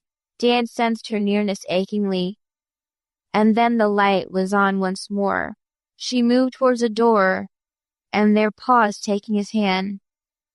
"Dear shadow," she said softly, "I hope your dreams are music." She was gone. Dan stood irresolute in his chamber.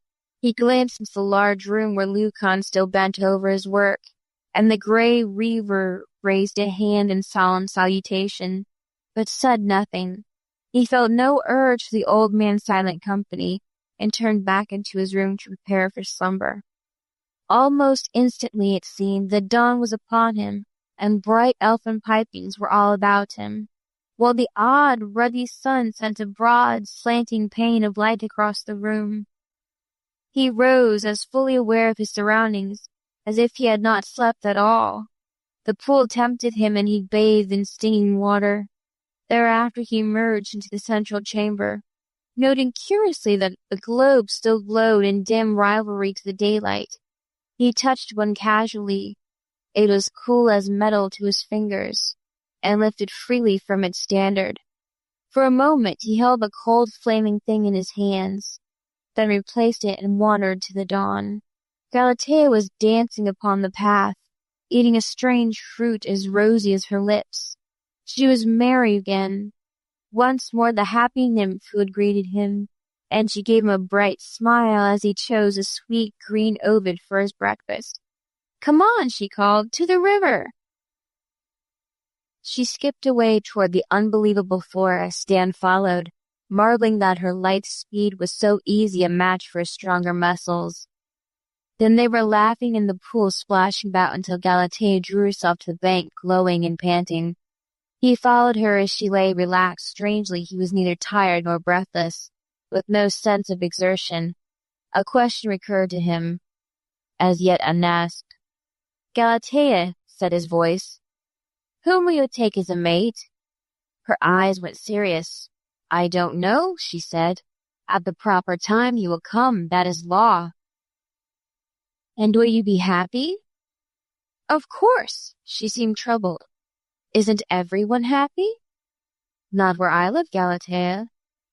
"Then that must be a strange place, that ghostly world of yours. A rather terrible place." "It is often enough," Dan agreed. "I wish—" He paused. What did he wish? Was he not talking to an illusion, a dream, an apparition? He looked at the girl, at her glistening black hair, her eyes, her soft white skin, and then, for a tragic moment, He tried to feel the arms of that drab hotel chair beneath his hands, and failed. He smiled. He reached out his fingers to touch her bare arm, and for an instant she looked back at him with startled, sober eyes and sprang to her feet. "Come on, I want to show you my country." She set off down the stream, and Dan rose reluctantly to follow. What a day that was! They traced the little river from still pool to singing rapids, and ever about them were strange twitterings and pipings that were the voices of the flowers. Every turn brought a new vista of beauty, every moment brought a new sense of delight. They talked or were silent when they were thirsty.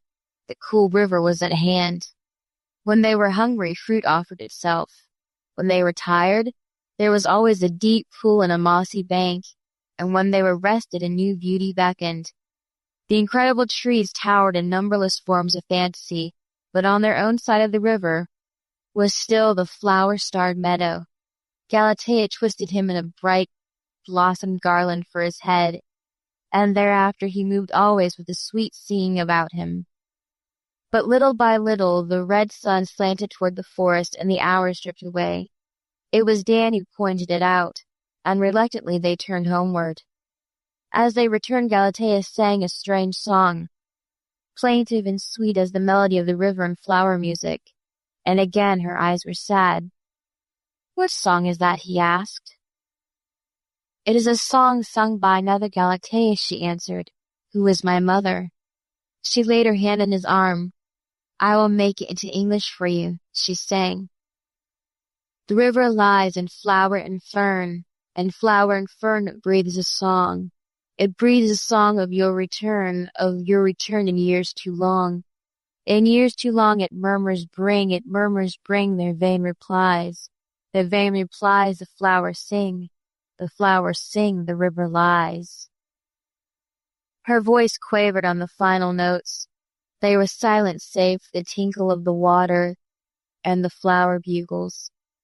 Dan said, "Galatea," and paused. The girl was again somber-eyed, tearful.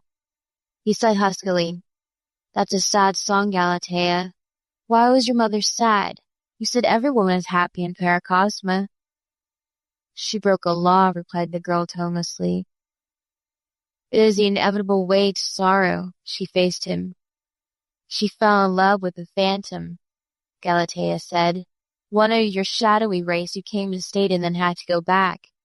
So when her appointed lover came, it was too late. Do you understand? But she yielded finally to the law and is forever unhappy, and goes wandering from place to place about the world." She paused. "I shall never break a law," she said defiantly. Dan took her hand. "I would not have you unhappy, Galatea. I want you always happy." She shook her head. "I am happy," she said, and smiled a tender, wistful smile. They were silent a long time as they trudged the way homeward. The shadows of the forest giants reached out across the river as the sun slipped behind them. For a distance they walked hand in hand, but as they reached the path of pebbly brightness near the house, Galatea drew away and sped swiftly before him. Dan followed as quickly as he might. When he arrived, Lucan sat on his bench by the portal, and Galatea had paused on the threshold. She watched his approach with eyes in which he again fancied the glint of tears. "I am very tired," she said, and slipped within. Dan moved to follow, but the old man raised a staying hand. From the shadows, he said, "Will you hear me a moment?"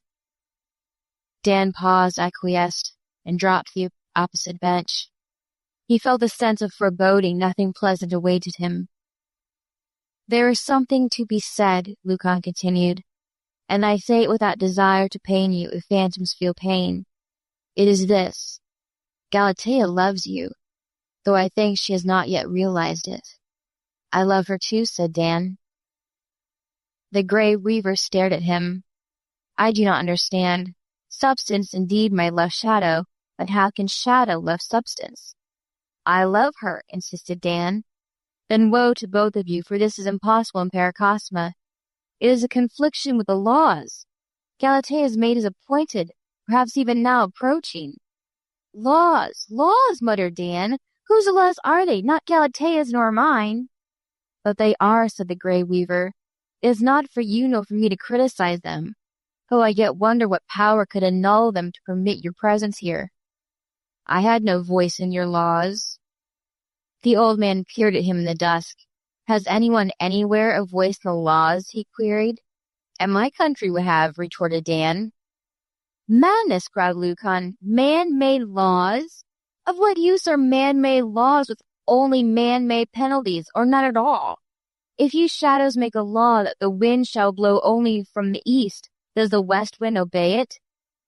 We do not pass such laws, acknowledged Dan bitterly. They may be stupid, but they're no more unjust than yours. Ours, said the Grey Weaver, are the unalterable laws of the world, the laws of nature. Violation is always unhappiness. I have seen it. I have known it in another, in Galatea's mother. Though Galatea is stronger than she. He paused. Now, he continued, I ask only for mercy. Your stay is short, and I ask that you do no more harm than is already done. Be merciful. Give her no more to regret. He rose and moved through the archway. When Dan followed a moment later, he was already removing a square of silver from his device in the corner. Dan turned silent and happy to his own chamber, where the jet of water tinkled faintly as a distant bell. Again he rose at the glow of dawn, and again Galatea was before him, meeting him at the door with her bowl of fruit. She deposited her burden, giving him a wan little smile of greeting, and stood facing him as if waiting. Come with me, Galatea, he said. Where? To the river bank, to talk. They trudged in silence to the brink of Galatea's pool. Dan noted a subtle difference in the world around him. Outlines were vague, the thin flower pipings less audible, and the very landscape was queerly unstable, shifting like smoke when he wasn't looking at it directly.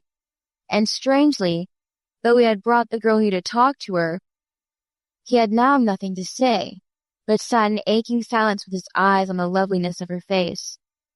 Galatea pointed at the red descending sun.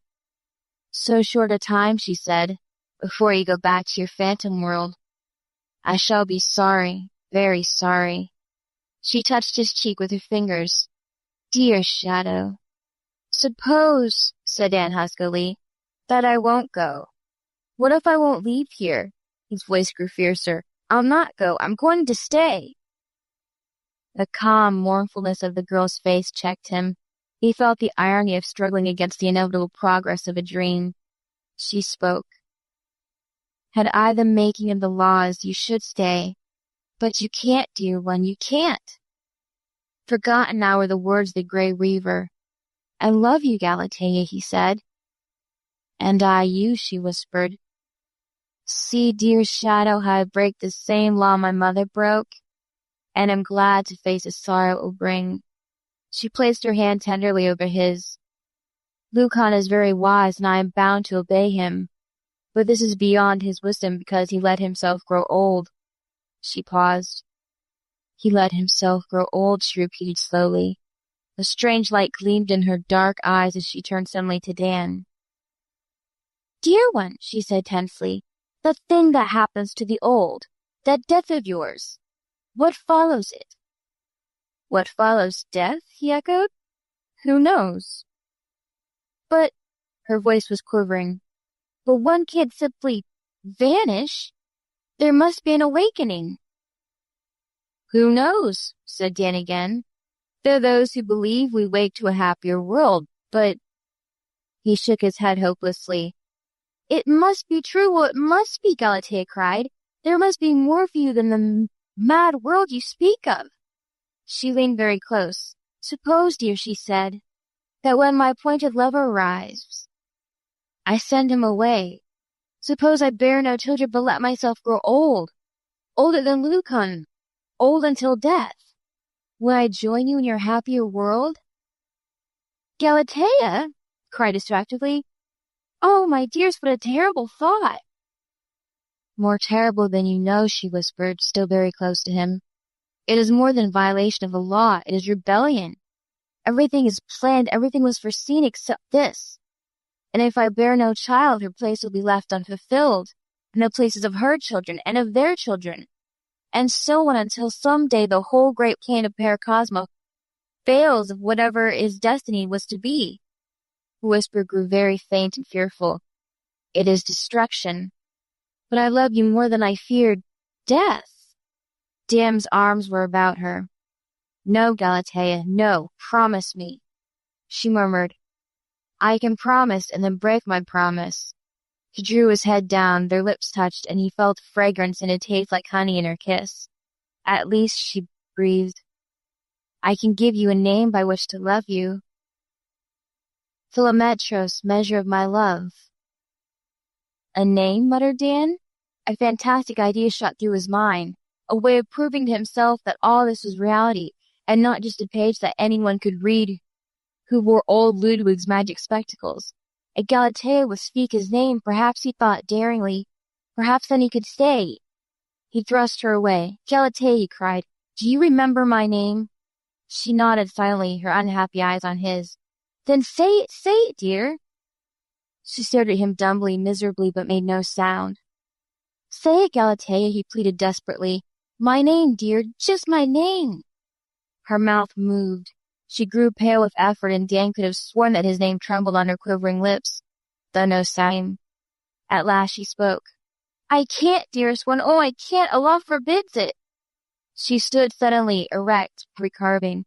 Lucan call, she said, and darted away.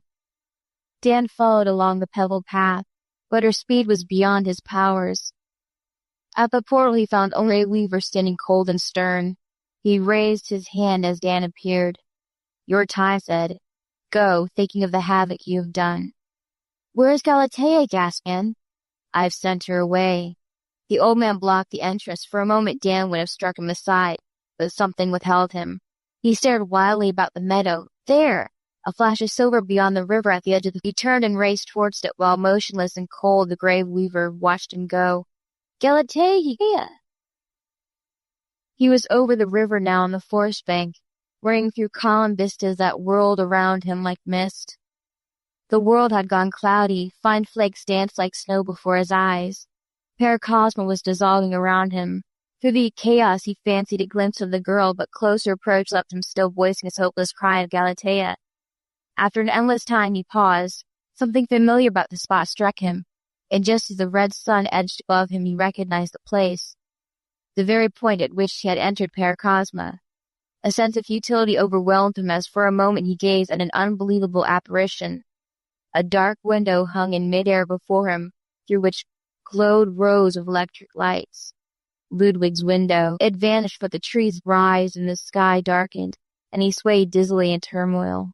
He realized suddenly that he was no longer standing, but sitting in the midst of the crazy glade, and his hands clutched something smooth and hard, the arms of that miserable hotel chair. Then at last he saw her close before him. Galatea with sorrow-stricken features, her tear-filled eyes on his. He made a terrific effort to rise, stood erect, and fell sprawling in a blaze of coruscating lights. He struggled to his knees. Walls, Ludwig's room, encompassed him. He must have slipped from the chair. The magic spectacles lay before him, one lens splintered and spilling a fluid no longer water clear but white as milk. God, he muttered. He felt shaken, sick, exhausted, with a bitter sense of bereavement, and his head ached fiercely. The room was drab, disgusting. He wanted to get out of it, glanced automatically at his watch. 4 o'clock. He must have sat here nearly 5 hours. For the first time he noticed Ludwig's absence. He was glad of it and walked out of the door to an automatic elevator. There was no response to his ring. Someone was using the thing. He walked 3 flights to the street and back to his own room. In love with the vision. Worse, in love with the girl who had never lived in a fantastic utopia that was literally nowhere. He threw himself on his bed with a groan that was half a sob. He saw finally the implication of the name Galatea. Galatea, Pygmalion statue given life by Venus in the ancient Grecian myth. But his Galatea, warm and lovely and vital, must remain forever without the gift of life, since he was neither Pygmalion nor God. He woke late in the morning, staring uncomprehensively about for the fountain and pool of Paracosma. Slow comprehension dawned. How much of last night's experience had been real? How much was the product of alcohol? Or had old Ludwig been right, and was there no difference between reality and dream? He changed his rumpled attire and wandered despondently to the street. He found Ludwig's hotel at last. Inquiry revealed that the diminutive professor had checked out, leaving no forwarding address. What of it? Even Ludwig couldn't give what he sought a living Galatea. Dan was glad that he had disappeared. He hated a little professor. Professor? Hypnotists called themselves professors. He dragged through a weary day and then a sleepless night back to Chicago. It was midwinter when he saw a suggestively tiny figure ahead of him in the Ludwig! He had what used to hail him. His cry was automatic. Professor Ludwig! The elfin figure turned, recognized him, smiled. They stepped into the shelter of the building. I'm sorry about your machine, Professor. I'll be glad to pay for the damage. Ah, that was nothing, a cracked glass. But you, have you been ill? You look much the worse. It's nothing, said Dan. Your show is marvelous, Professor, marvelous. I'd have told you so, but you were gone when I ended. Ludwig shrugged. I went to the lobby for a cigar. 5 hours of the wax dummy, you know. It was marvelous, repeated Dan. So real, smiled the other. Only because you cooperated then. It takes self-hypnosis. It was real all right, agreed Dan glumly. I don't understand it, that strange, beautiful country. The trees were club mosses enlarged by a lens, said Ludwig. All was trick photography. But stereoscope, as I told you, three-dimensional. The fruits were rubber. The house is a summer building on our campus, Northern University. And the voice was mine. You didn't speak at all except your name at the first. I left a blank for that. I played your part, you see. I went around with a photographic apparatus strapped on my head to keep the viewpoints always out of the observer, see? He grinned wryly. Luckily, I'm rather short, or you'd have seemed a giant. Wait a minute, said Dan, his mind whirling. You say you played my part. Then Galatea. Is she real too? T's real enough, said the professor. My niece, a senior at Northern, and likes dramatics. She helped me out with the thing. Why, want to meet her? Dan answered vaguely, happily. An ache had vanished, the pain was ceased. Paracosma was attainable at last. End of Pygmalion Spectacles by Stanley Granman Winebom. Read by Crystal Layton.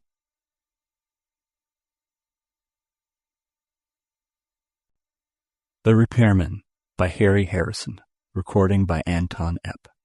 Quote, being an interstellar troubleshooter wouldn't be so bad if I could shoot the trouble. End quote.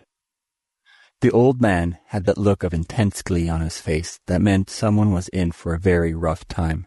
Since we were alone, it took no great feat of intelligence to figure it would be me. I talked first, bold attack being the best defense, and so forth. I quit. Don't bother telling me what dirty job you have cooked up, because I have already quit, and you do not want to reveal company secrets to me.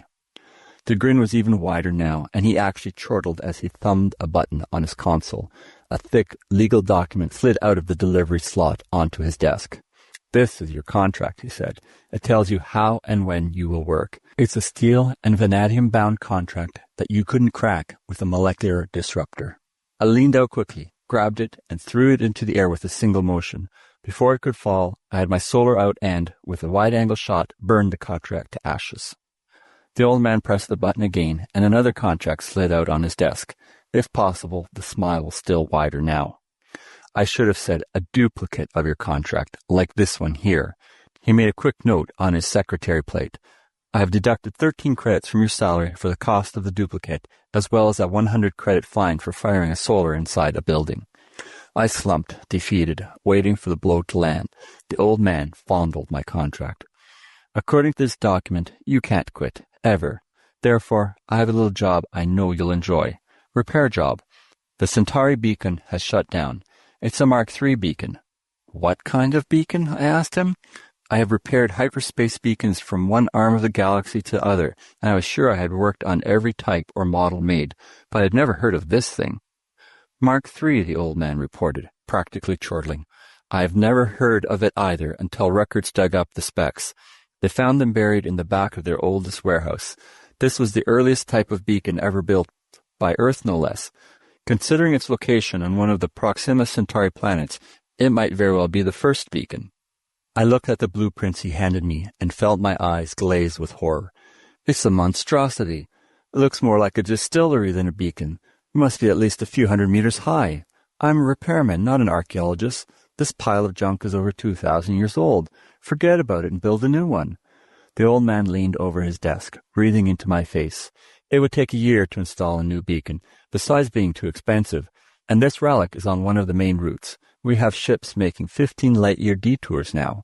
He leaned back, wiped his hands on his handkerchief, and gave me Lecture 44 on company duty and my troubles. This department is officially called Maintenance and Repair, when it really should be called Troubleshooting. Hyperspace beacons are made to last forever, or damn close to it.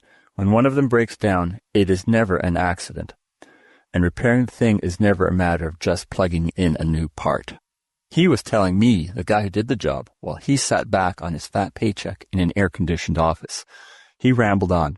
How I wish that were all it took. I would have a fleet of parts ships and junior mechanics to install them, but it's not like that at all. I have a fleet of expensive ships that are equipped to do almost anything, manned by a bunch of irresponsibles like you. I nodded moodily at his pointing finger. How I wish I could fire you all. Combination space jockeys, mechanics, engineers, soldiers, con men, and anything else it takes to do the repairs. I have to browbeat, bribe, blackmail, and bulldoze you thugs into doing a simple job. If you think you're fed up, just think how I feel. But the ships must go through. The beacons must operate. I recognized his deathless line as the curtain speech and crawled to my feet. He threw the Mark III file at me and went back to scratching in his papers. Just as I reached the door, he looked up and impaled me on his finger again. And don't get any fancy ideas about jumping your contract. We can attach that bank account of yours on Algol 2 long before you can draw the money out.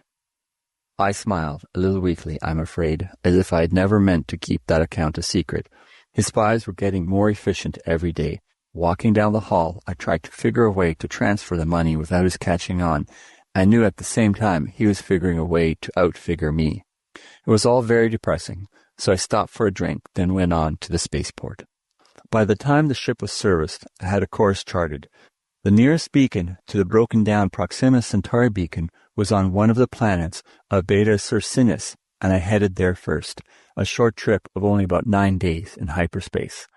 To understand the importance of the beacons, you have to understand hyperspace. Not that many people do, but it is easy enough to understand that in this non-space, the regular rules don't apply.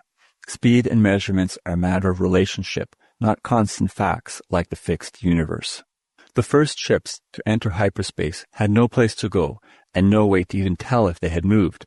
The beacons solved that problem and opened the entire universe. They are built on planets and generate tremendous amounts of power. This power is turned into radiation that is punched through into hyperspace. Every beacon has a code signal as part of its radiation and represents a measurable point in hyperspace. Triangulation and quadrature of the beacons works for navigation, only it follows its own rules. The rules are complex and variable, but there are still rules that a navigator can follow. For a hyperspace jump, you need at least 4 beacons for an accurate fix. For long jumps, navigators use as many as 7 or 8, so every beacon is important and everyone has to keep operating. That is where I and the other troubleshooters came in. We travel in well-stocked ships that carry a little bit of everything. Only one man to a ship, because that is all it takes to operate the overly efficient repair machinery. Due to the very nature of our job, we spend most of our time just rocketing through normal space. After all, when a beacon breaks down, how do you find it? Not through hyperspace. All you can do is approach as close as you can by using other beacons, then finish the trip in normal space. This can take months, and often does. This job didn't turn out to be quite that bad.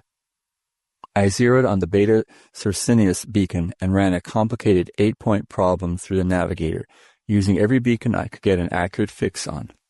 The computer gave me a course with an estimated point of arrival as well as a built-in safety factor I could never eliminate from the machine.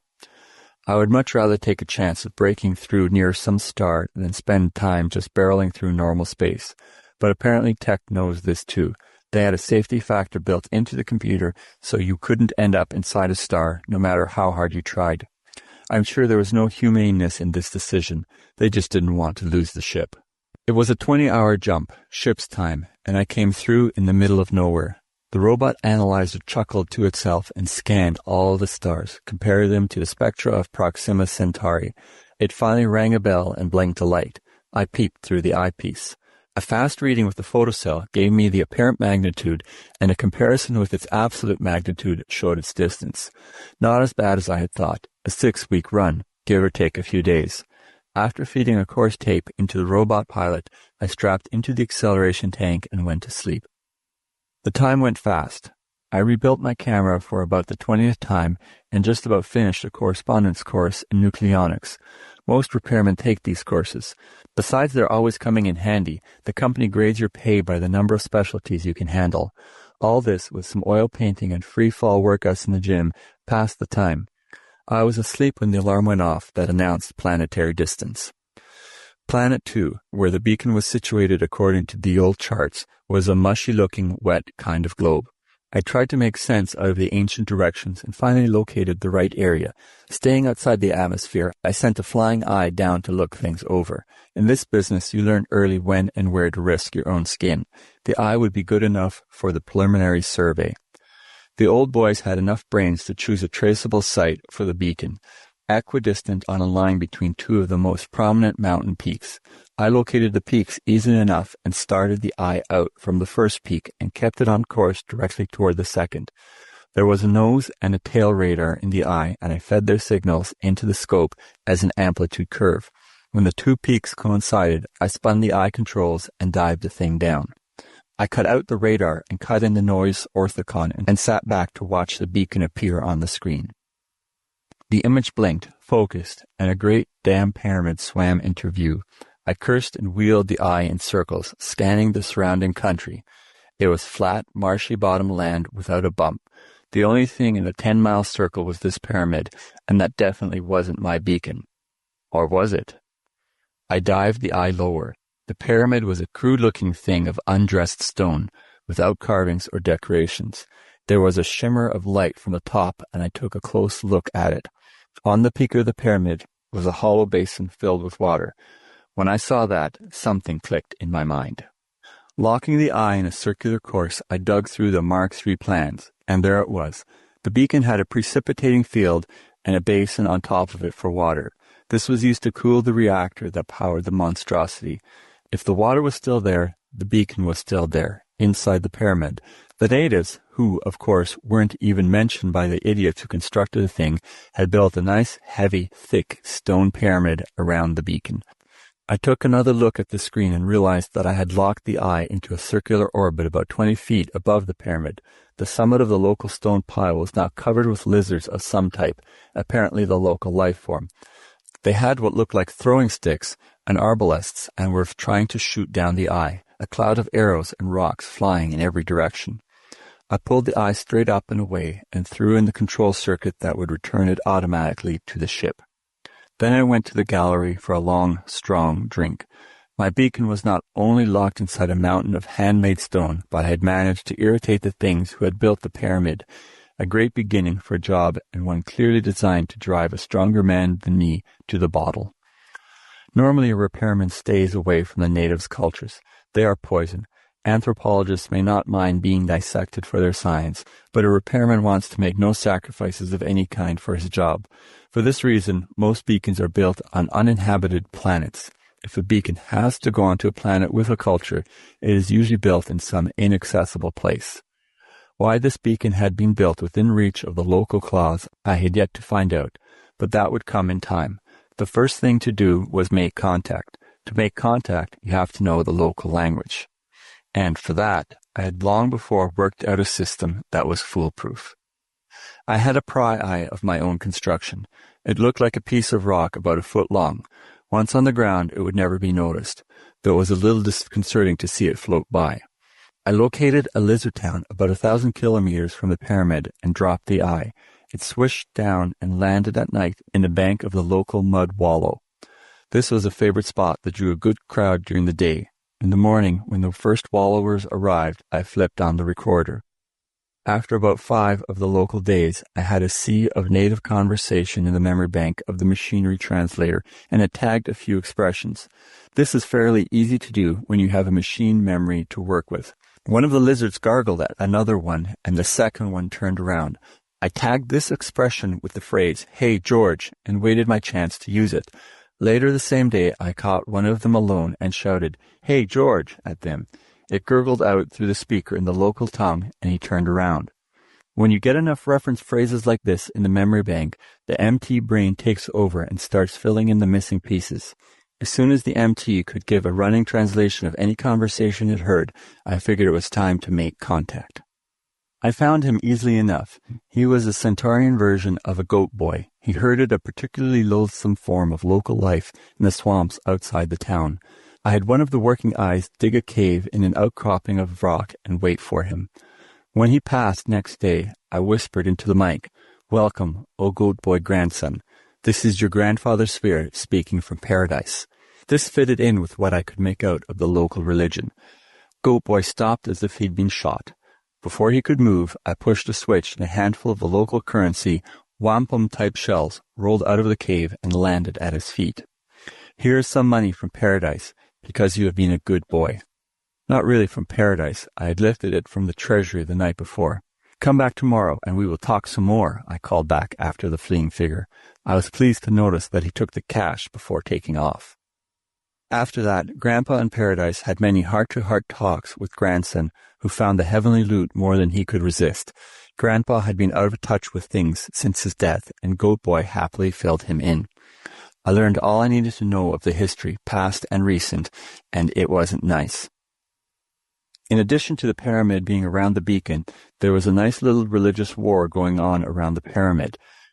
It all began with the land bridge. Apparently the local lizards had been living in the swamps when the beacon was built, but the builders didn't think much of them. They were a low type and confined to a distant continent. The idea that the race would develop and might reach this continent never occurred to the beacon mechanics, which is, of course, what happened. A little geological turnover, a swampy land bridge formed in the right spot, and the lizards began to wander up Beacon Valley, and found religion. A shiny metal temple out of which poured a constant stream of magic water, the reactor cooling water pumped down from the atmosphere condenser on the roof. The radioactivity in the water didn't hurt the natives. It caused mutations that bred true. A city was built around the temple and, through the centuries, the pyramid was built up around the beacon.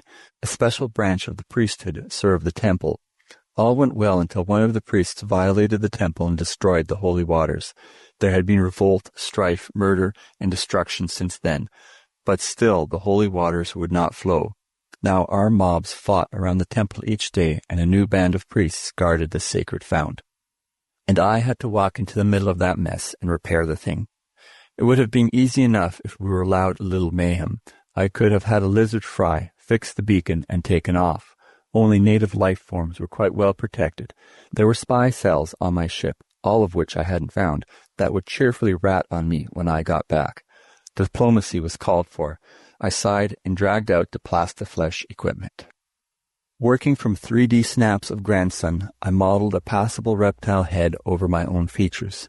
It was a little short in the jaw, me not having one of their toothy mandibles, but that was all right. I didn't have to look exactly like them, just something close to soothe the native mind.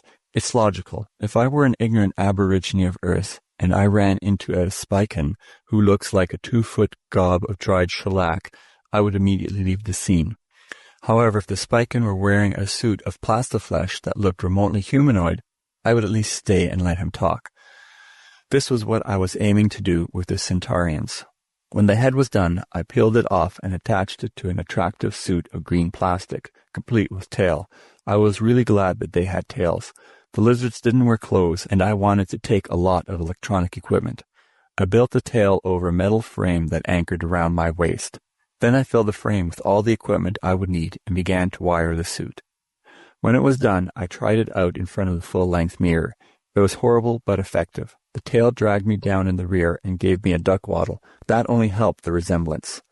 That night I took the ship down into the hills nearest the pyramid, an out-of-the-way dry spot where the amphibious natives would never go.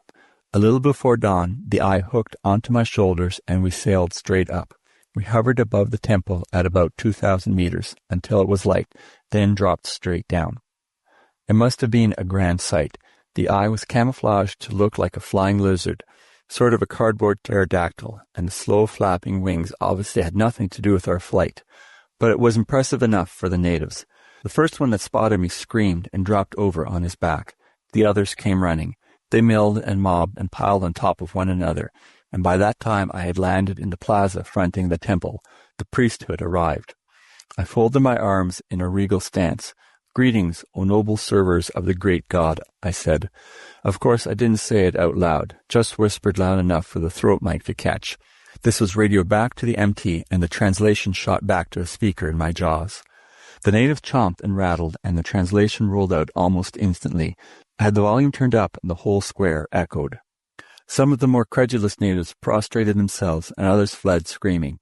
One of the doubtful type raised a spear, but no one else tried that after the pterodactyl eye picked him up and dropped him in the swamp. The priests were a hard-headed lot and weren't buying any lizards in a poke. They just stood and muttered.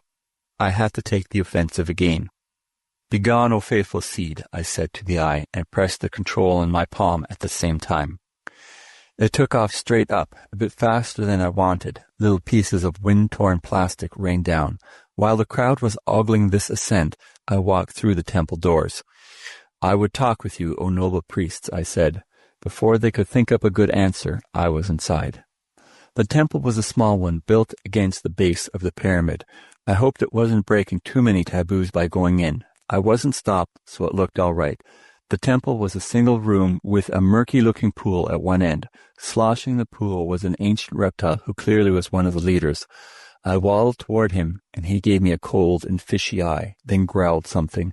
The MT whispered into my ear, "Just what in the name of the 13th sin are you, and what are you doing here?" I drew up my scaly figure in a noble gesture and pointed toward the ceiling. "I come from your ancestors to help you. I am here to restore the holy waters." This raised a buzz of conversation behind me, but got no rise out of the chief. He sank slowly into the water until only his eyes were showing. I could almost hear the wheels turning behind that moss-covered forehead. Then he lunged up and pointed a dripping finger at me. "You are a liar. You are no ancestor of ours. We will—" "Stop," I thundered before he got so far in that he couldn't back out. "I said your ancestors sent me as an emissary. I am not one of your ancestors. Do not try to harm me, or the wrath of those who have passed on will turn against you." When I said this, I turned to jab a claw at the other priests, using the motion to cover my flicking a coin grenade toward them. It blew a nice hole in the floor with a great show of noise and smoke. The first lizard knew I was talking sense then, and immediately called a meeting of the shamans. It, of course, took place in the public bathtub, and I had to join them there. We jawed and gurgled for about an hour and settled all the major points. I found out that they were new priests. Previous ones had all been boiled for letting the holy water cease. They found out I was there only to help them restore the flow of the waters. They bought this, and tentatively, and we all heaved out of the tub and trickled muddy paths across the floor. There was a bolted and guarded door that led into the pyramid proper. While it was being opened, the first lizard turned to me. "Undoubtedly you know of the rule," he said. "Because the old priests did pry and peer, it was ruled henceforth that only the blind could enter the Holy of Holies." I'd swear he was smiling, if 30 teeth peeking out of what looked like a crack in an old suitcase can be called smiling. He was also signaling to him an underpriest, who carried a brazier of charcoal complete with red-hot irons. All I could do was stand and watch as he stirred up the coals, pulled out the ruddiest iron, and turned toward me. He was just drawing a bead on my right eyeball when my brain got back in gear. "Of course," I said, "blinding is only right. But in my case, you will have to blind me before I leave the Holy of Holies, not now. I need my eyes to see and mend the fount of holy waters. Once the waters flow again, I will laugh as I hurl myself on the burning iron." He took a good 30 seconds to think it over and had to agree with me. The local torturer sniffled a bit and threw a little more charcoal on the fire. The gate crashed open and I stalked through. Then it banged to behind me and I was alone in the dark. But not for long. There was a shuffling nearby, and I took a chance and turned on my flash. 3 priests were groping toward me, their eye sockets red pits of burned flesh. They knew what I wanted, and led the way without a word. A crumbling and cracked stone stairway brought us up to a solid metal doorway labeled in archaic script, Mark III Beacon, authorized personnel only. The trusting builders counted on the sign to do the whole job, for there wasn't a trace of a lock on the door. One lizard merely turned the handle and we were inside the beacon. I unzipped the front of my camouflage suit and pulled out the blueprints. With the faithful priest stumbling after me, I located the control room and turned on the lights. There was a residue of charge in the emergency batters, just enough to give a dim light. The meters and indicators looked to be in good shape, if anything, unexpectedly bright from constant polishing. I checked the readings carefully and found just what I had suspected. One of the eager lizards had managed to open a circuit box and had polished the switches inside. While doing this, he had thrown one of the switches, and that had caused the trouble. Rather, that had started the trouble. It wasn't going to be ended by just reversing the water valve switch. This valve was supposed to be used only for repairs, after the pile was damped. When the water was cut off with the pile in operation, it had started to overheat, and the automatic safeties had dumped the charge down the pit. I could start the water again easily enough, but there was no fuel left in the reactor. I wasn't going to play with the fuel problem at all. It would be far easier to install a new power plant. I had one in the ship that was about 1/10 the size of the ancient bucket of bolts and produced at least 4 times the power. Before I sent for it, I checked over the rest of the beacon. In 2,000 years, there should be some sign of wear. The old boys had built well. I'll give them credit for that. 90% of the machinery had no moving parts and had suffered no wear whatever. Other parts they had beefed up, figuring they would wear, but slowly. The water feed pipe from the roof, for example. The pipe walls were at least 3 meters thick, and the pipe opening itself no bigger than my head. There were some things I could do, though, and I made a list of parts. The parts, the new power plant, and a few other odds and ends were chuted into a neat pile on the ship. I checked all the parts by screen before they were loaded into a metal crate. In the darkest hour before the dawn, the heavy-duty eye dropped the crate outside the temple and darted away without being seen. I watched the priests through the pry eye while they tried to open it. When they had given up, I boomed orders at them through a speaker in the crate. They spent most of the day sweating the heavy box up through the narrow temple stairs, and I enjoyed a good sleep. It was resting inside the beacon door when I woke up. The repairs didn't take long, though there was plenty of groaning from the blind lizards when they heard me ripping the wall open to get at the power leads.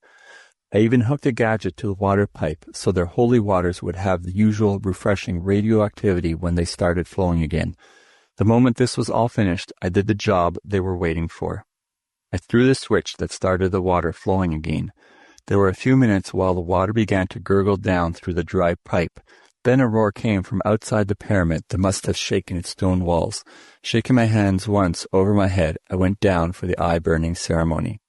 The blind lizards were waiting for me by the door and looked even happier than usual. When I tried the door, I found out why. It was bolted and barred from the other side. It has been decided, a lizard said, that you shall remain here forever and tend the holy waters. We will stay with you and serve your every need. A delightful prospect, eternity spent in a locked beacon with 3 blind lizards. In spite of their hospitality, I couldn't accept. What, you dare interfere with the messenger of your ancestors? I had the speaker on full volume, and the vibration almost shook my head off. The lizards cringed, and I set my solar for a narrow beam and ran it around the door jamb. There was a great crunching and banging from the junk piled against it, and then the door swung free. I threw it open. Before they could protest, I had pushed the priests out through it. The rest of their clan showed up at the front of the stairs and made a great ruckus while I finished welding the door shut. Running through the crowd, I faced up to the first lizard in his tub. He sank slowly beneath the surface. What lack of courtesy, I shouted. He made little bubbles in the water. The ancestors are annoyed and have decided to forbid entrance to the inner temple forever, though out of kindness they will let the waters flow. Now I must return, on with the ceremony. The torture master was too frightened to move, so I grabbed out his hot iron. A touch on the side of my face dropped the steel plate over my eyes, under the plastiskin.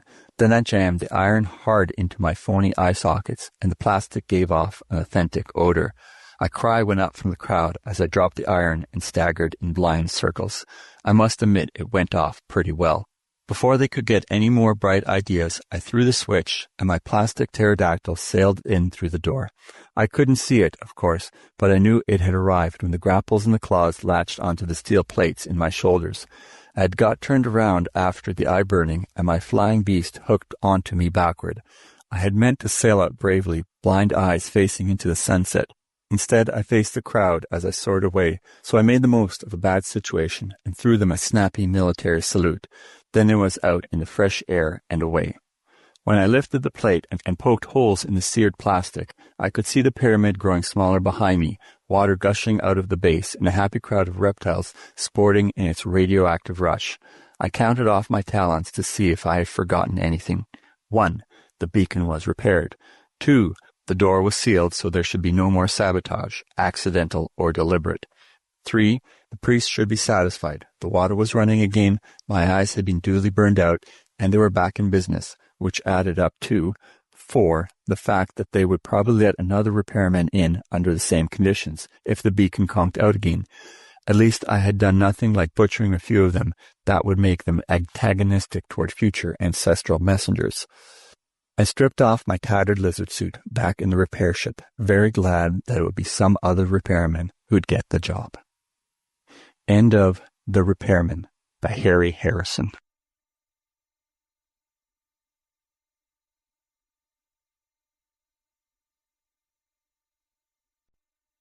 Toy Shop by Harry Harrison. Recording by Cori Samuel. Because there were few adults in the crowd, and Colonel Biff Horton stood over 6 feet tall, he could see every detail of the demonstration. The children, and most of the parents, gaped in wide-eyed wonder. Biff Horton was too sophisticated to be awed.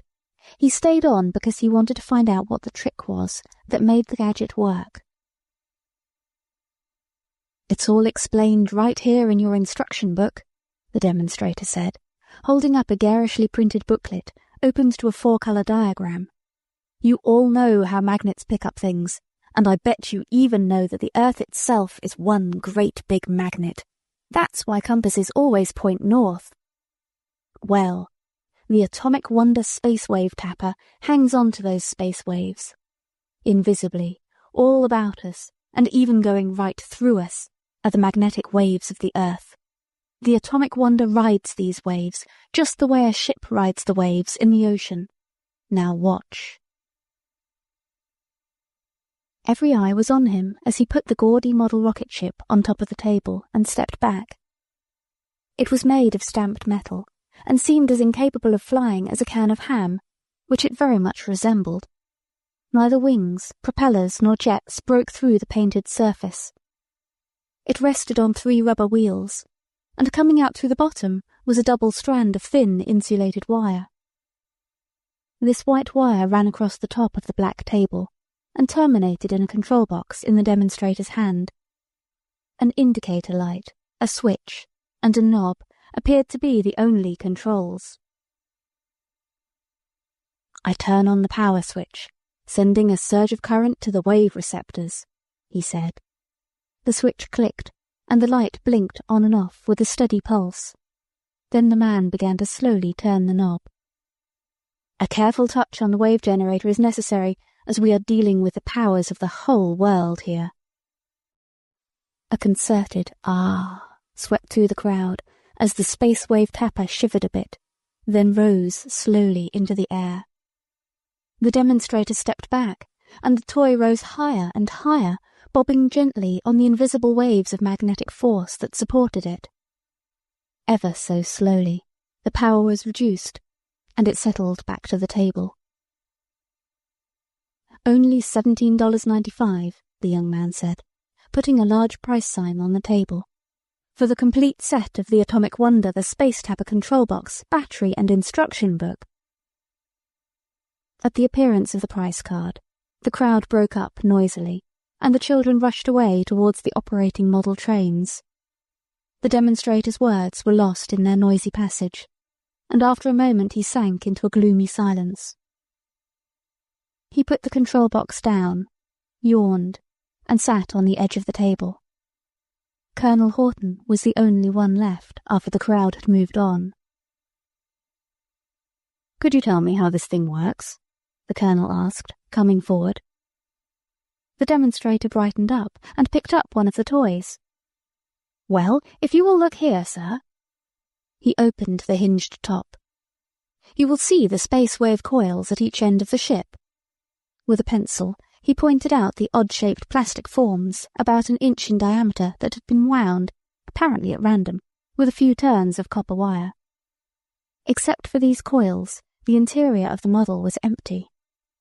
The coils were wired together, and other wires ran out through the hole in the bottom of the control box. Biff Horton turned a very quizzical eye on the gadget, and upon the demonstrator, who completely ignored this sign of disbelief. Inside the control box is the battery, the young man said, snapping it open and pointing to an ordinary flashlight battery. The current goes through the power switch and power light to the wave generator. What you mean to say, Biff broke in, is that the juice from this 15-cent battery goes through this cheap rheostat to those meaningless coils in the model and absolutely nothing happens. Now tell me what really flies the thing. If I'm going to drop $18 for 6 bits worth of tin, I want to know what I'm getting. The demonstrator flushed. I'm sorry, sir, he stammered. I wasn't trying to hide anything. Like any magic trick, this one can't really be demonstrated until it's been purchased. He leaned forward and whispered confidentially. I'll tell you what I'll do, though. This thing is way overpriced and hasn't been moving at all. The manager said I could let them go at $3 if I could find any takers. If you want to buy it for that price... Sold, my boy, the Colonel said, slamming 3 bills down on the table. I'll give that much for it no matter how it works. The boys in the shop will get a kick out of it. He tapped the winged rocket on his chest. Now, really, what holds it up? The demonstrator looked round carefully, then pointed. Strings, he said, or rather a black thread. It runs from the top of the model through a tiny loop in the ceiling and back down to my hand, tied to this ring on my finger. When I back up, the model rises. It's as simple as that. All good illusions are simple, the Colonel grunted, tracing the black thread with his eye, as long as there is plenty of flim-flam to distract the viewer. If you don't have a black table, a black cloth will do, the young man said, and the arch of a doorway is a good sight. Just see that the room in back is dark. Wrap it up, my boy. I wasn't born yesterday. I'm an old hand at this kind of thing. Biff Horton sprang it at the next Thursday night poker party. The gang were all missile men, and they cheered and jeered as he hammed up the introduction. Let me copy the diagram, Biff. I could use some of those magnetic waves in the new bird. Those flashlight batteries are cheaper than locks. This is a thing of the future. Only Teddy Kaner caught wise as the flight began. He was an amateur magician and spotted the gimmick at once. He kept silent with professional courtesy and smiled ironically as the rest of the bunch grew silent one by one. The Colonel was a good showman, and he had set the scene well. He almost had them believing in the space wave tapper before he was through. When the model had landed and he had switched it off, he couldn't stop them from crowding around the table. A thread! One of the engineers shouted, almost with relief, and they all laughed along with him. Too bad, the head project physicist said. I was hoping that a little space wave tapping could help us out. Let me try a flight with it. Teddy Kaner first, Biff announced. He spotted it while you were all watching the flashing lights, only he didn't say anything. Kaner slipped the ring with a black thread over his finger and started to step back. You have to turn the switch on first, Biff said. I know, Kaner smiled, but that's part of illusion, the spiel and the misdirection. I'm going to try this cold first, so I can get it moving up and down smoothly, then go through it with the whole works. He moved his hand back smoothly, in a professional manner that drew no attention to it. The model lifted from the table, then crashed back down. The thread broke, Kaner said. You jerked it instead of pulling smoothly, Biff said, and knotted the broken thread. Here, let me show you how to do it. The thread broke again when Biff tried it, which got a good laugh that made his collar a little warm. Someone mentioned the poker game. This was the only time that poker was mentioned, or even remembered that night, because very soon after this, they found that the thread would lift the model only when the switch was on, and 2.5 volts flowing through the joke coils. With the current turned off, the model was too heavy to lift. The thread broke every time. I still think it's a screwy idea, the young man said. 1 week getting fallen arches, demonstrating those toy ships for every brat within 1,000 miles, then selling the things for $3 when they must have cost at least $100 apiece to make. But you did sell the 10 of them to people who would be interested? The older man asked. I think so. I caught a few Air Force officers and a colonel in missiles one day. Then there was one official I remembered from the Bureau of Standards. Luckily he didn't recognize me. Then those 2 professors you spotted from the university. Then the problem is out of our hands and into theirs. All we have to do now is sit back and wait for results. What results? These people weren't interested when we were hammering on their doors with the proof. We've patented the coils and can prove to anyone that there is a reduction in weight around them when they are operating. But a small reduction, and we don't know what is causing it. No one can be interested in a thing like that, a fractional weight decrease in a clumsy model, certainly not enough to lift the weight of the generator. No one wrapped up in massive fuel consumption, tons of lift and such, is going to have time to worry about a crackpot who thinks he has found a minor slip in Newton's laws. You think they will now? The young man asked, cracking his knuckles impatiently. I know they will. The tensile strength of that thread is correctly adjusted to the weight of the model. The thread will break if you try to lift the model with it. Yet you can lift the model, after a small increment of its weight has been removed by the coils. This is going to bug these men. Nobody is going to ask them to solve the problem or concern themselves with it. But it will nag at them because they know this effect can't possibly exist. They'll see at once that the magnetic wave theory is nonsense. Or perhaps true, we don't know. But they will all be thinking about it and worrying about it. Someone is going to experiment in his basement, just as a hobby, of course, to find the cause of the error. And he, or someone else, is going to find out what makes those coils work, or maybe a way to improve them. And we have the patents. Correct. They will be doing the research that will take them out of the massive lift propulsion business and into the field of pure spaceflight. And in doing so, they will be making us rich, whenever the time comes to manufacture, the young man said cynically. We'll all be rich, son, the older man said, patting him on the shoulder. Believe me, you're not going to recognize this old world 10 years from now. End of Toy Shop by Harry Harrison. Warning from the Stars by Ron Cocking. Reading by Rowdy Delaney, Idaho, USA. It was a beautifully machined container, shaped like a 2-pound chocolate candy box, the color and texture of lead. The cover fitted so accurately that it was difficult to see where it met the lip on the base.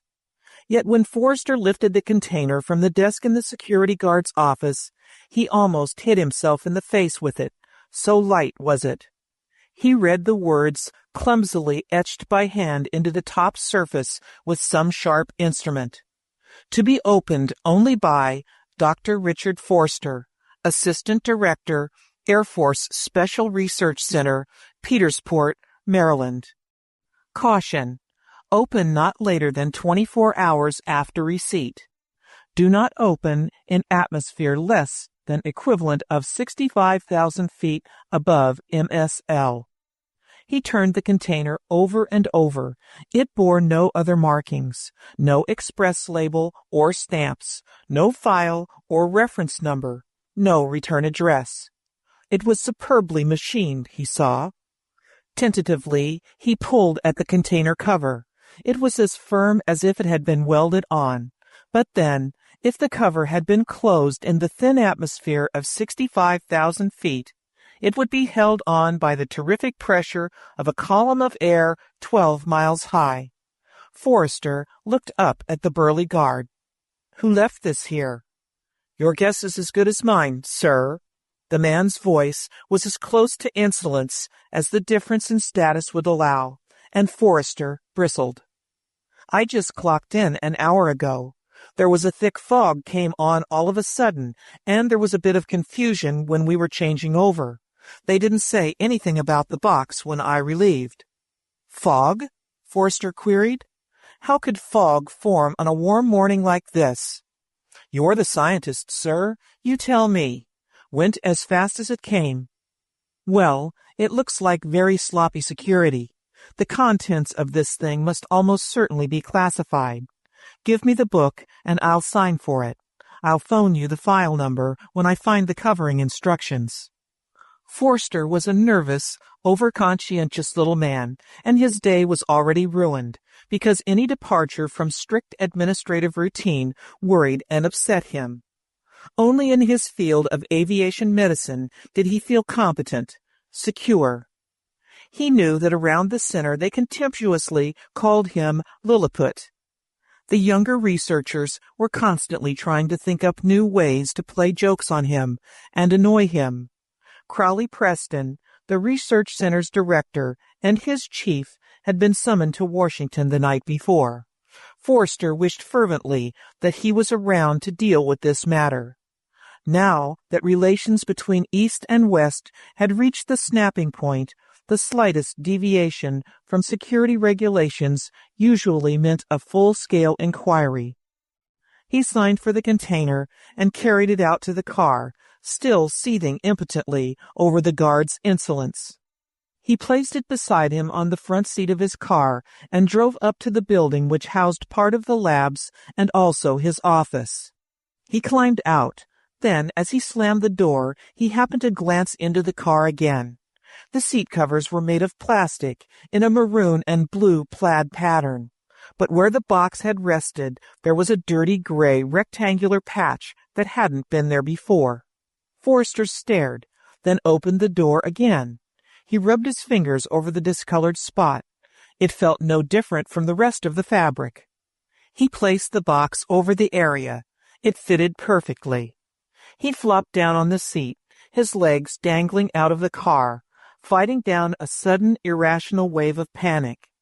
He pushed the container to the other end of the seat. After all, he rationalized, plastics are notoriously unstable under certain conditions. This is probably a new alloy Washington once tested for behavior under extreme conditions of temperature and pressure. What's gotten into you? He took a deep breath, picked up the box again. Where it had rested, there was another discolored patch on the car seat covers. Holding it away from him, Forster hurried into the office, then dumped the box into a metal wastebasket. Then he went to a cabinet and pulled out a Geiger counter, carried it over to the wastebasket. As he pointed the probe at the box, the familiar slow clicking reassured him, and feeling a little foolish, he put the instrument back on its shelf. Hurriedly, he went through his mail. There was nothing in it referring to the package. Then he called the classified filing section. Nobody there knew anything about it either. For some reason he couldn't explain to himself, he wasn't even surprised.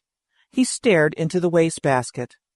The clumsily etched instructions glinted up at him, to be opened as soon as possible. He picked up the phone and called the decompression chamber building. There was no valid reason why he should have been self-conscious as he talked to the lab attendant in charge of the decompression tank. He used it a dozen times a month for tests and experiments, yet when he gave his instructions, his voice was labored and strained. Some genius in Washington sent this thing down without any covering instructions, but it has to be opened in a hurry, in a thin atmosphere. I'd like to stay on the intercom for a while in case it blows up in my face or something. He tried to laugh, but all that came out was a croak. The attendant nodded indifferently, then helped Forster into the helmet of his pressure suit.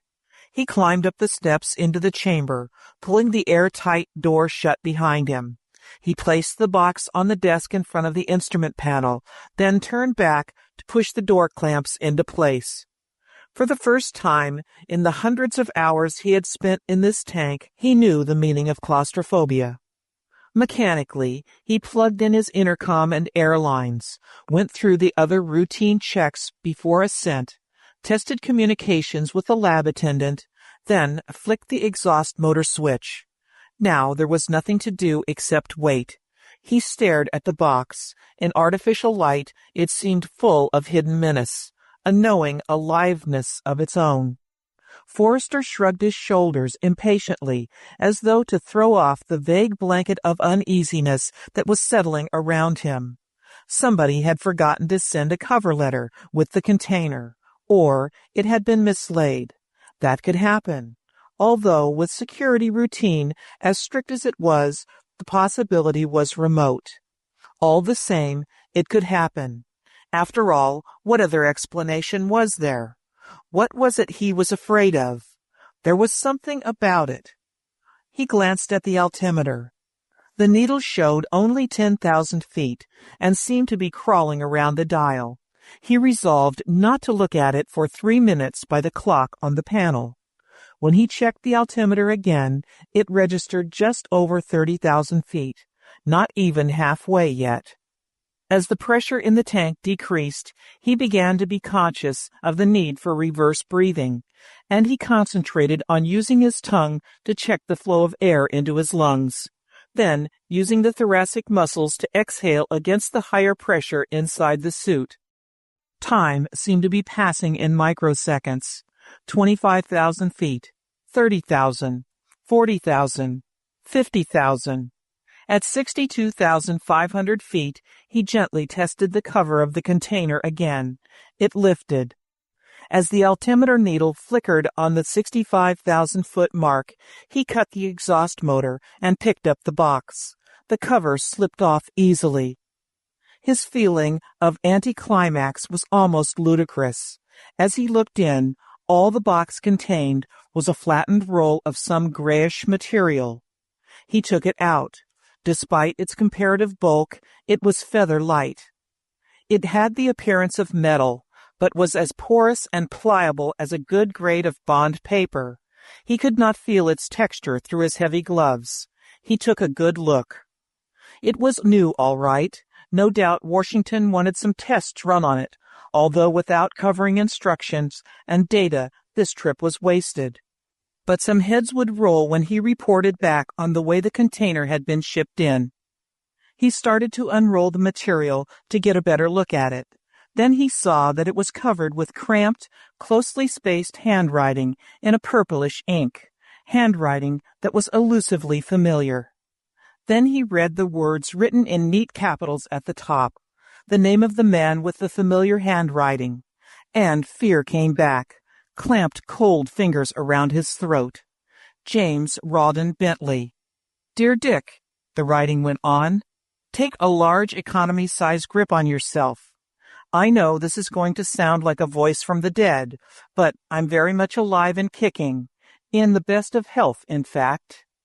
The writing blurred, and instinctively, Forrester put his fist up to rub his eyes, only to meet the hard plastic of his helmet visor. James Rawdon Bentley.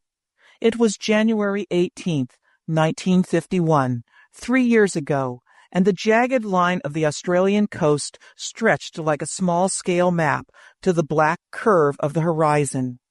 From the converted bomber that was his flying lab, Forrester could see the other American observation plane cruising on a parallel course, about a half-mile away, and beyond it, downwind, the fringe of the billowing cloud dome of the super-secret British thermonuclear shot.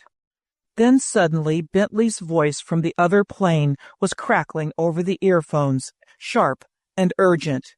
Our Geigers and scintillometers are going crazy. We're getting out of here. There's something coming inside. A light. Silence.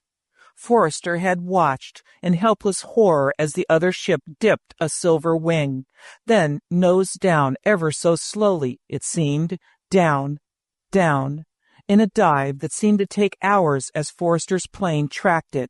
ending in a tiny splash like a pebble being thrown into a pond. Then the grimly beautiful iridescence of oil and gasoline spreading across the glassy waters of the Timor Sea. No parachutes had opened on the long journey down. An Australian air-sea rescue launch and helicopter were at the scene of the crash in minutes, but neither bodies nor survivors had been found then or later. "Everything okay, Dr. Forster?" "Yes," he said hoarsely. "Yes, everything's okay.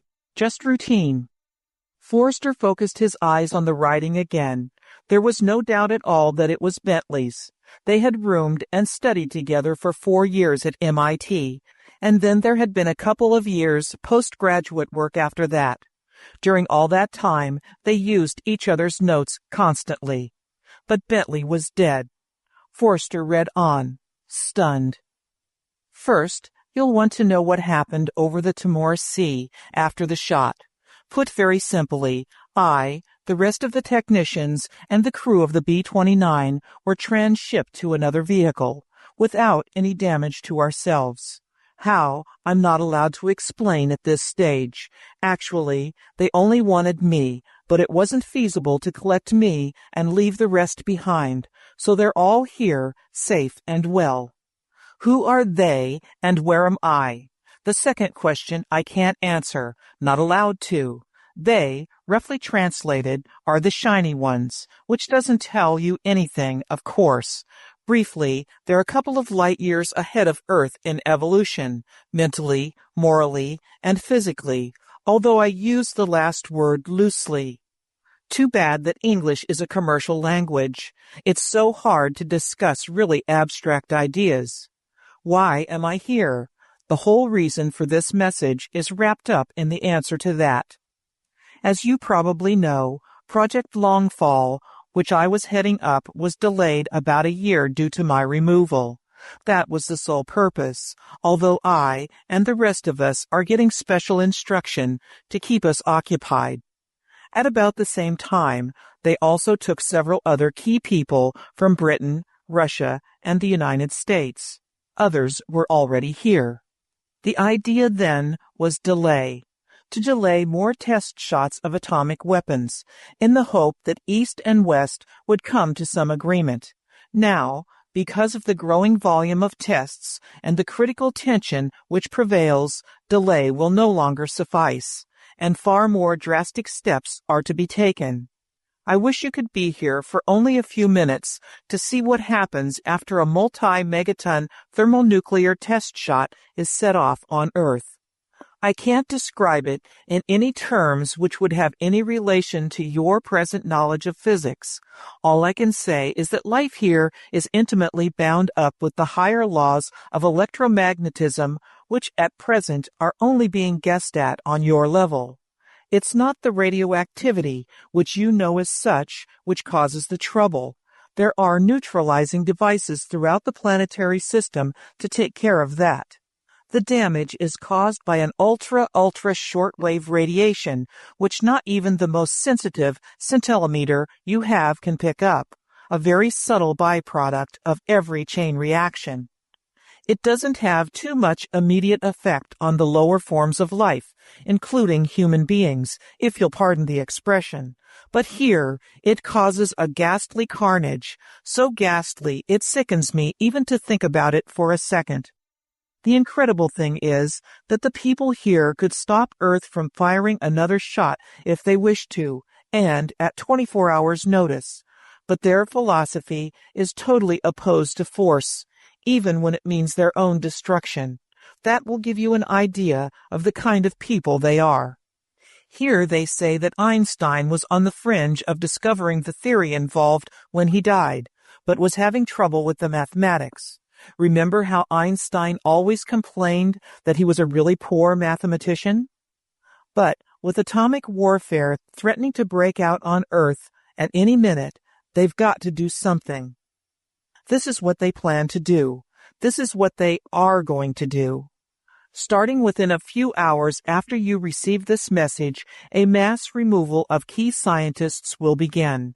They will take 20, 30, or 40, roughly equal numbers from both sides, every few hours as technical conditions allow. That will go on until East and West agree to drop this whole mad weapons race. It will be done quietly, peacefully. Nobody will be hurt except by a fluke. But if needs be, they will lift every major scientific brain off the face of Earth to stop the present drift to disaster for everybody. There are no weapons, no devices that you have at present which can stop this plan going into effect. There it is. It's as simple as that. If you knew what you were really headed for, it would need no steps from here to make both sides on Earth stop this horrible foolishness in a moment. The lesson of Mars is part of the orientation course here. I'm not on Mars.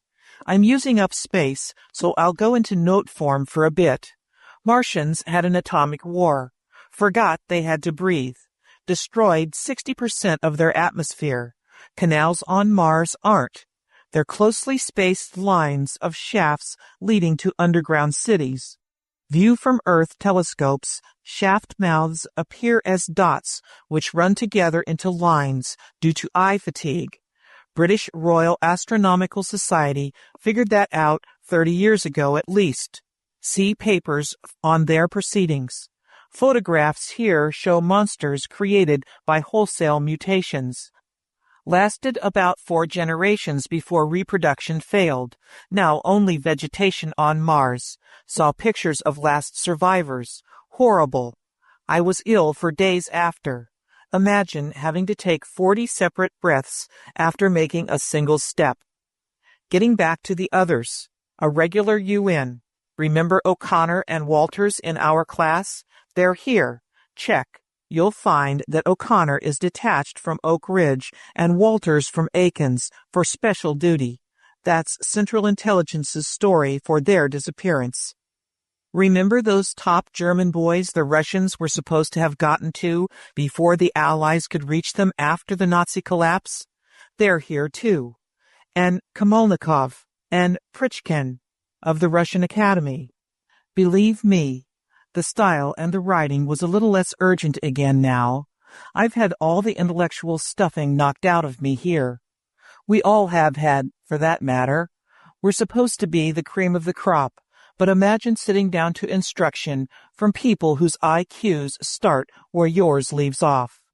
But what has really made most of us here feel pretty humble is the way they have demolished Earth's so-called scientific method and used the method itself to prove that it doesn't stand up. You know how we've always been taught to observe, collect data, then erect a theory to fit the data, a theory which has to be modified when other data come along which don't fit into it. Here they work the opposite way. They say, know the fundamental principles governing the operation of the universe, and then all the pieces fit together inside this final truth. I understand now why so many of the Oak Ridge boys turned to religion after they had been exposed to the electron microscope for a while. They realized they had gone as far as their scientific training would ever take them. Time and space are running out. I know all this must sound confused and incredible, Dick. I'm still confused myself, but I want you to think about what I've written, then take the action you think best. I know it won't be easy for you. If you think this is some maniac's idea of a joke, you'll have proof very soon that it isn't, because one of the people at your center is due to leave for here any time now. You're wondering why I use this weird and wonderful means of communication. The problem was to find a writing material which would stand up in Earth's atmosphere. Oddly enough, it's not the oxygen which causes the trouble, but the so-called inert nitrogen. This container will probably not disintegrate for a couple of days at sea level atmospheric pressure, but this material I'm writing on would not last more than a few seconds. That's one reason they picked you. Most people just don't have a spare decompression chamber up in the attic. The other reason was that with your photographic memory, you'll know this is my handwriting, beyond a shadow of a doubt, I hope.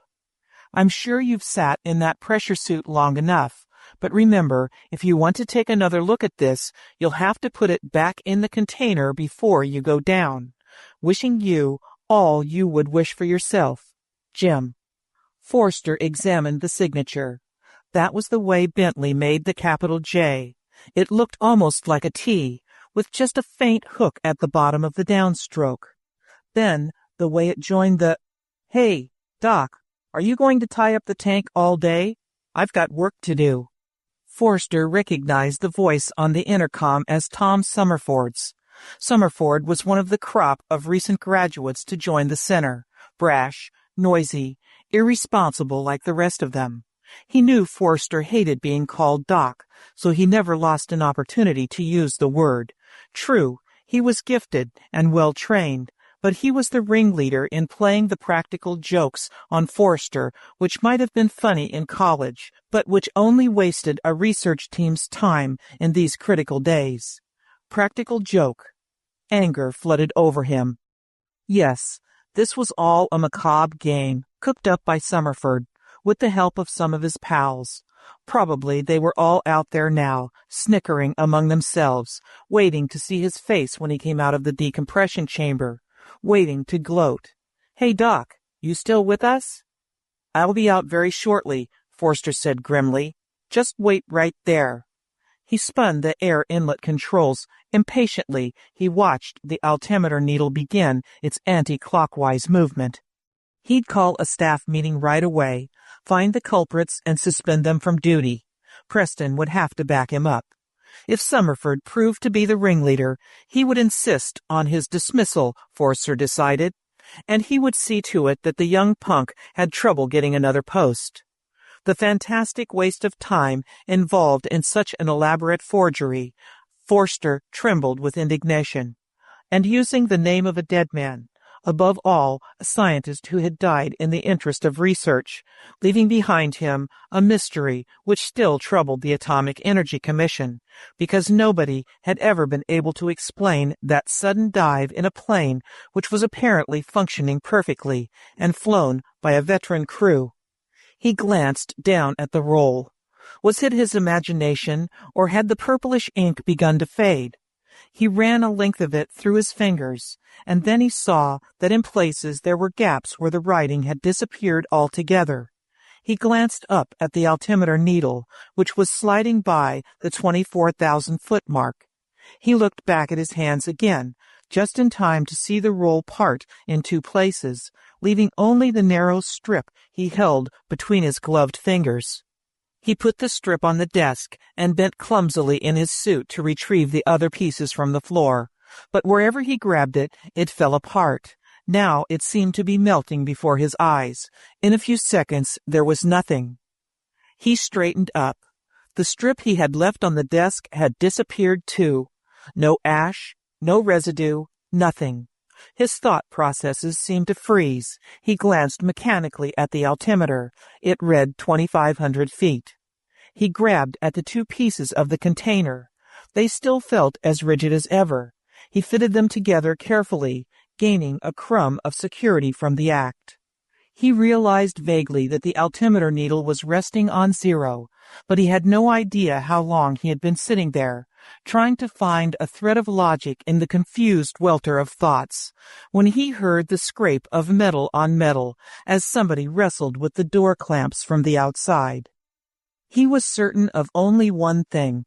His memory told him that the signature that was no longer a signature had been written by Jim Rawdon, who couldn't possibly have survived that crash into the Timor Sea. From behind, somebody was fumbling with his helmet connections. Then, fresh air and familiar sounds rushed in on him as the helmet was taken away. Summerfield's thin, intelligent face was opposite his. "Doc, are you all right?" he was asking sharply. For once, there was no superciliousness in his voice. "I'm fine," Forster said heavily. I've got a headache. Stayed in here too long, I suppose." "What's in the box?" Summerfield asked. The way he asked told Forster at once that the youngster knew nothing about it. Just some half-baked idea out of the Pentagon. Some colonel trying to justify his existence. He clutched the box to him, as though Summerford might try and take it away. "The tank's all yours." He turned and clambered out of the chamber. He put the box down on the concrete floor and climbed out of the pressure suit, watching the box all the time. It seemed to gleam up at him, as though it had eyes full of silent menace.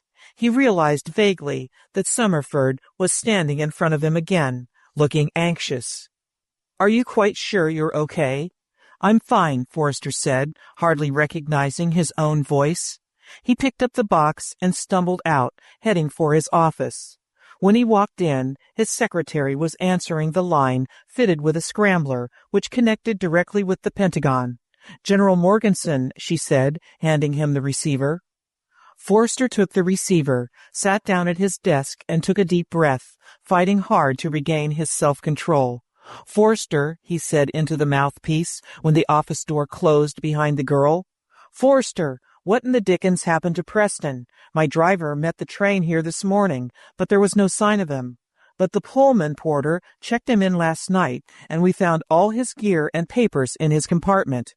"He left here in plenty of time to catch the train, General," Forrester heard himself say. "He took the train to get a night's rest."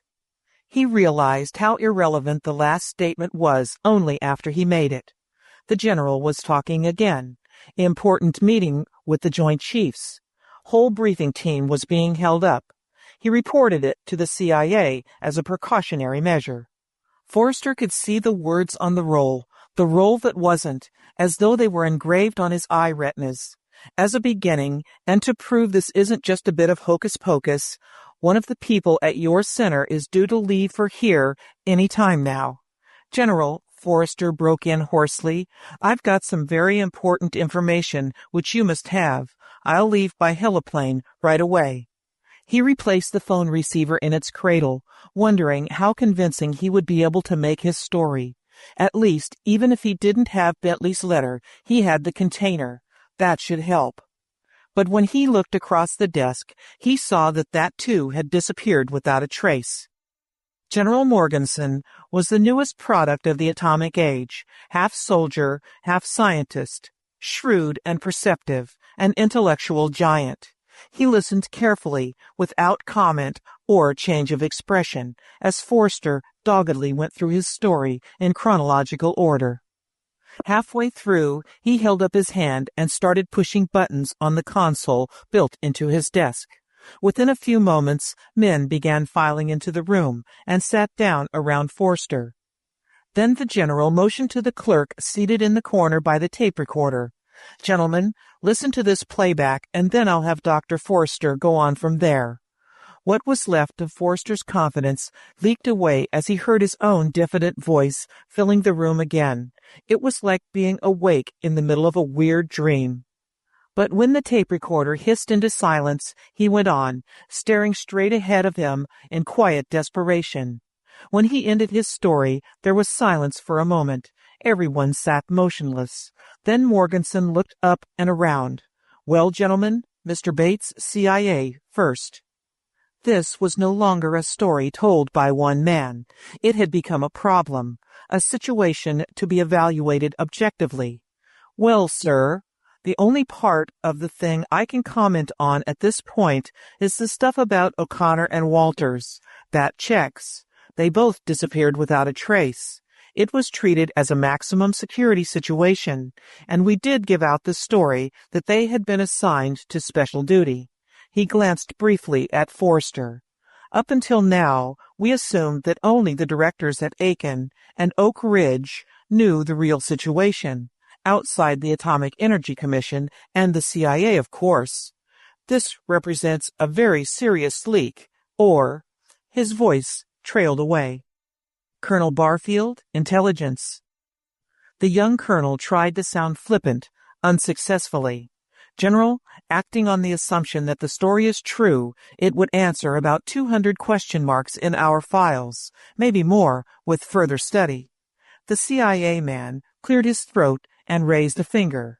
"For everybody's information," he said, "a preliminary field check shows that Dr. Preston's train was stopped for 10 minutes by fog last night. The train's radar installation failed simultaneously. There wouldn't be anything odd about that, except the temperature at the time was about 65 degrees, and the humidity was only 55%. Consider that, gentlemen. Theoretically, fog can't form under such conditions. Similar fog occurred on the occasions when O'Connor and Walters were reported missing. The Met people couldn't explain that either. That's all. Morganson sat straight up, as though he had suddenly made a decision. I don't think there's any value in further discussion at this point. You will all have transcripts of Dr. Forster's statement within a few minutes. According to that statement, we're due to lose a number of key men in the next few hours. I'll have Code 1 emergency precautions instituted at all research establishments, and I think the chairman of the Joint Chiefs should hear from me right away. Colonel Barfield, I'd like you to ask Colonel Malinatsky, the Russian military attaché, to see me here not later than 1 hour from now. We'll have a full-dress conference here at 8 o'clock tomorrow morning, with written evaluation reports in detail from all branches. Dr. Forster, consider yourself assigned to Pentagon duty as of now and until further notice. Forrester sat, dazed, until he realized that the others had left, and the general was standing in front of him. Go get some rest, Forster, the other man said with surprising gentleness. You've had a tough day. As Forrester slept, that early summer night, weathermen across the world were marking their weather maps with thousands of observations, feathery wind arrows, temperatures, barometric pressures, and relative humidities. Then, as they drew their isobars, the patterns for the northern hemisphere emerged. A giant high-pressure system, with its center in northern Oklahoma, promised warm weather across America. Another, centered east of the Ural Mountains, forecast clear weather for most of Europe and northern Asia. A low-pressure trough between was dropping light, warm rain on the green fields of England, but from Seattle to Washington, D.C., from Stettin to Vladivostok, the sun was rising or setting in clear skies. Then, about 9 p.m. Eastern Standard Time, a thickening mist descended over warm and drowsy southwest South Carolina. It was a fog that was not a fog, observers said afterwards, because there was no damp, no coldness, just a steady loss of visibility until a man couldn't see his hand in front of his face, even though a bright moon was shining. Most of the reporting night shift at Aiken Hydrogen Bomb Plant never reached the tightly guarded gates. Those who did were not allowed in. At the same hour, across the world at the newly built underground heavy water factory of Rosolovsky-Grosk, west of the southern tip of Lake Baikal, the late morning sun cast deep shadows into the gaping holes in the hillside which marked the plant entrances and exits. Deep below, miles of filtration chambers hissed quietly as they prepared their deadly concentrate. Then, without warning, the sun grew watery and pale, and within a few minutes a haze began to form at ground level. It grew thicker and thicker. The sun became a dim orange sphere, then was blotted out. Total darkness enveloped the area. And, at the same hour, the watchers manning the lonely circle of probing radar domes, facing each other across the frozen wastes of the Arctic, cursed softly in Russian and English as their scopes sweeping the upper air first went blank, then dark. They were shaken men at the meeting in General Morganson's office the next morning. Over 30 key men are gone from Aiken, Morganson was saying. In terms of goals, it means that our 1960 program now cannot possibly be fulfilled until 1965.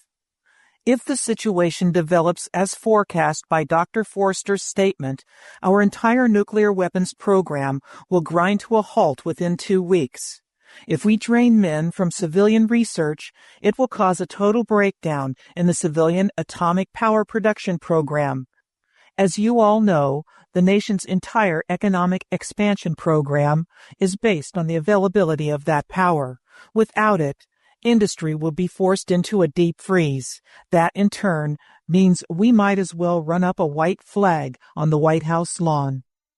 He smiled thinly. I would be a lot more worried than I am, except we have the first indications that the other side is in the same boat. I broke every regulation in the book last night when I talked to Melanowski. I took the liberty of warning him on the basis that there was nothing to lose. His reaction was that it was all a Wall Street capitalist plot. Psychological warfare, he called it. He phoned me an hour ago. Sounded as though he'd just seen a ghost. He said the Russian ambassador had asked for an appointment with the Secretary of State this morning. Forster, bewildered and out of his depth in these global problems, let the flood of words pour over him. Then he realized Morganson was staring at him over the telephone receiver at his ear, and that the room was very quiet. Then Morganson said respectfully, "Very well, Mr. President, we'll have Dr. Forster there." Forster was relegated to the sidelines after his interview with the gray-faced man in the White House. Events were moving swiftly, events which Forster could read behind the blurred black headlines of the newspapers. The Russian ambassador was closeted with the Secretary of State for a record 6-hour talk.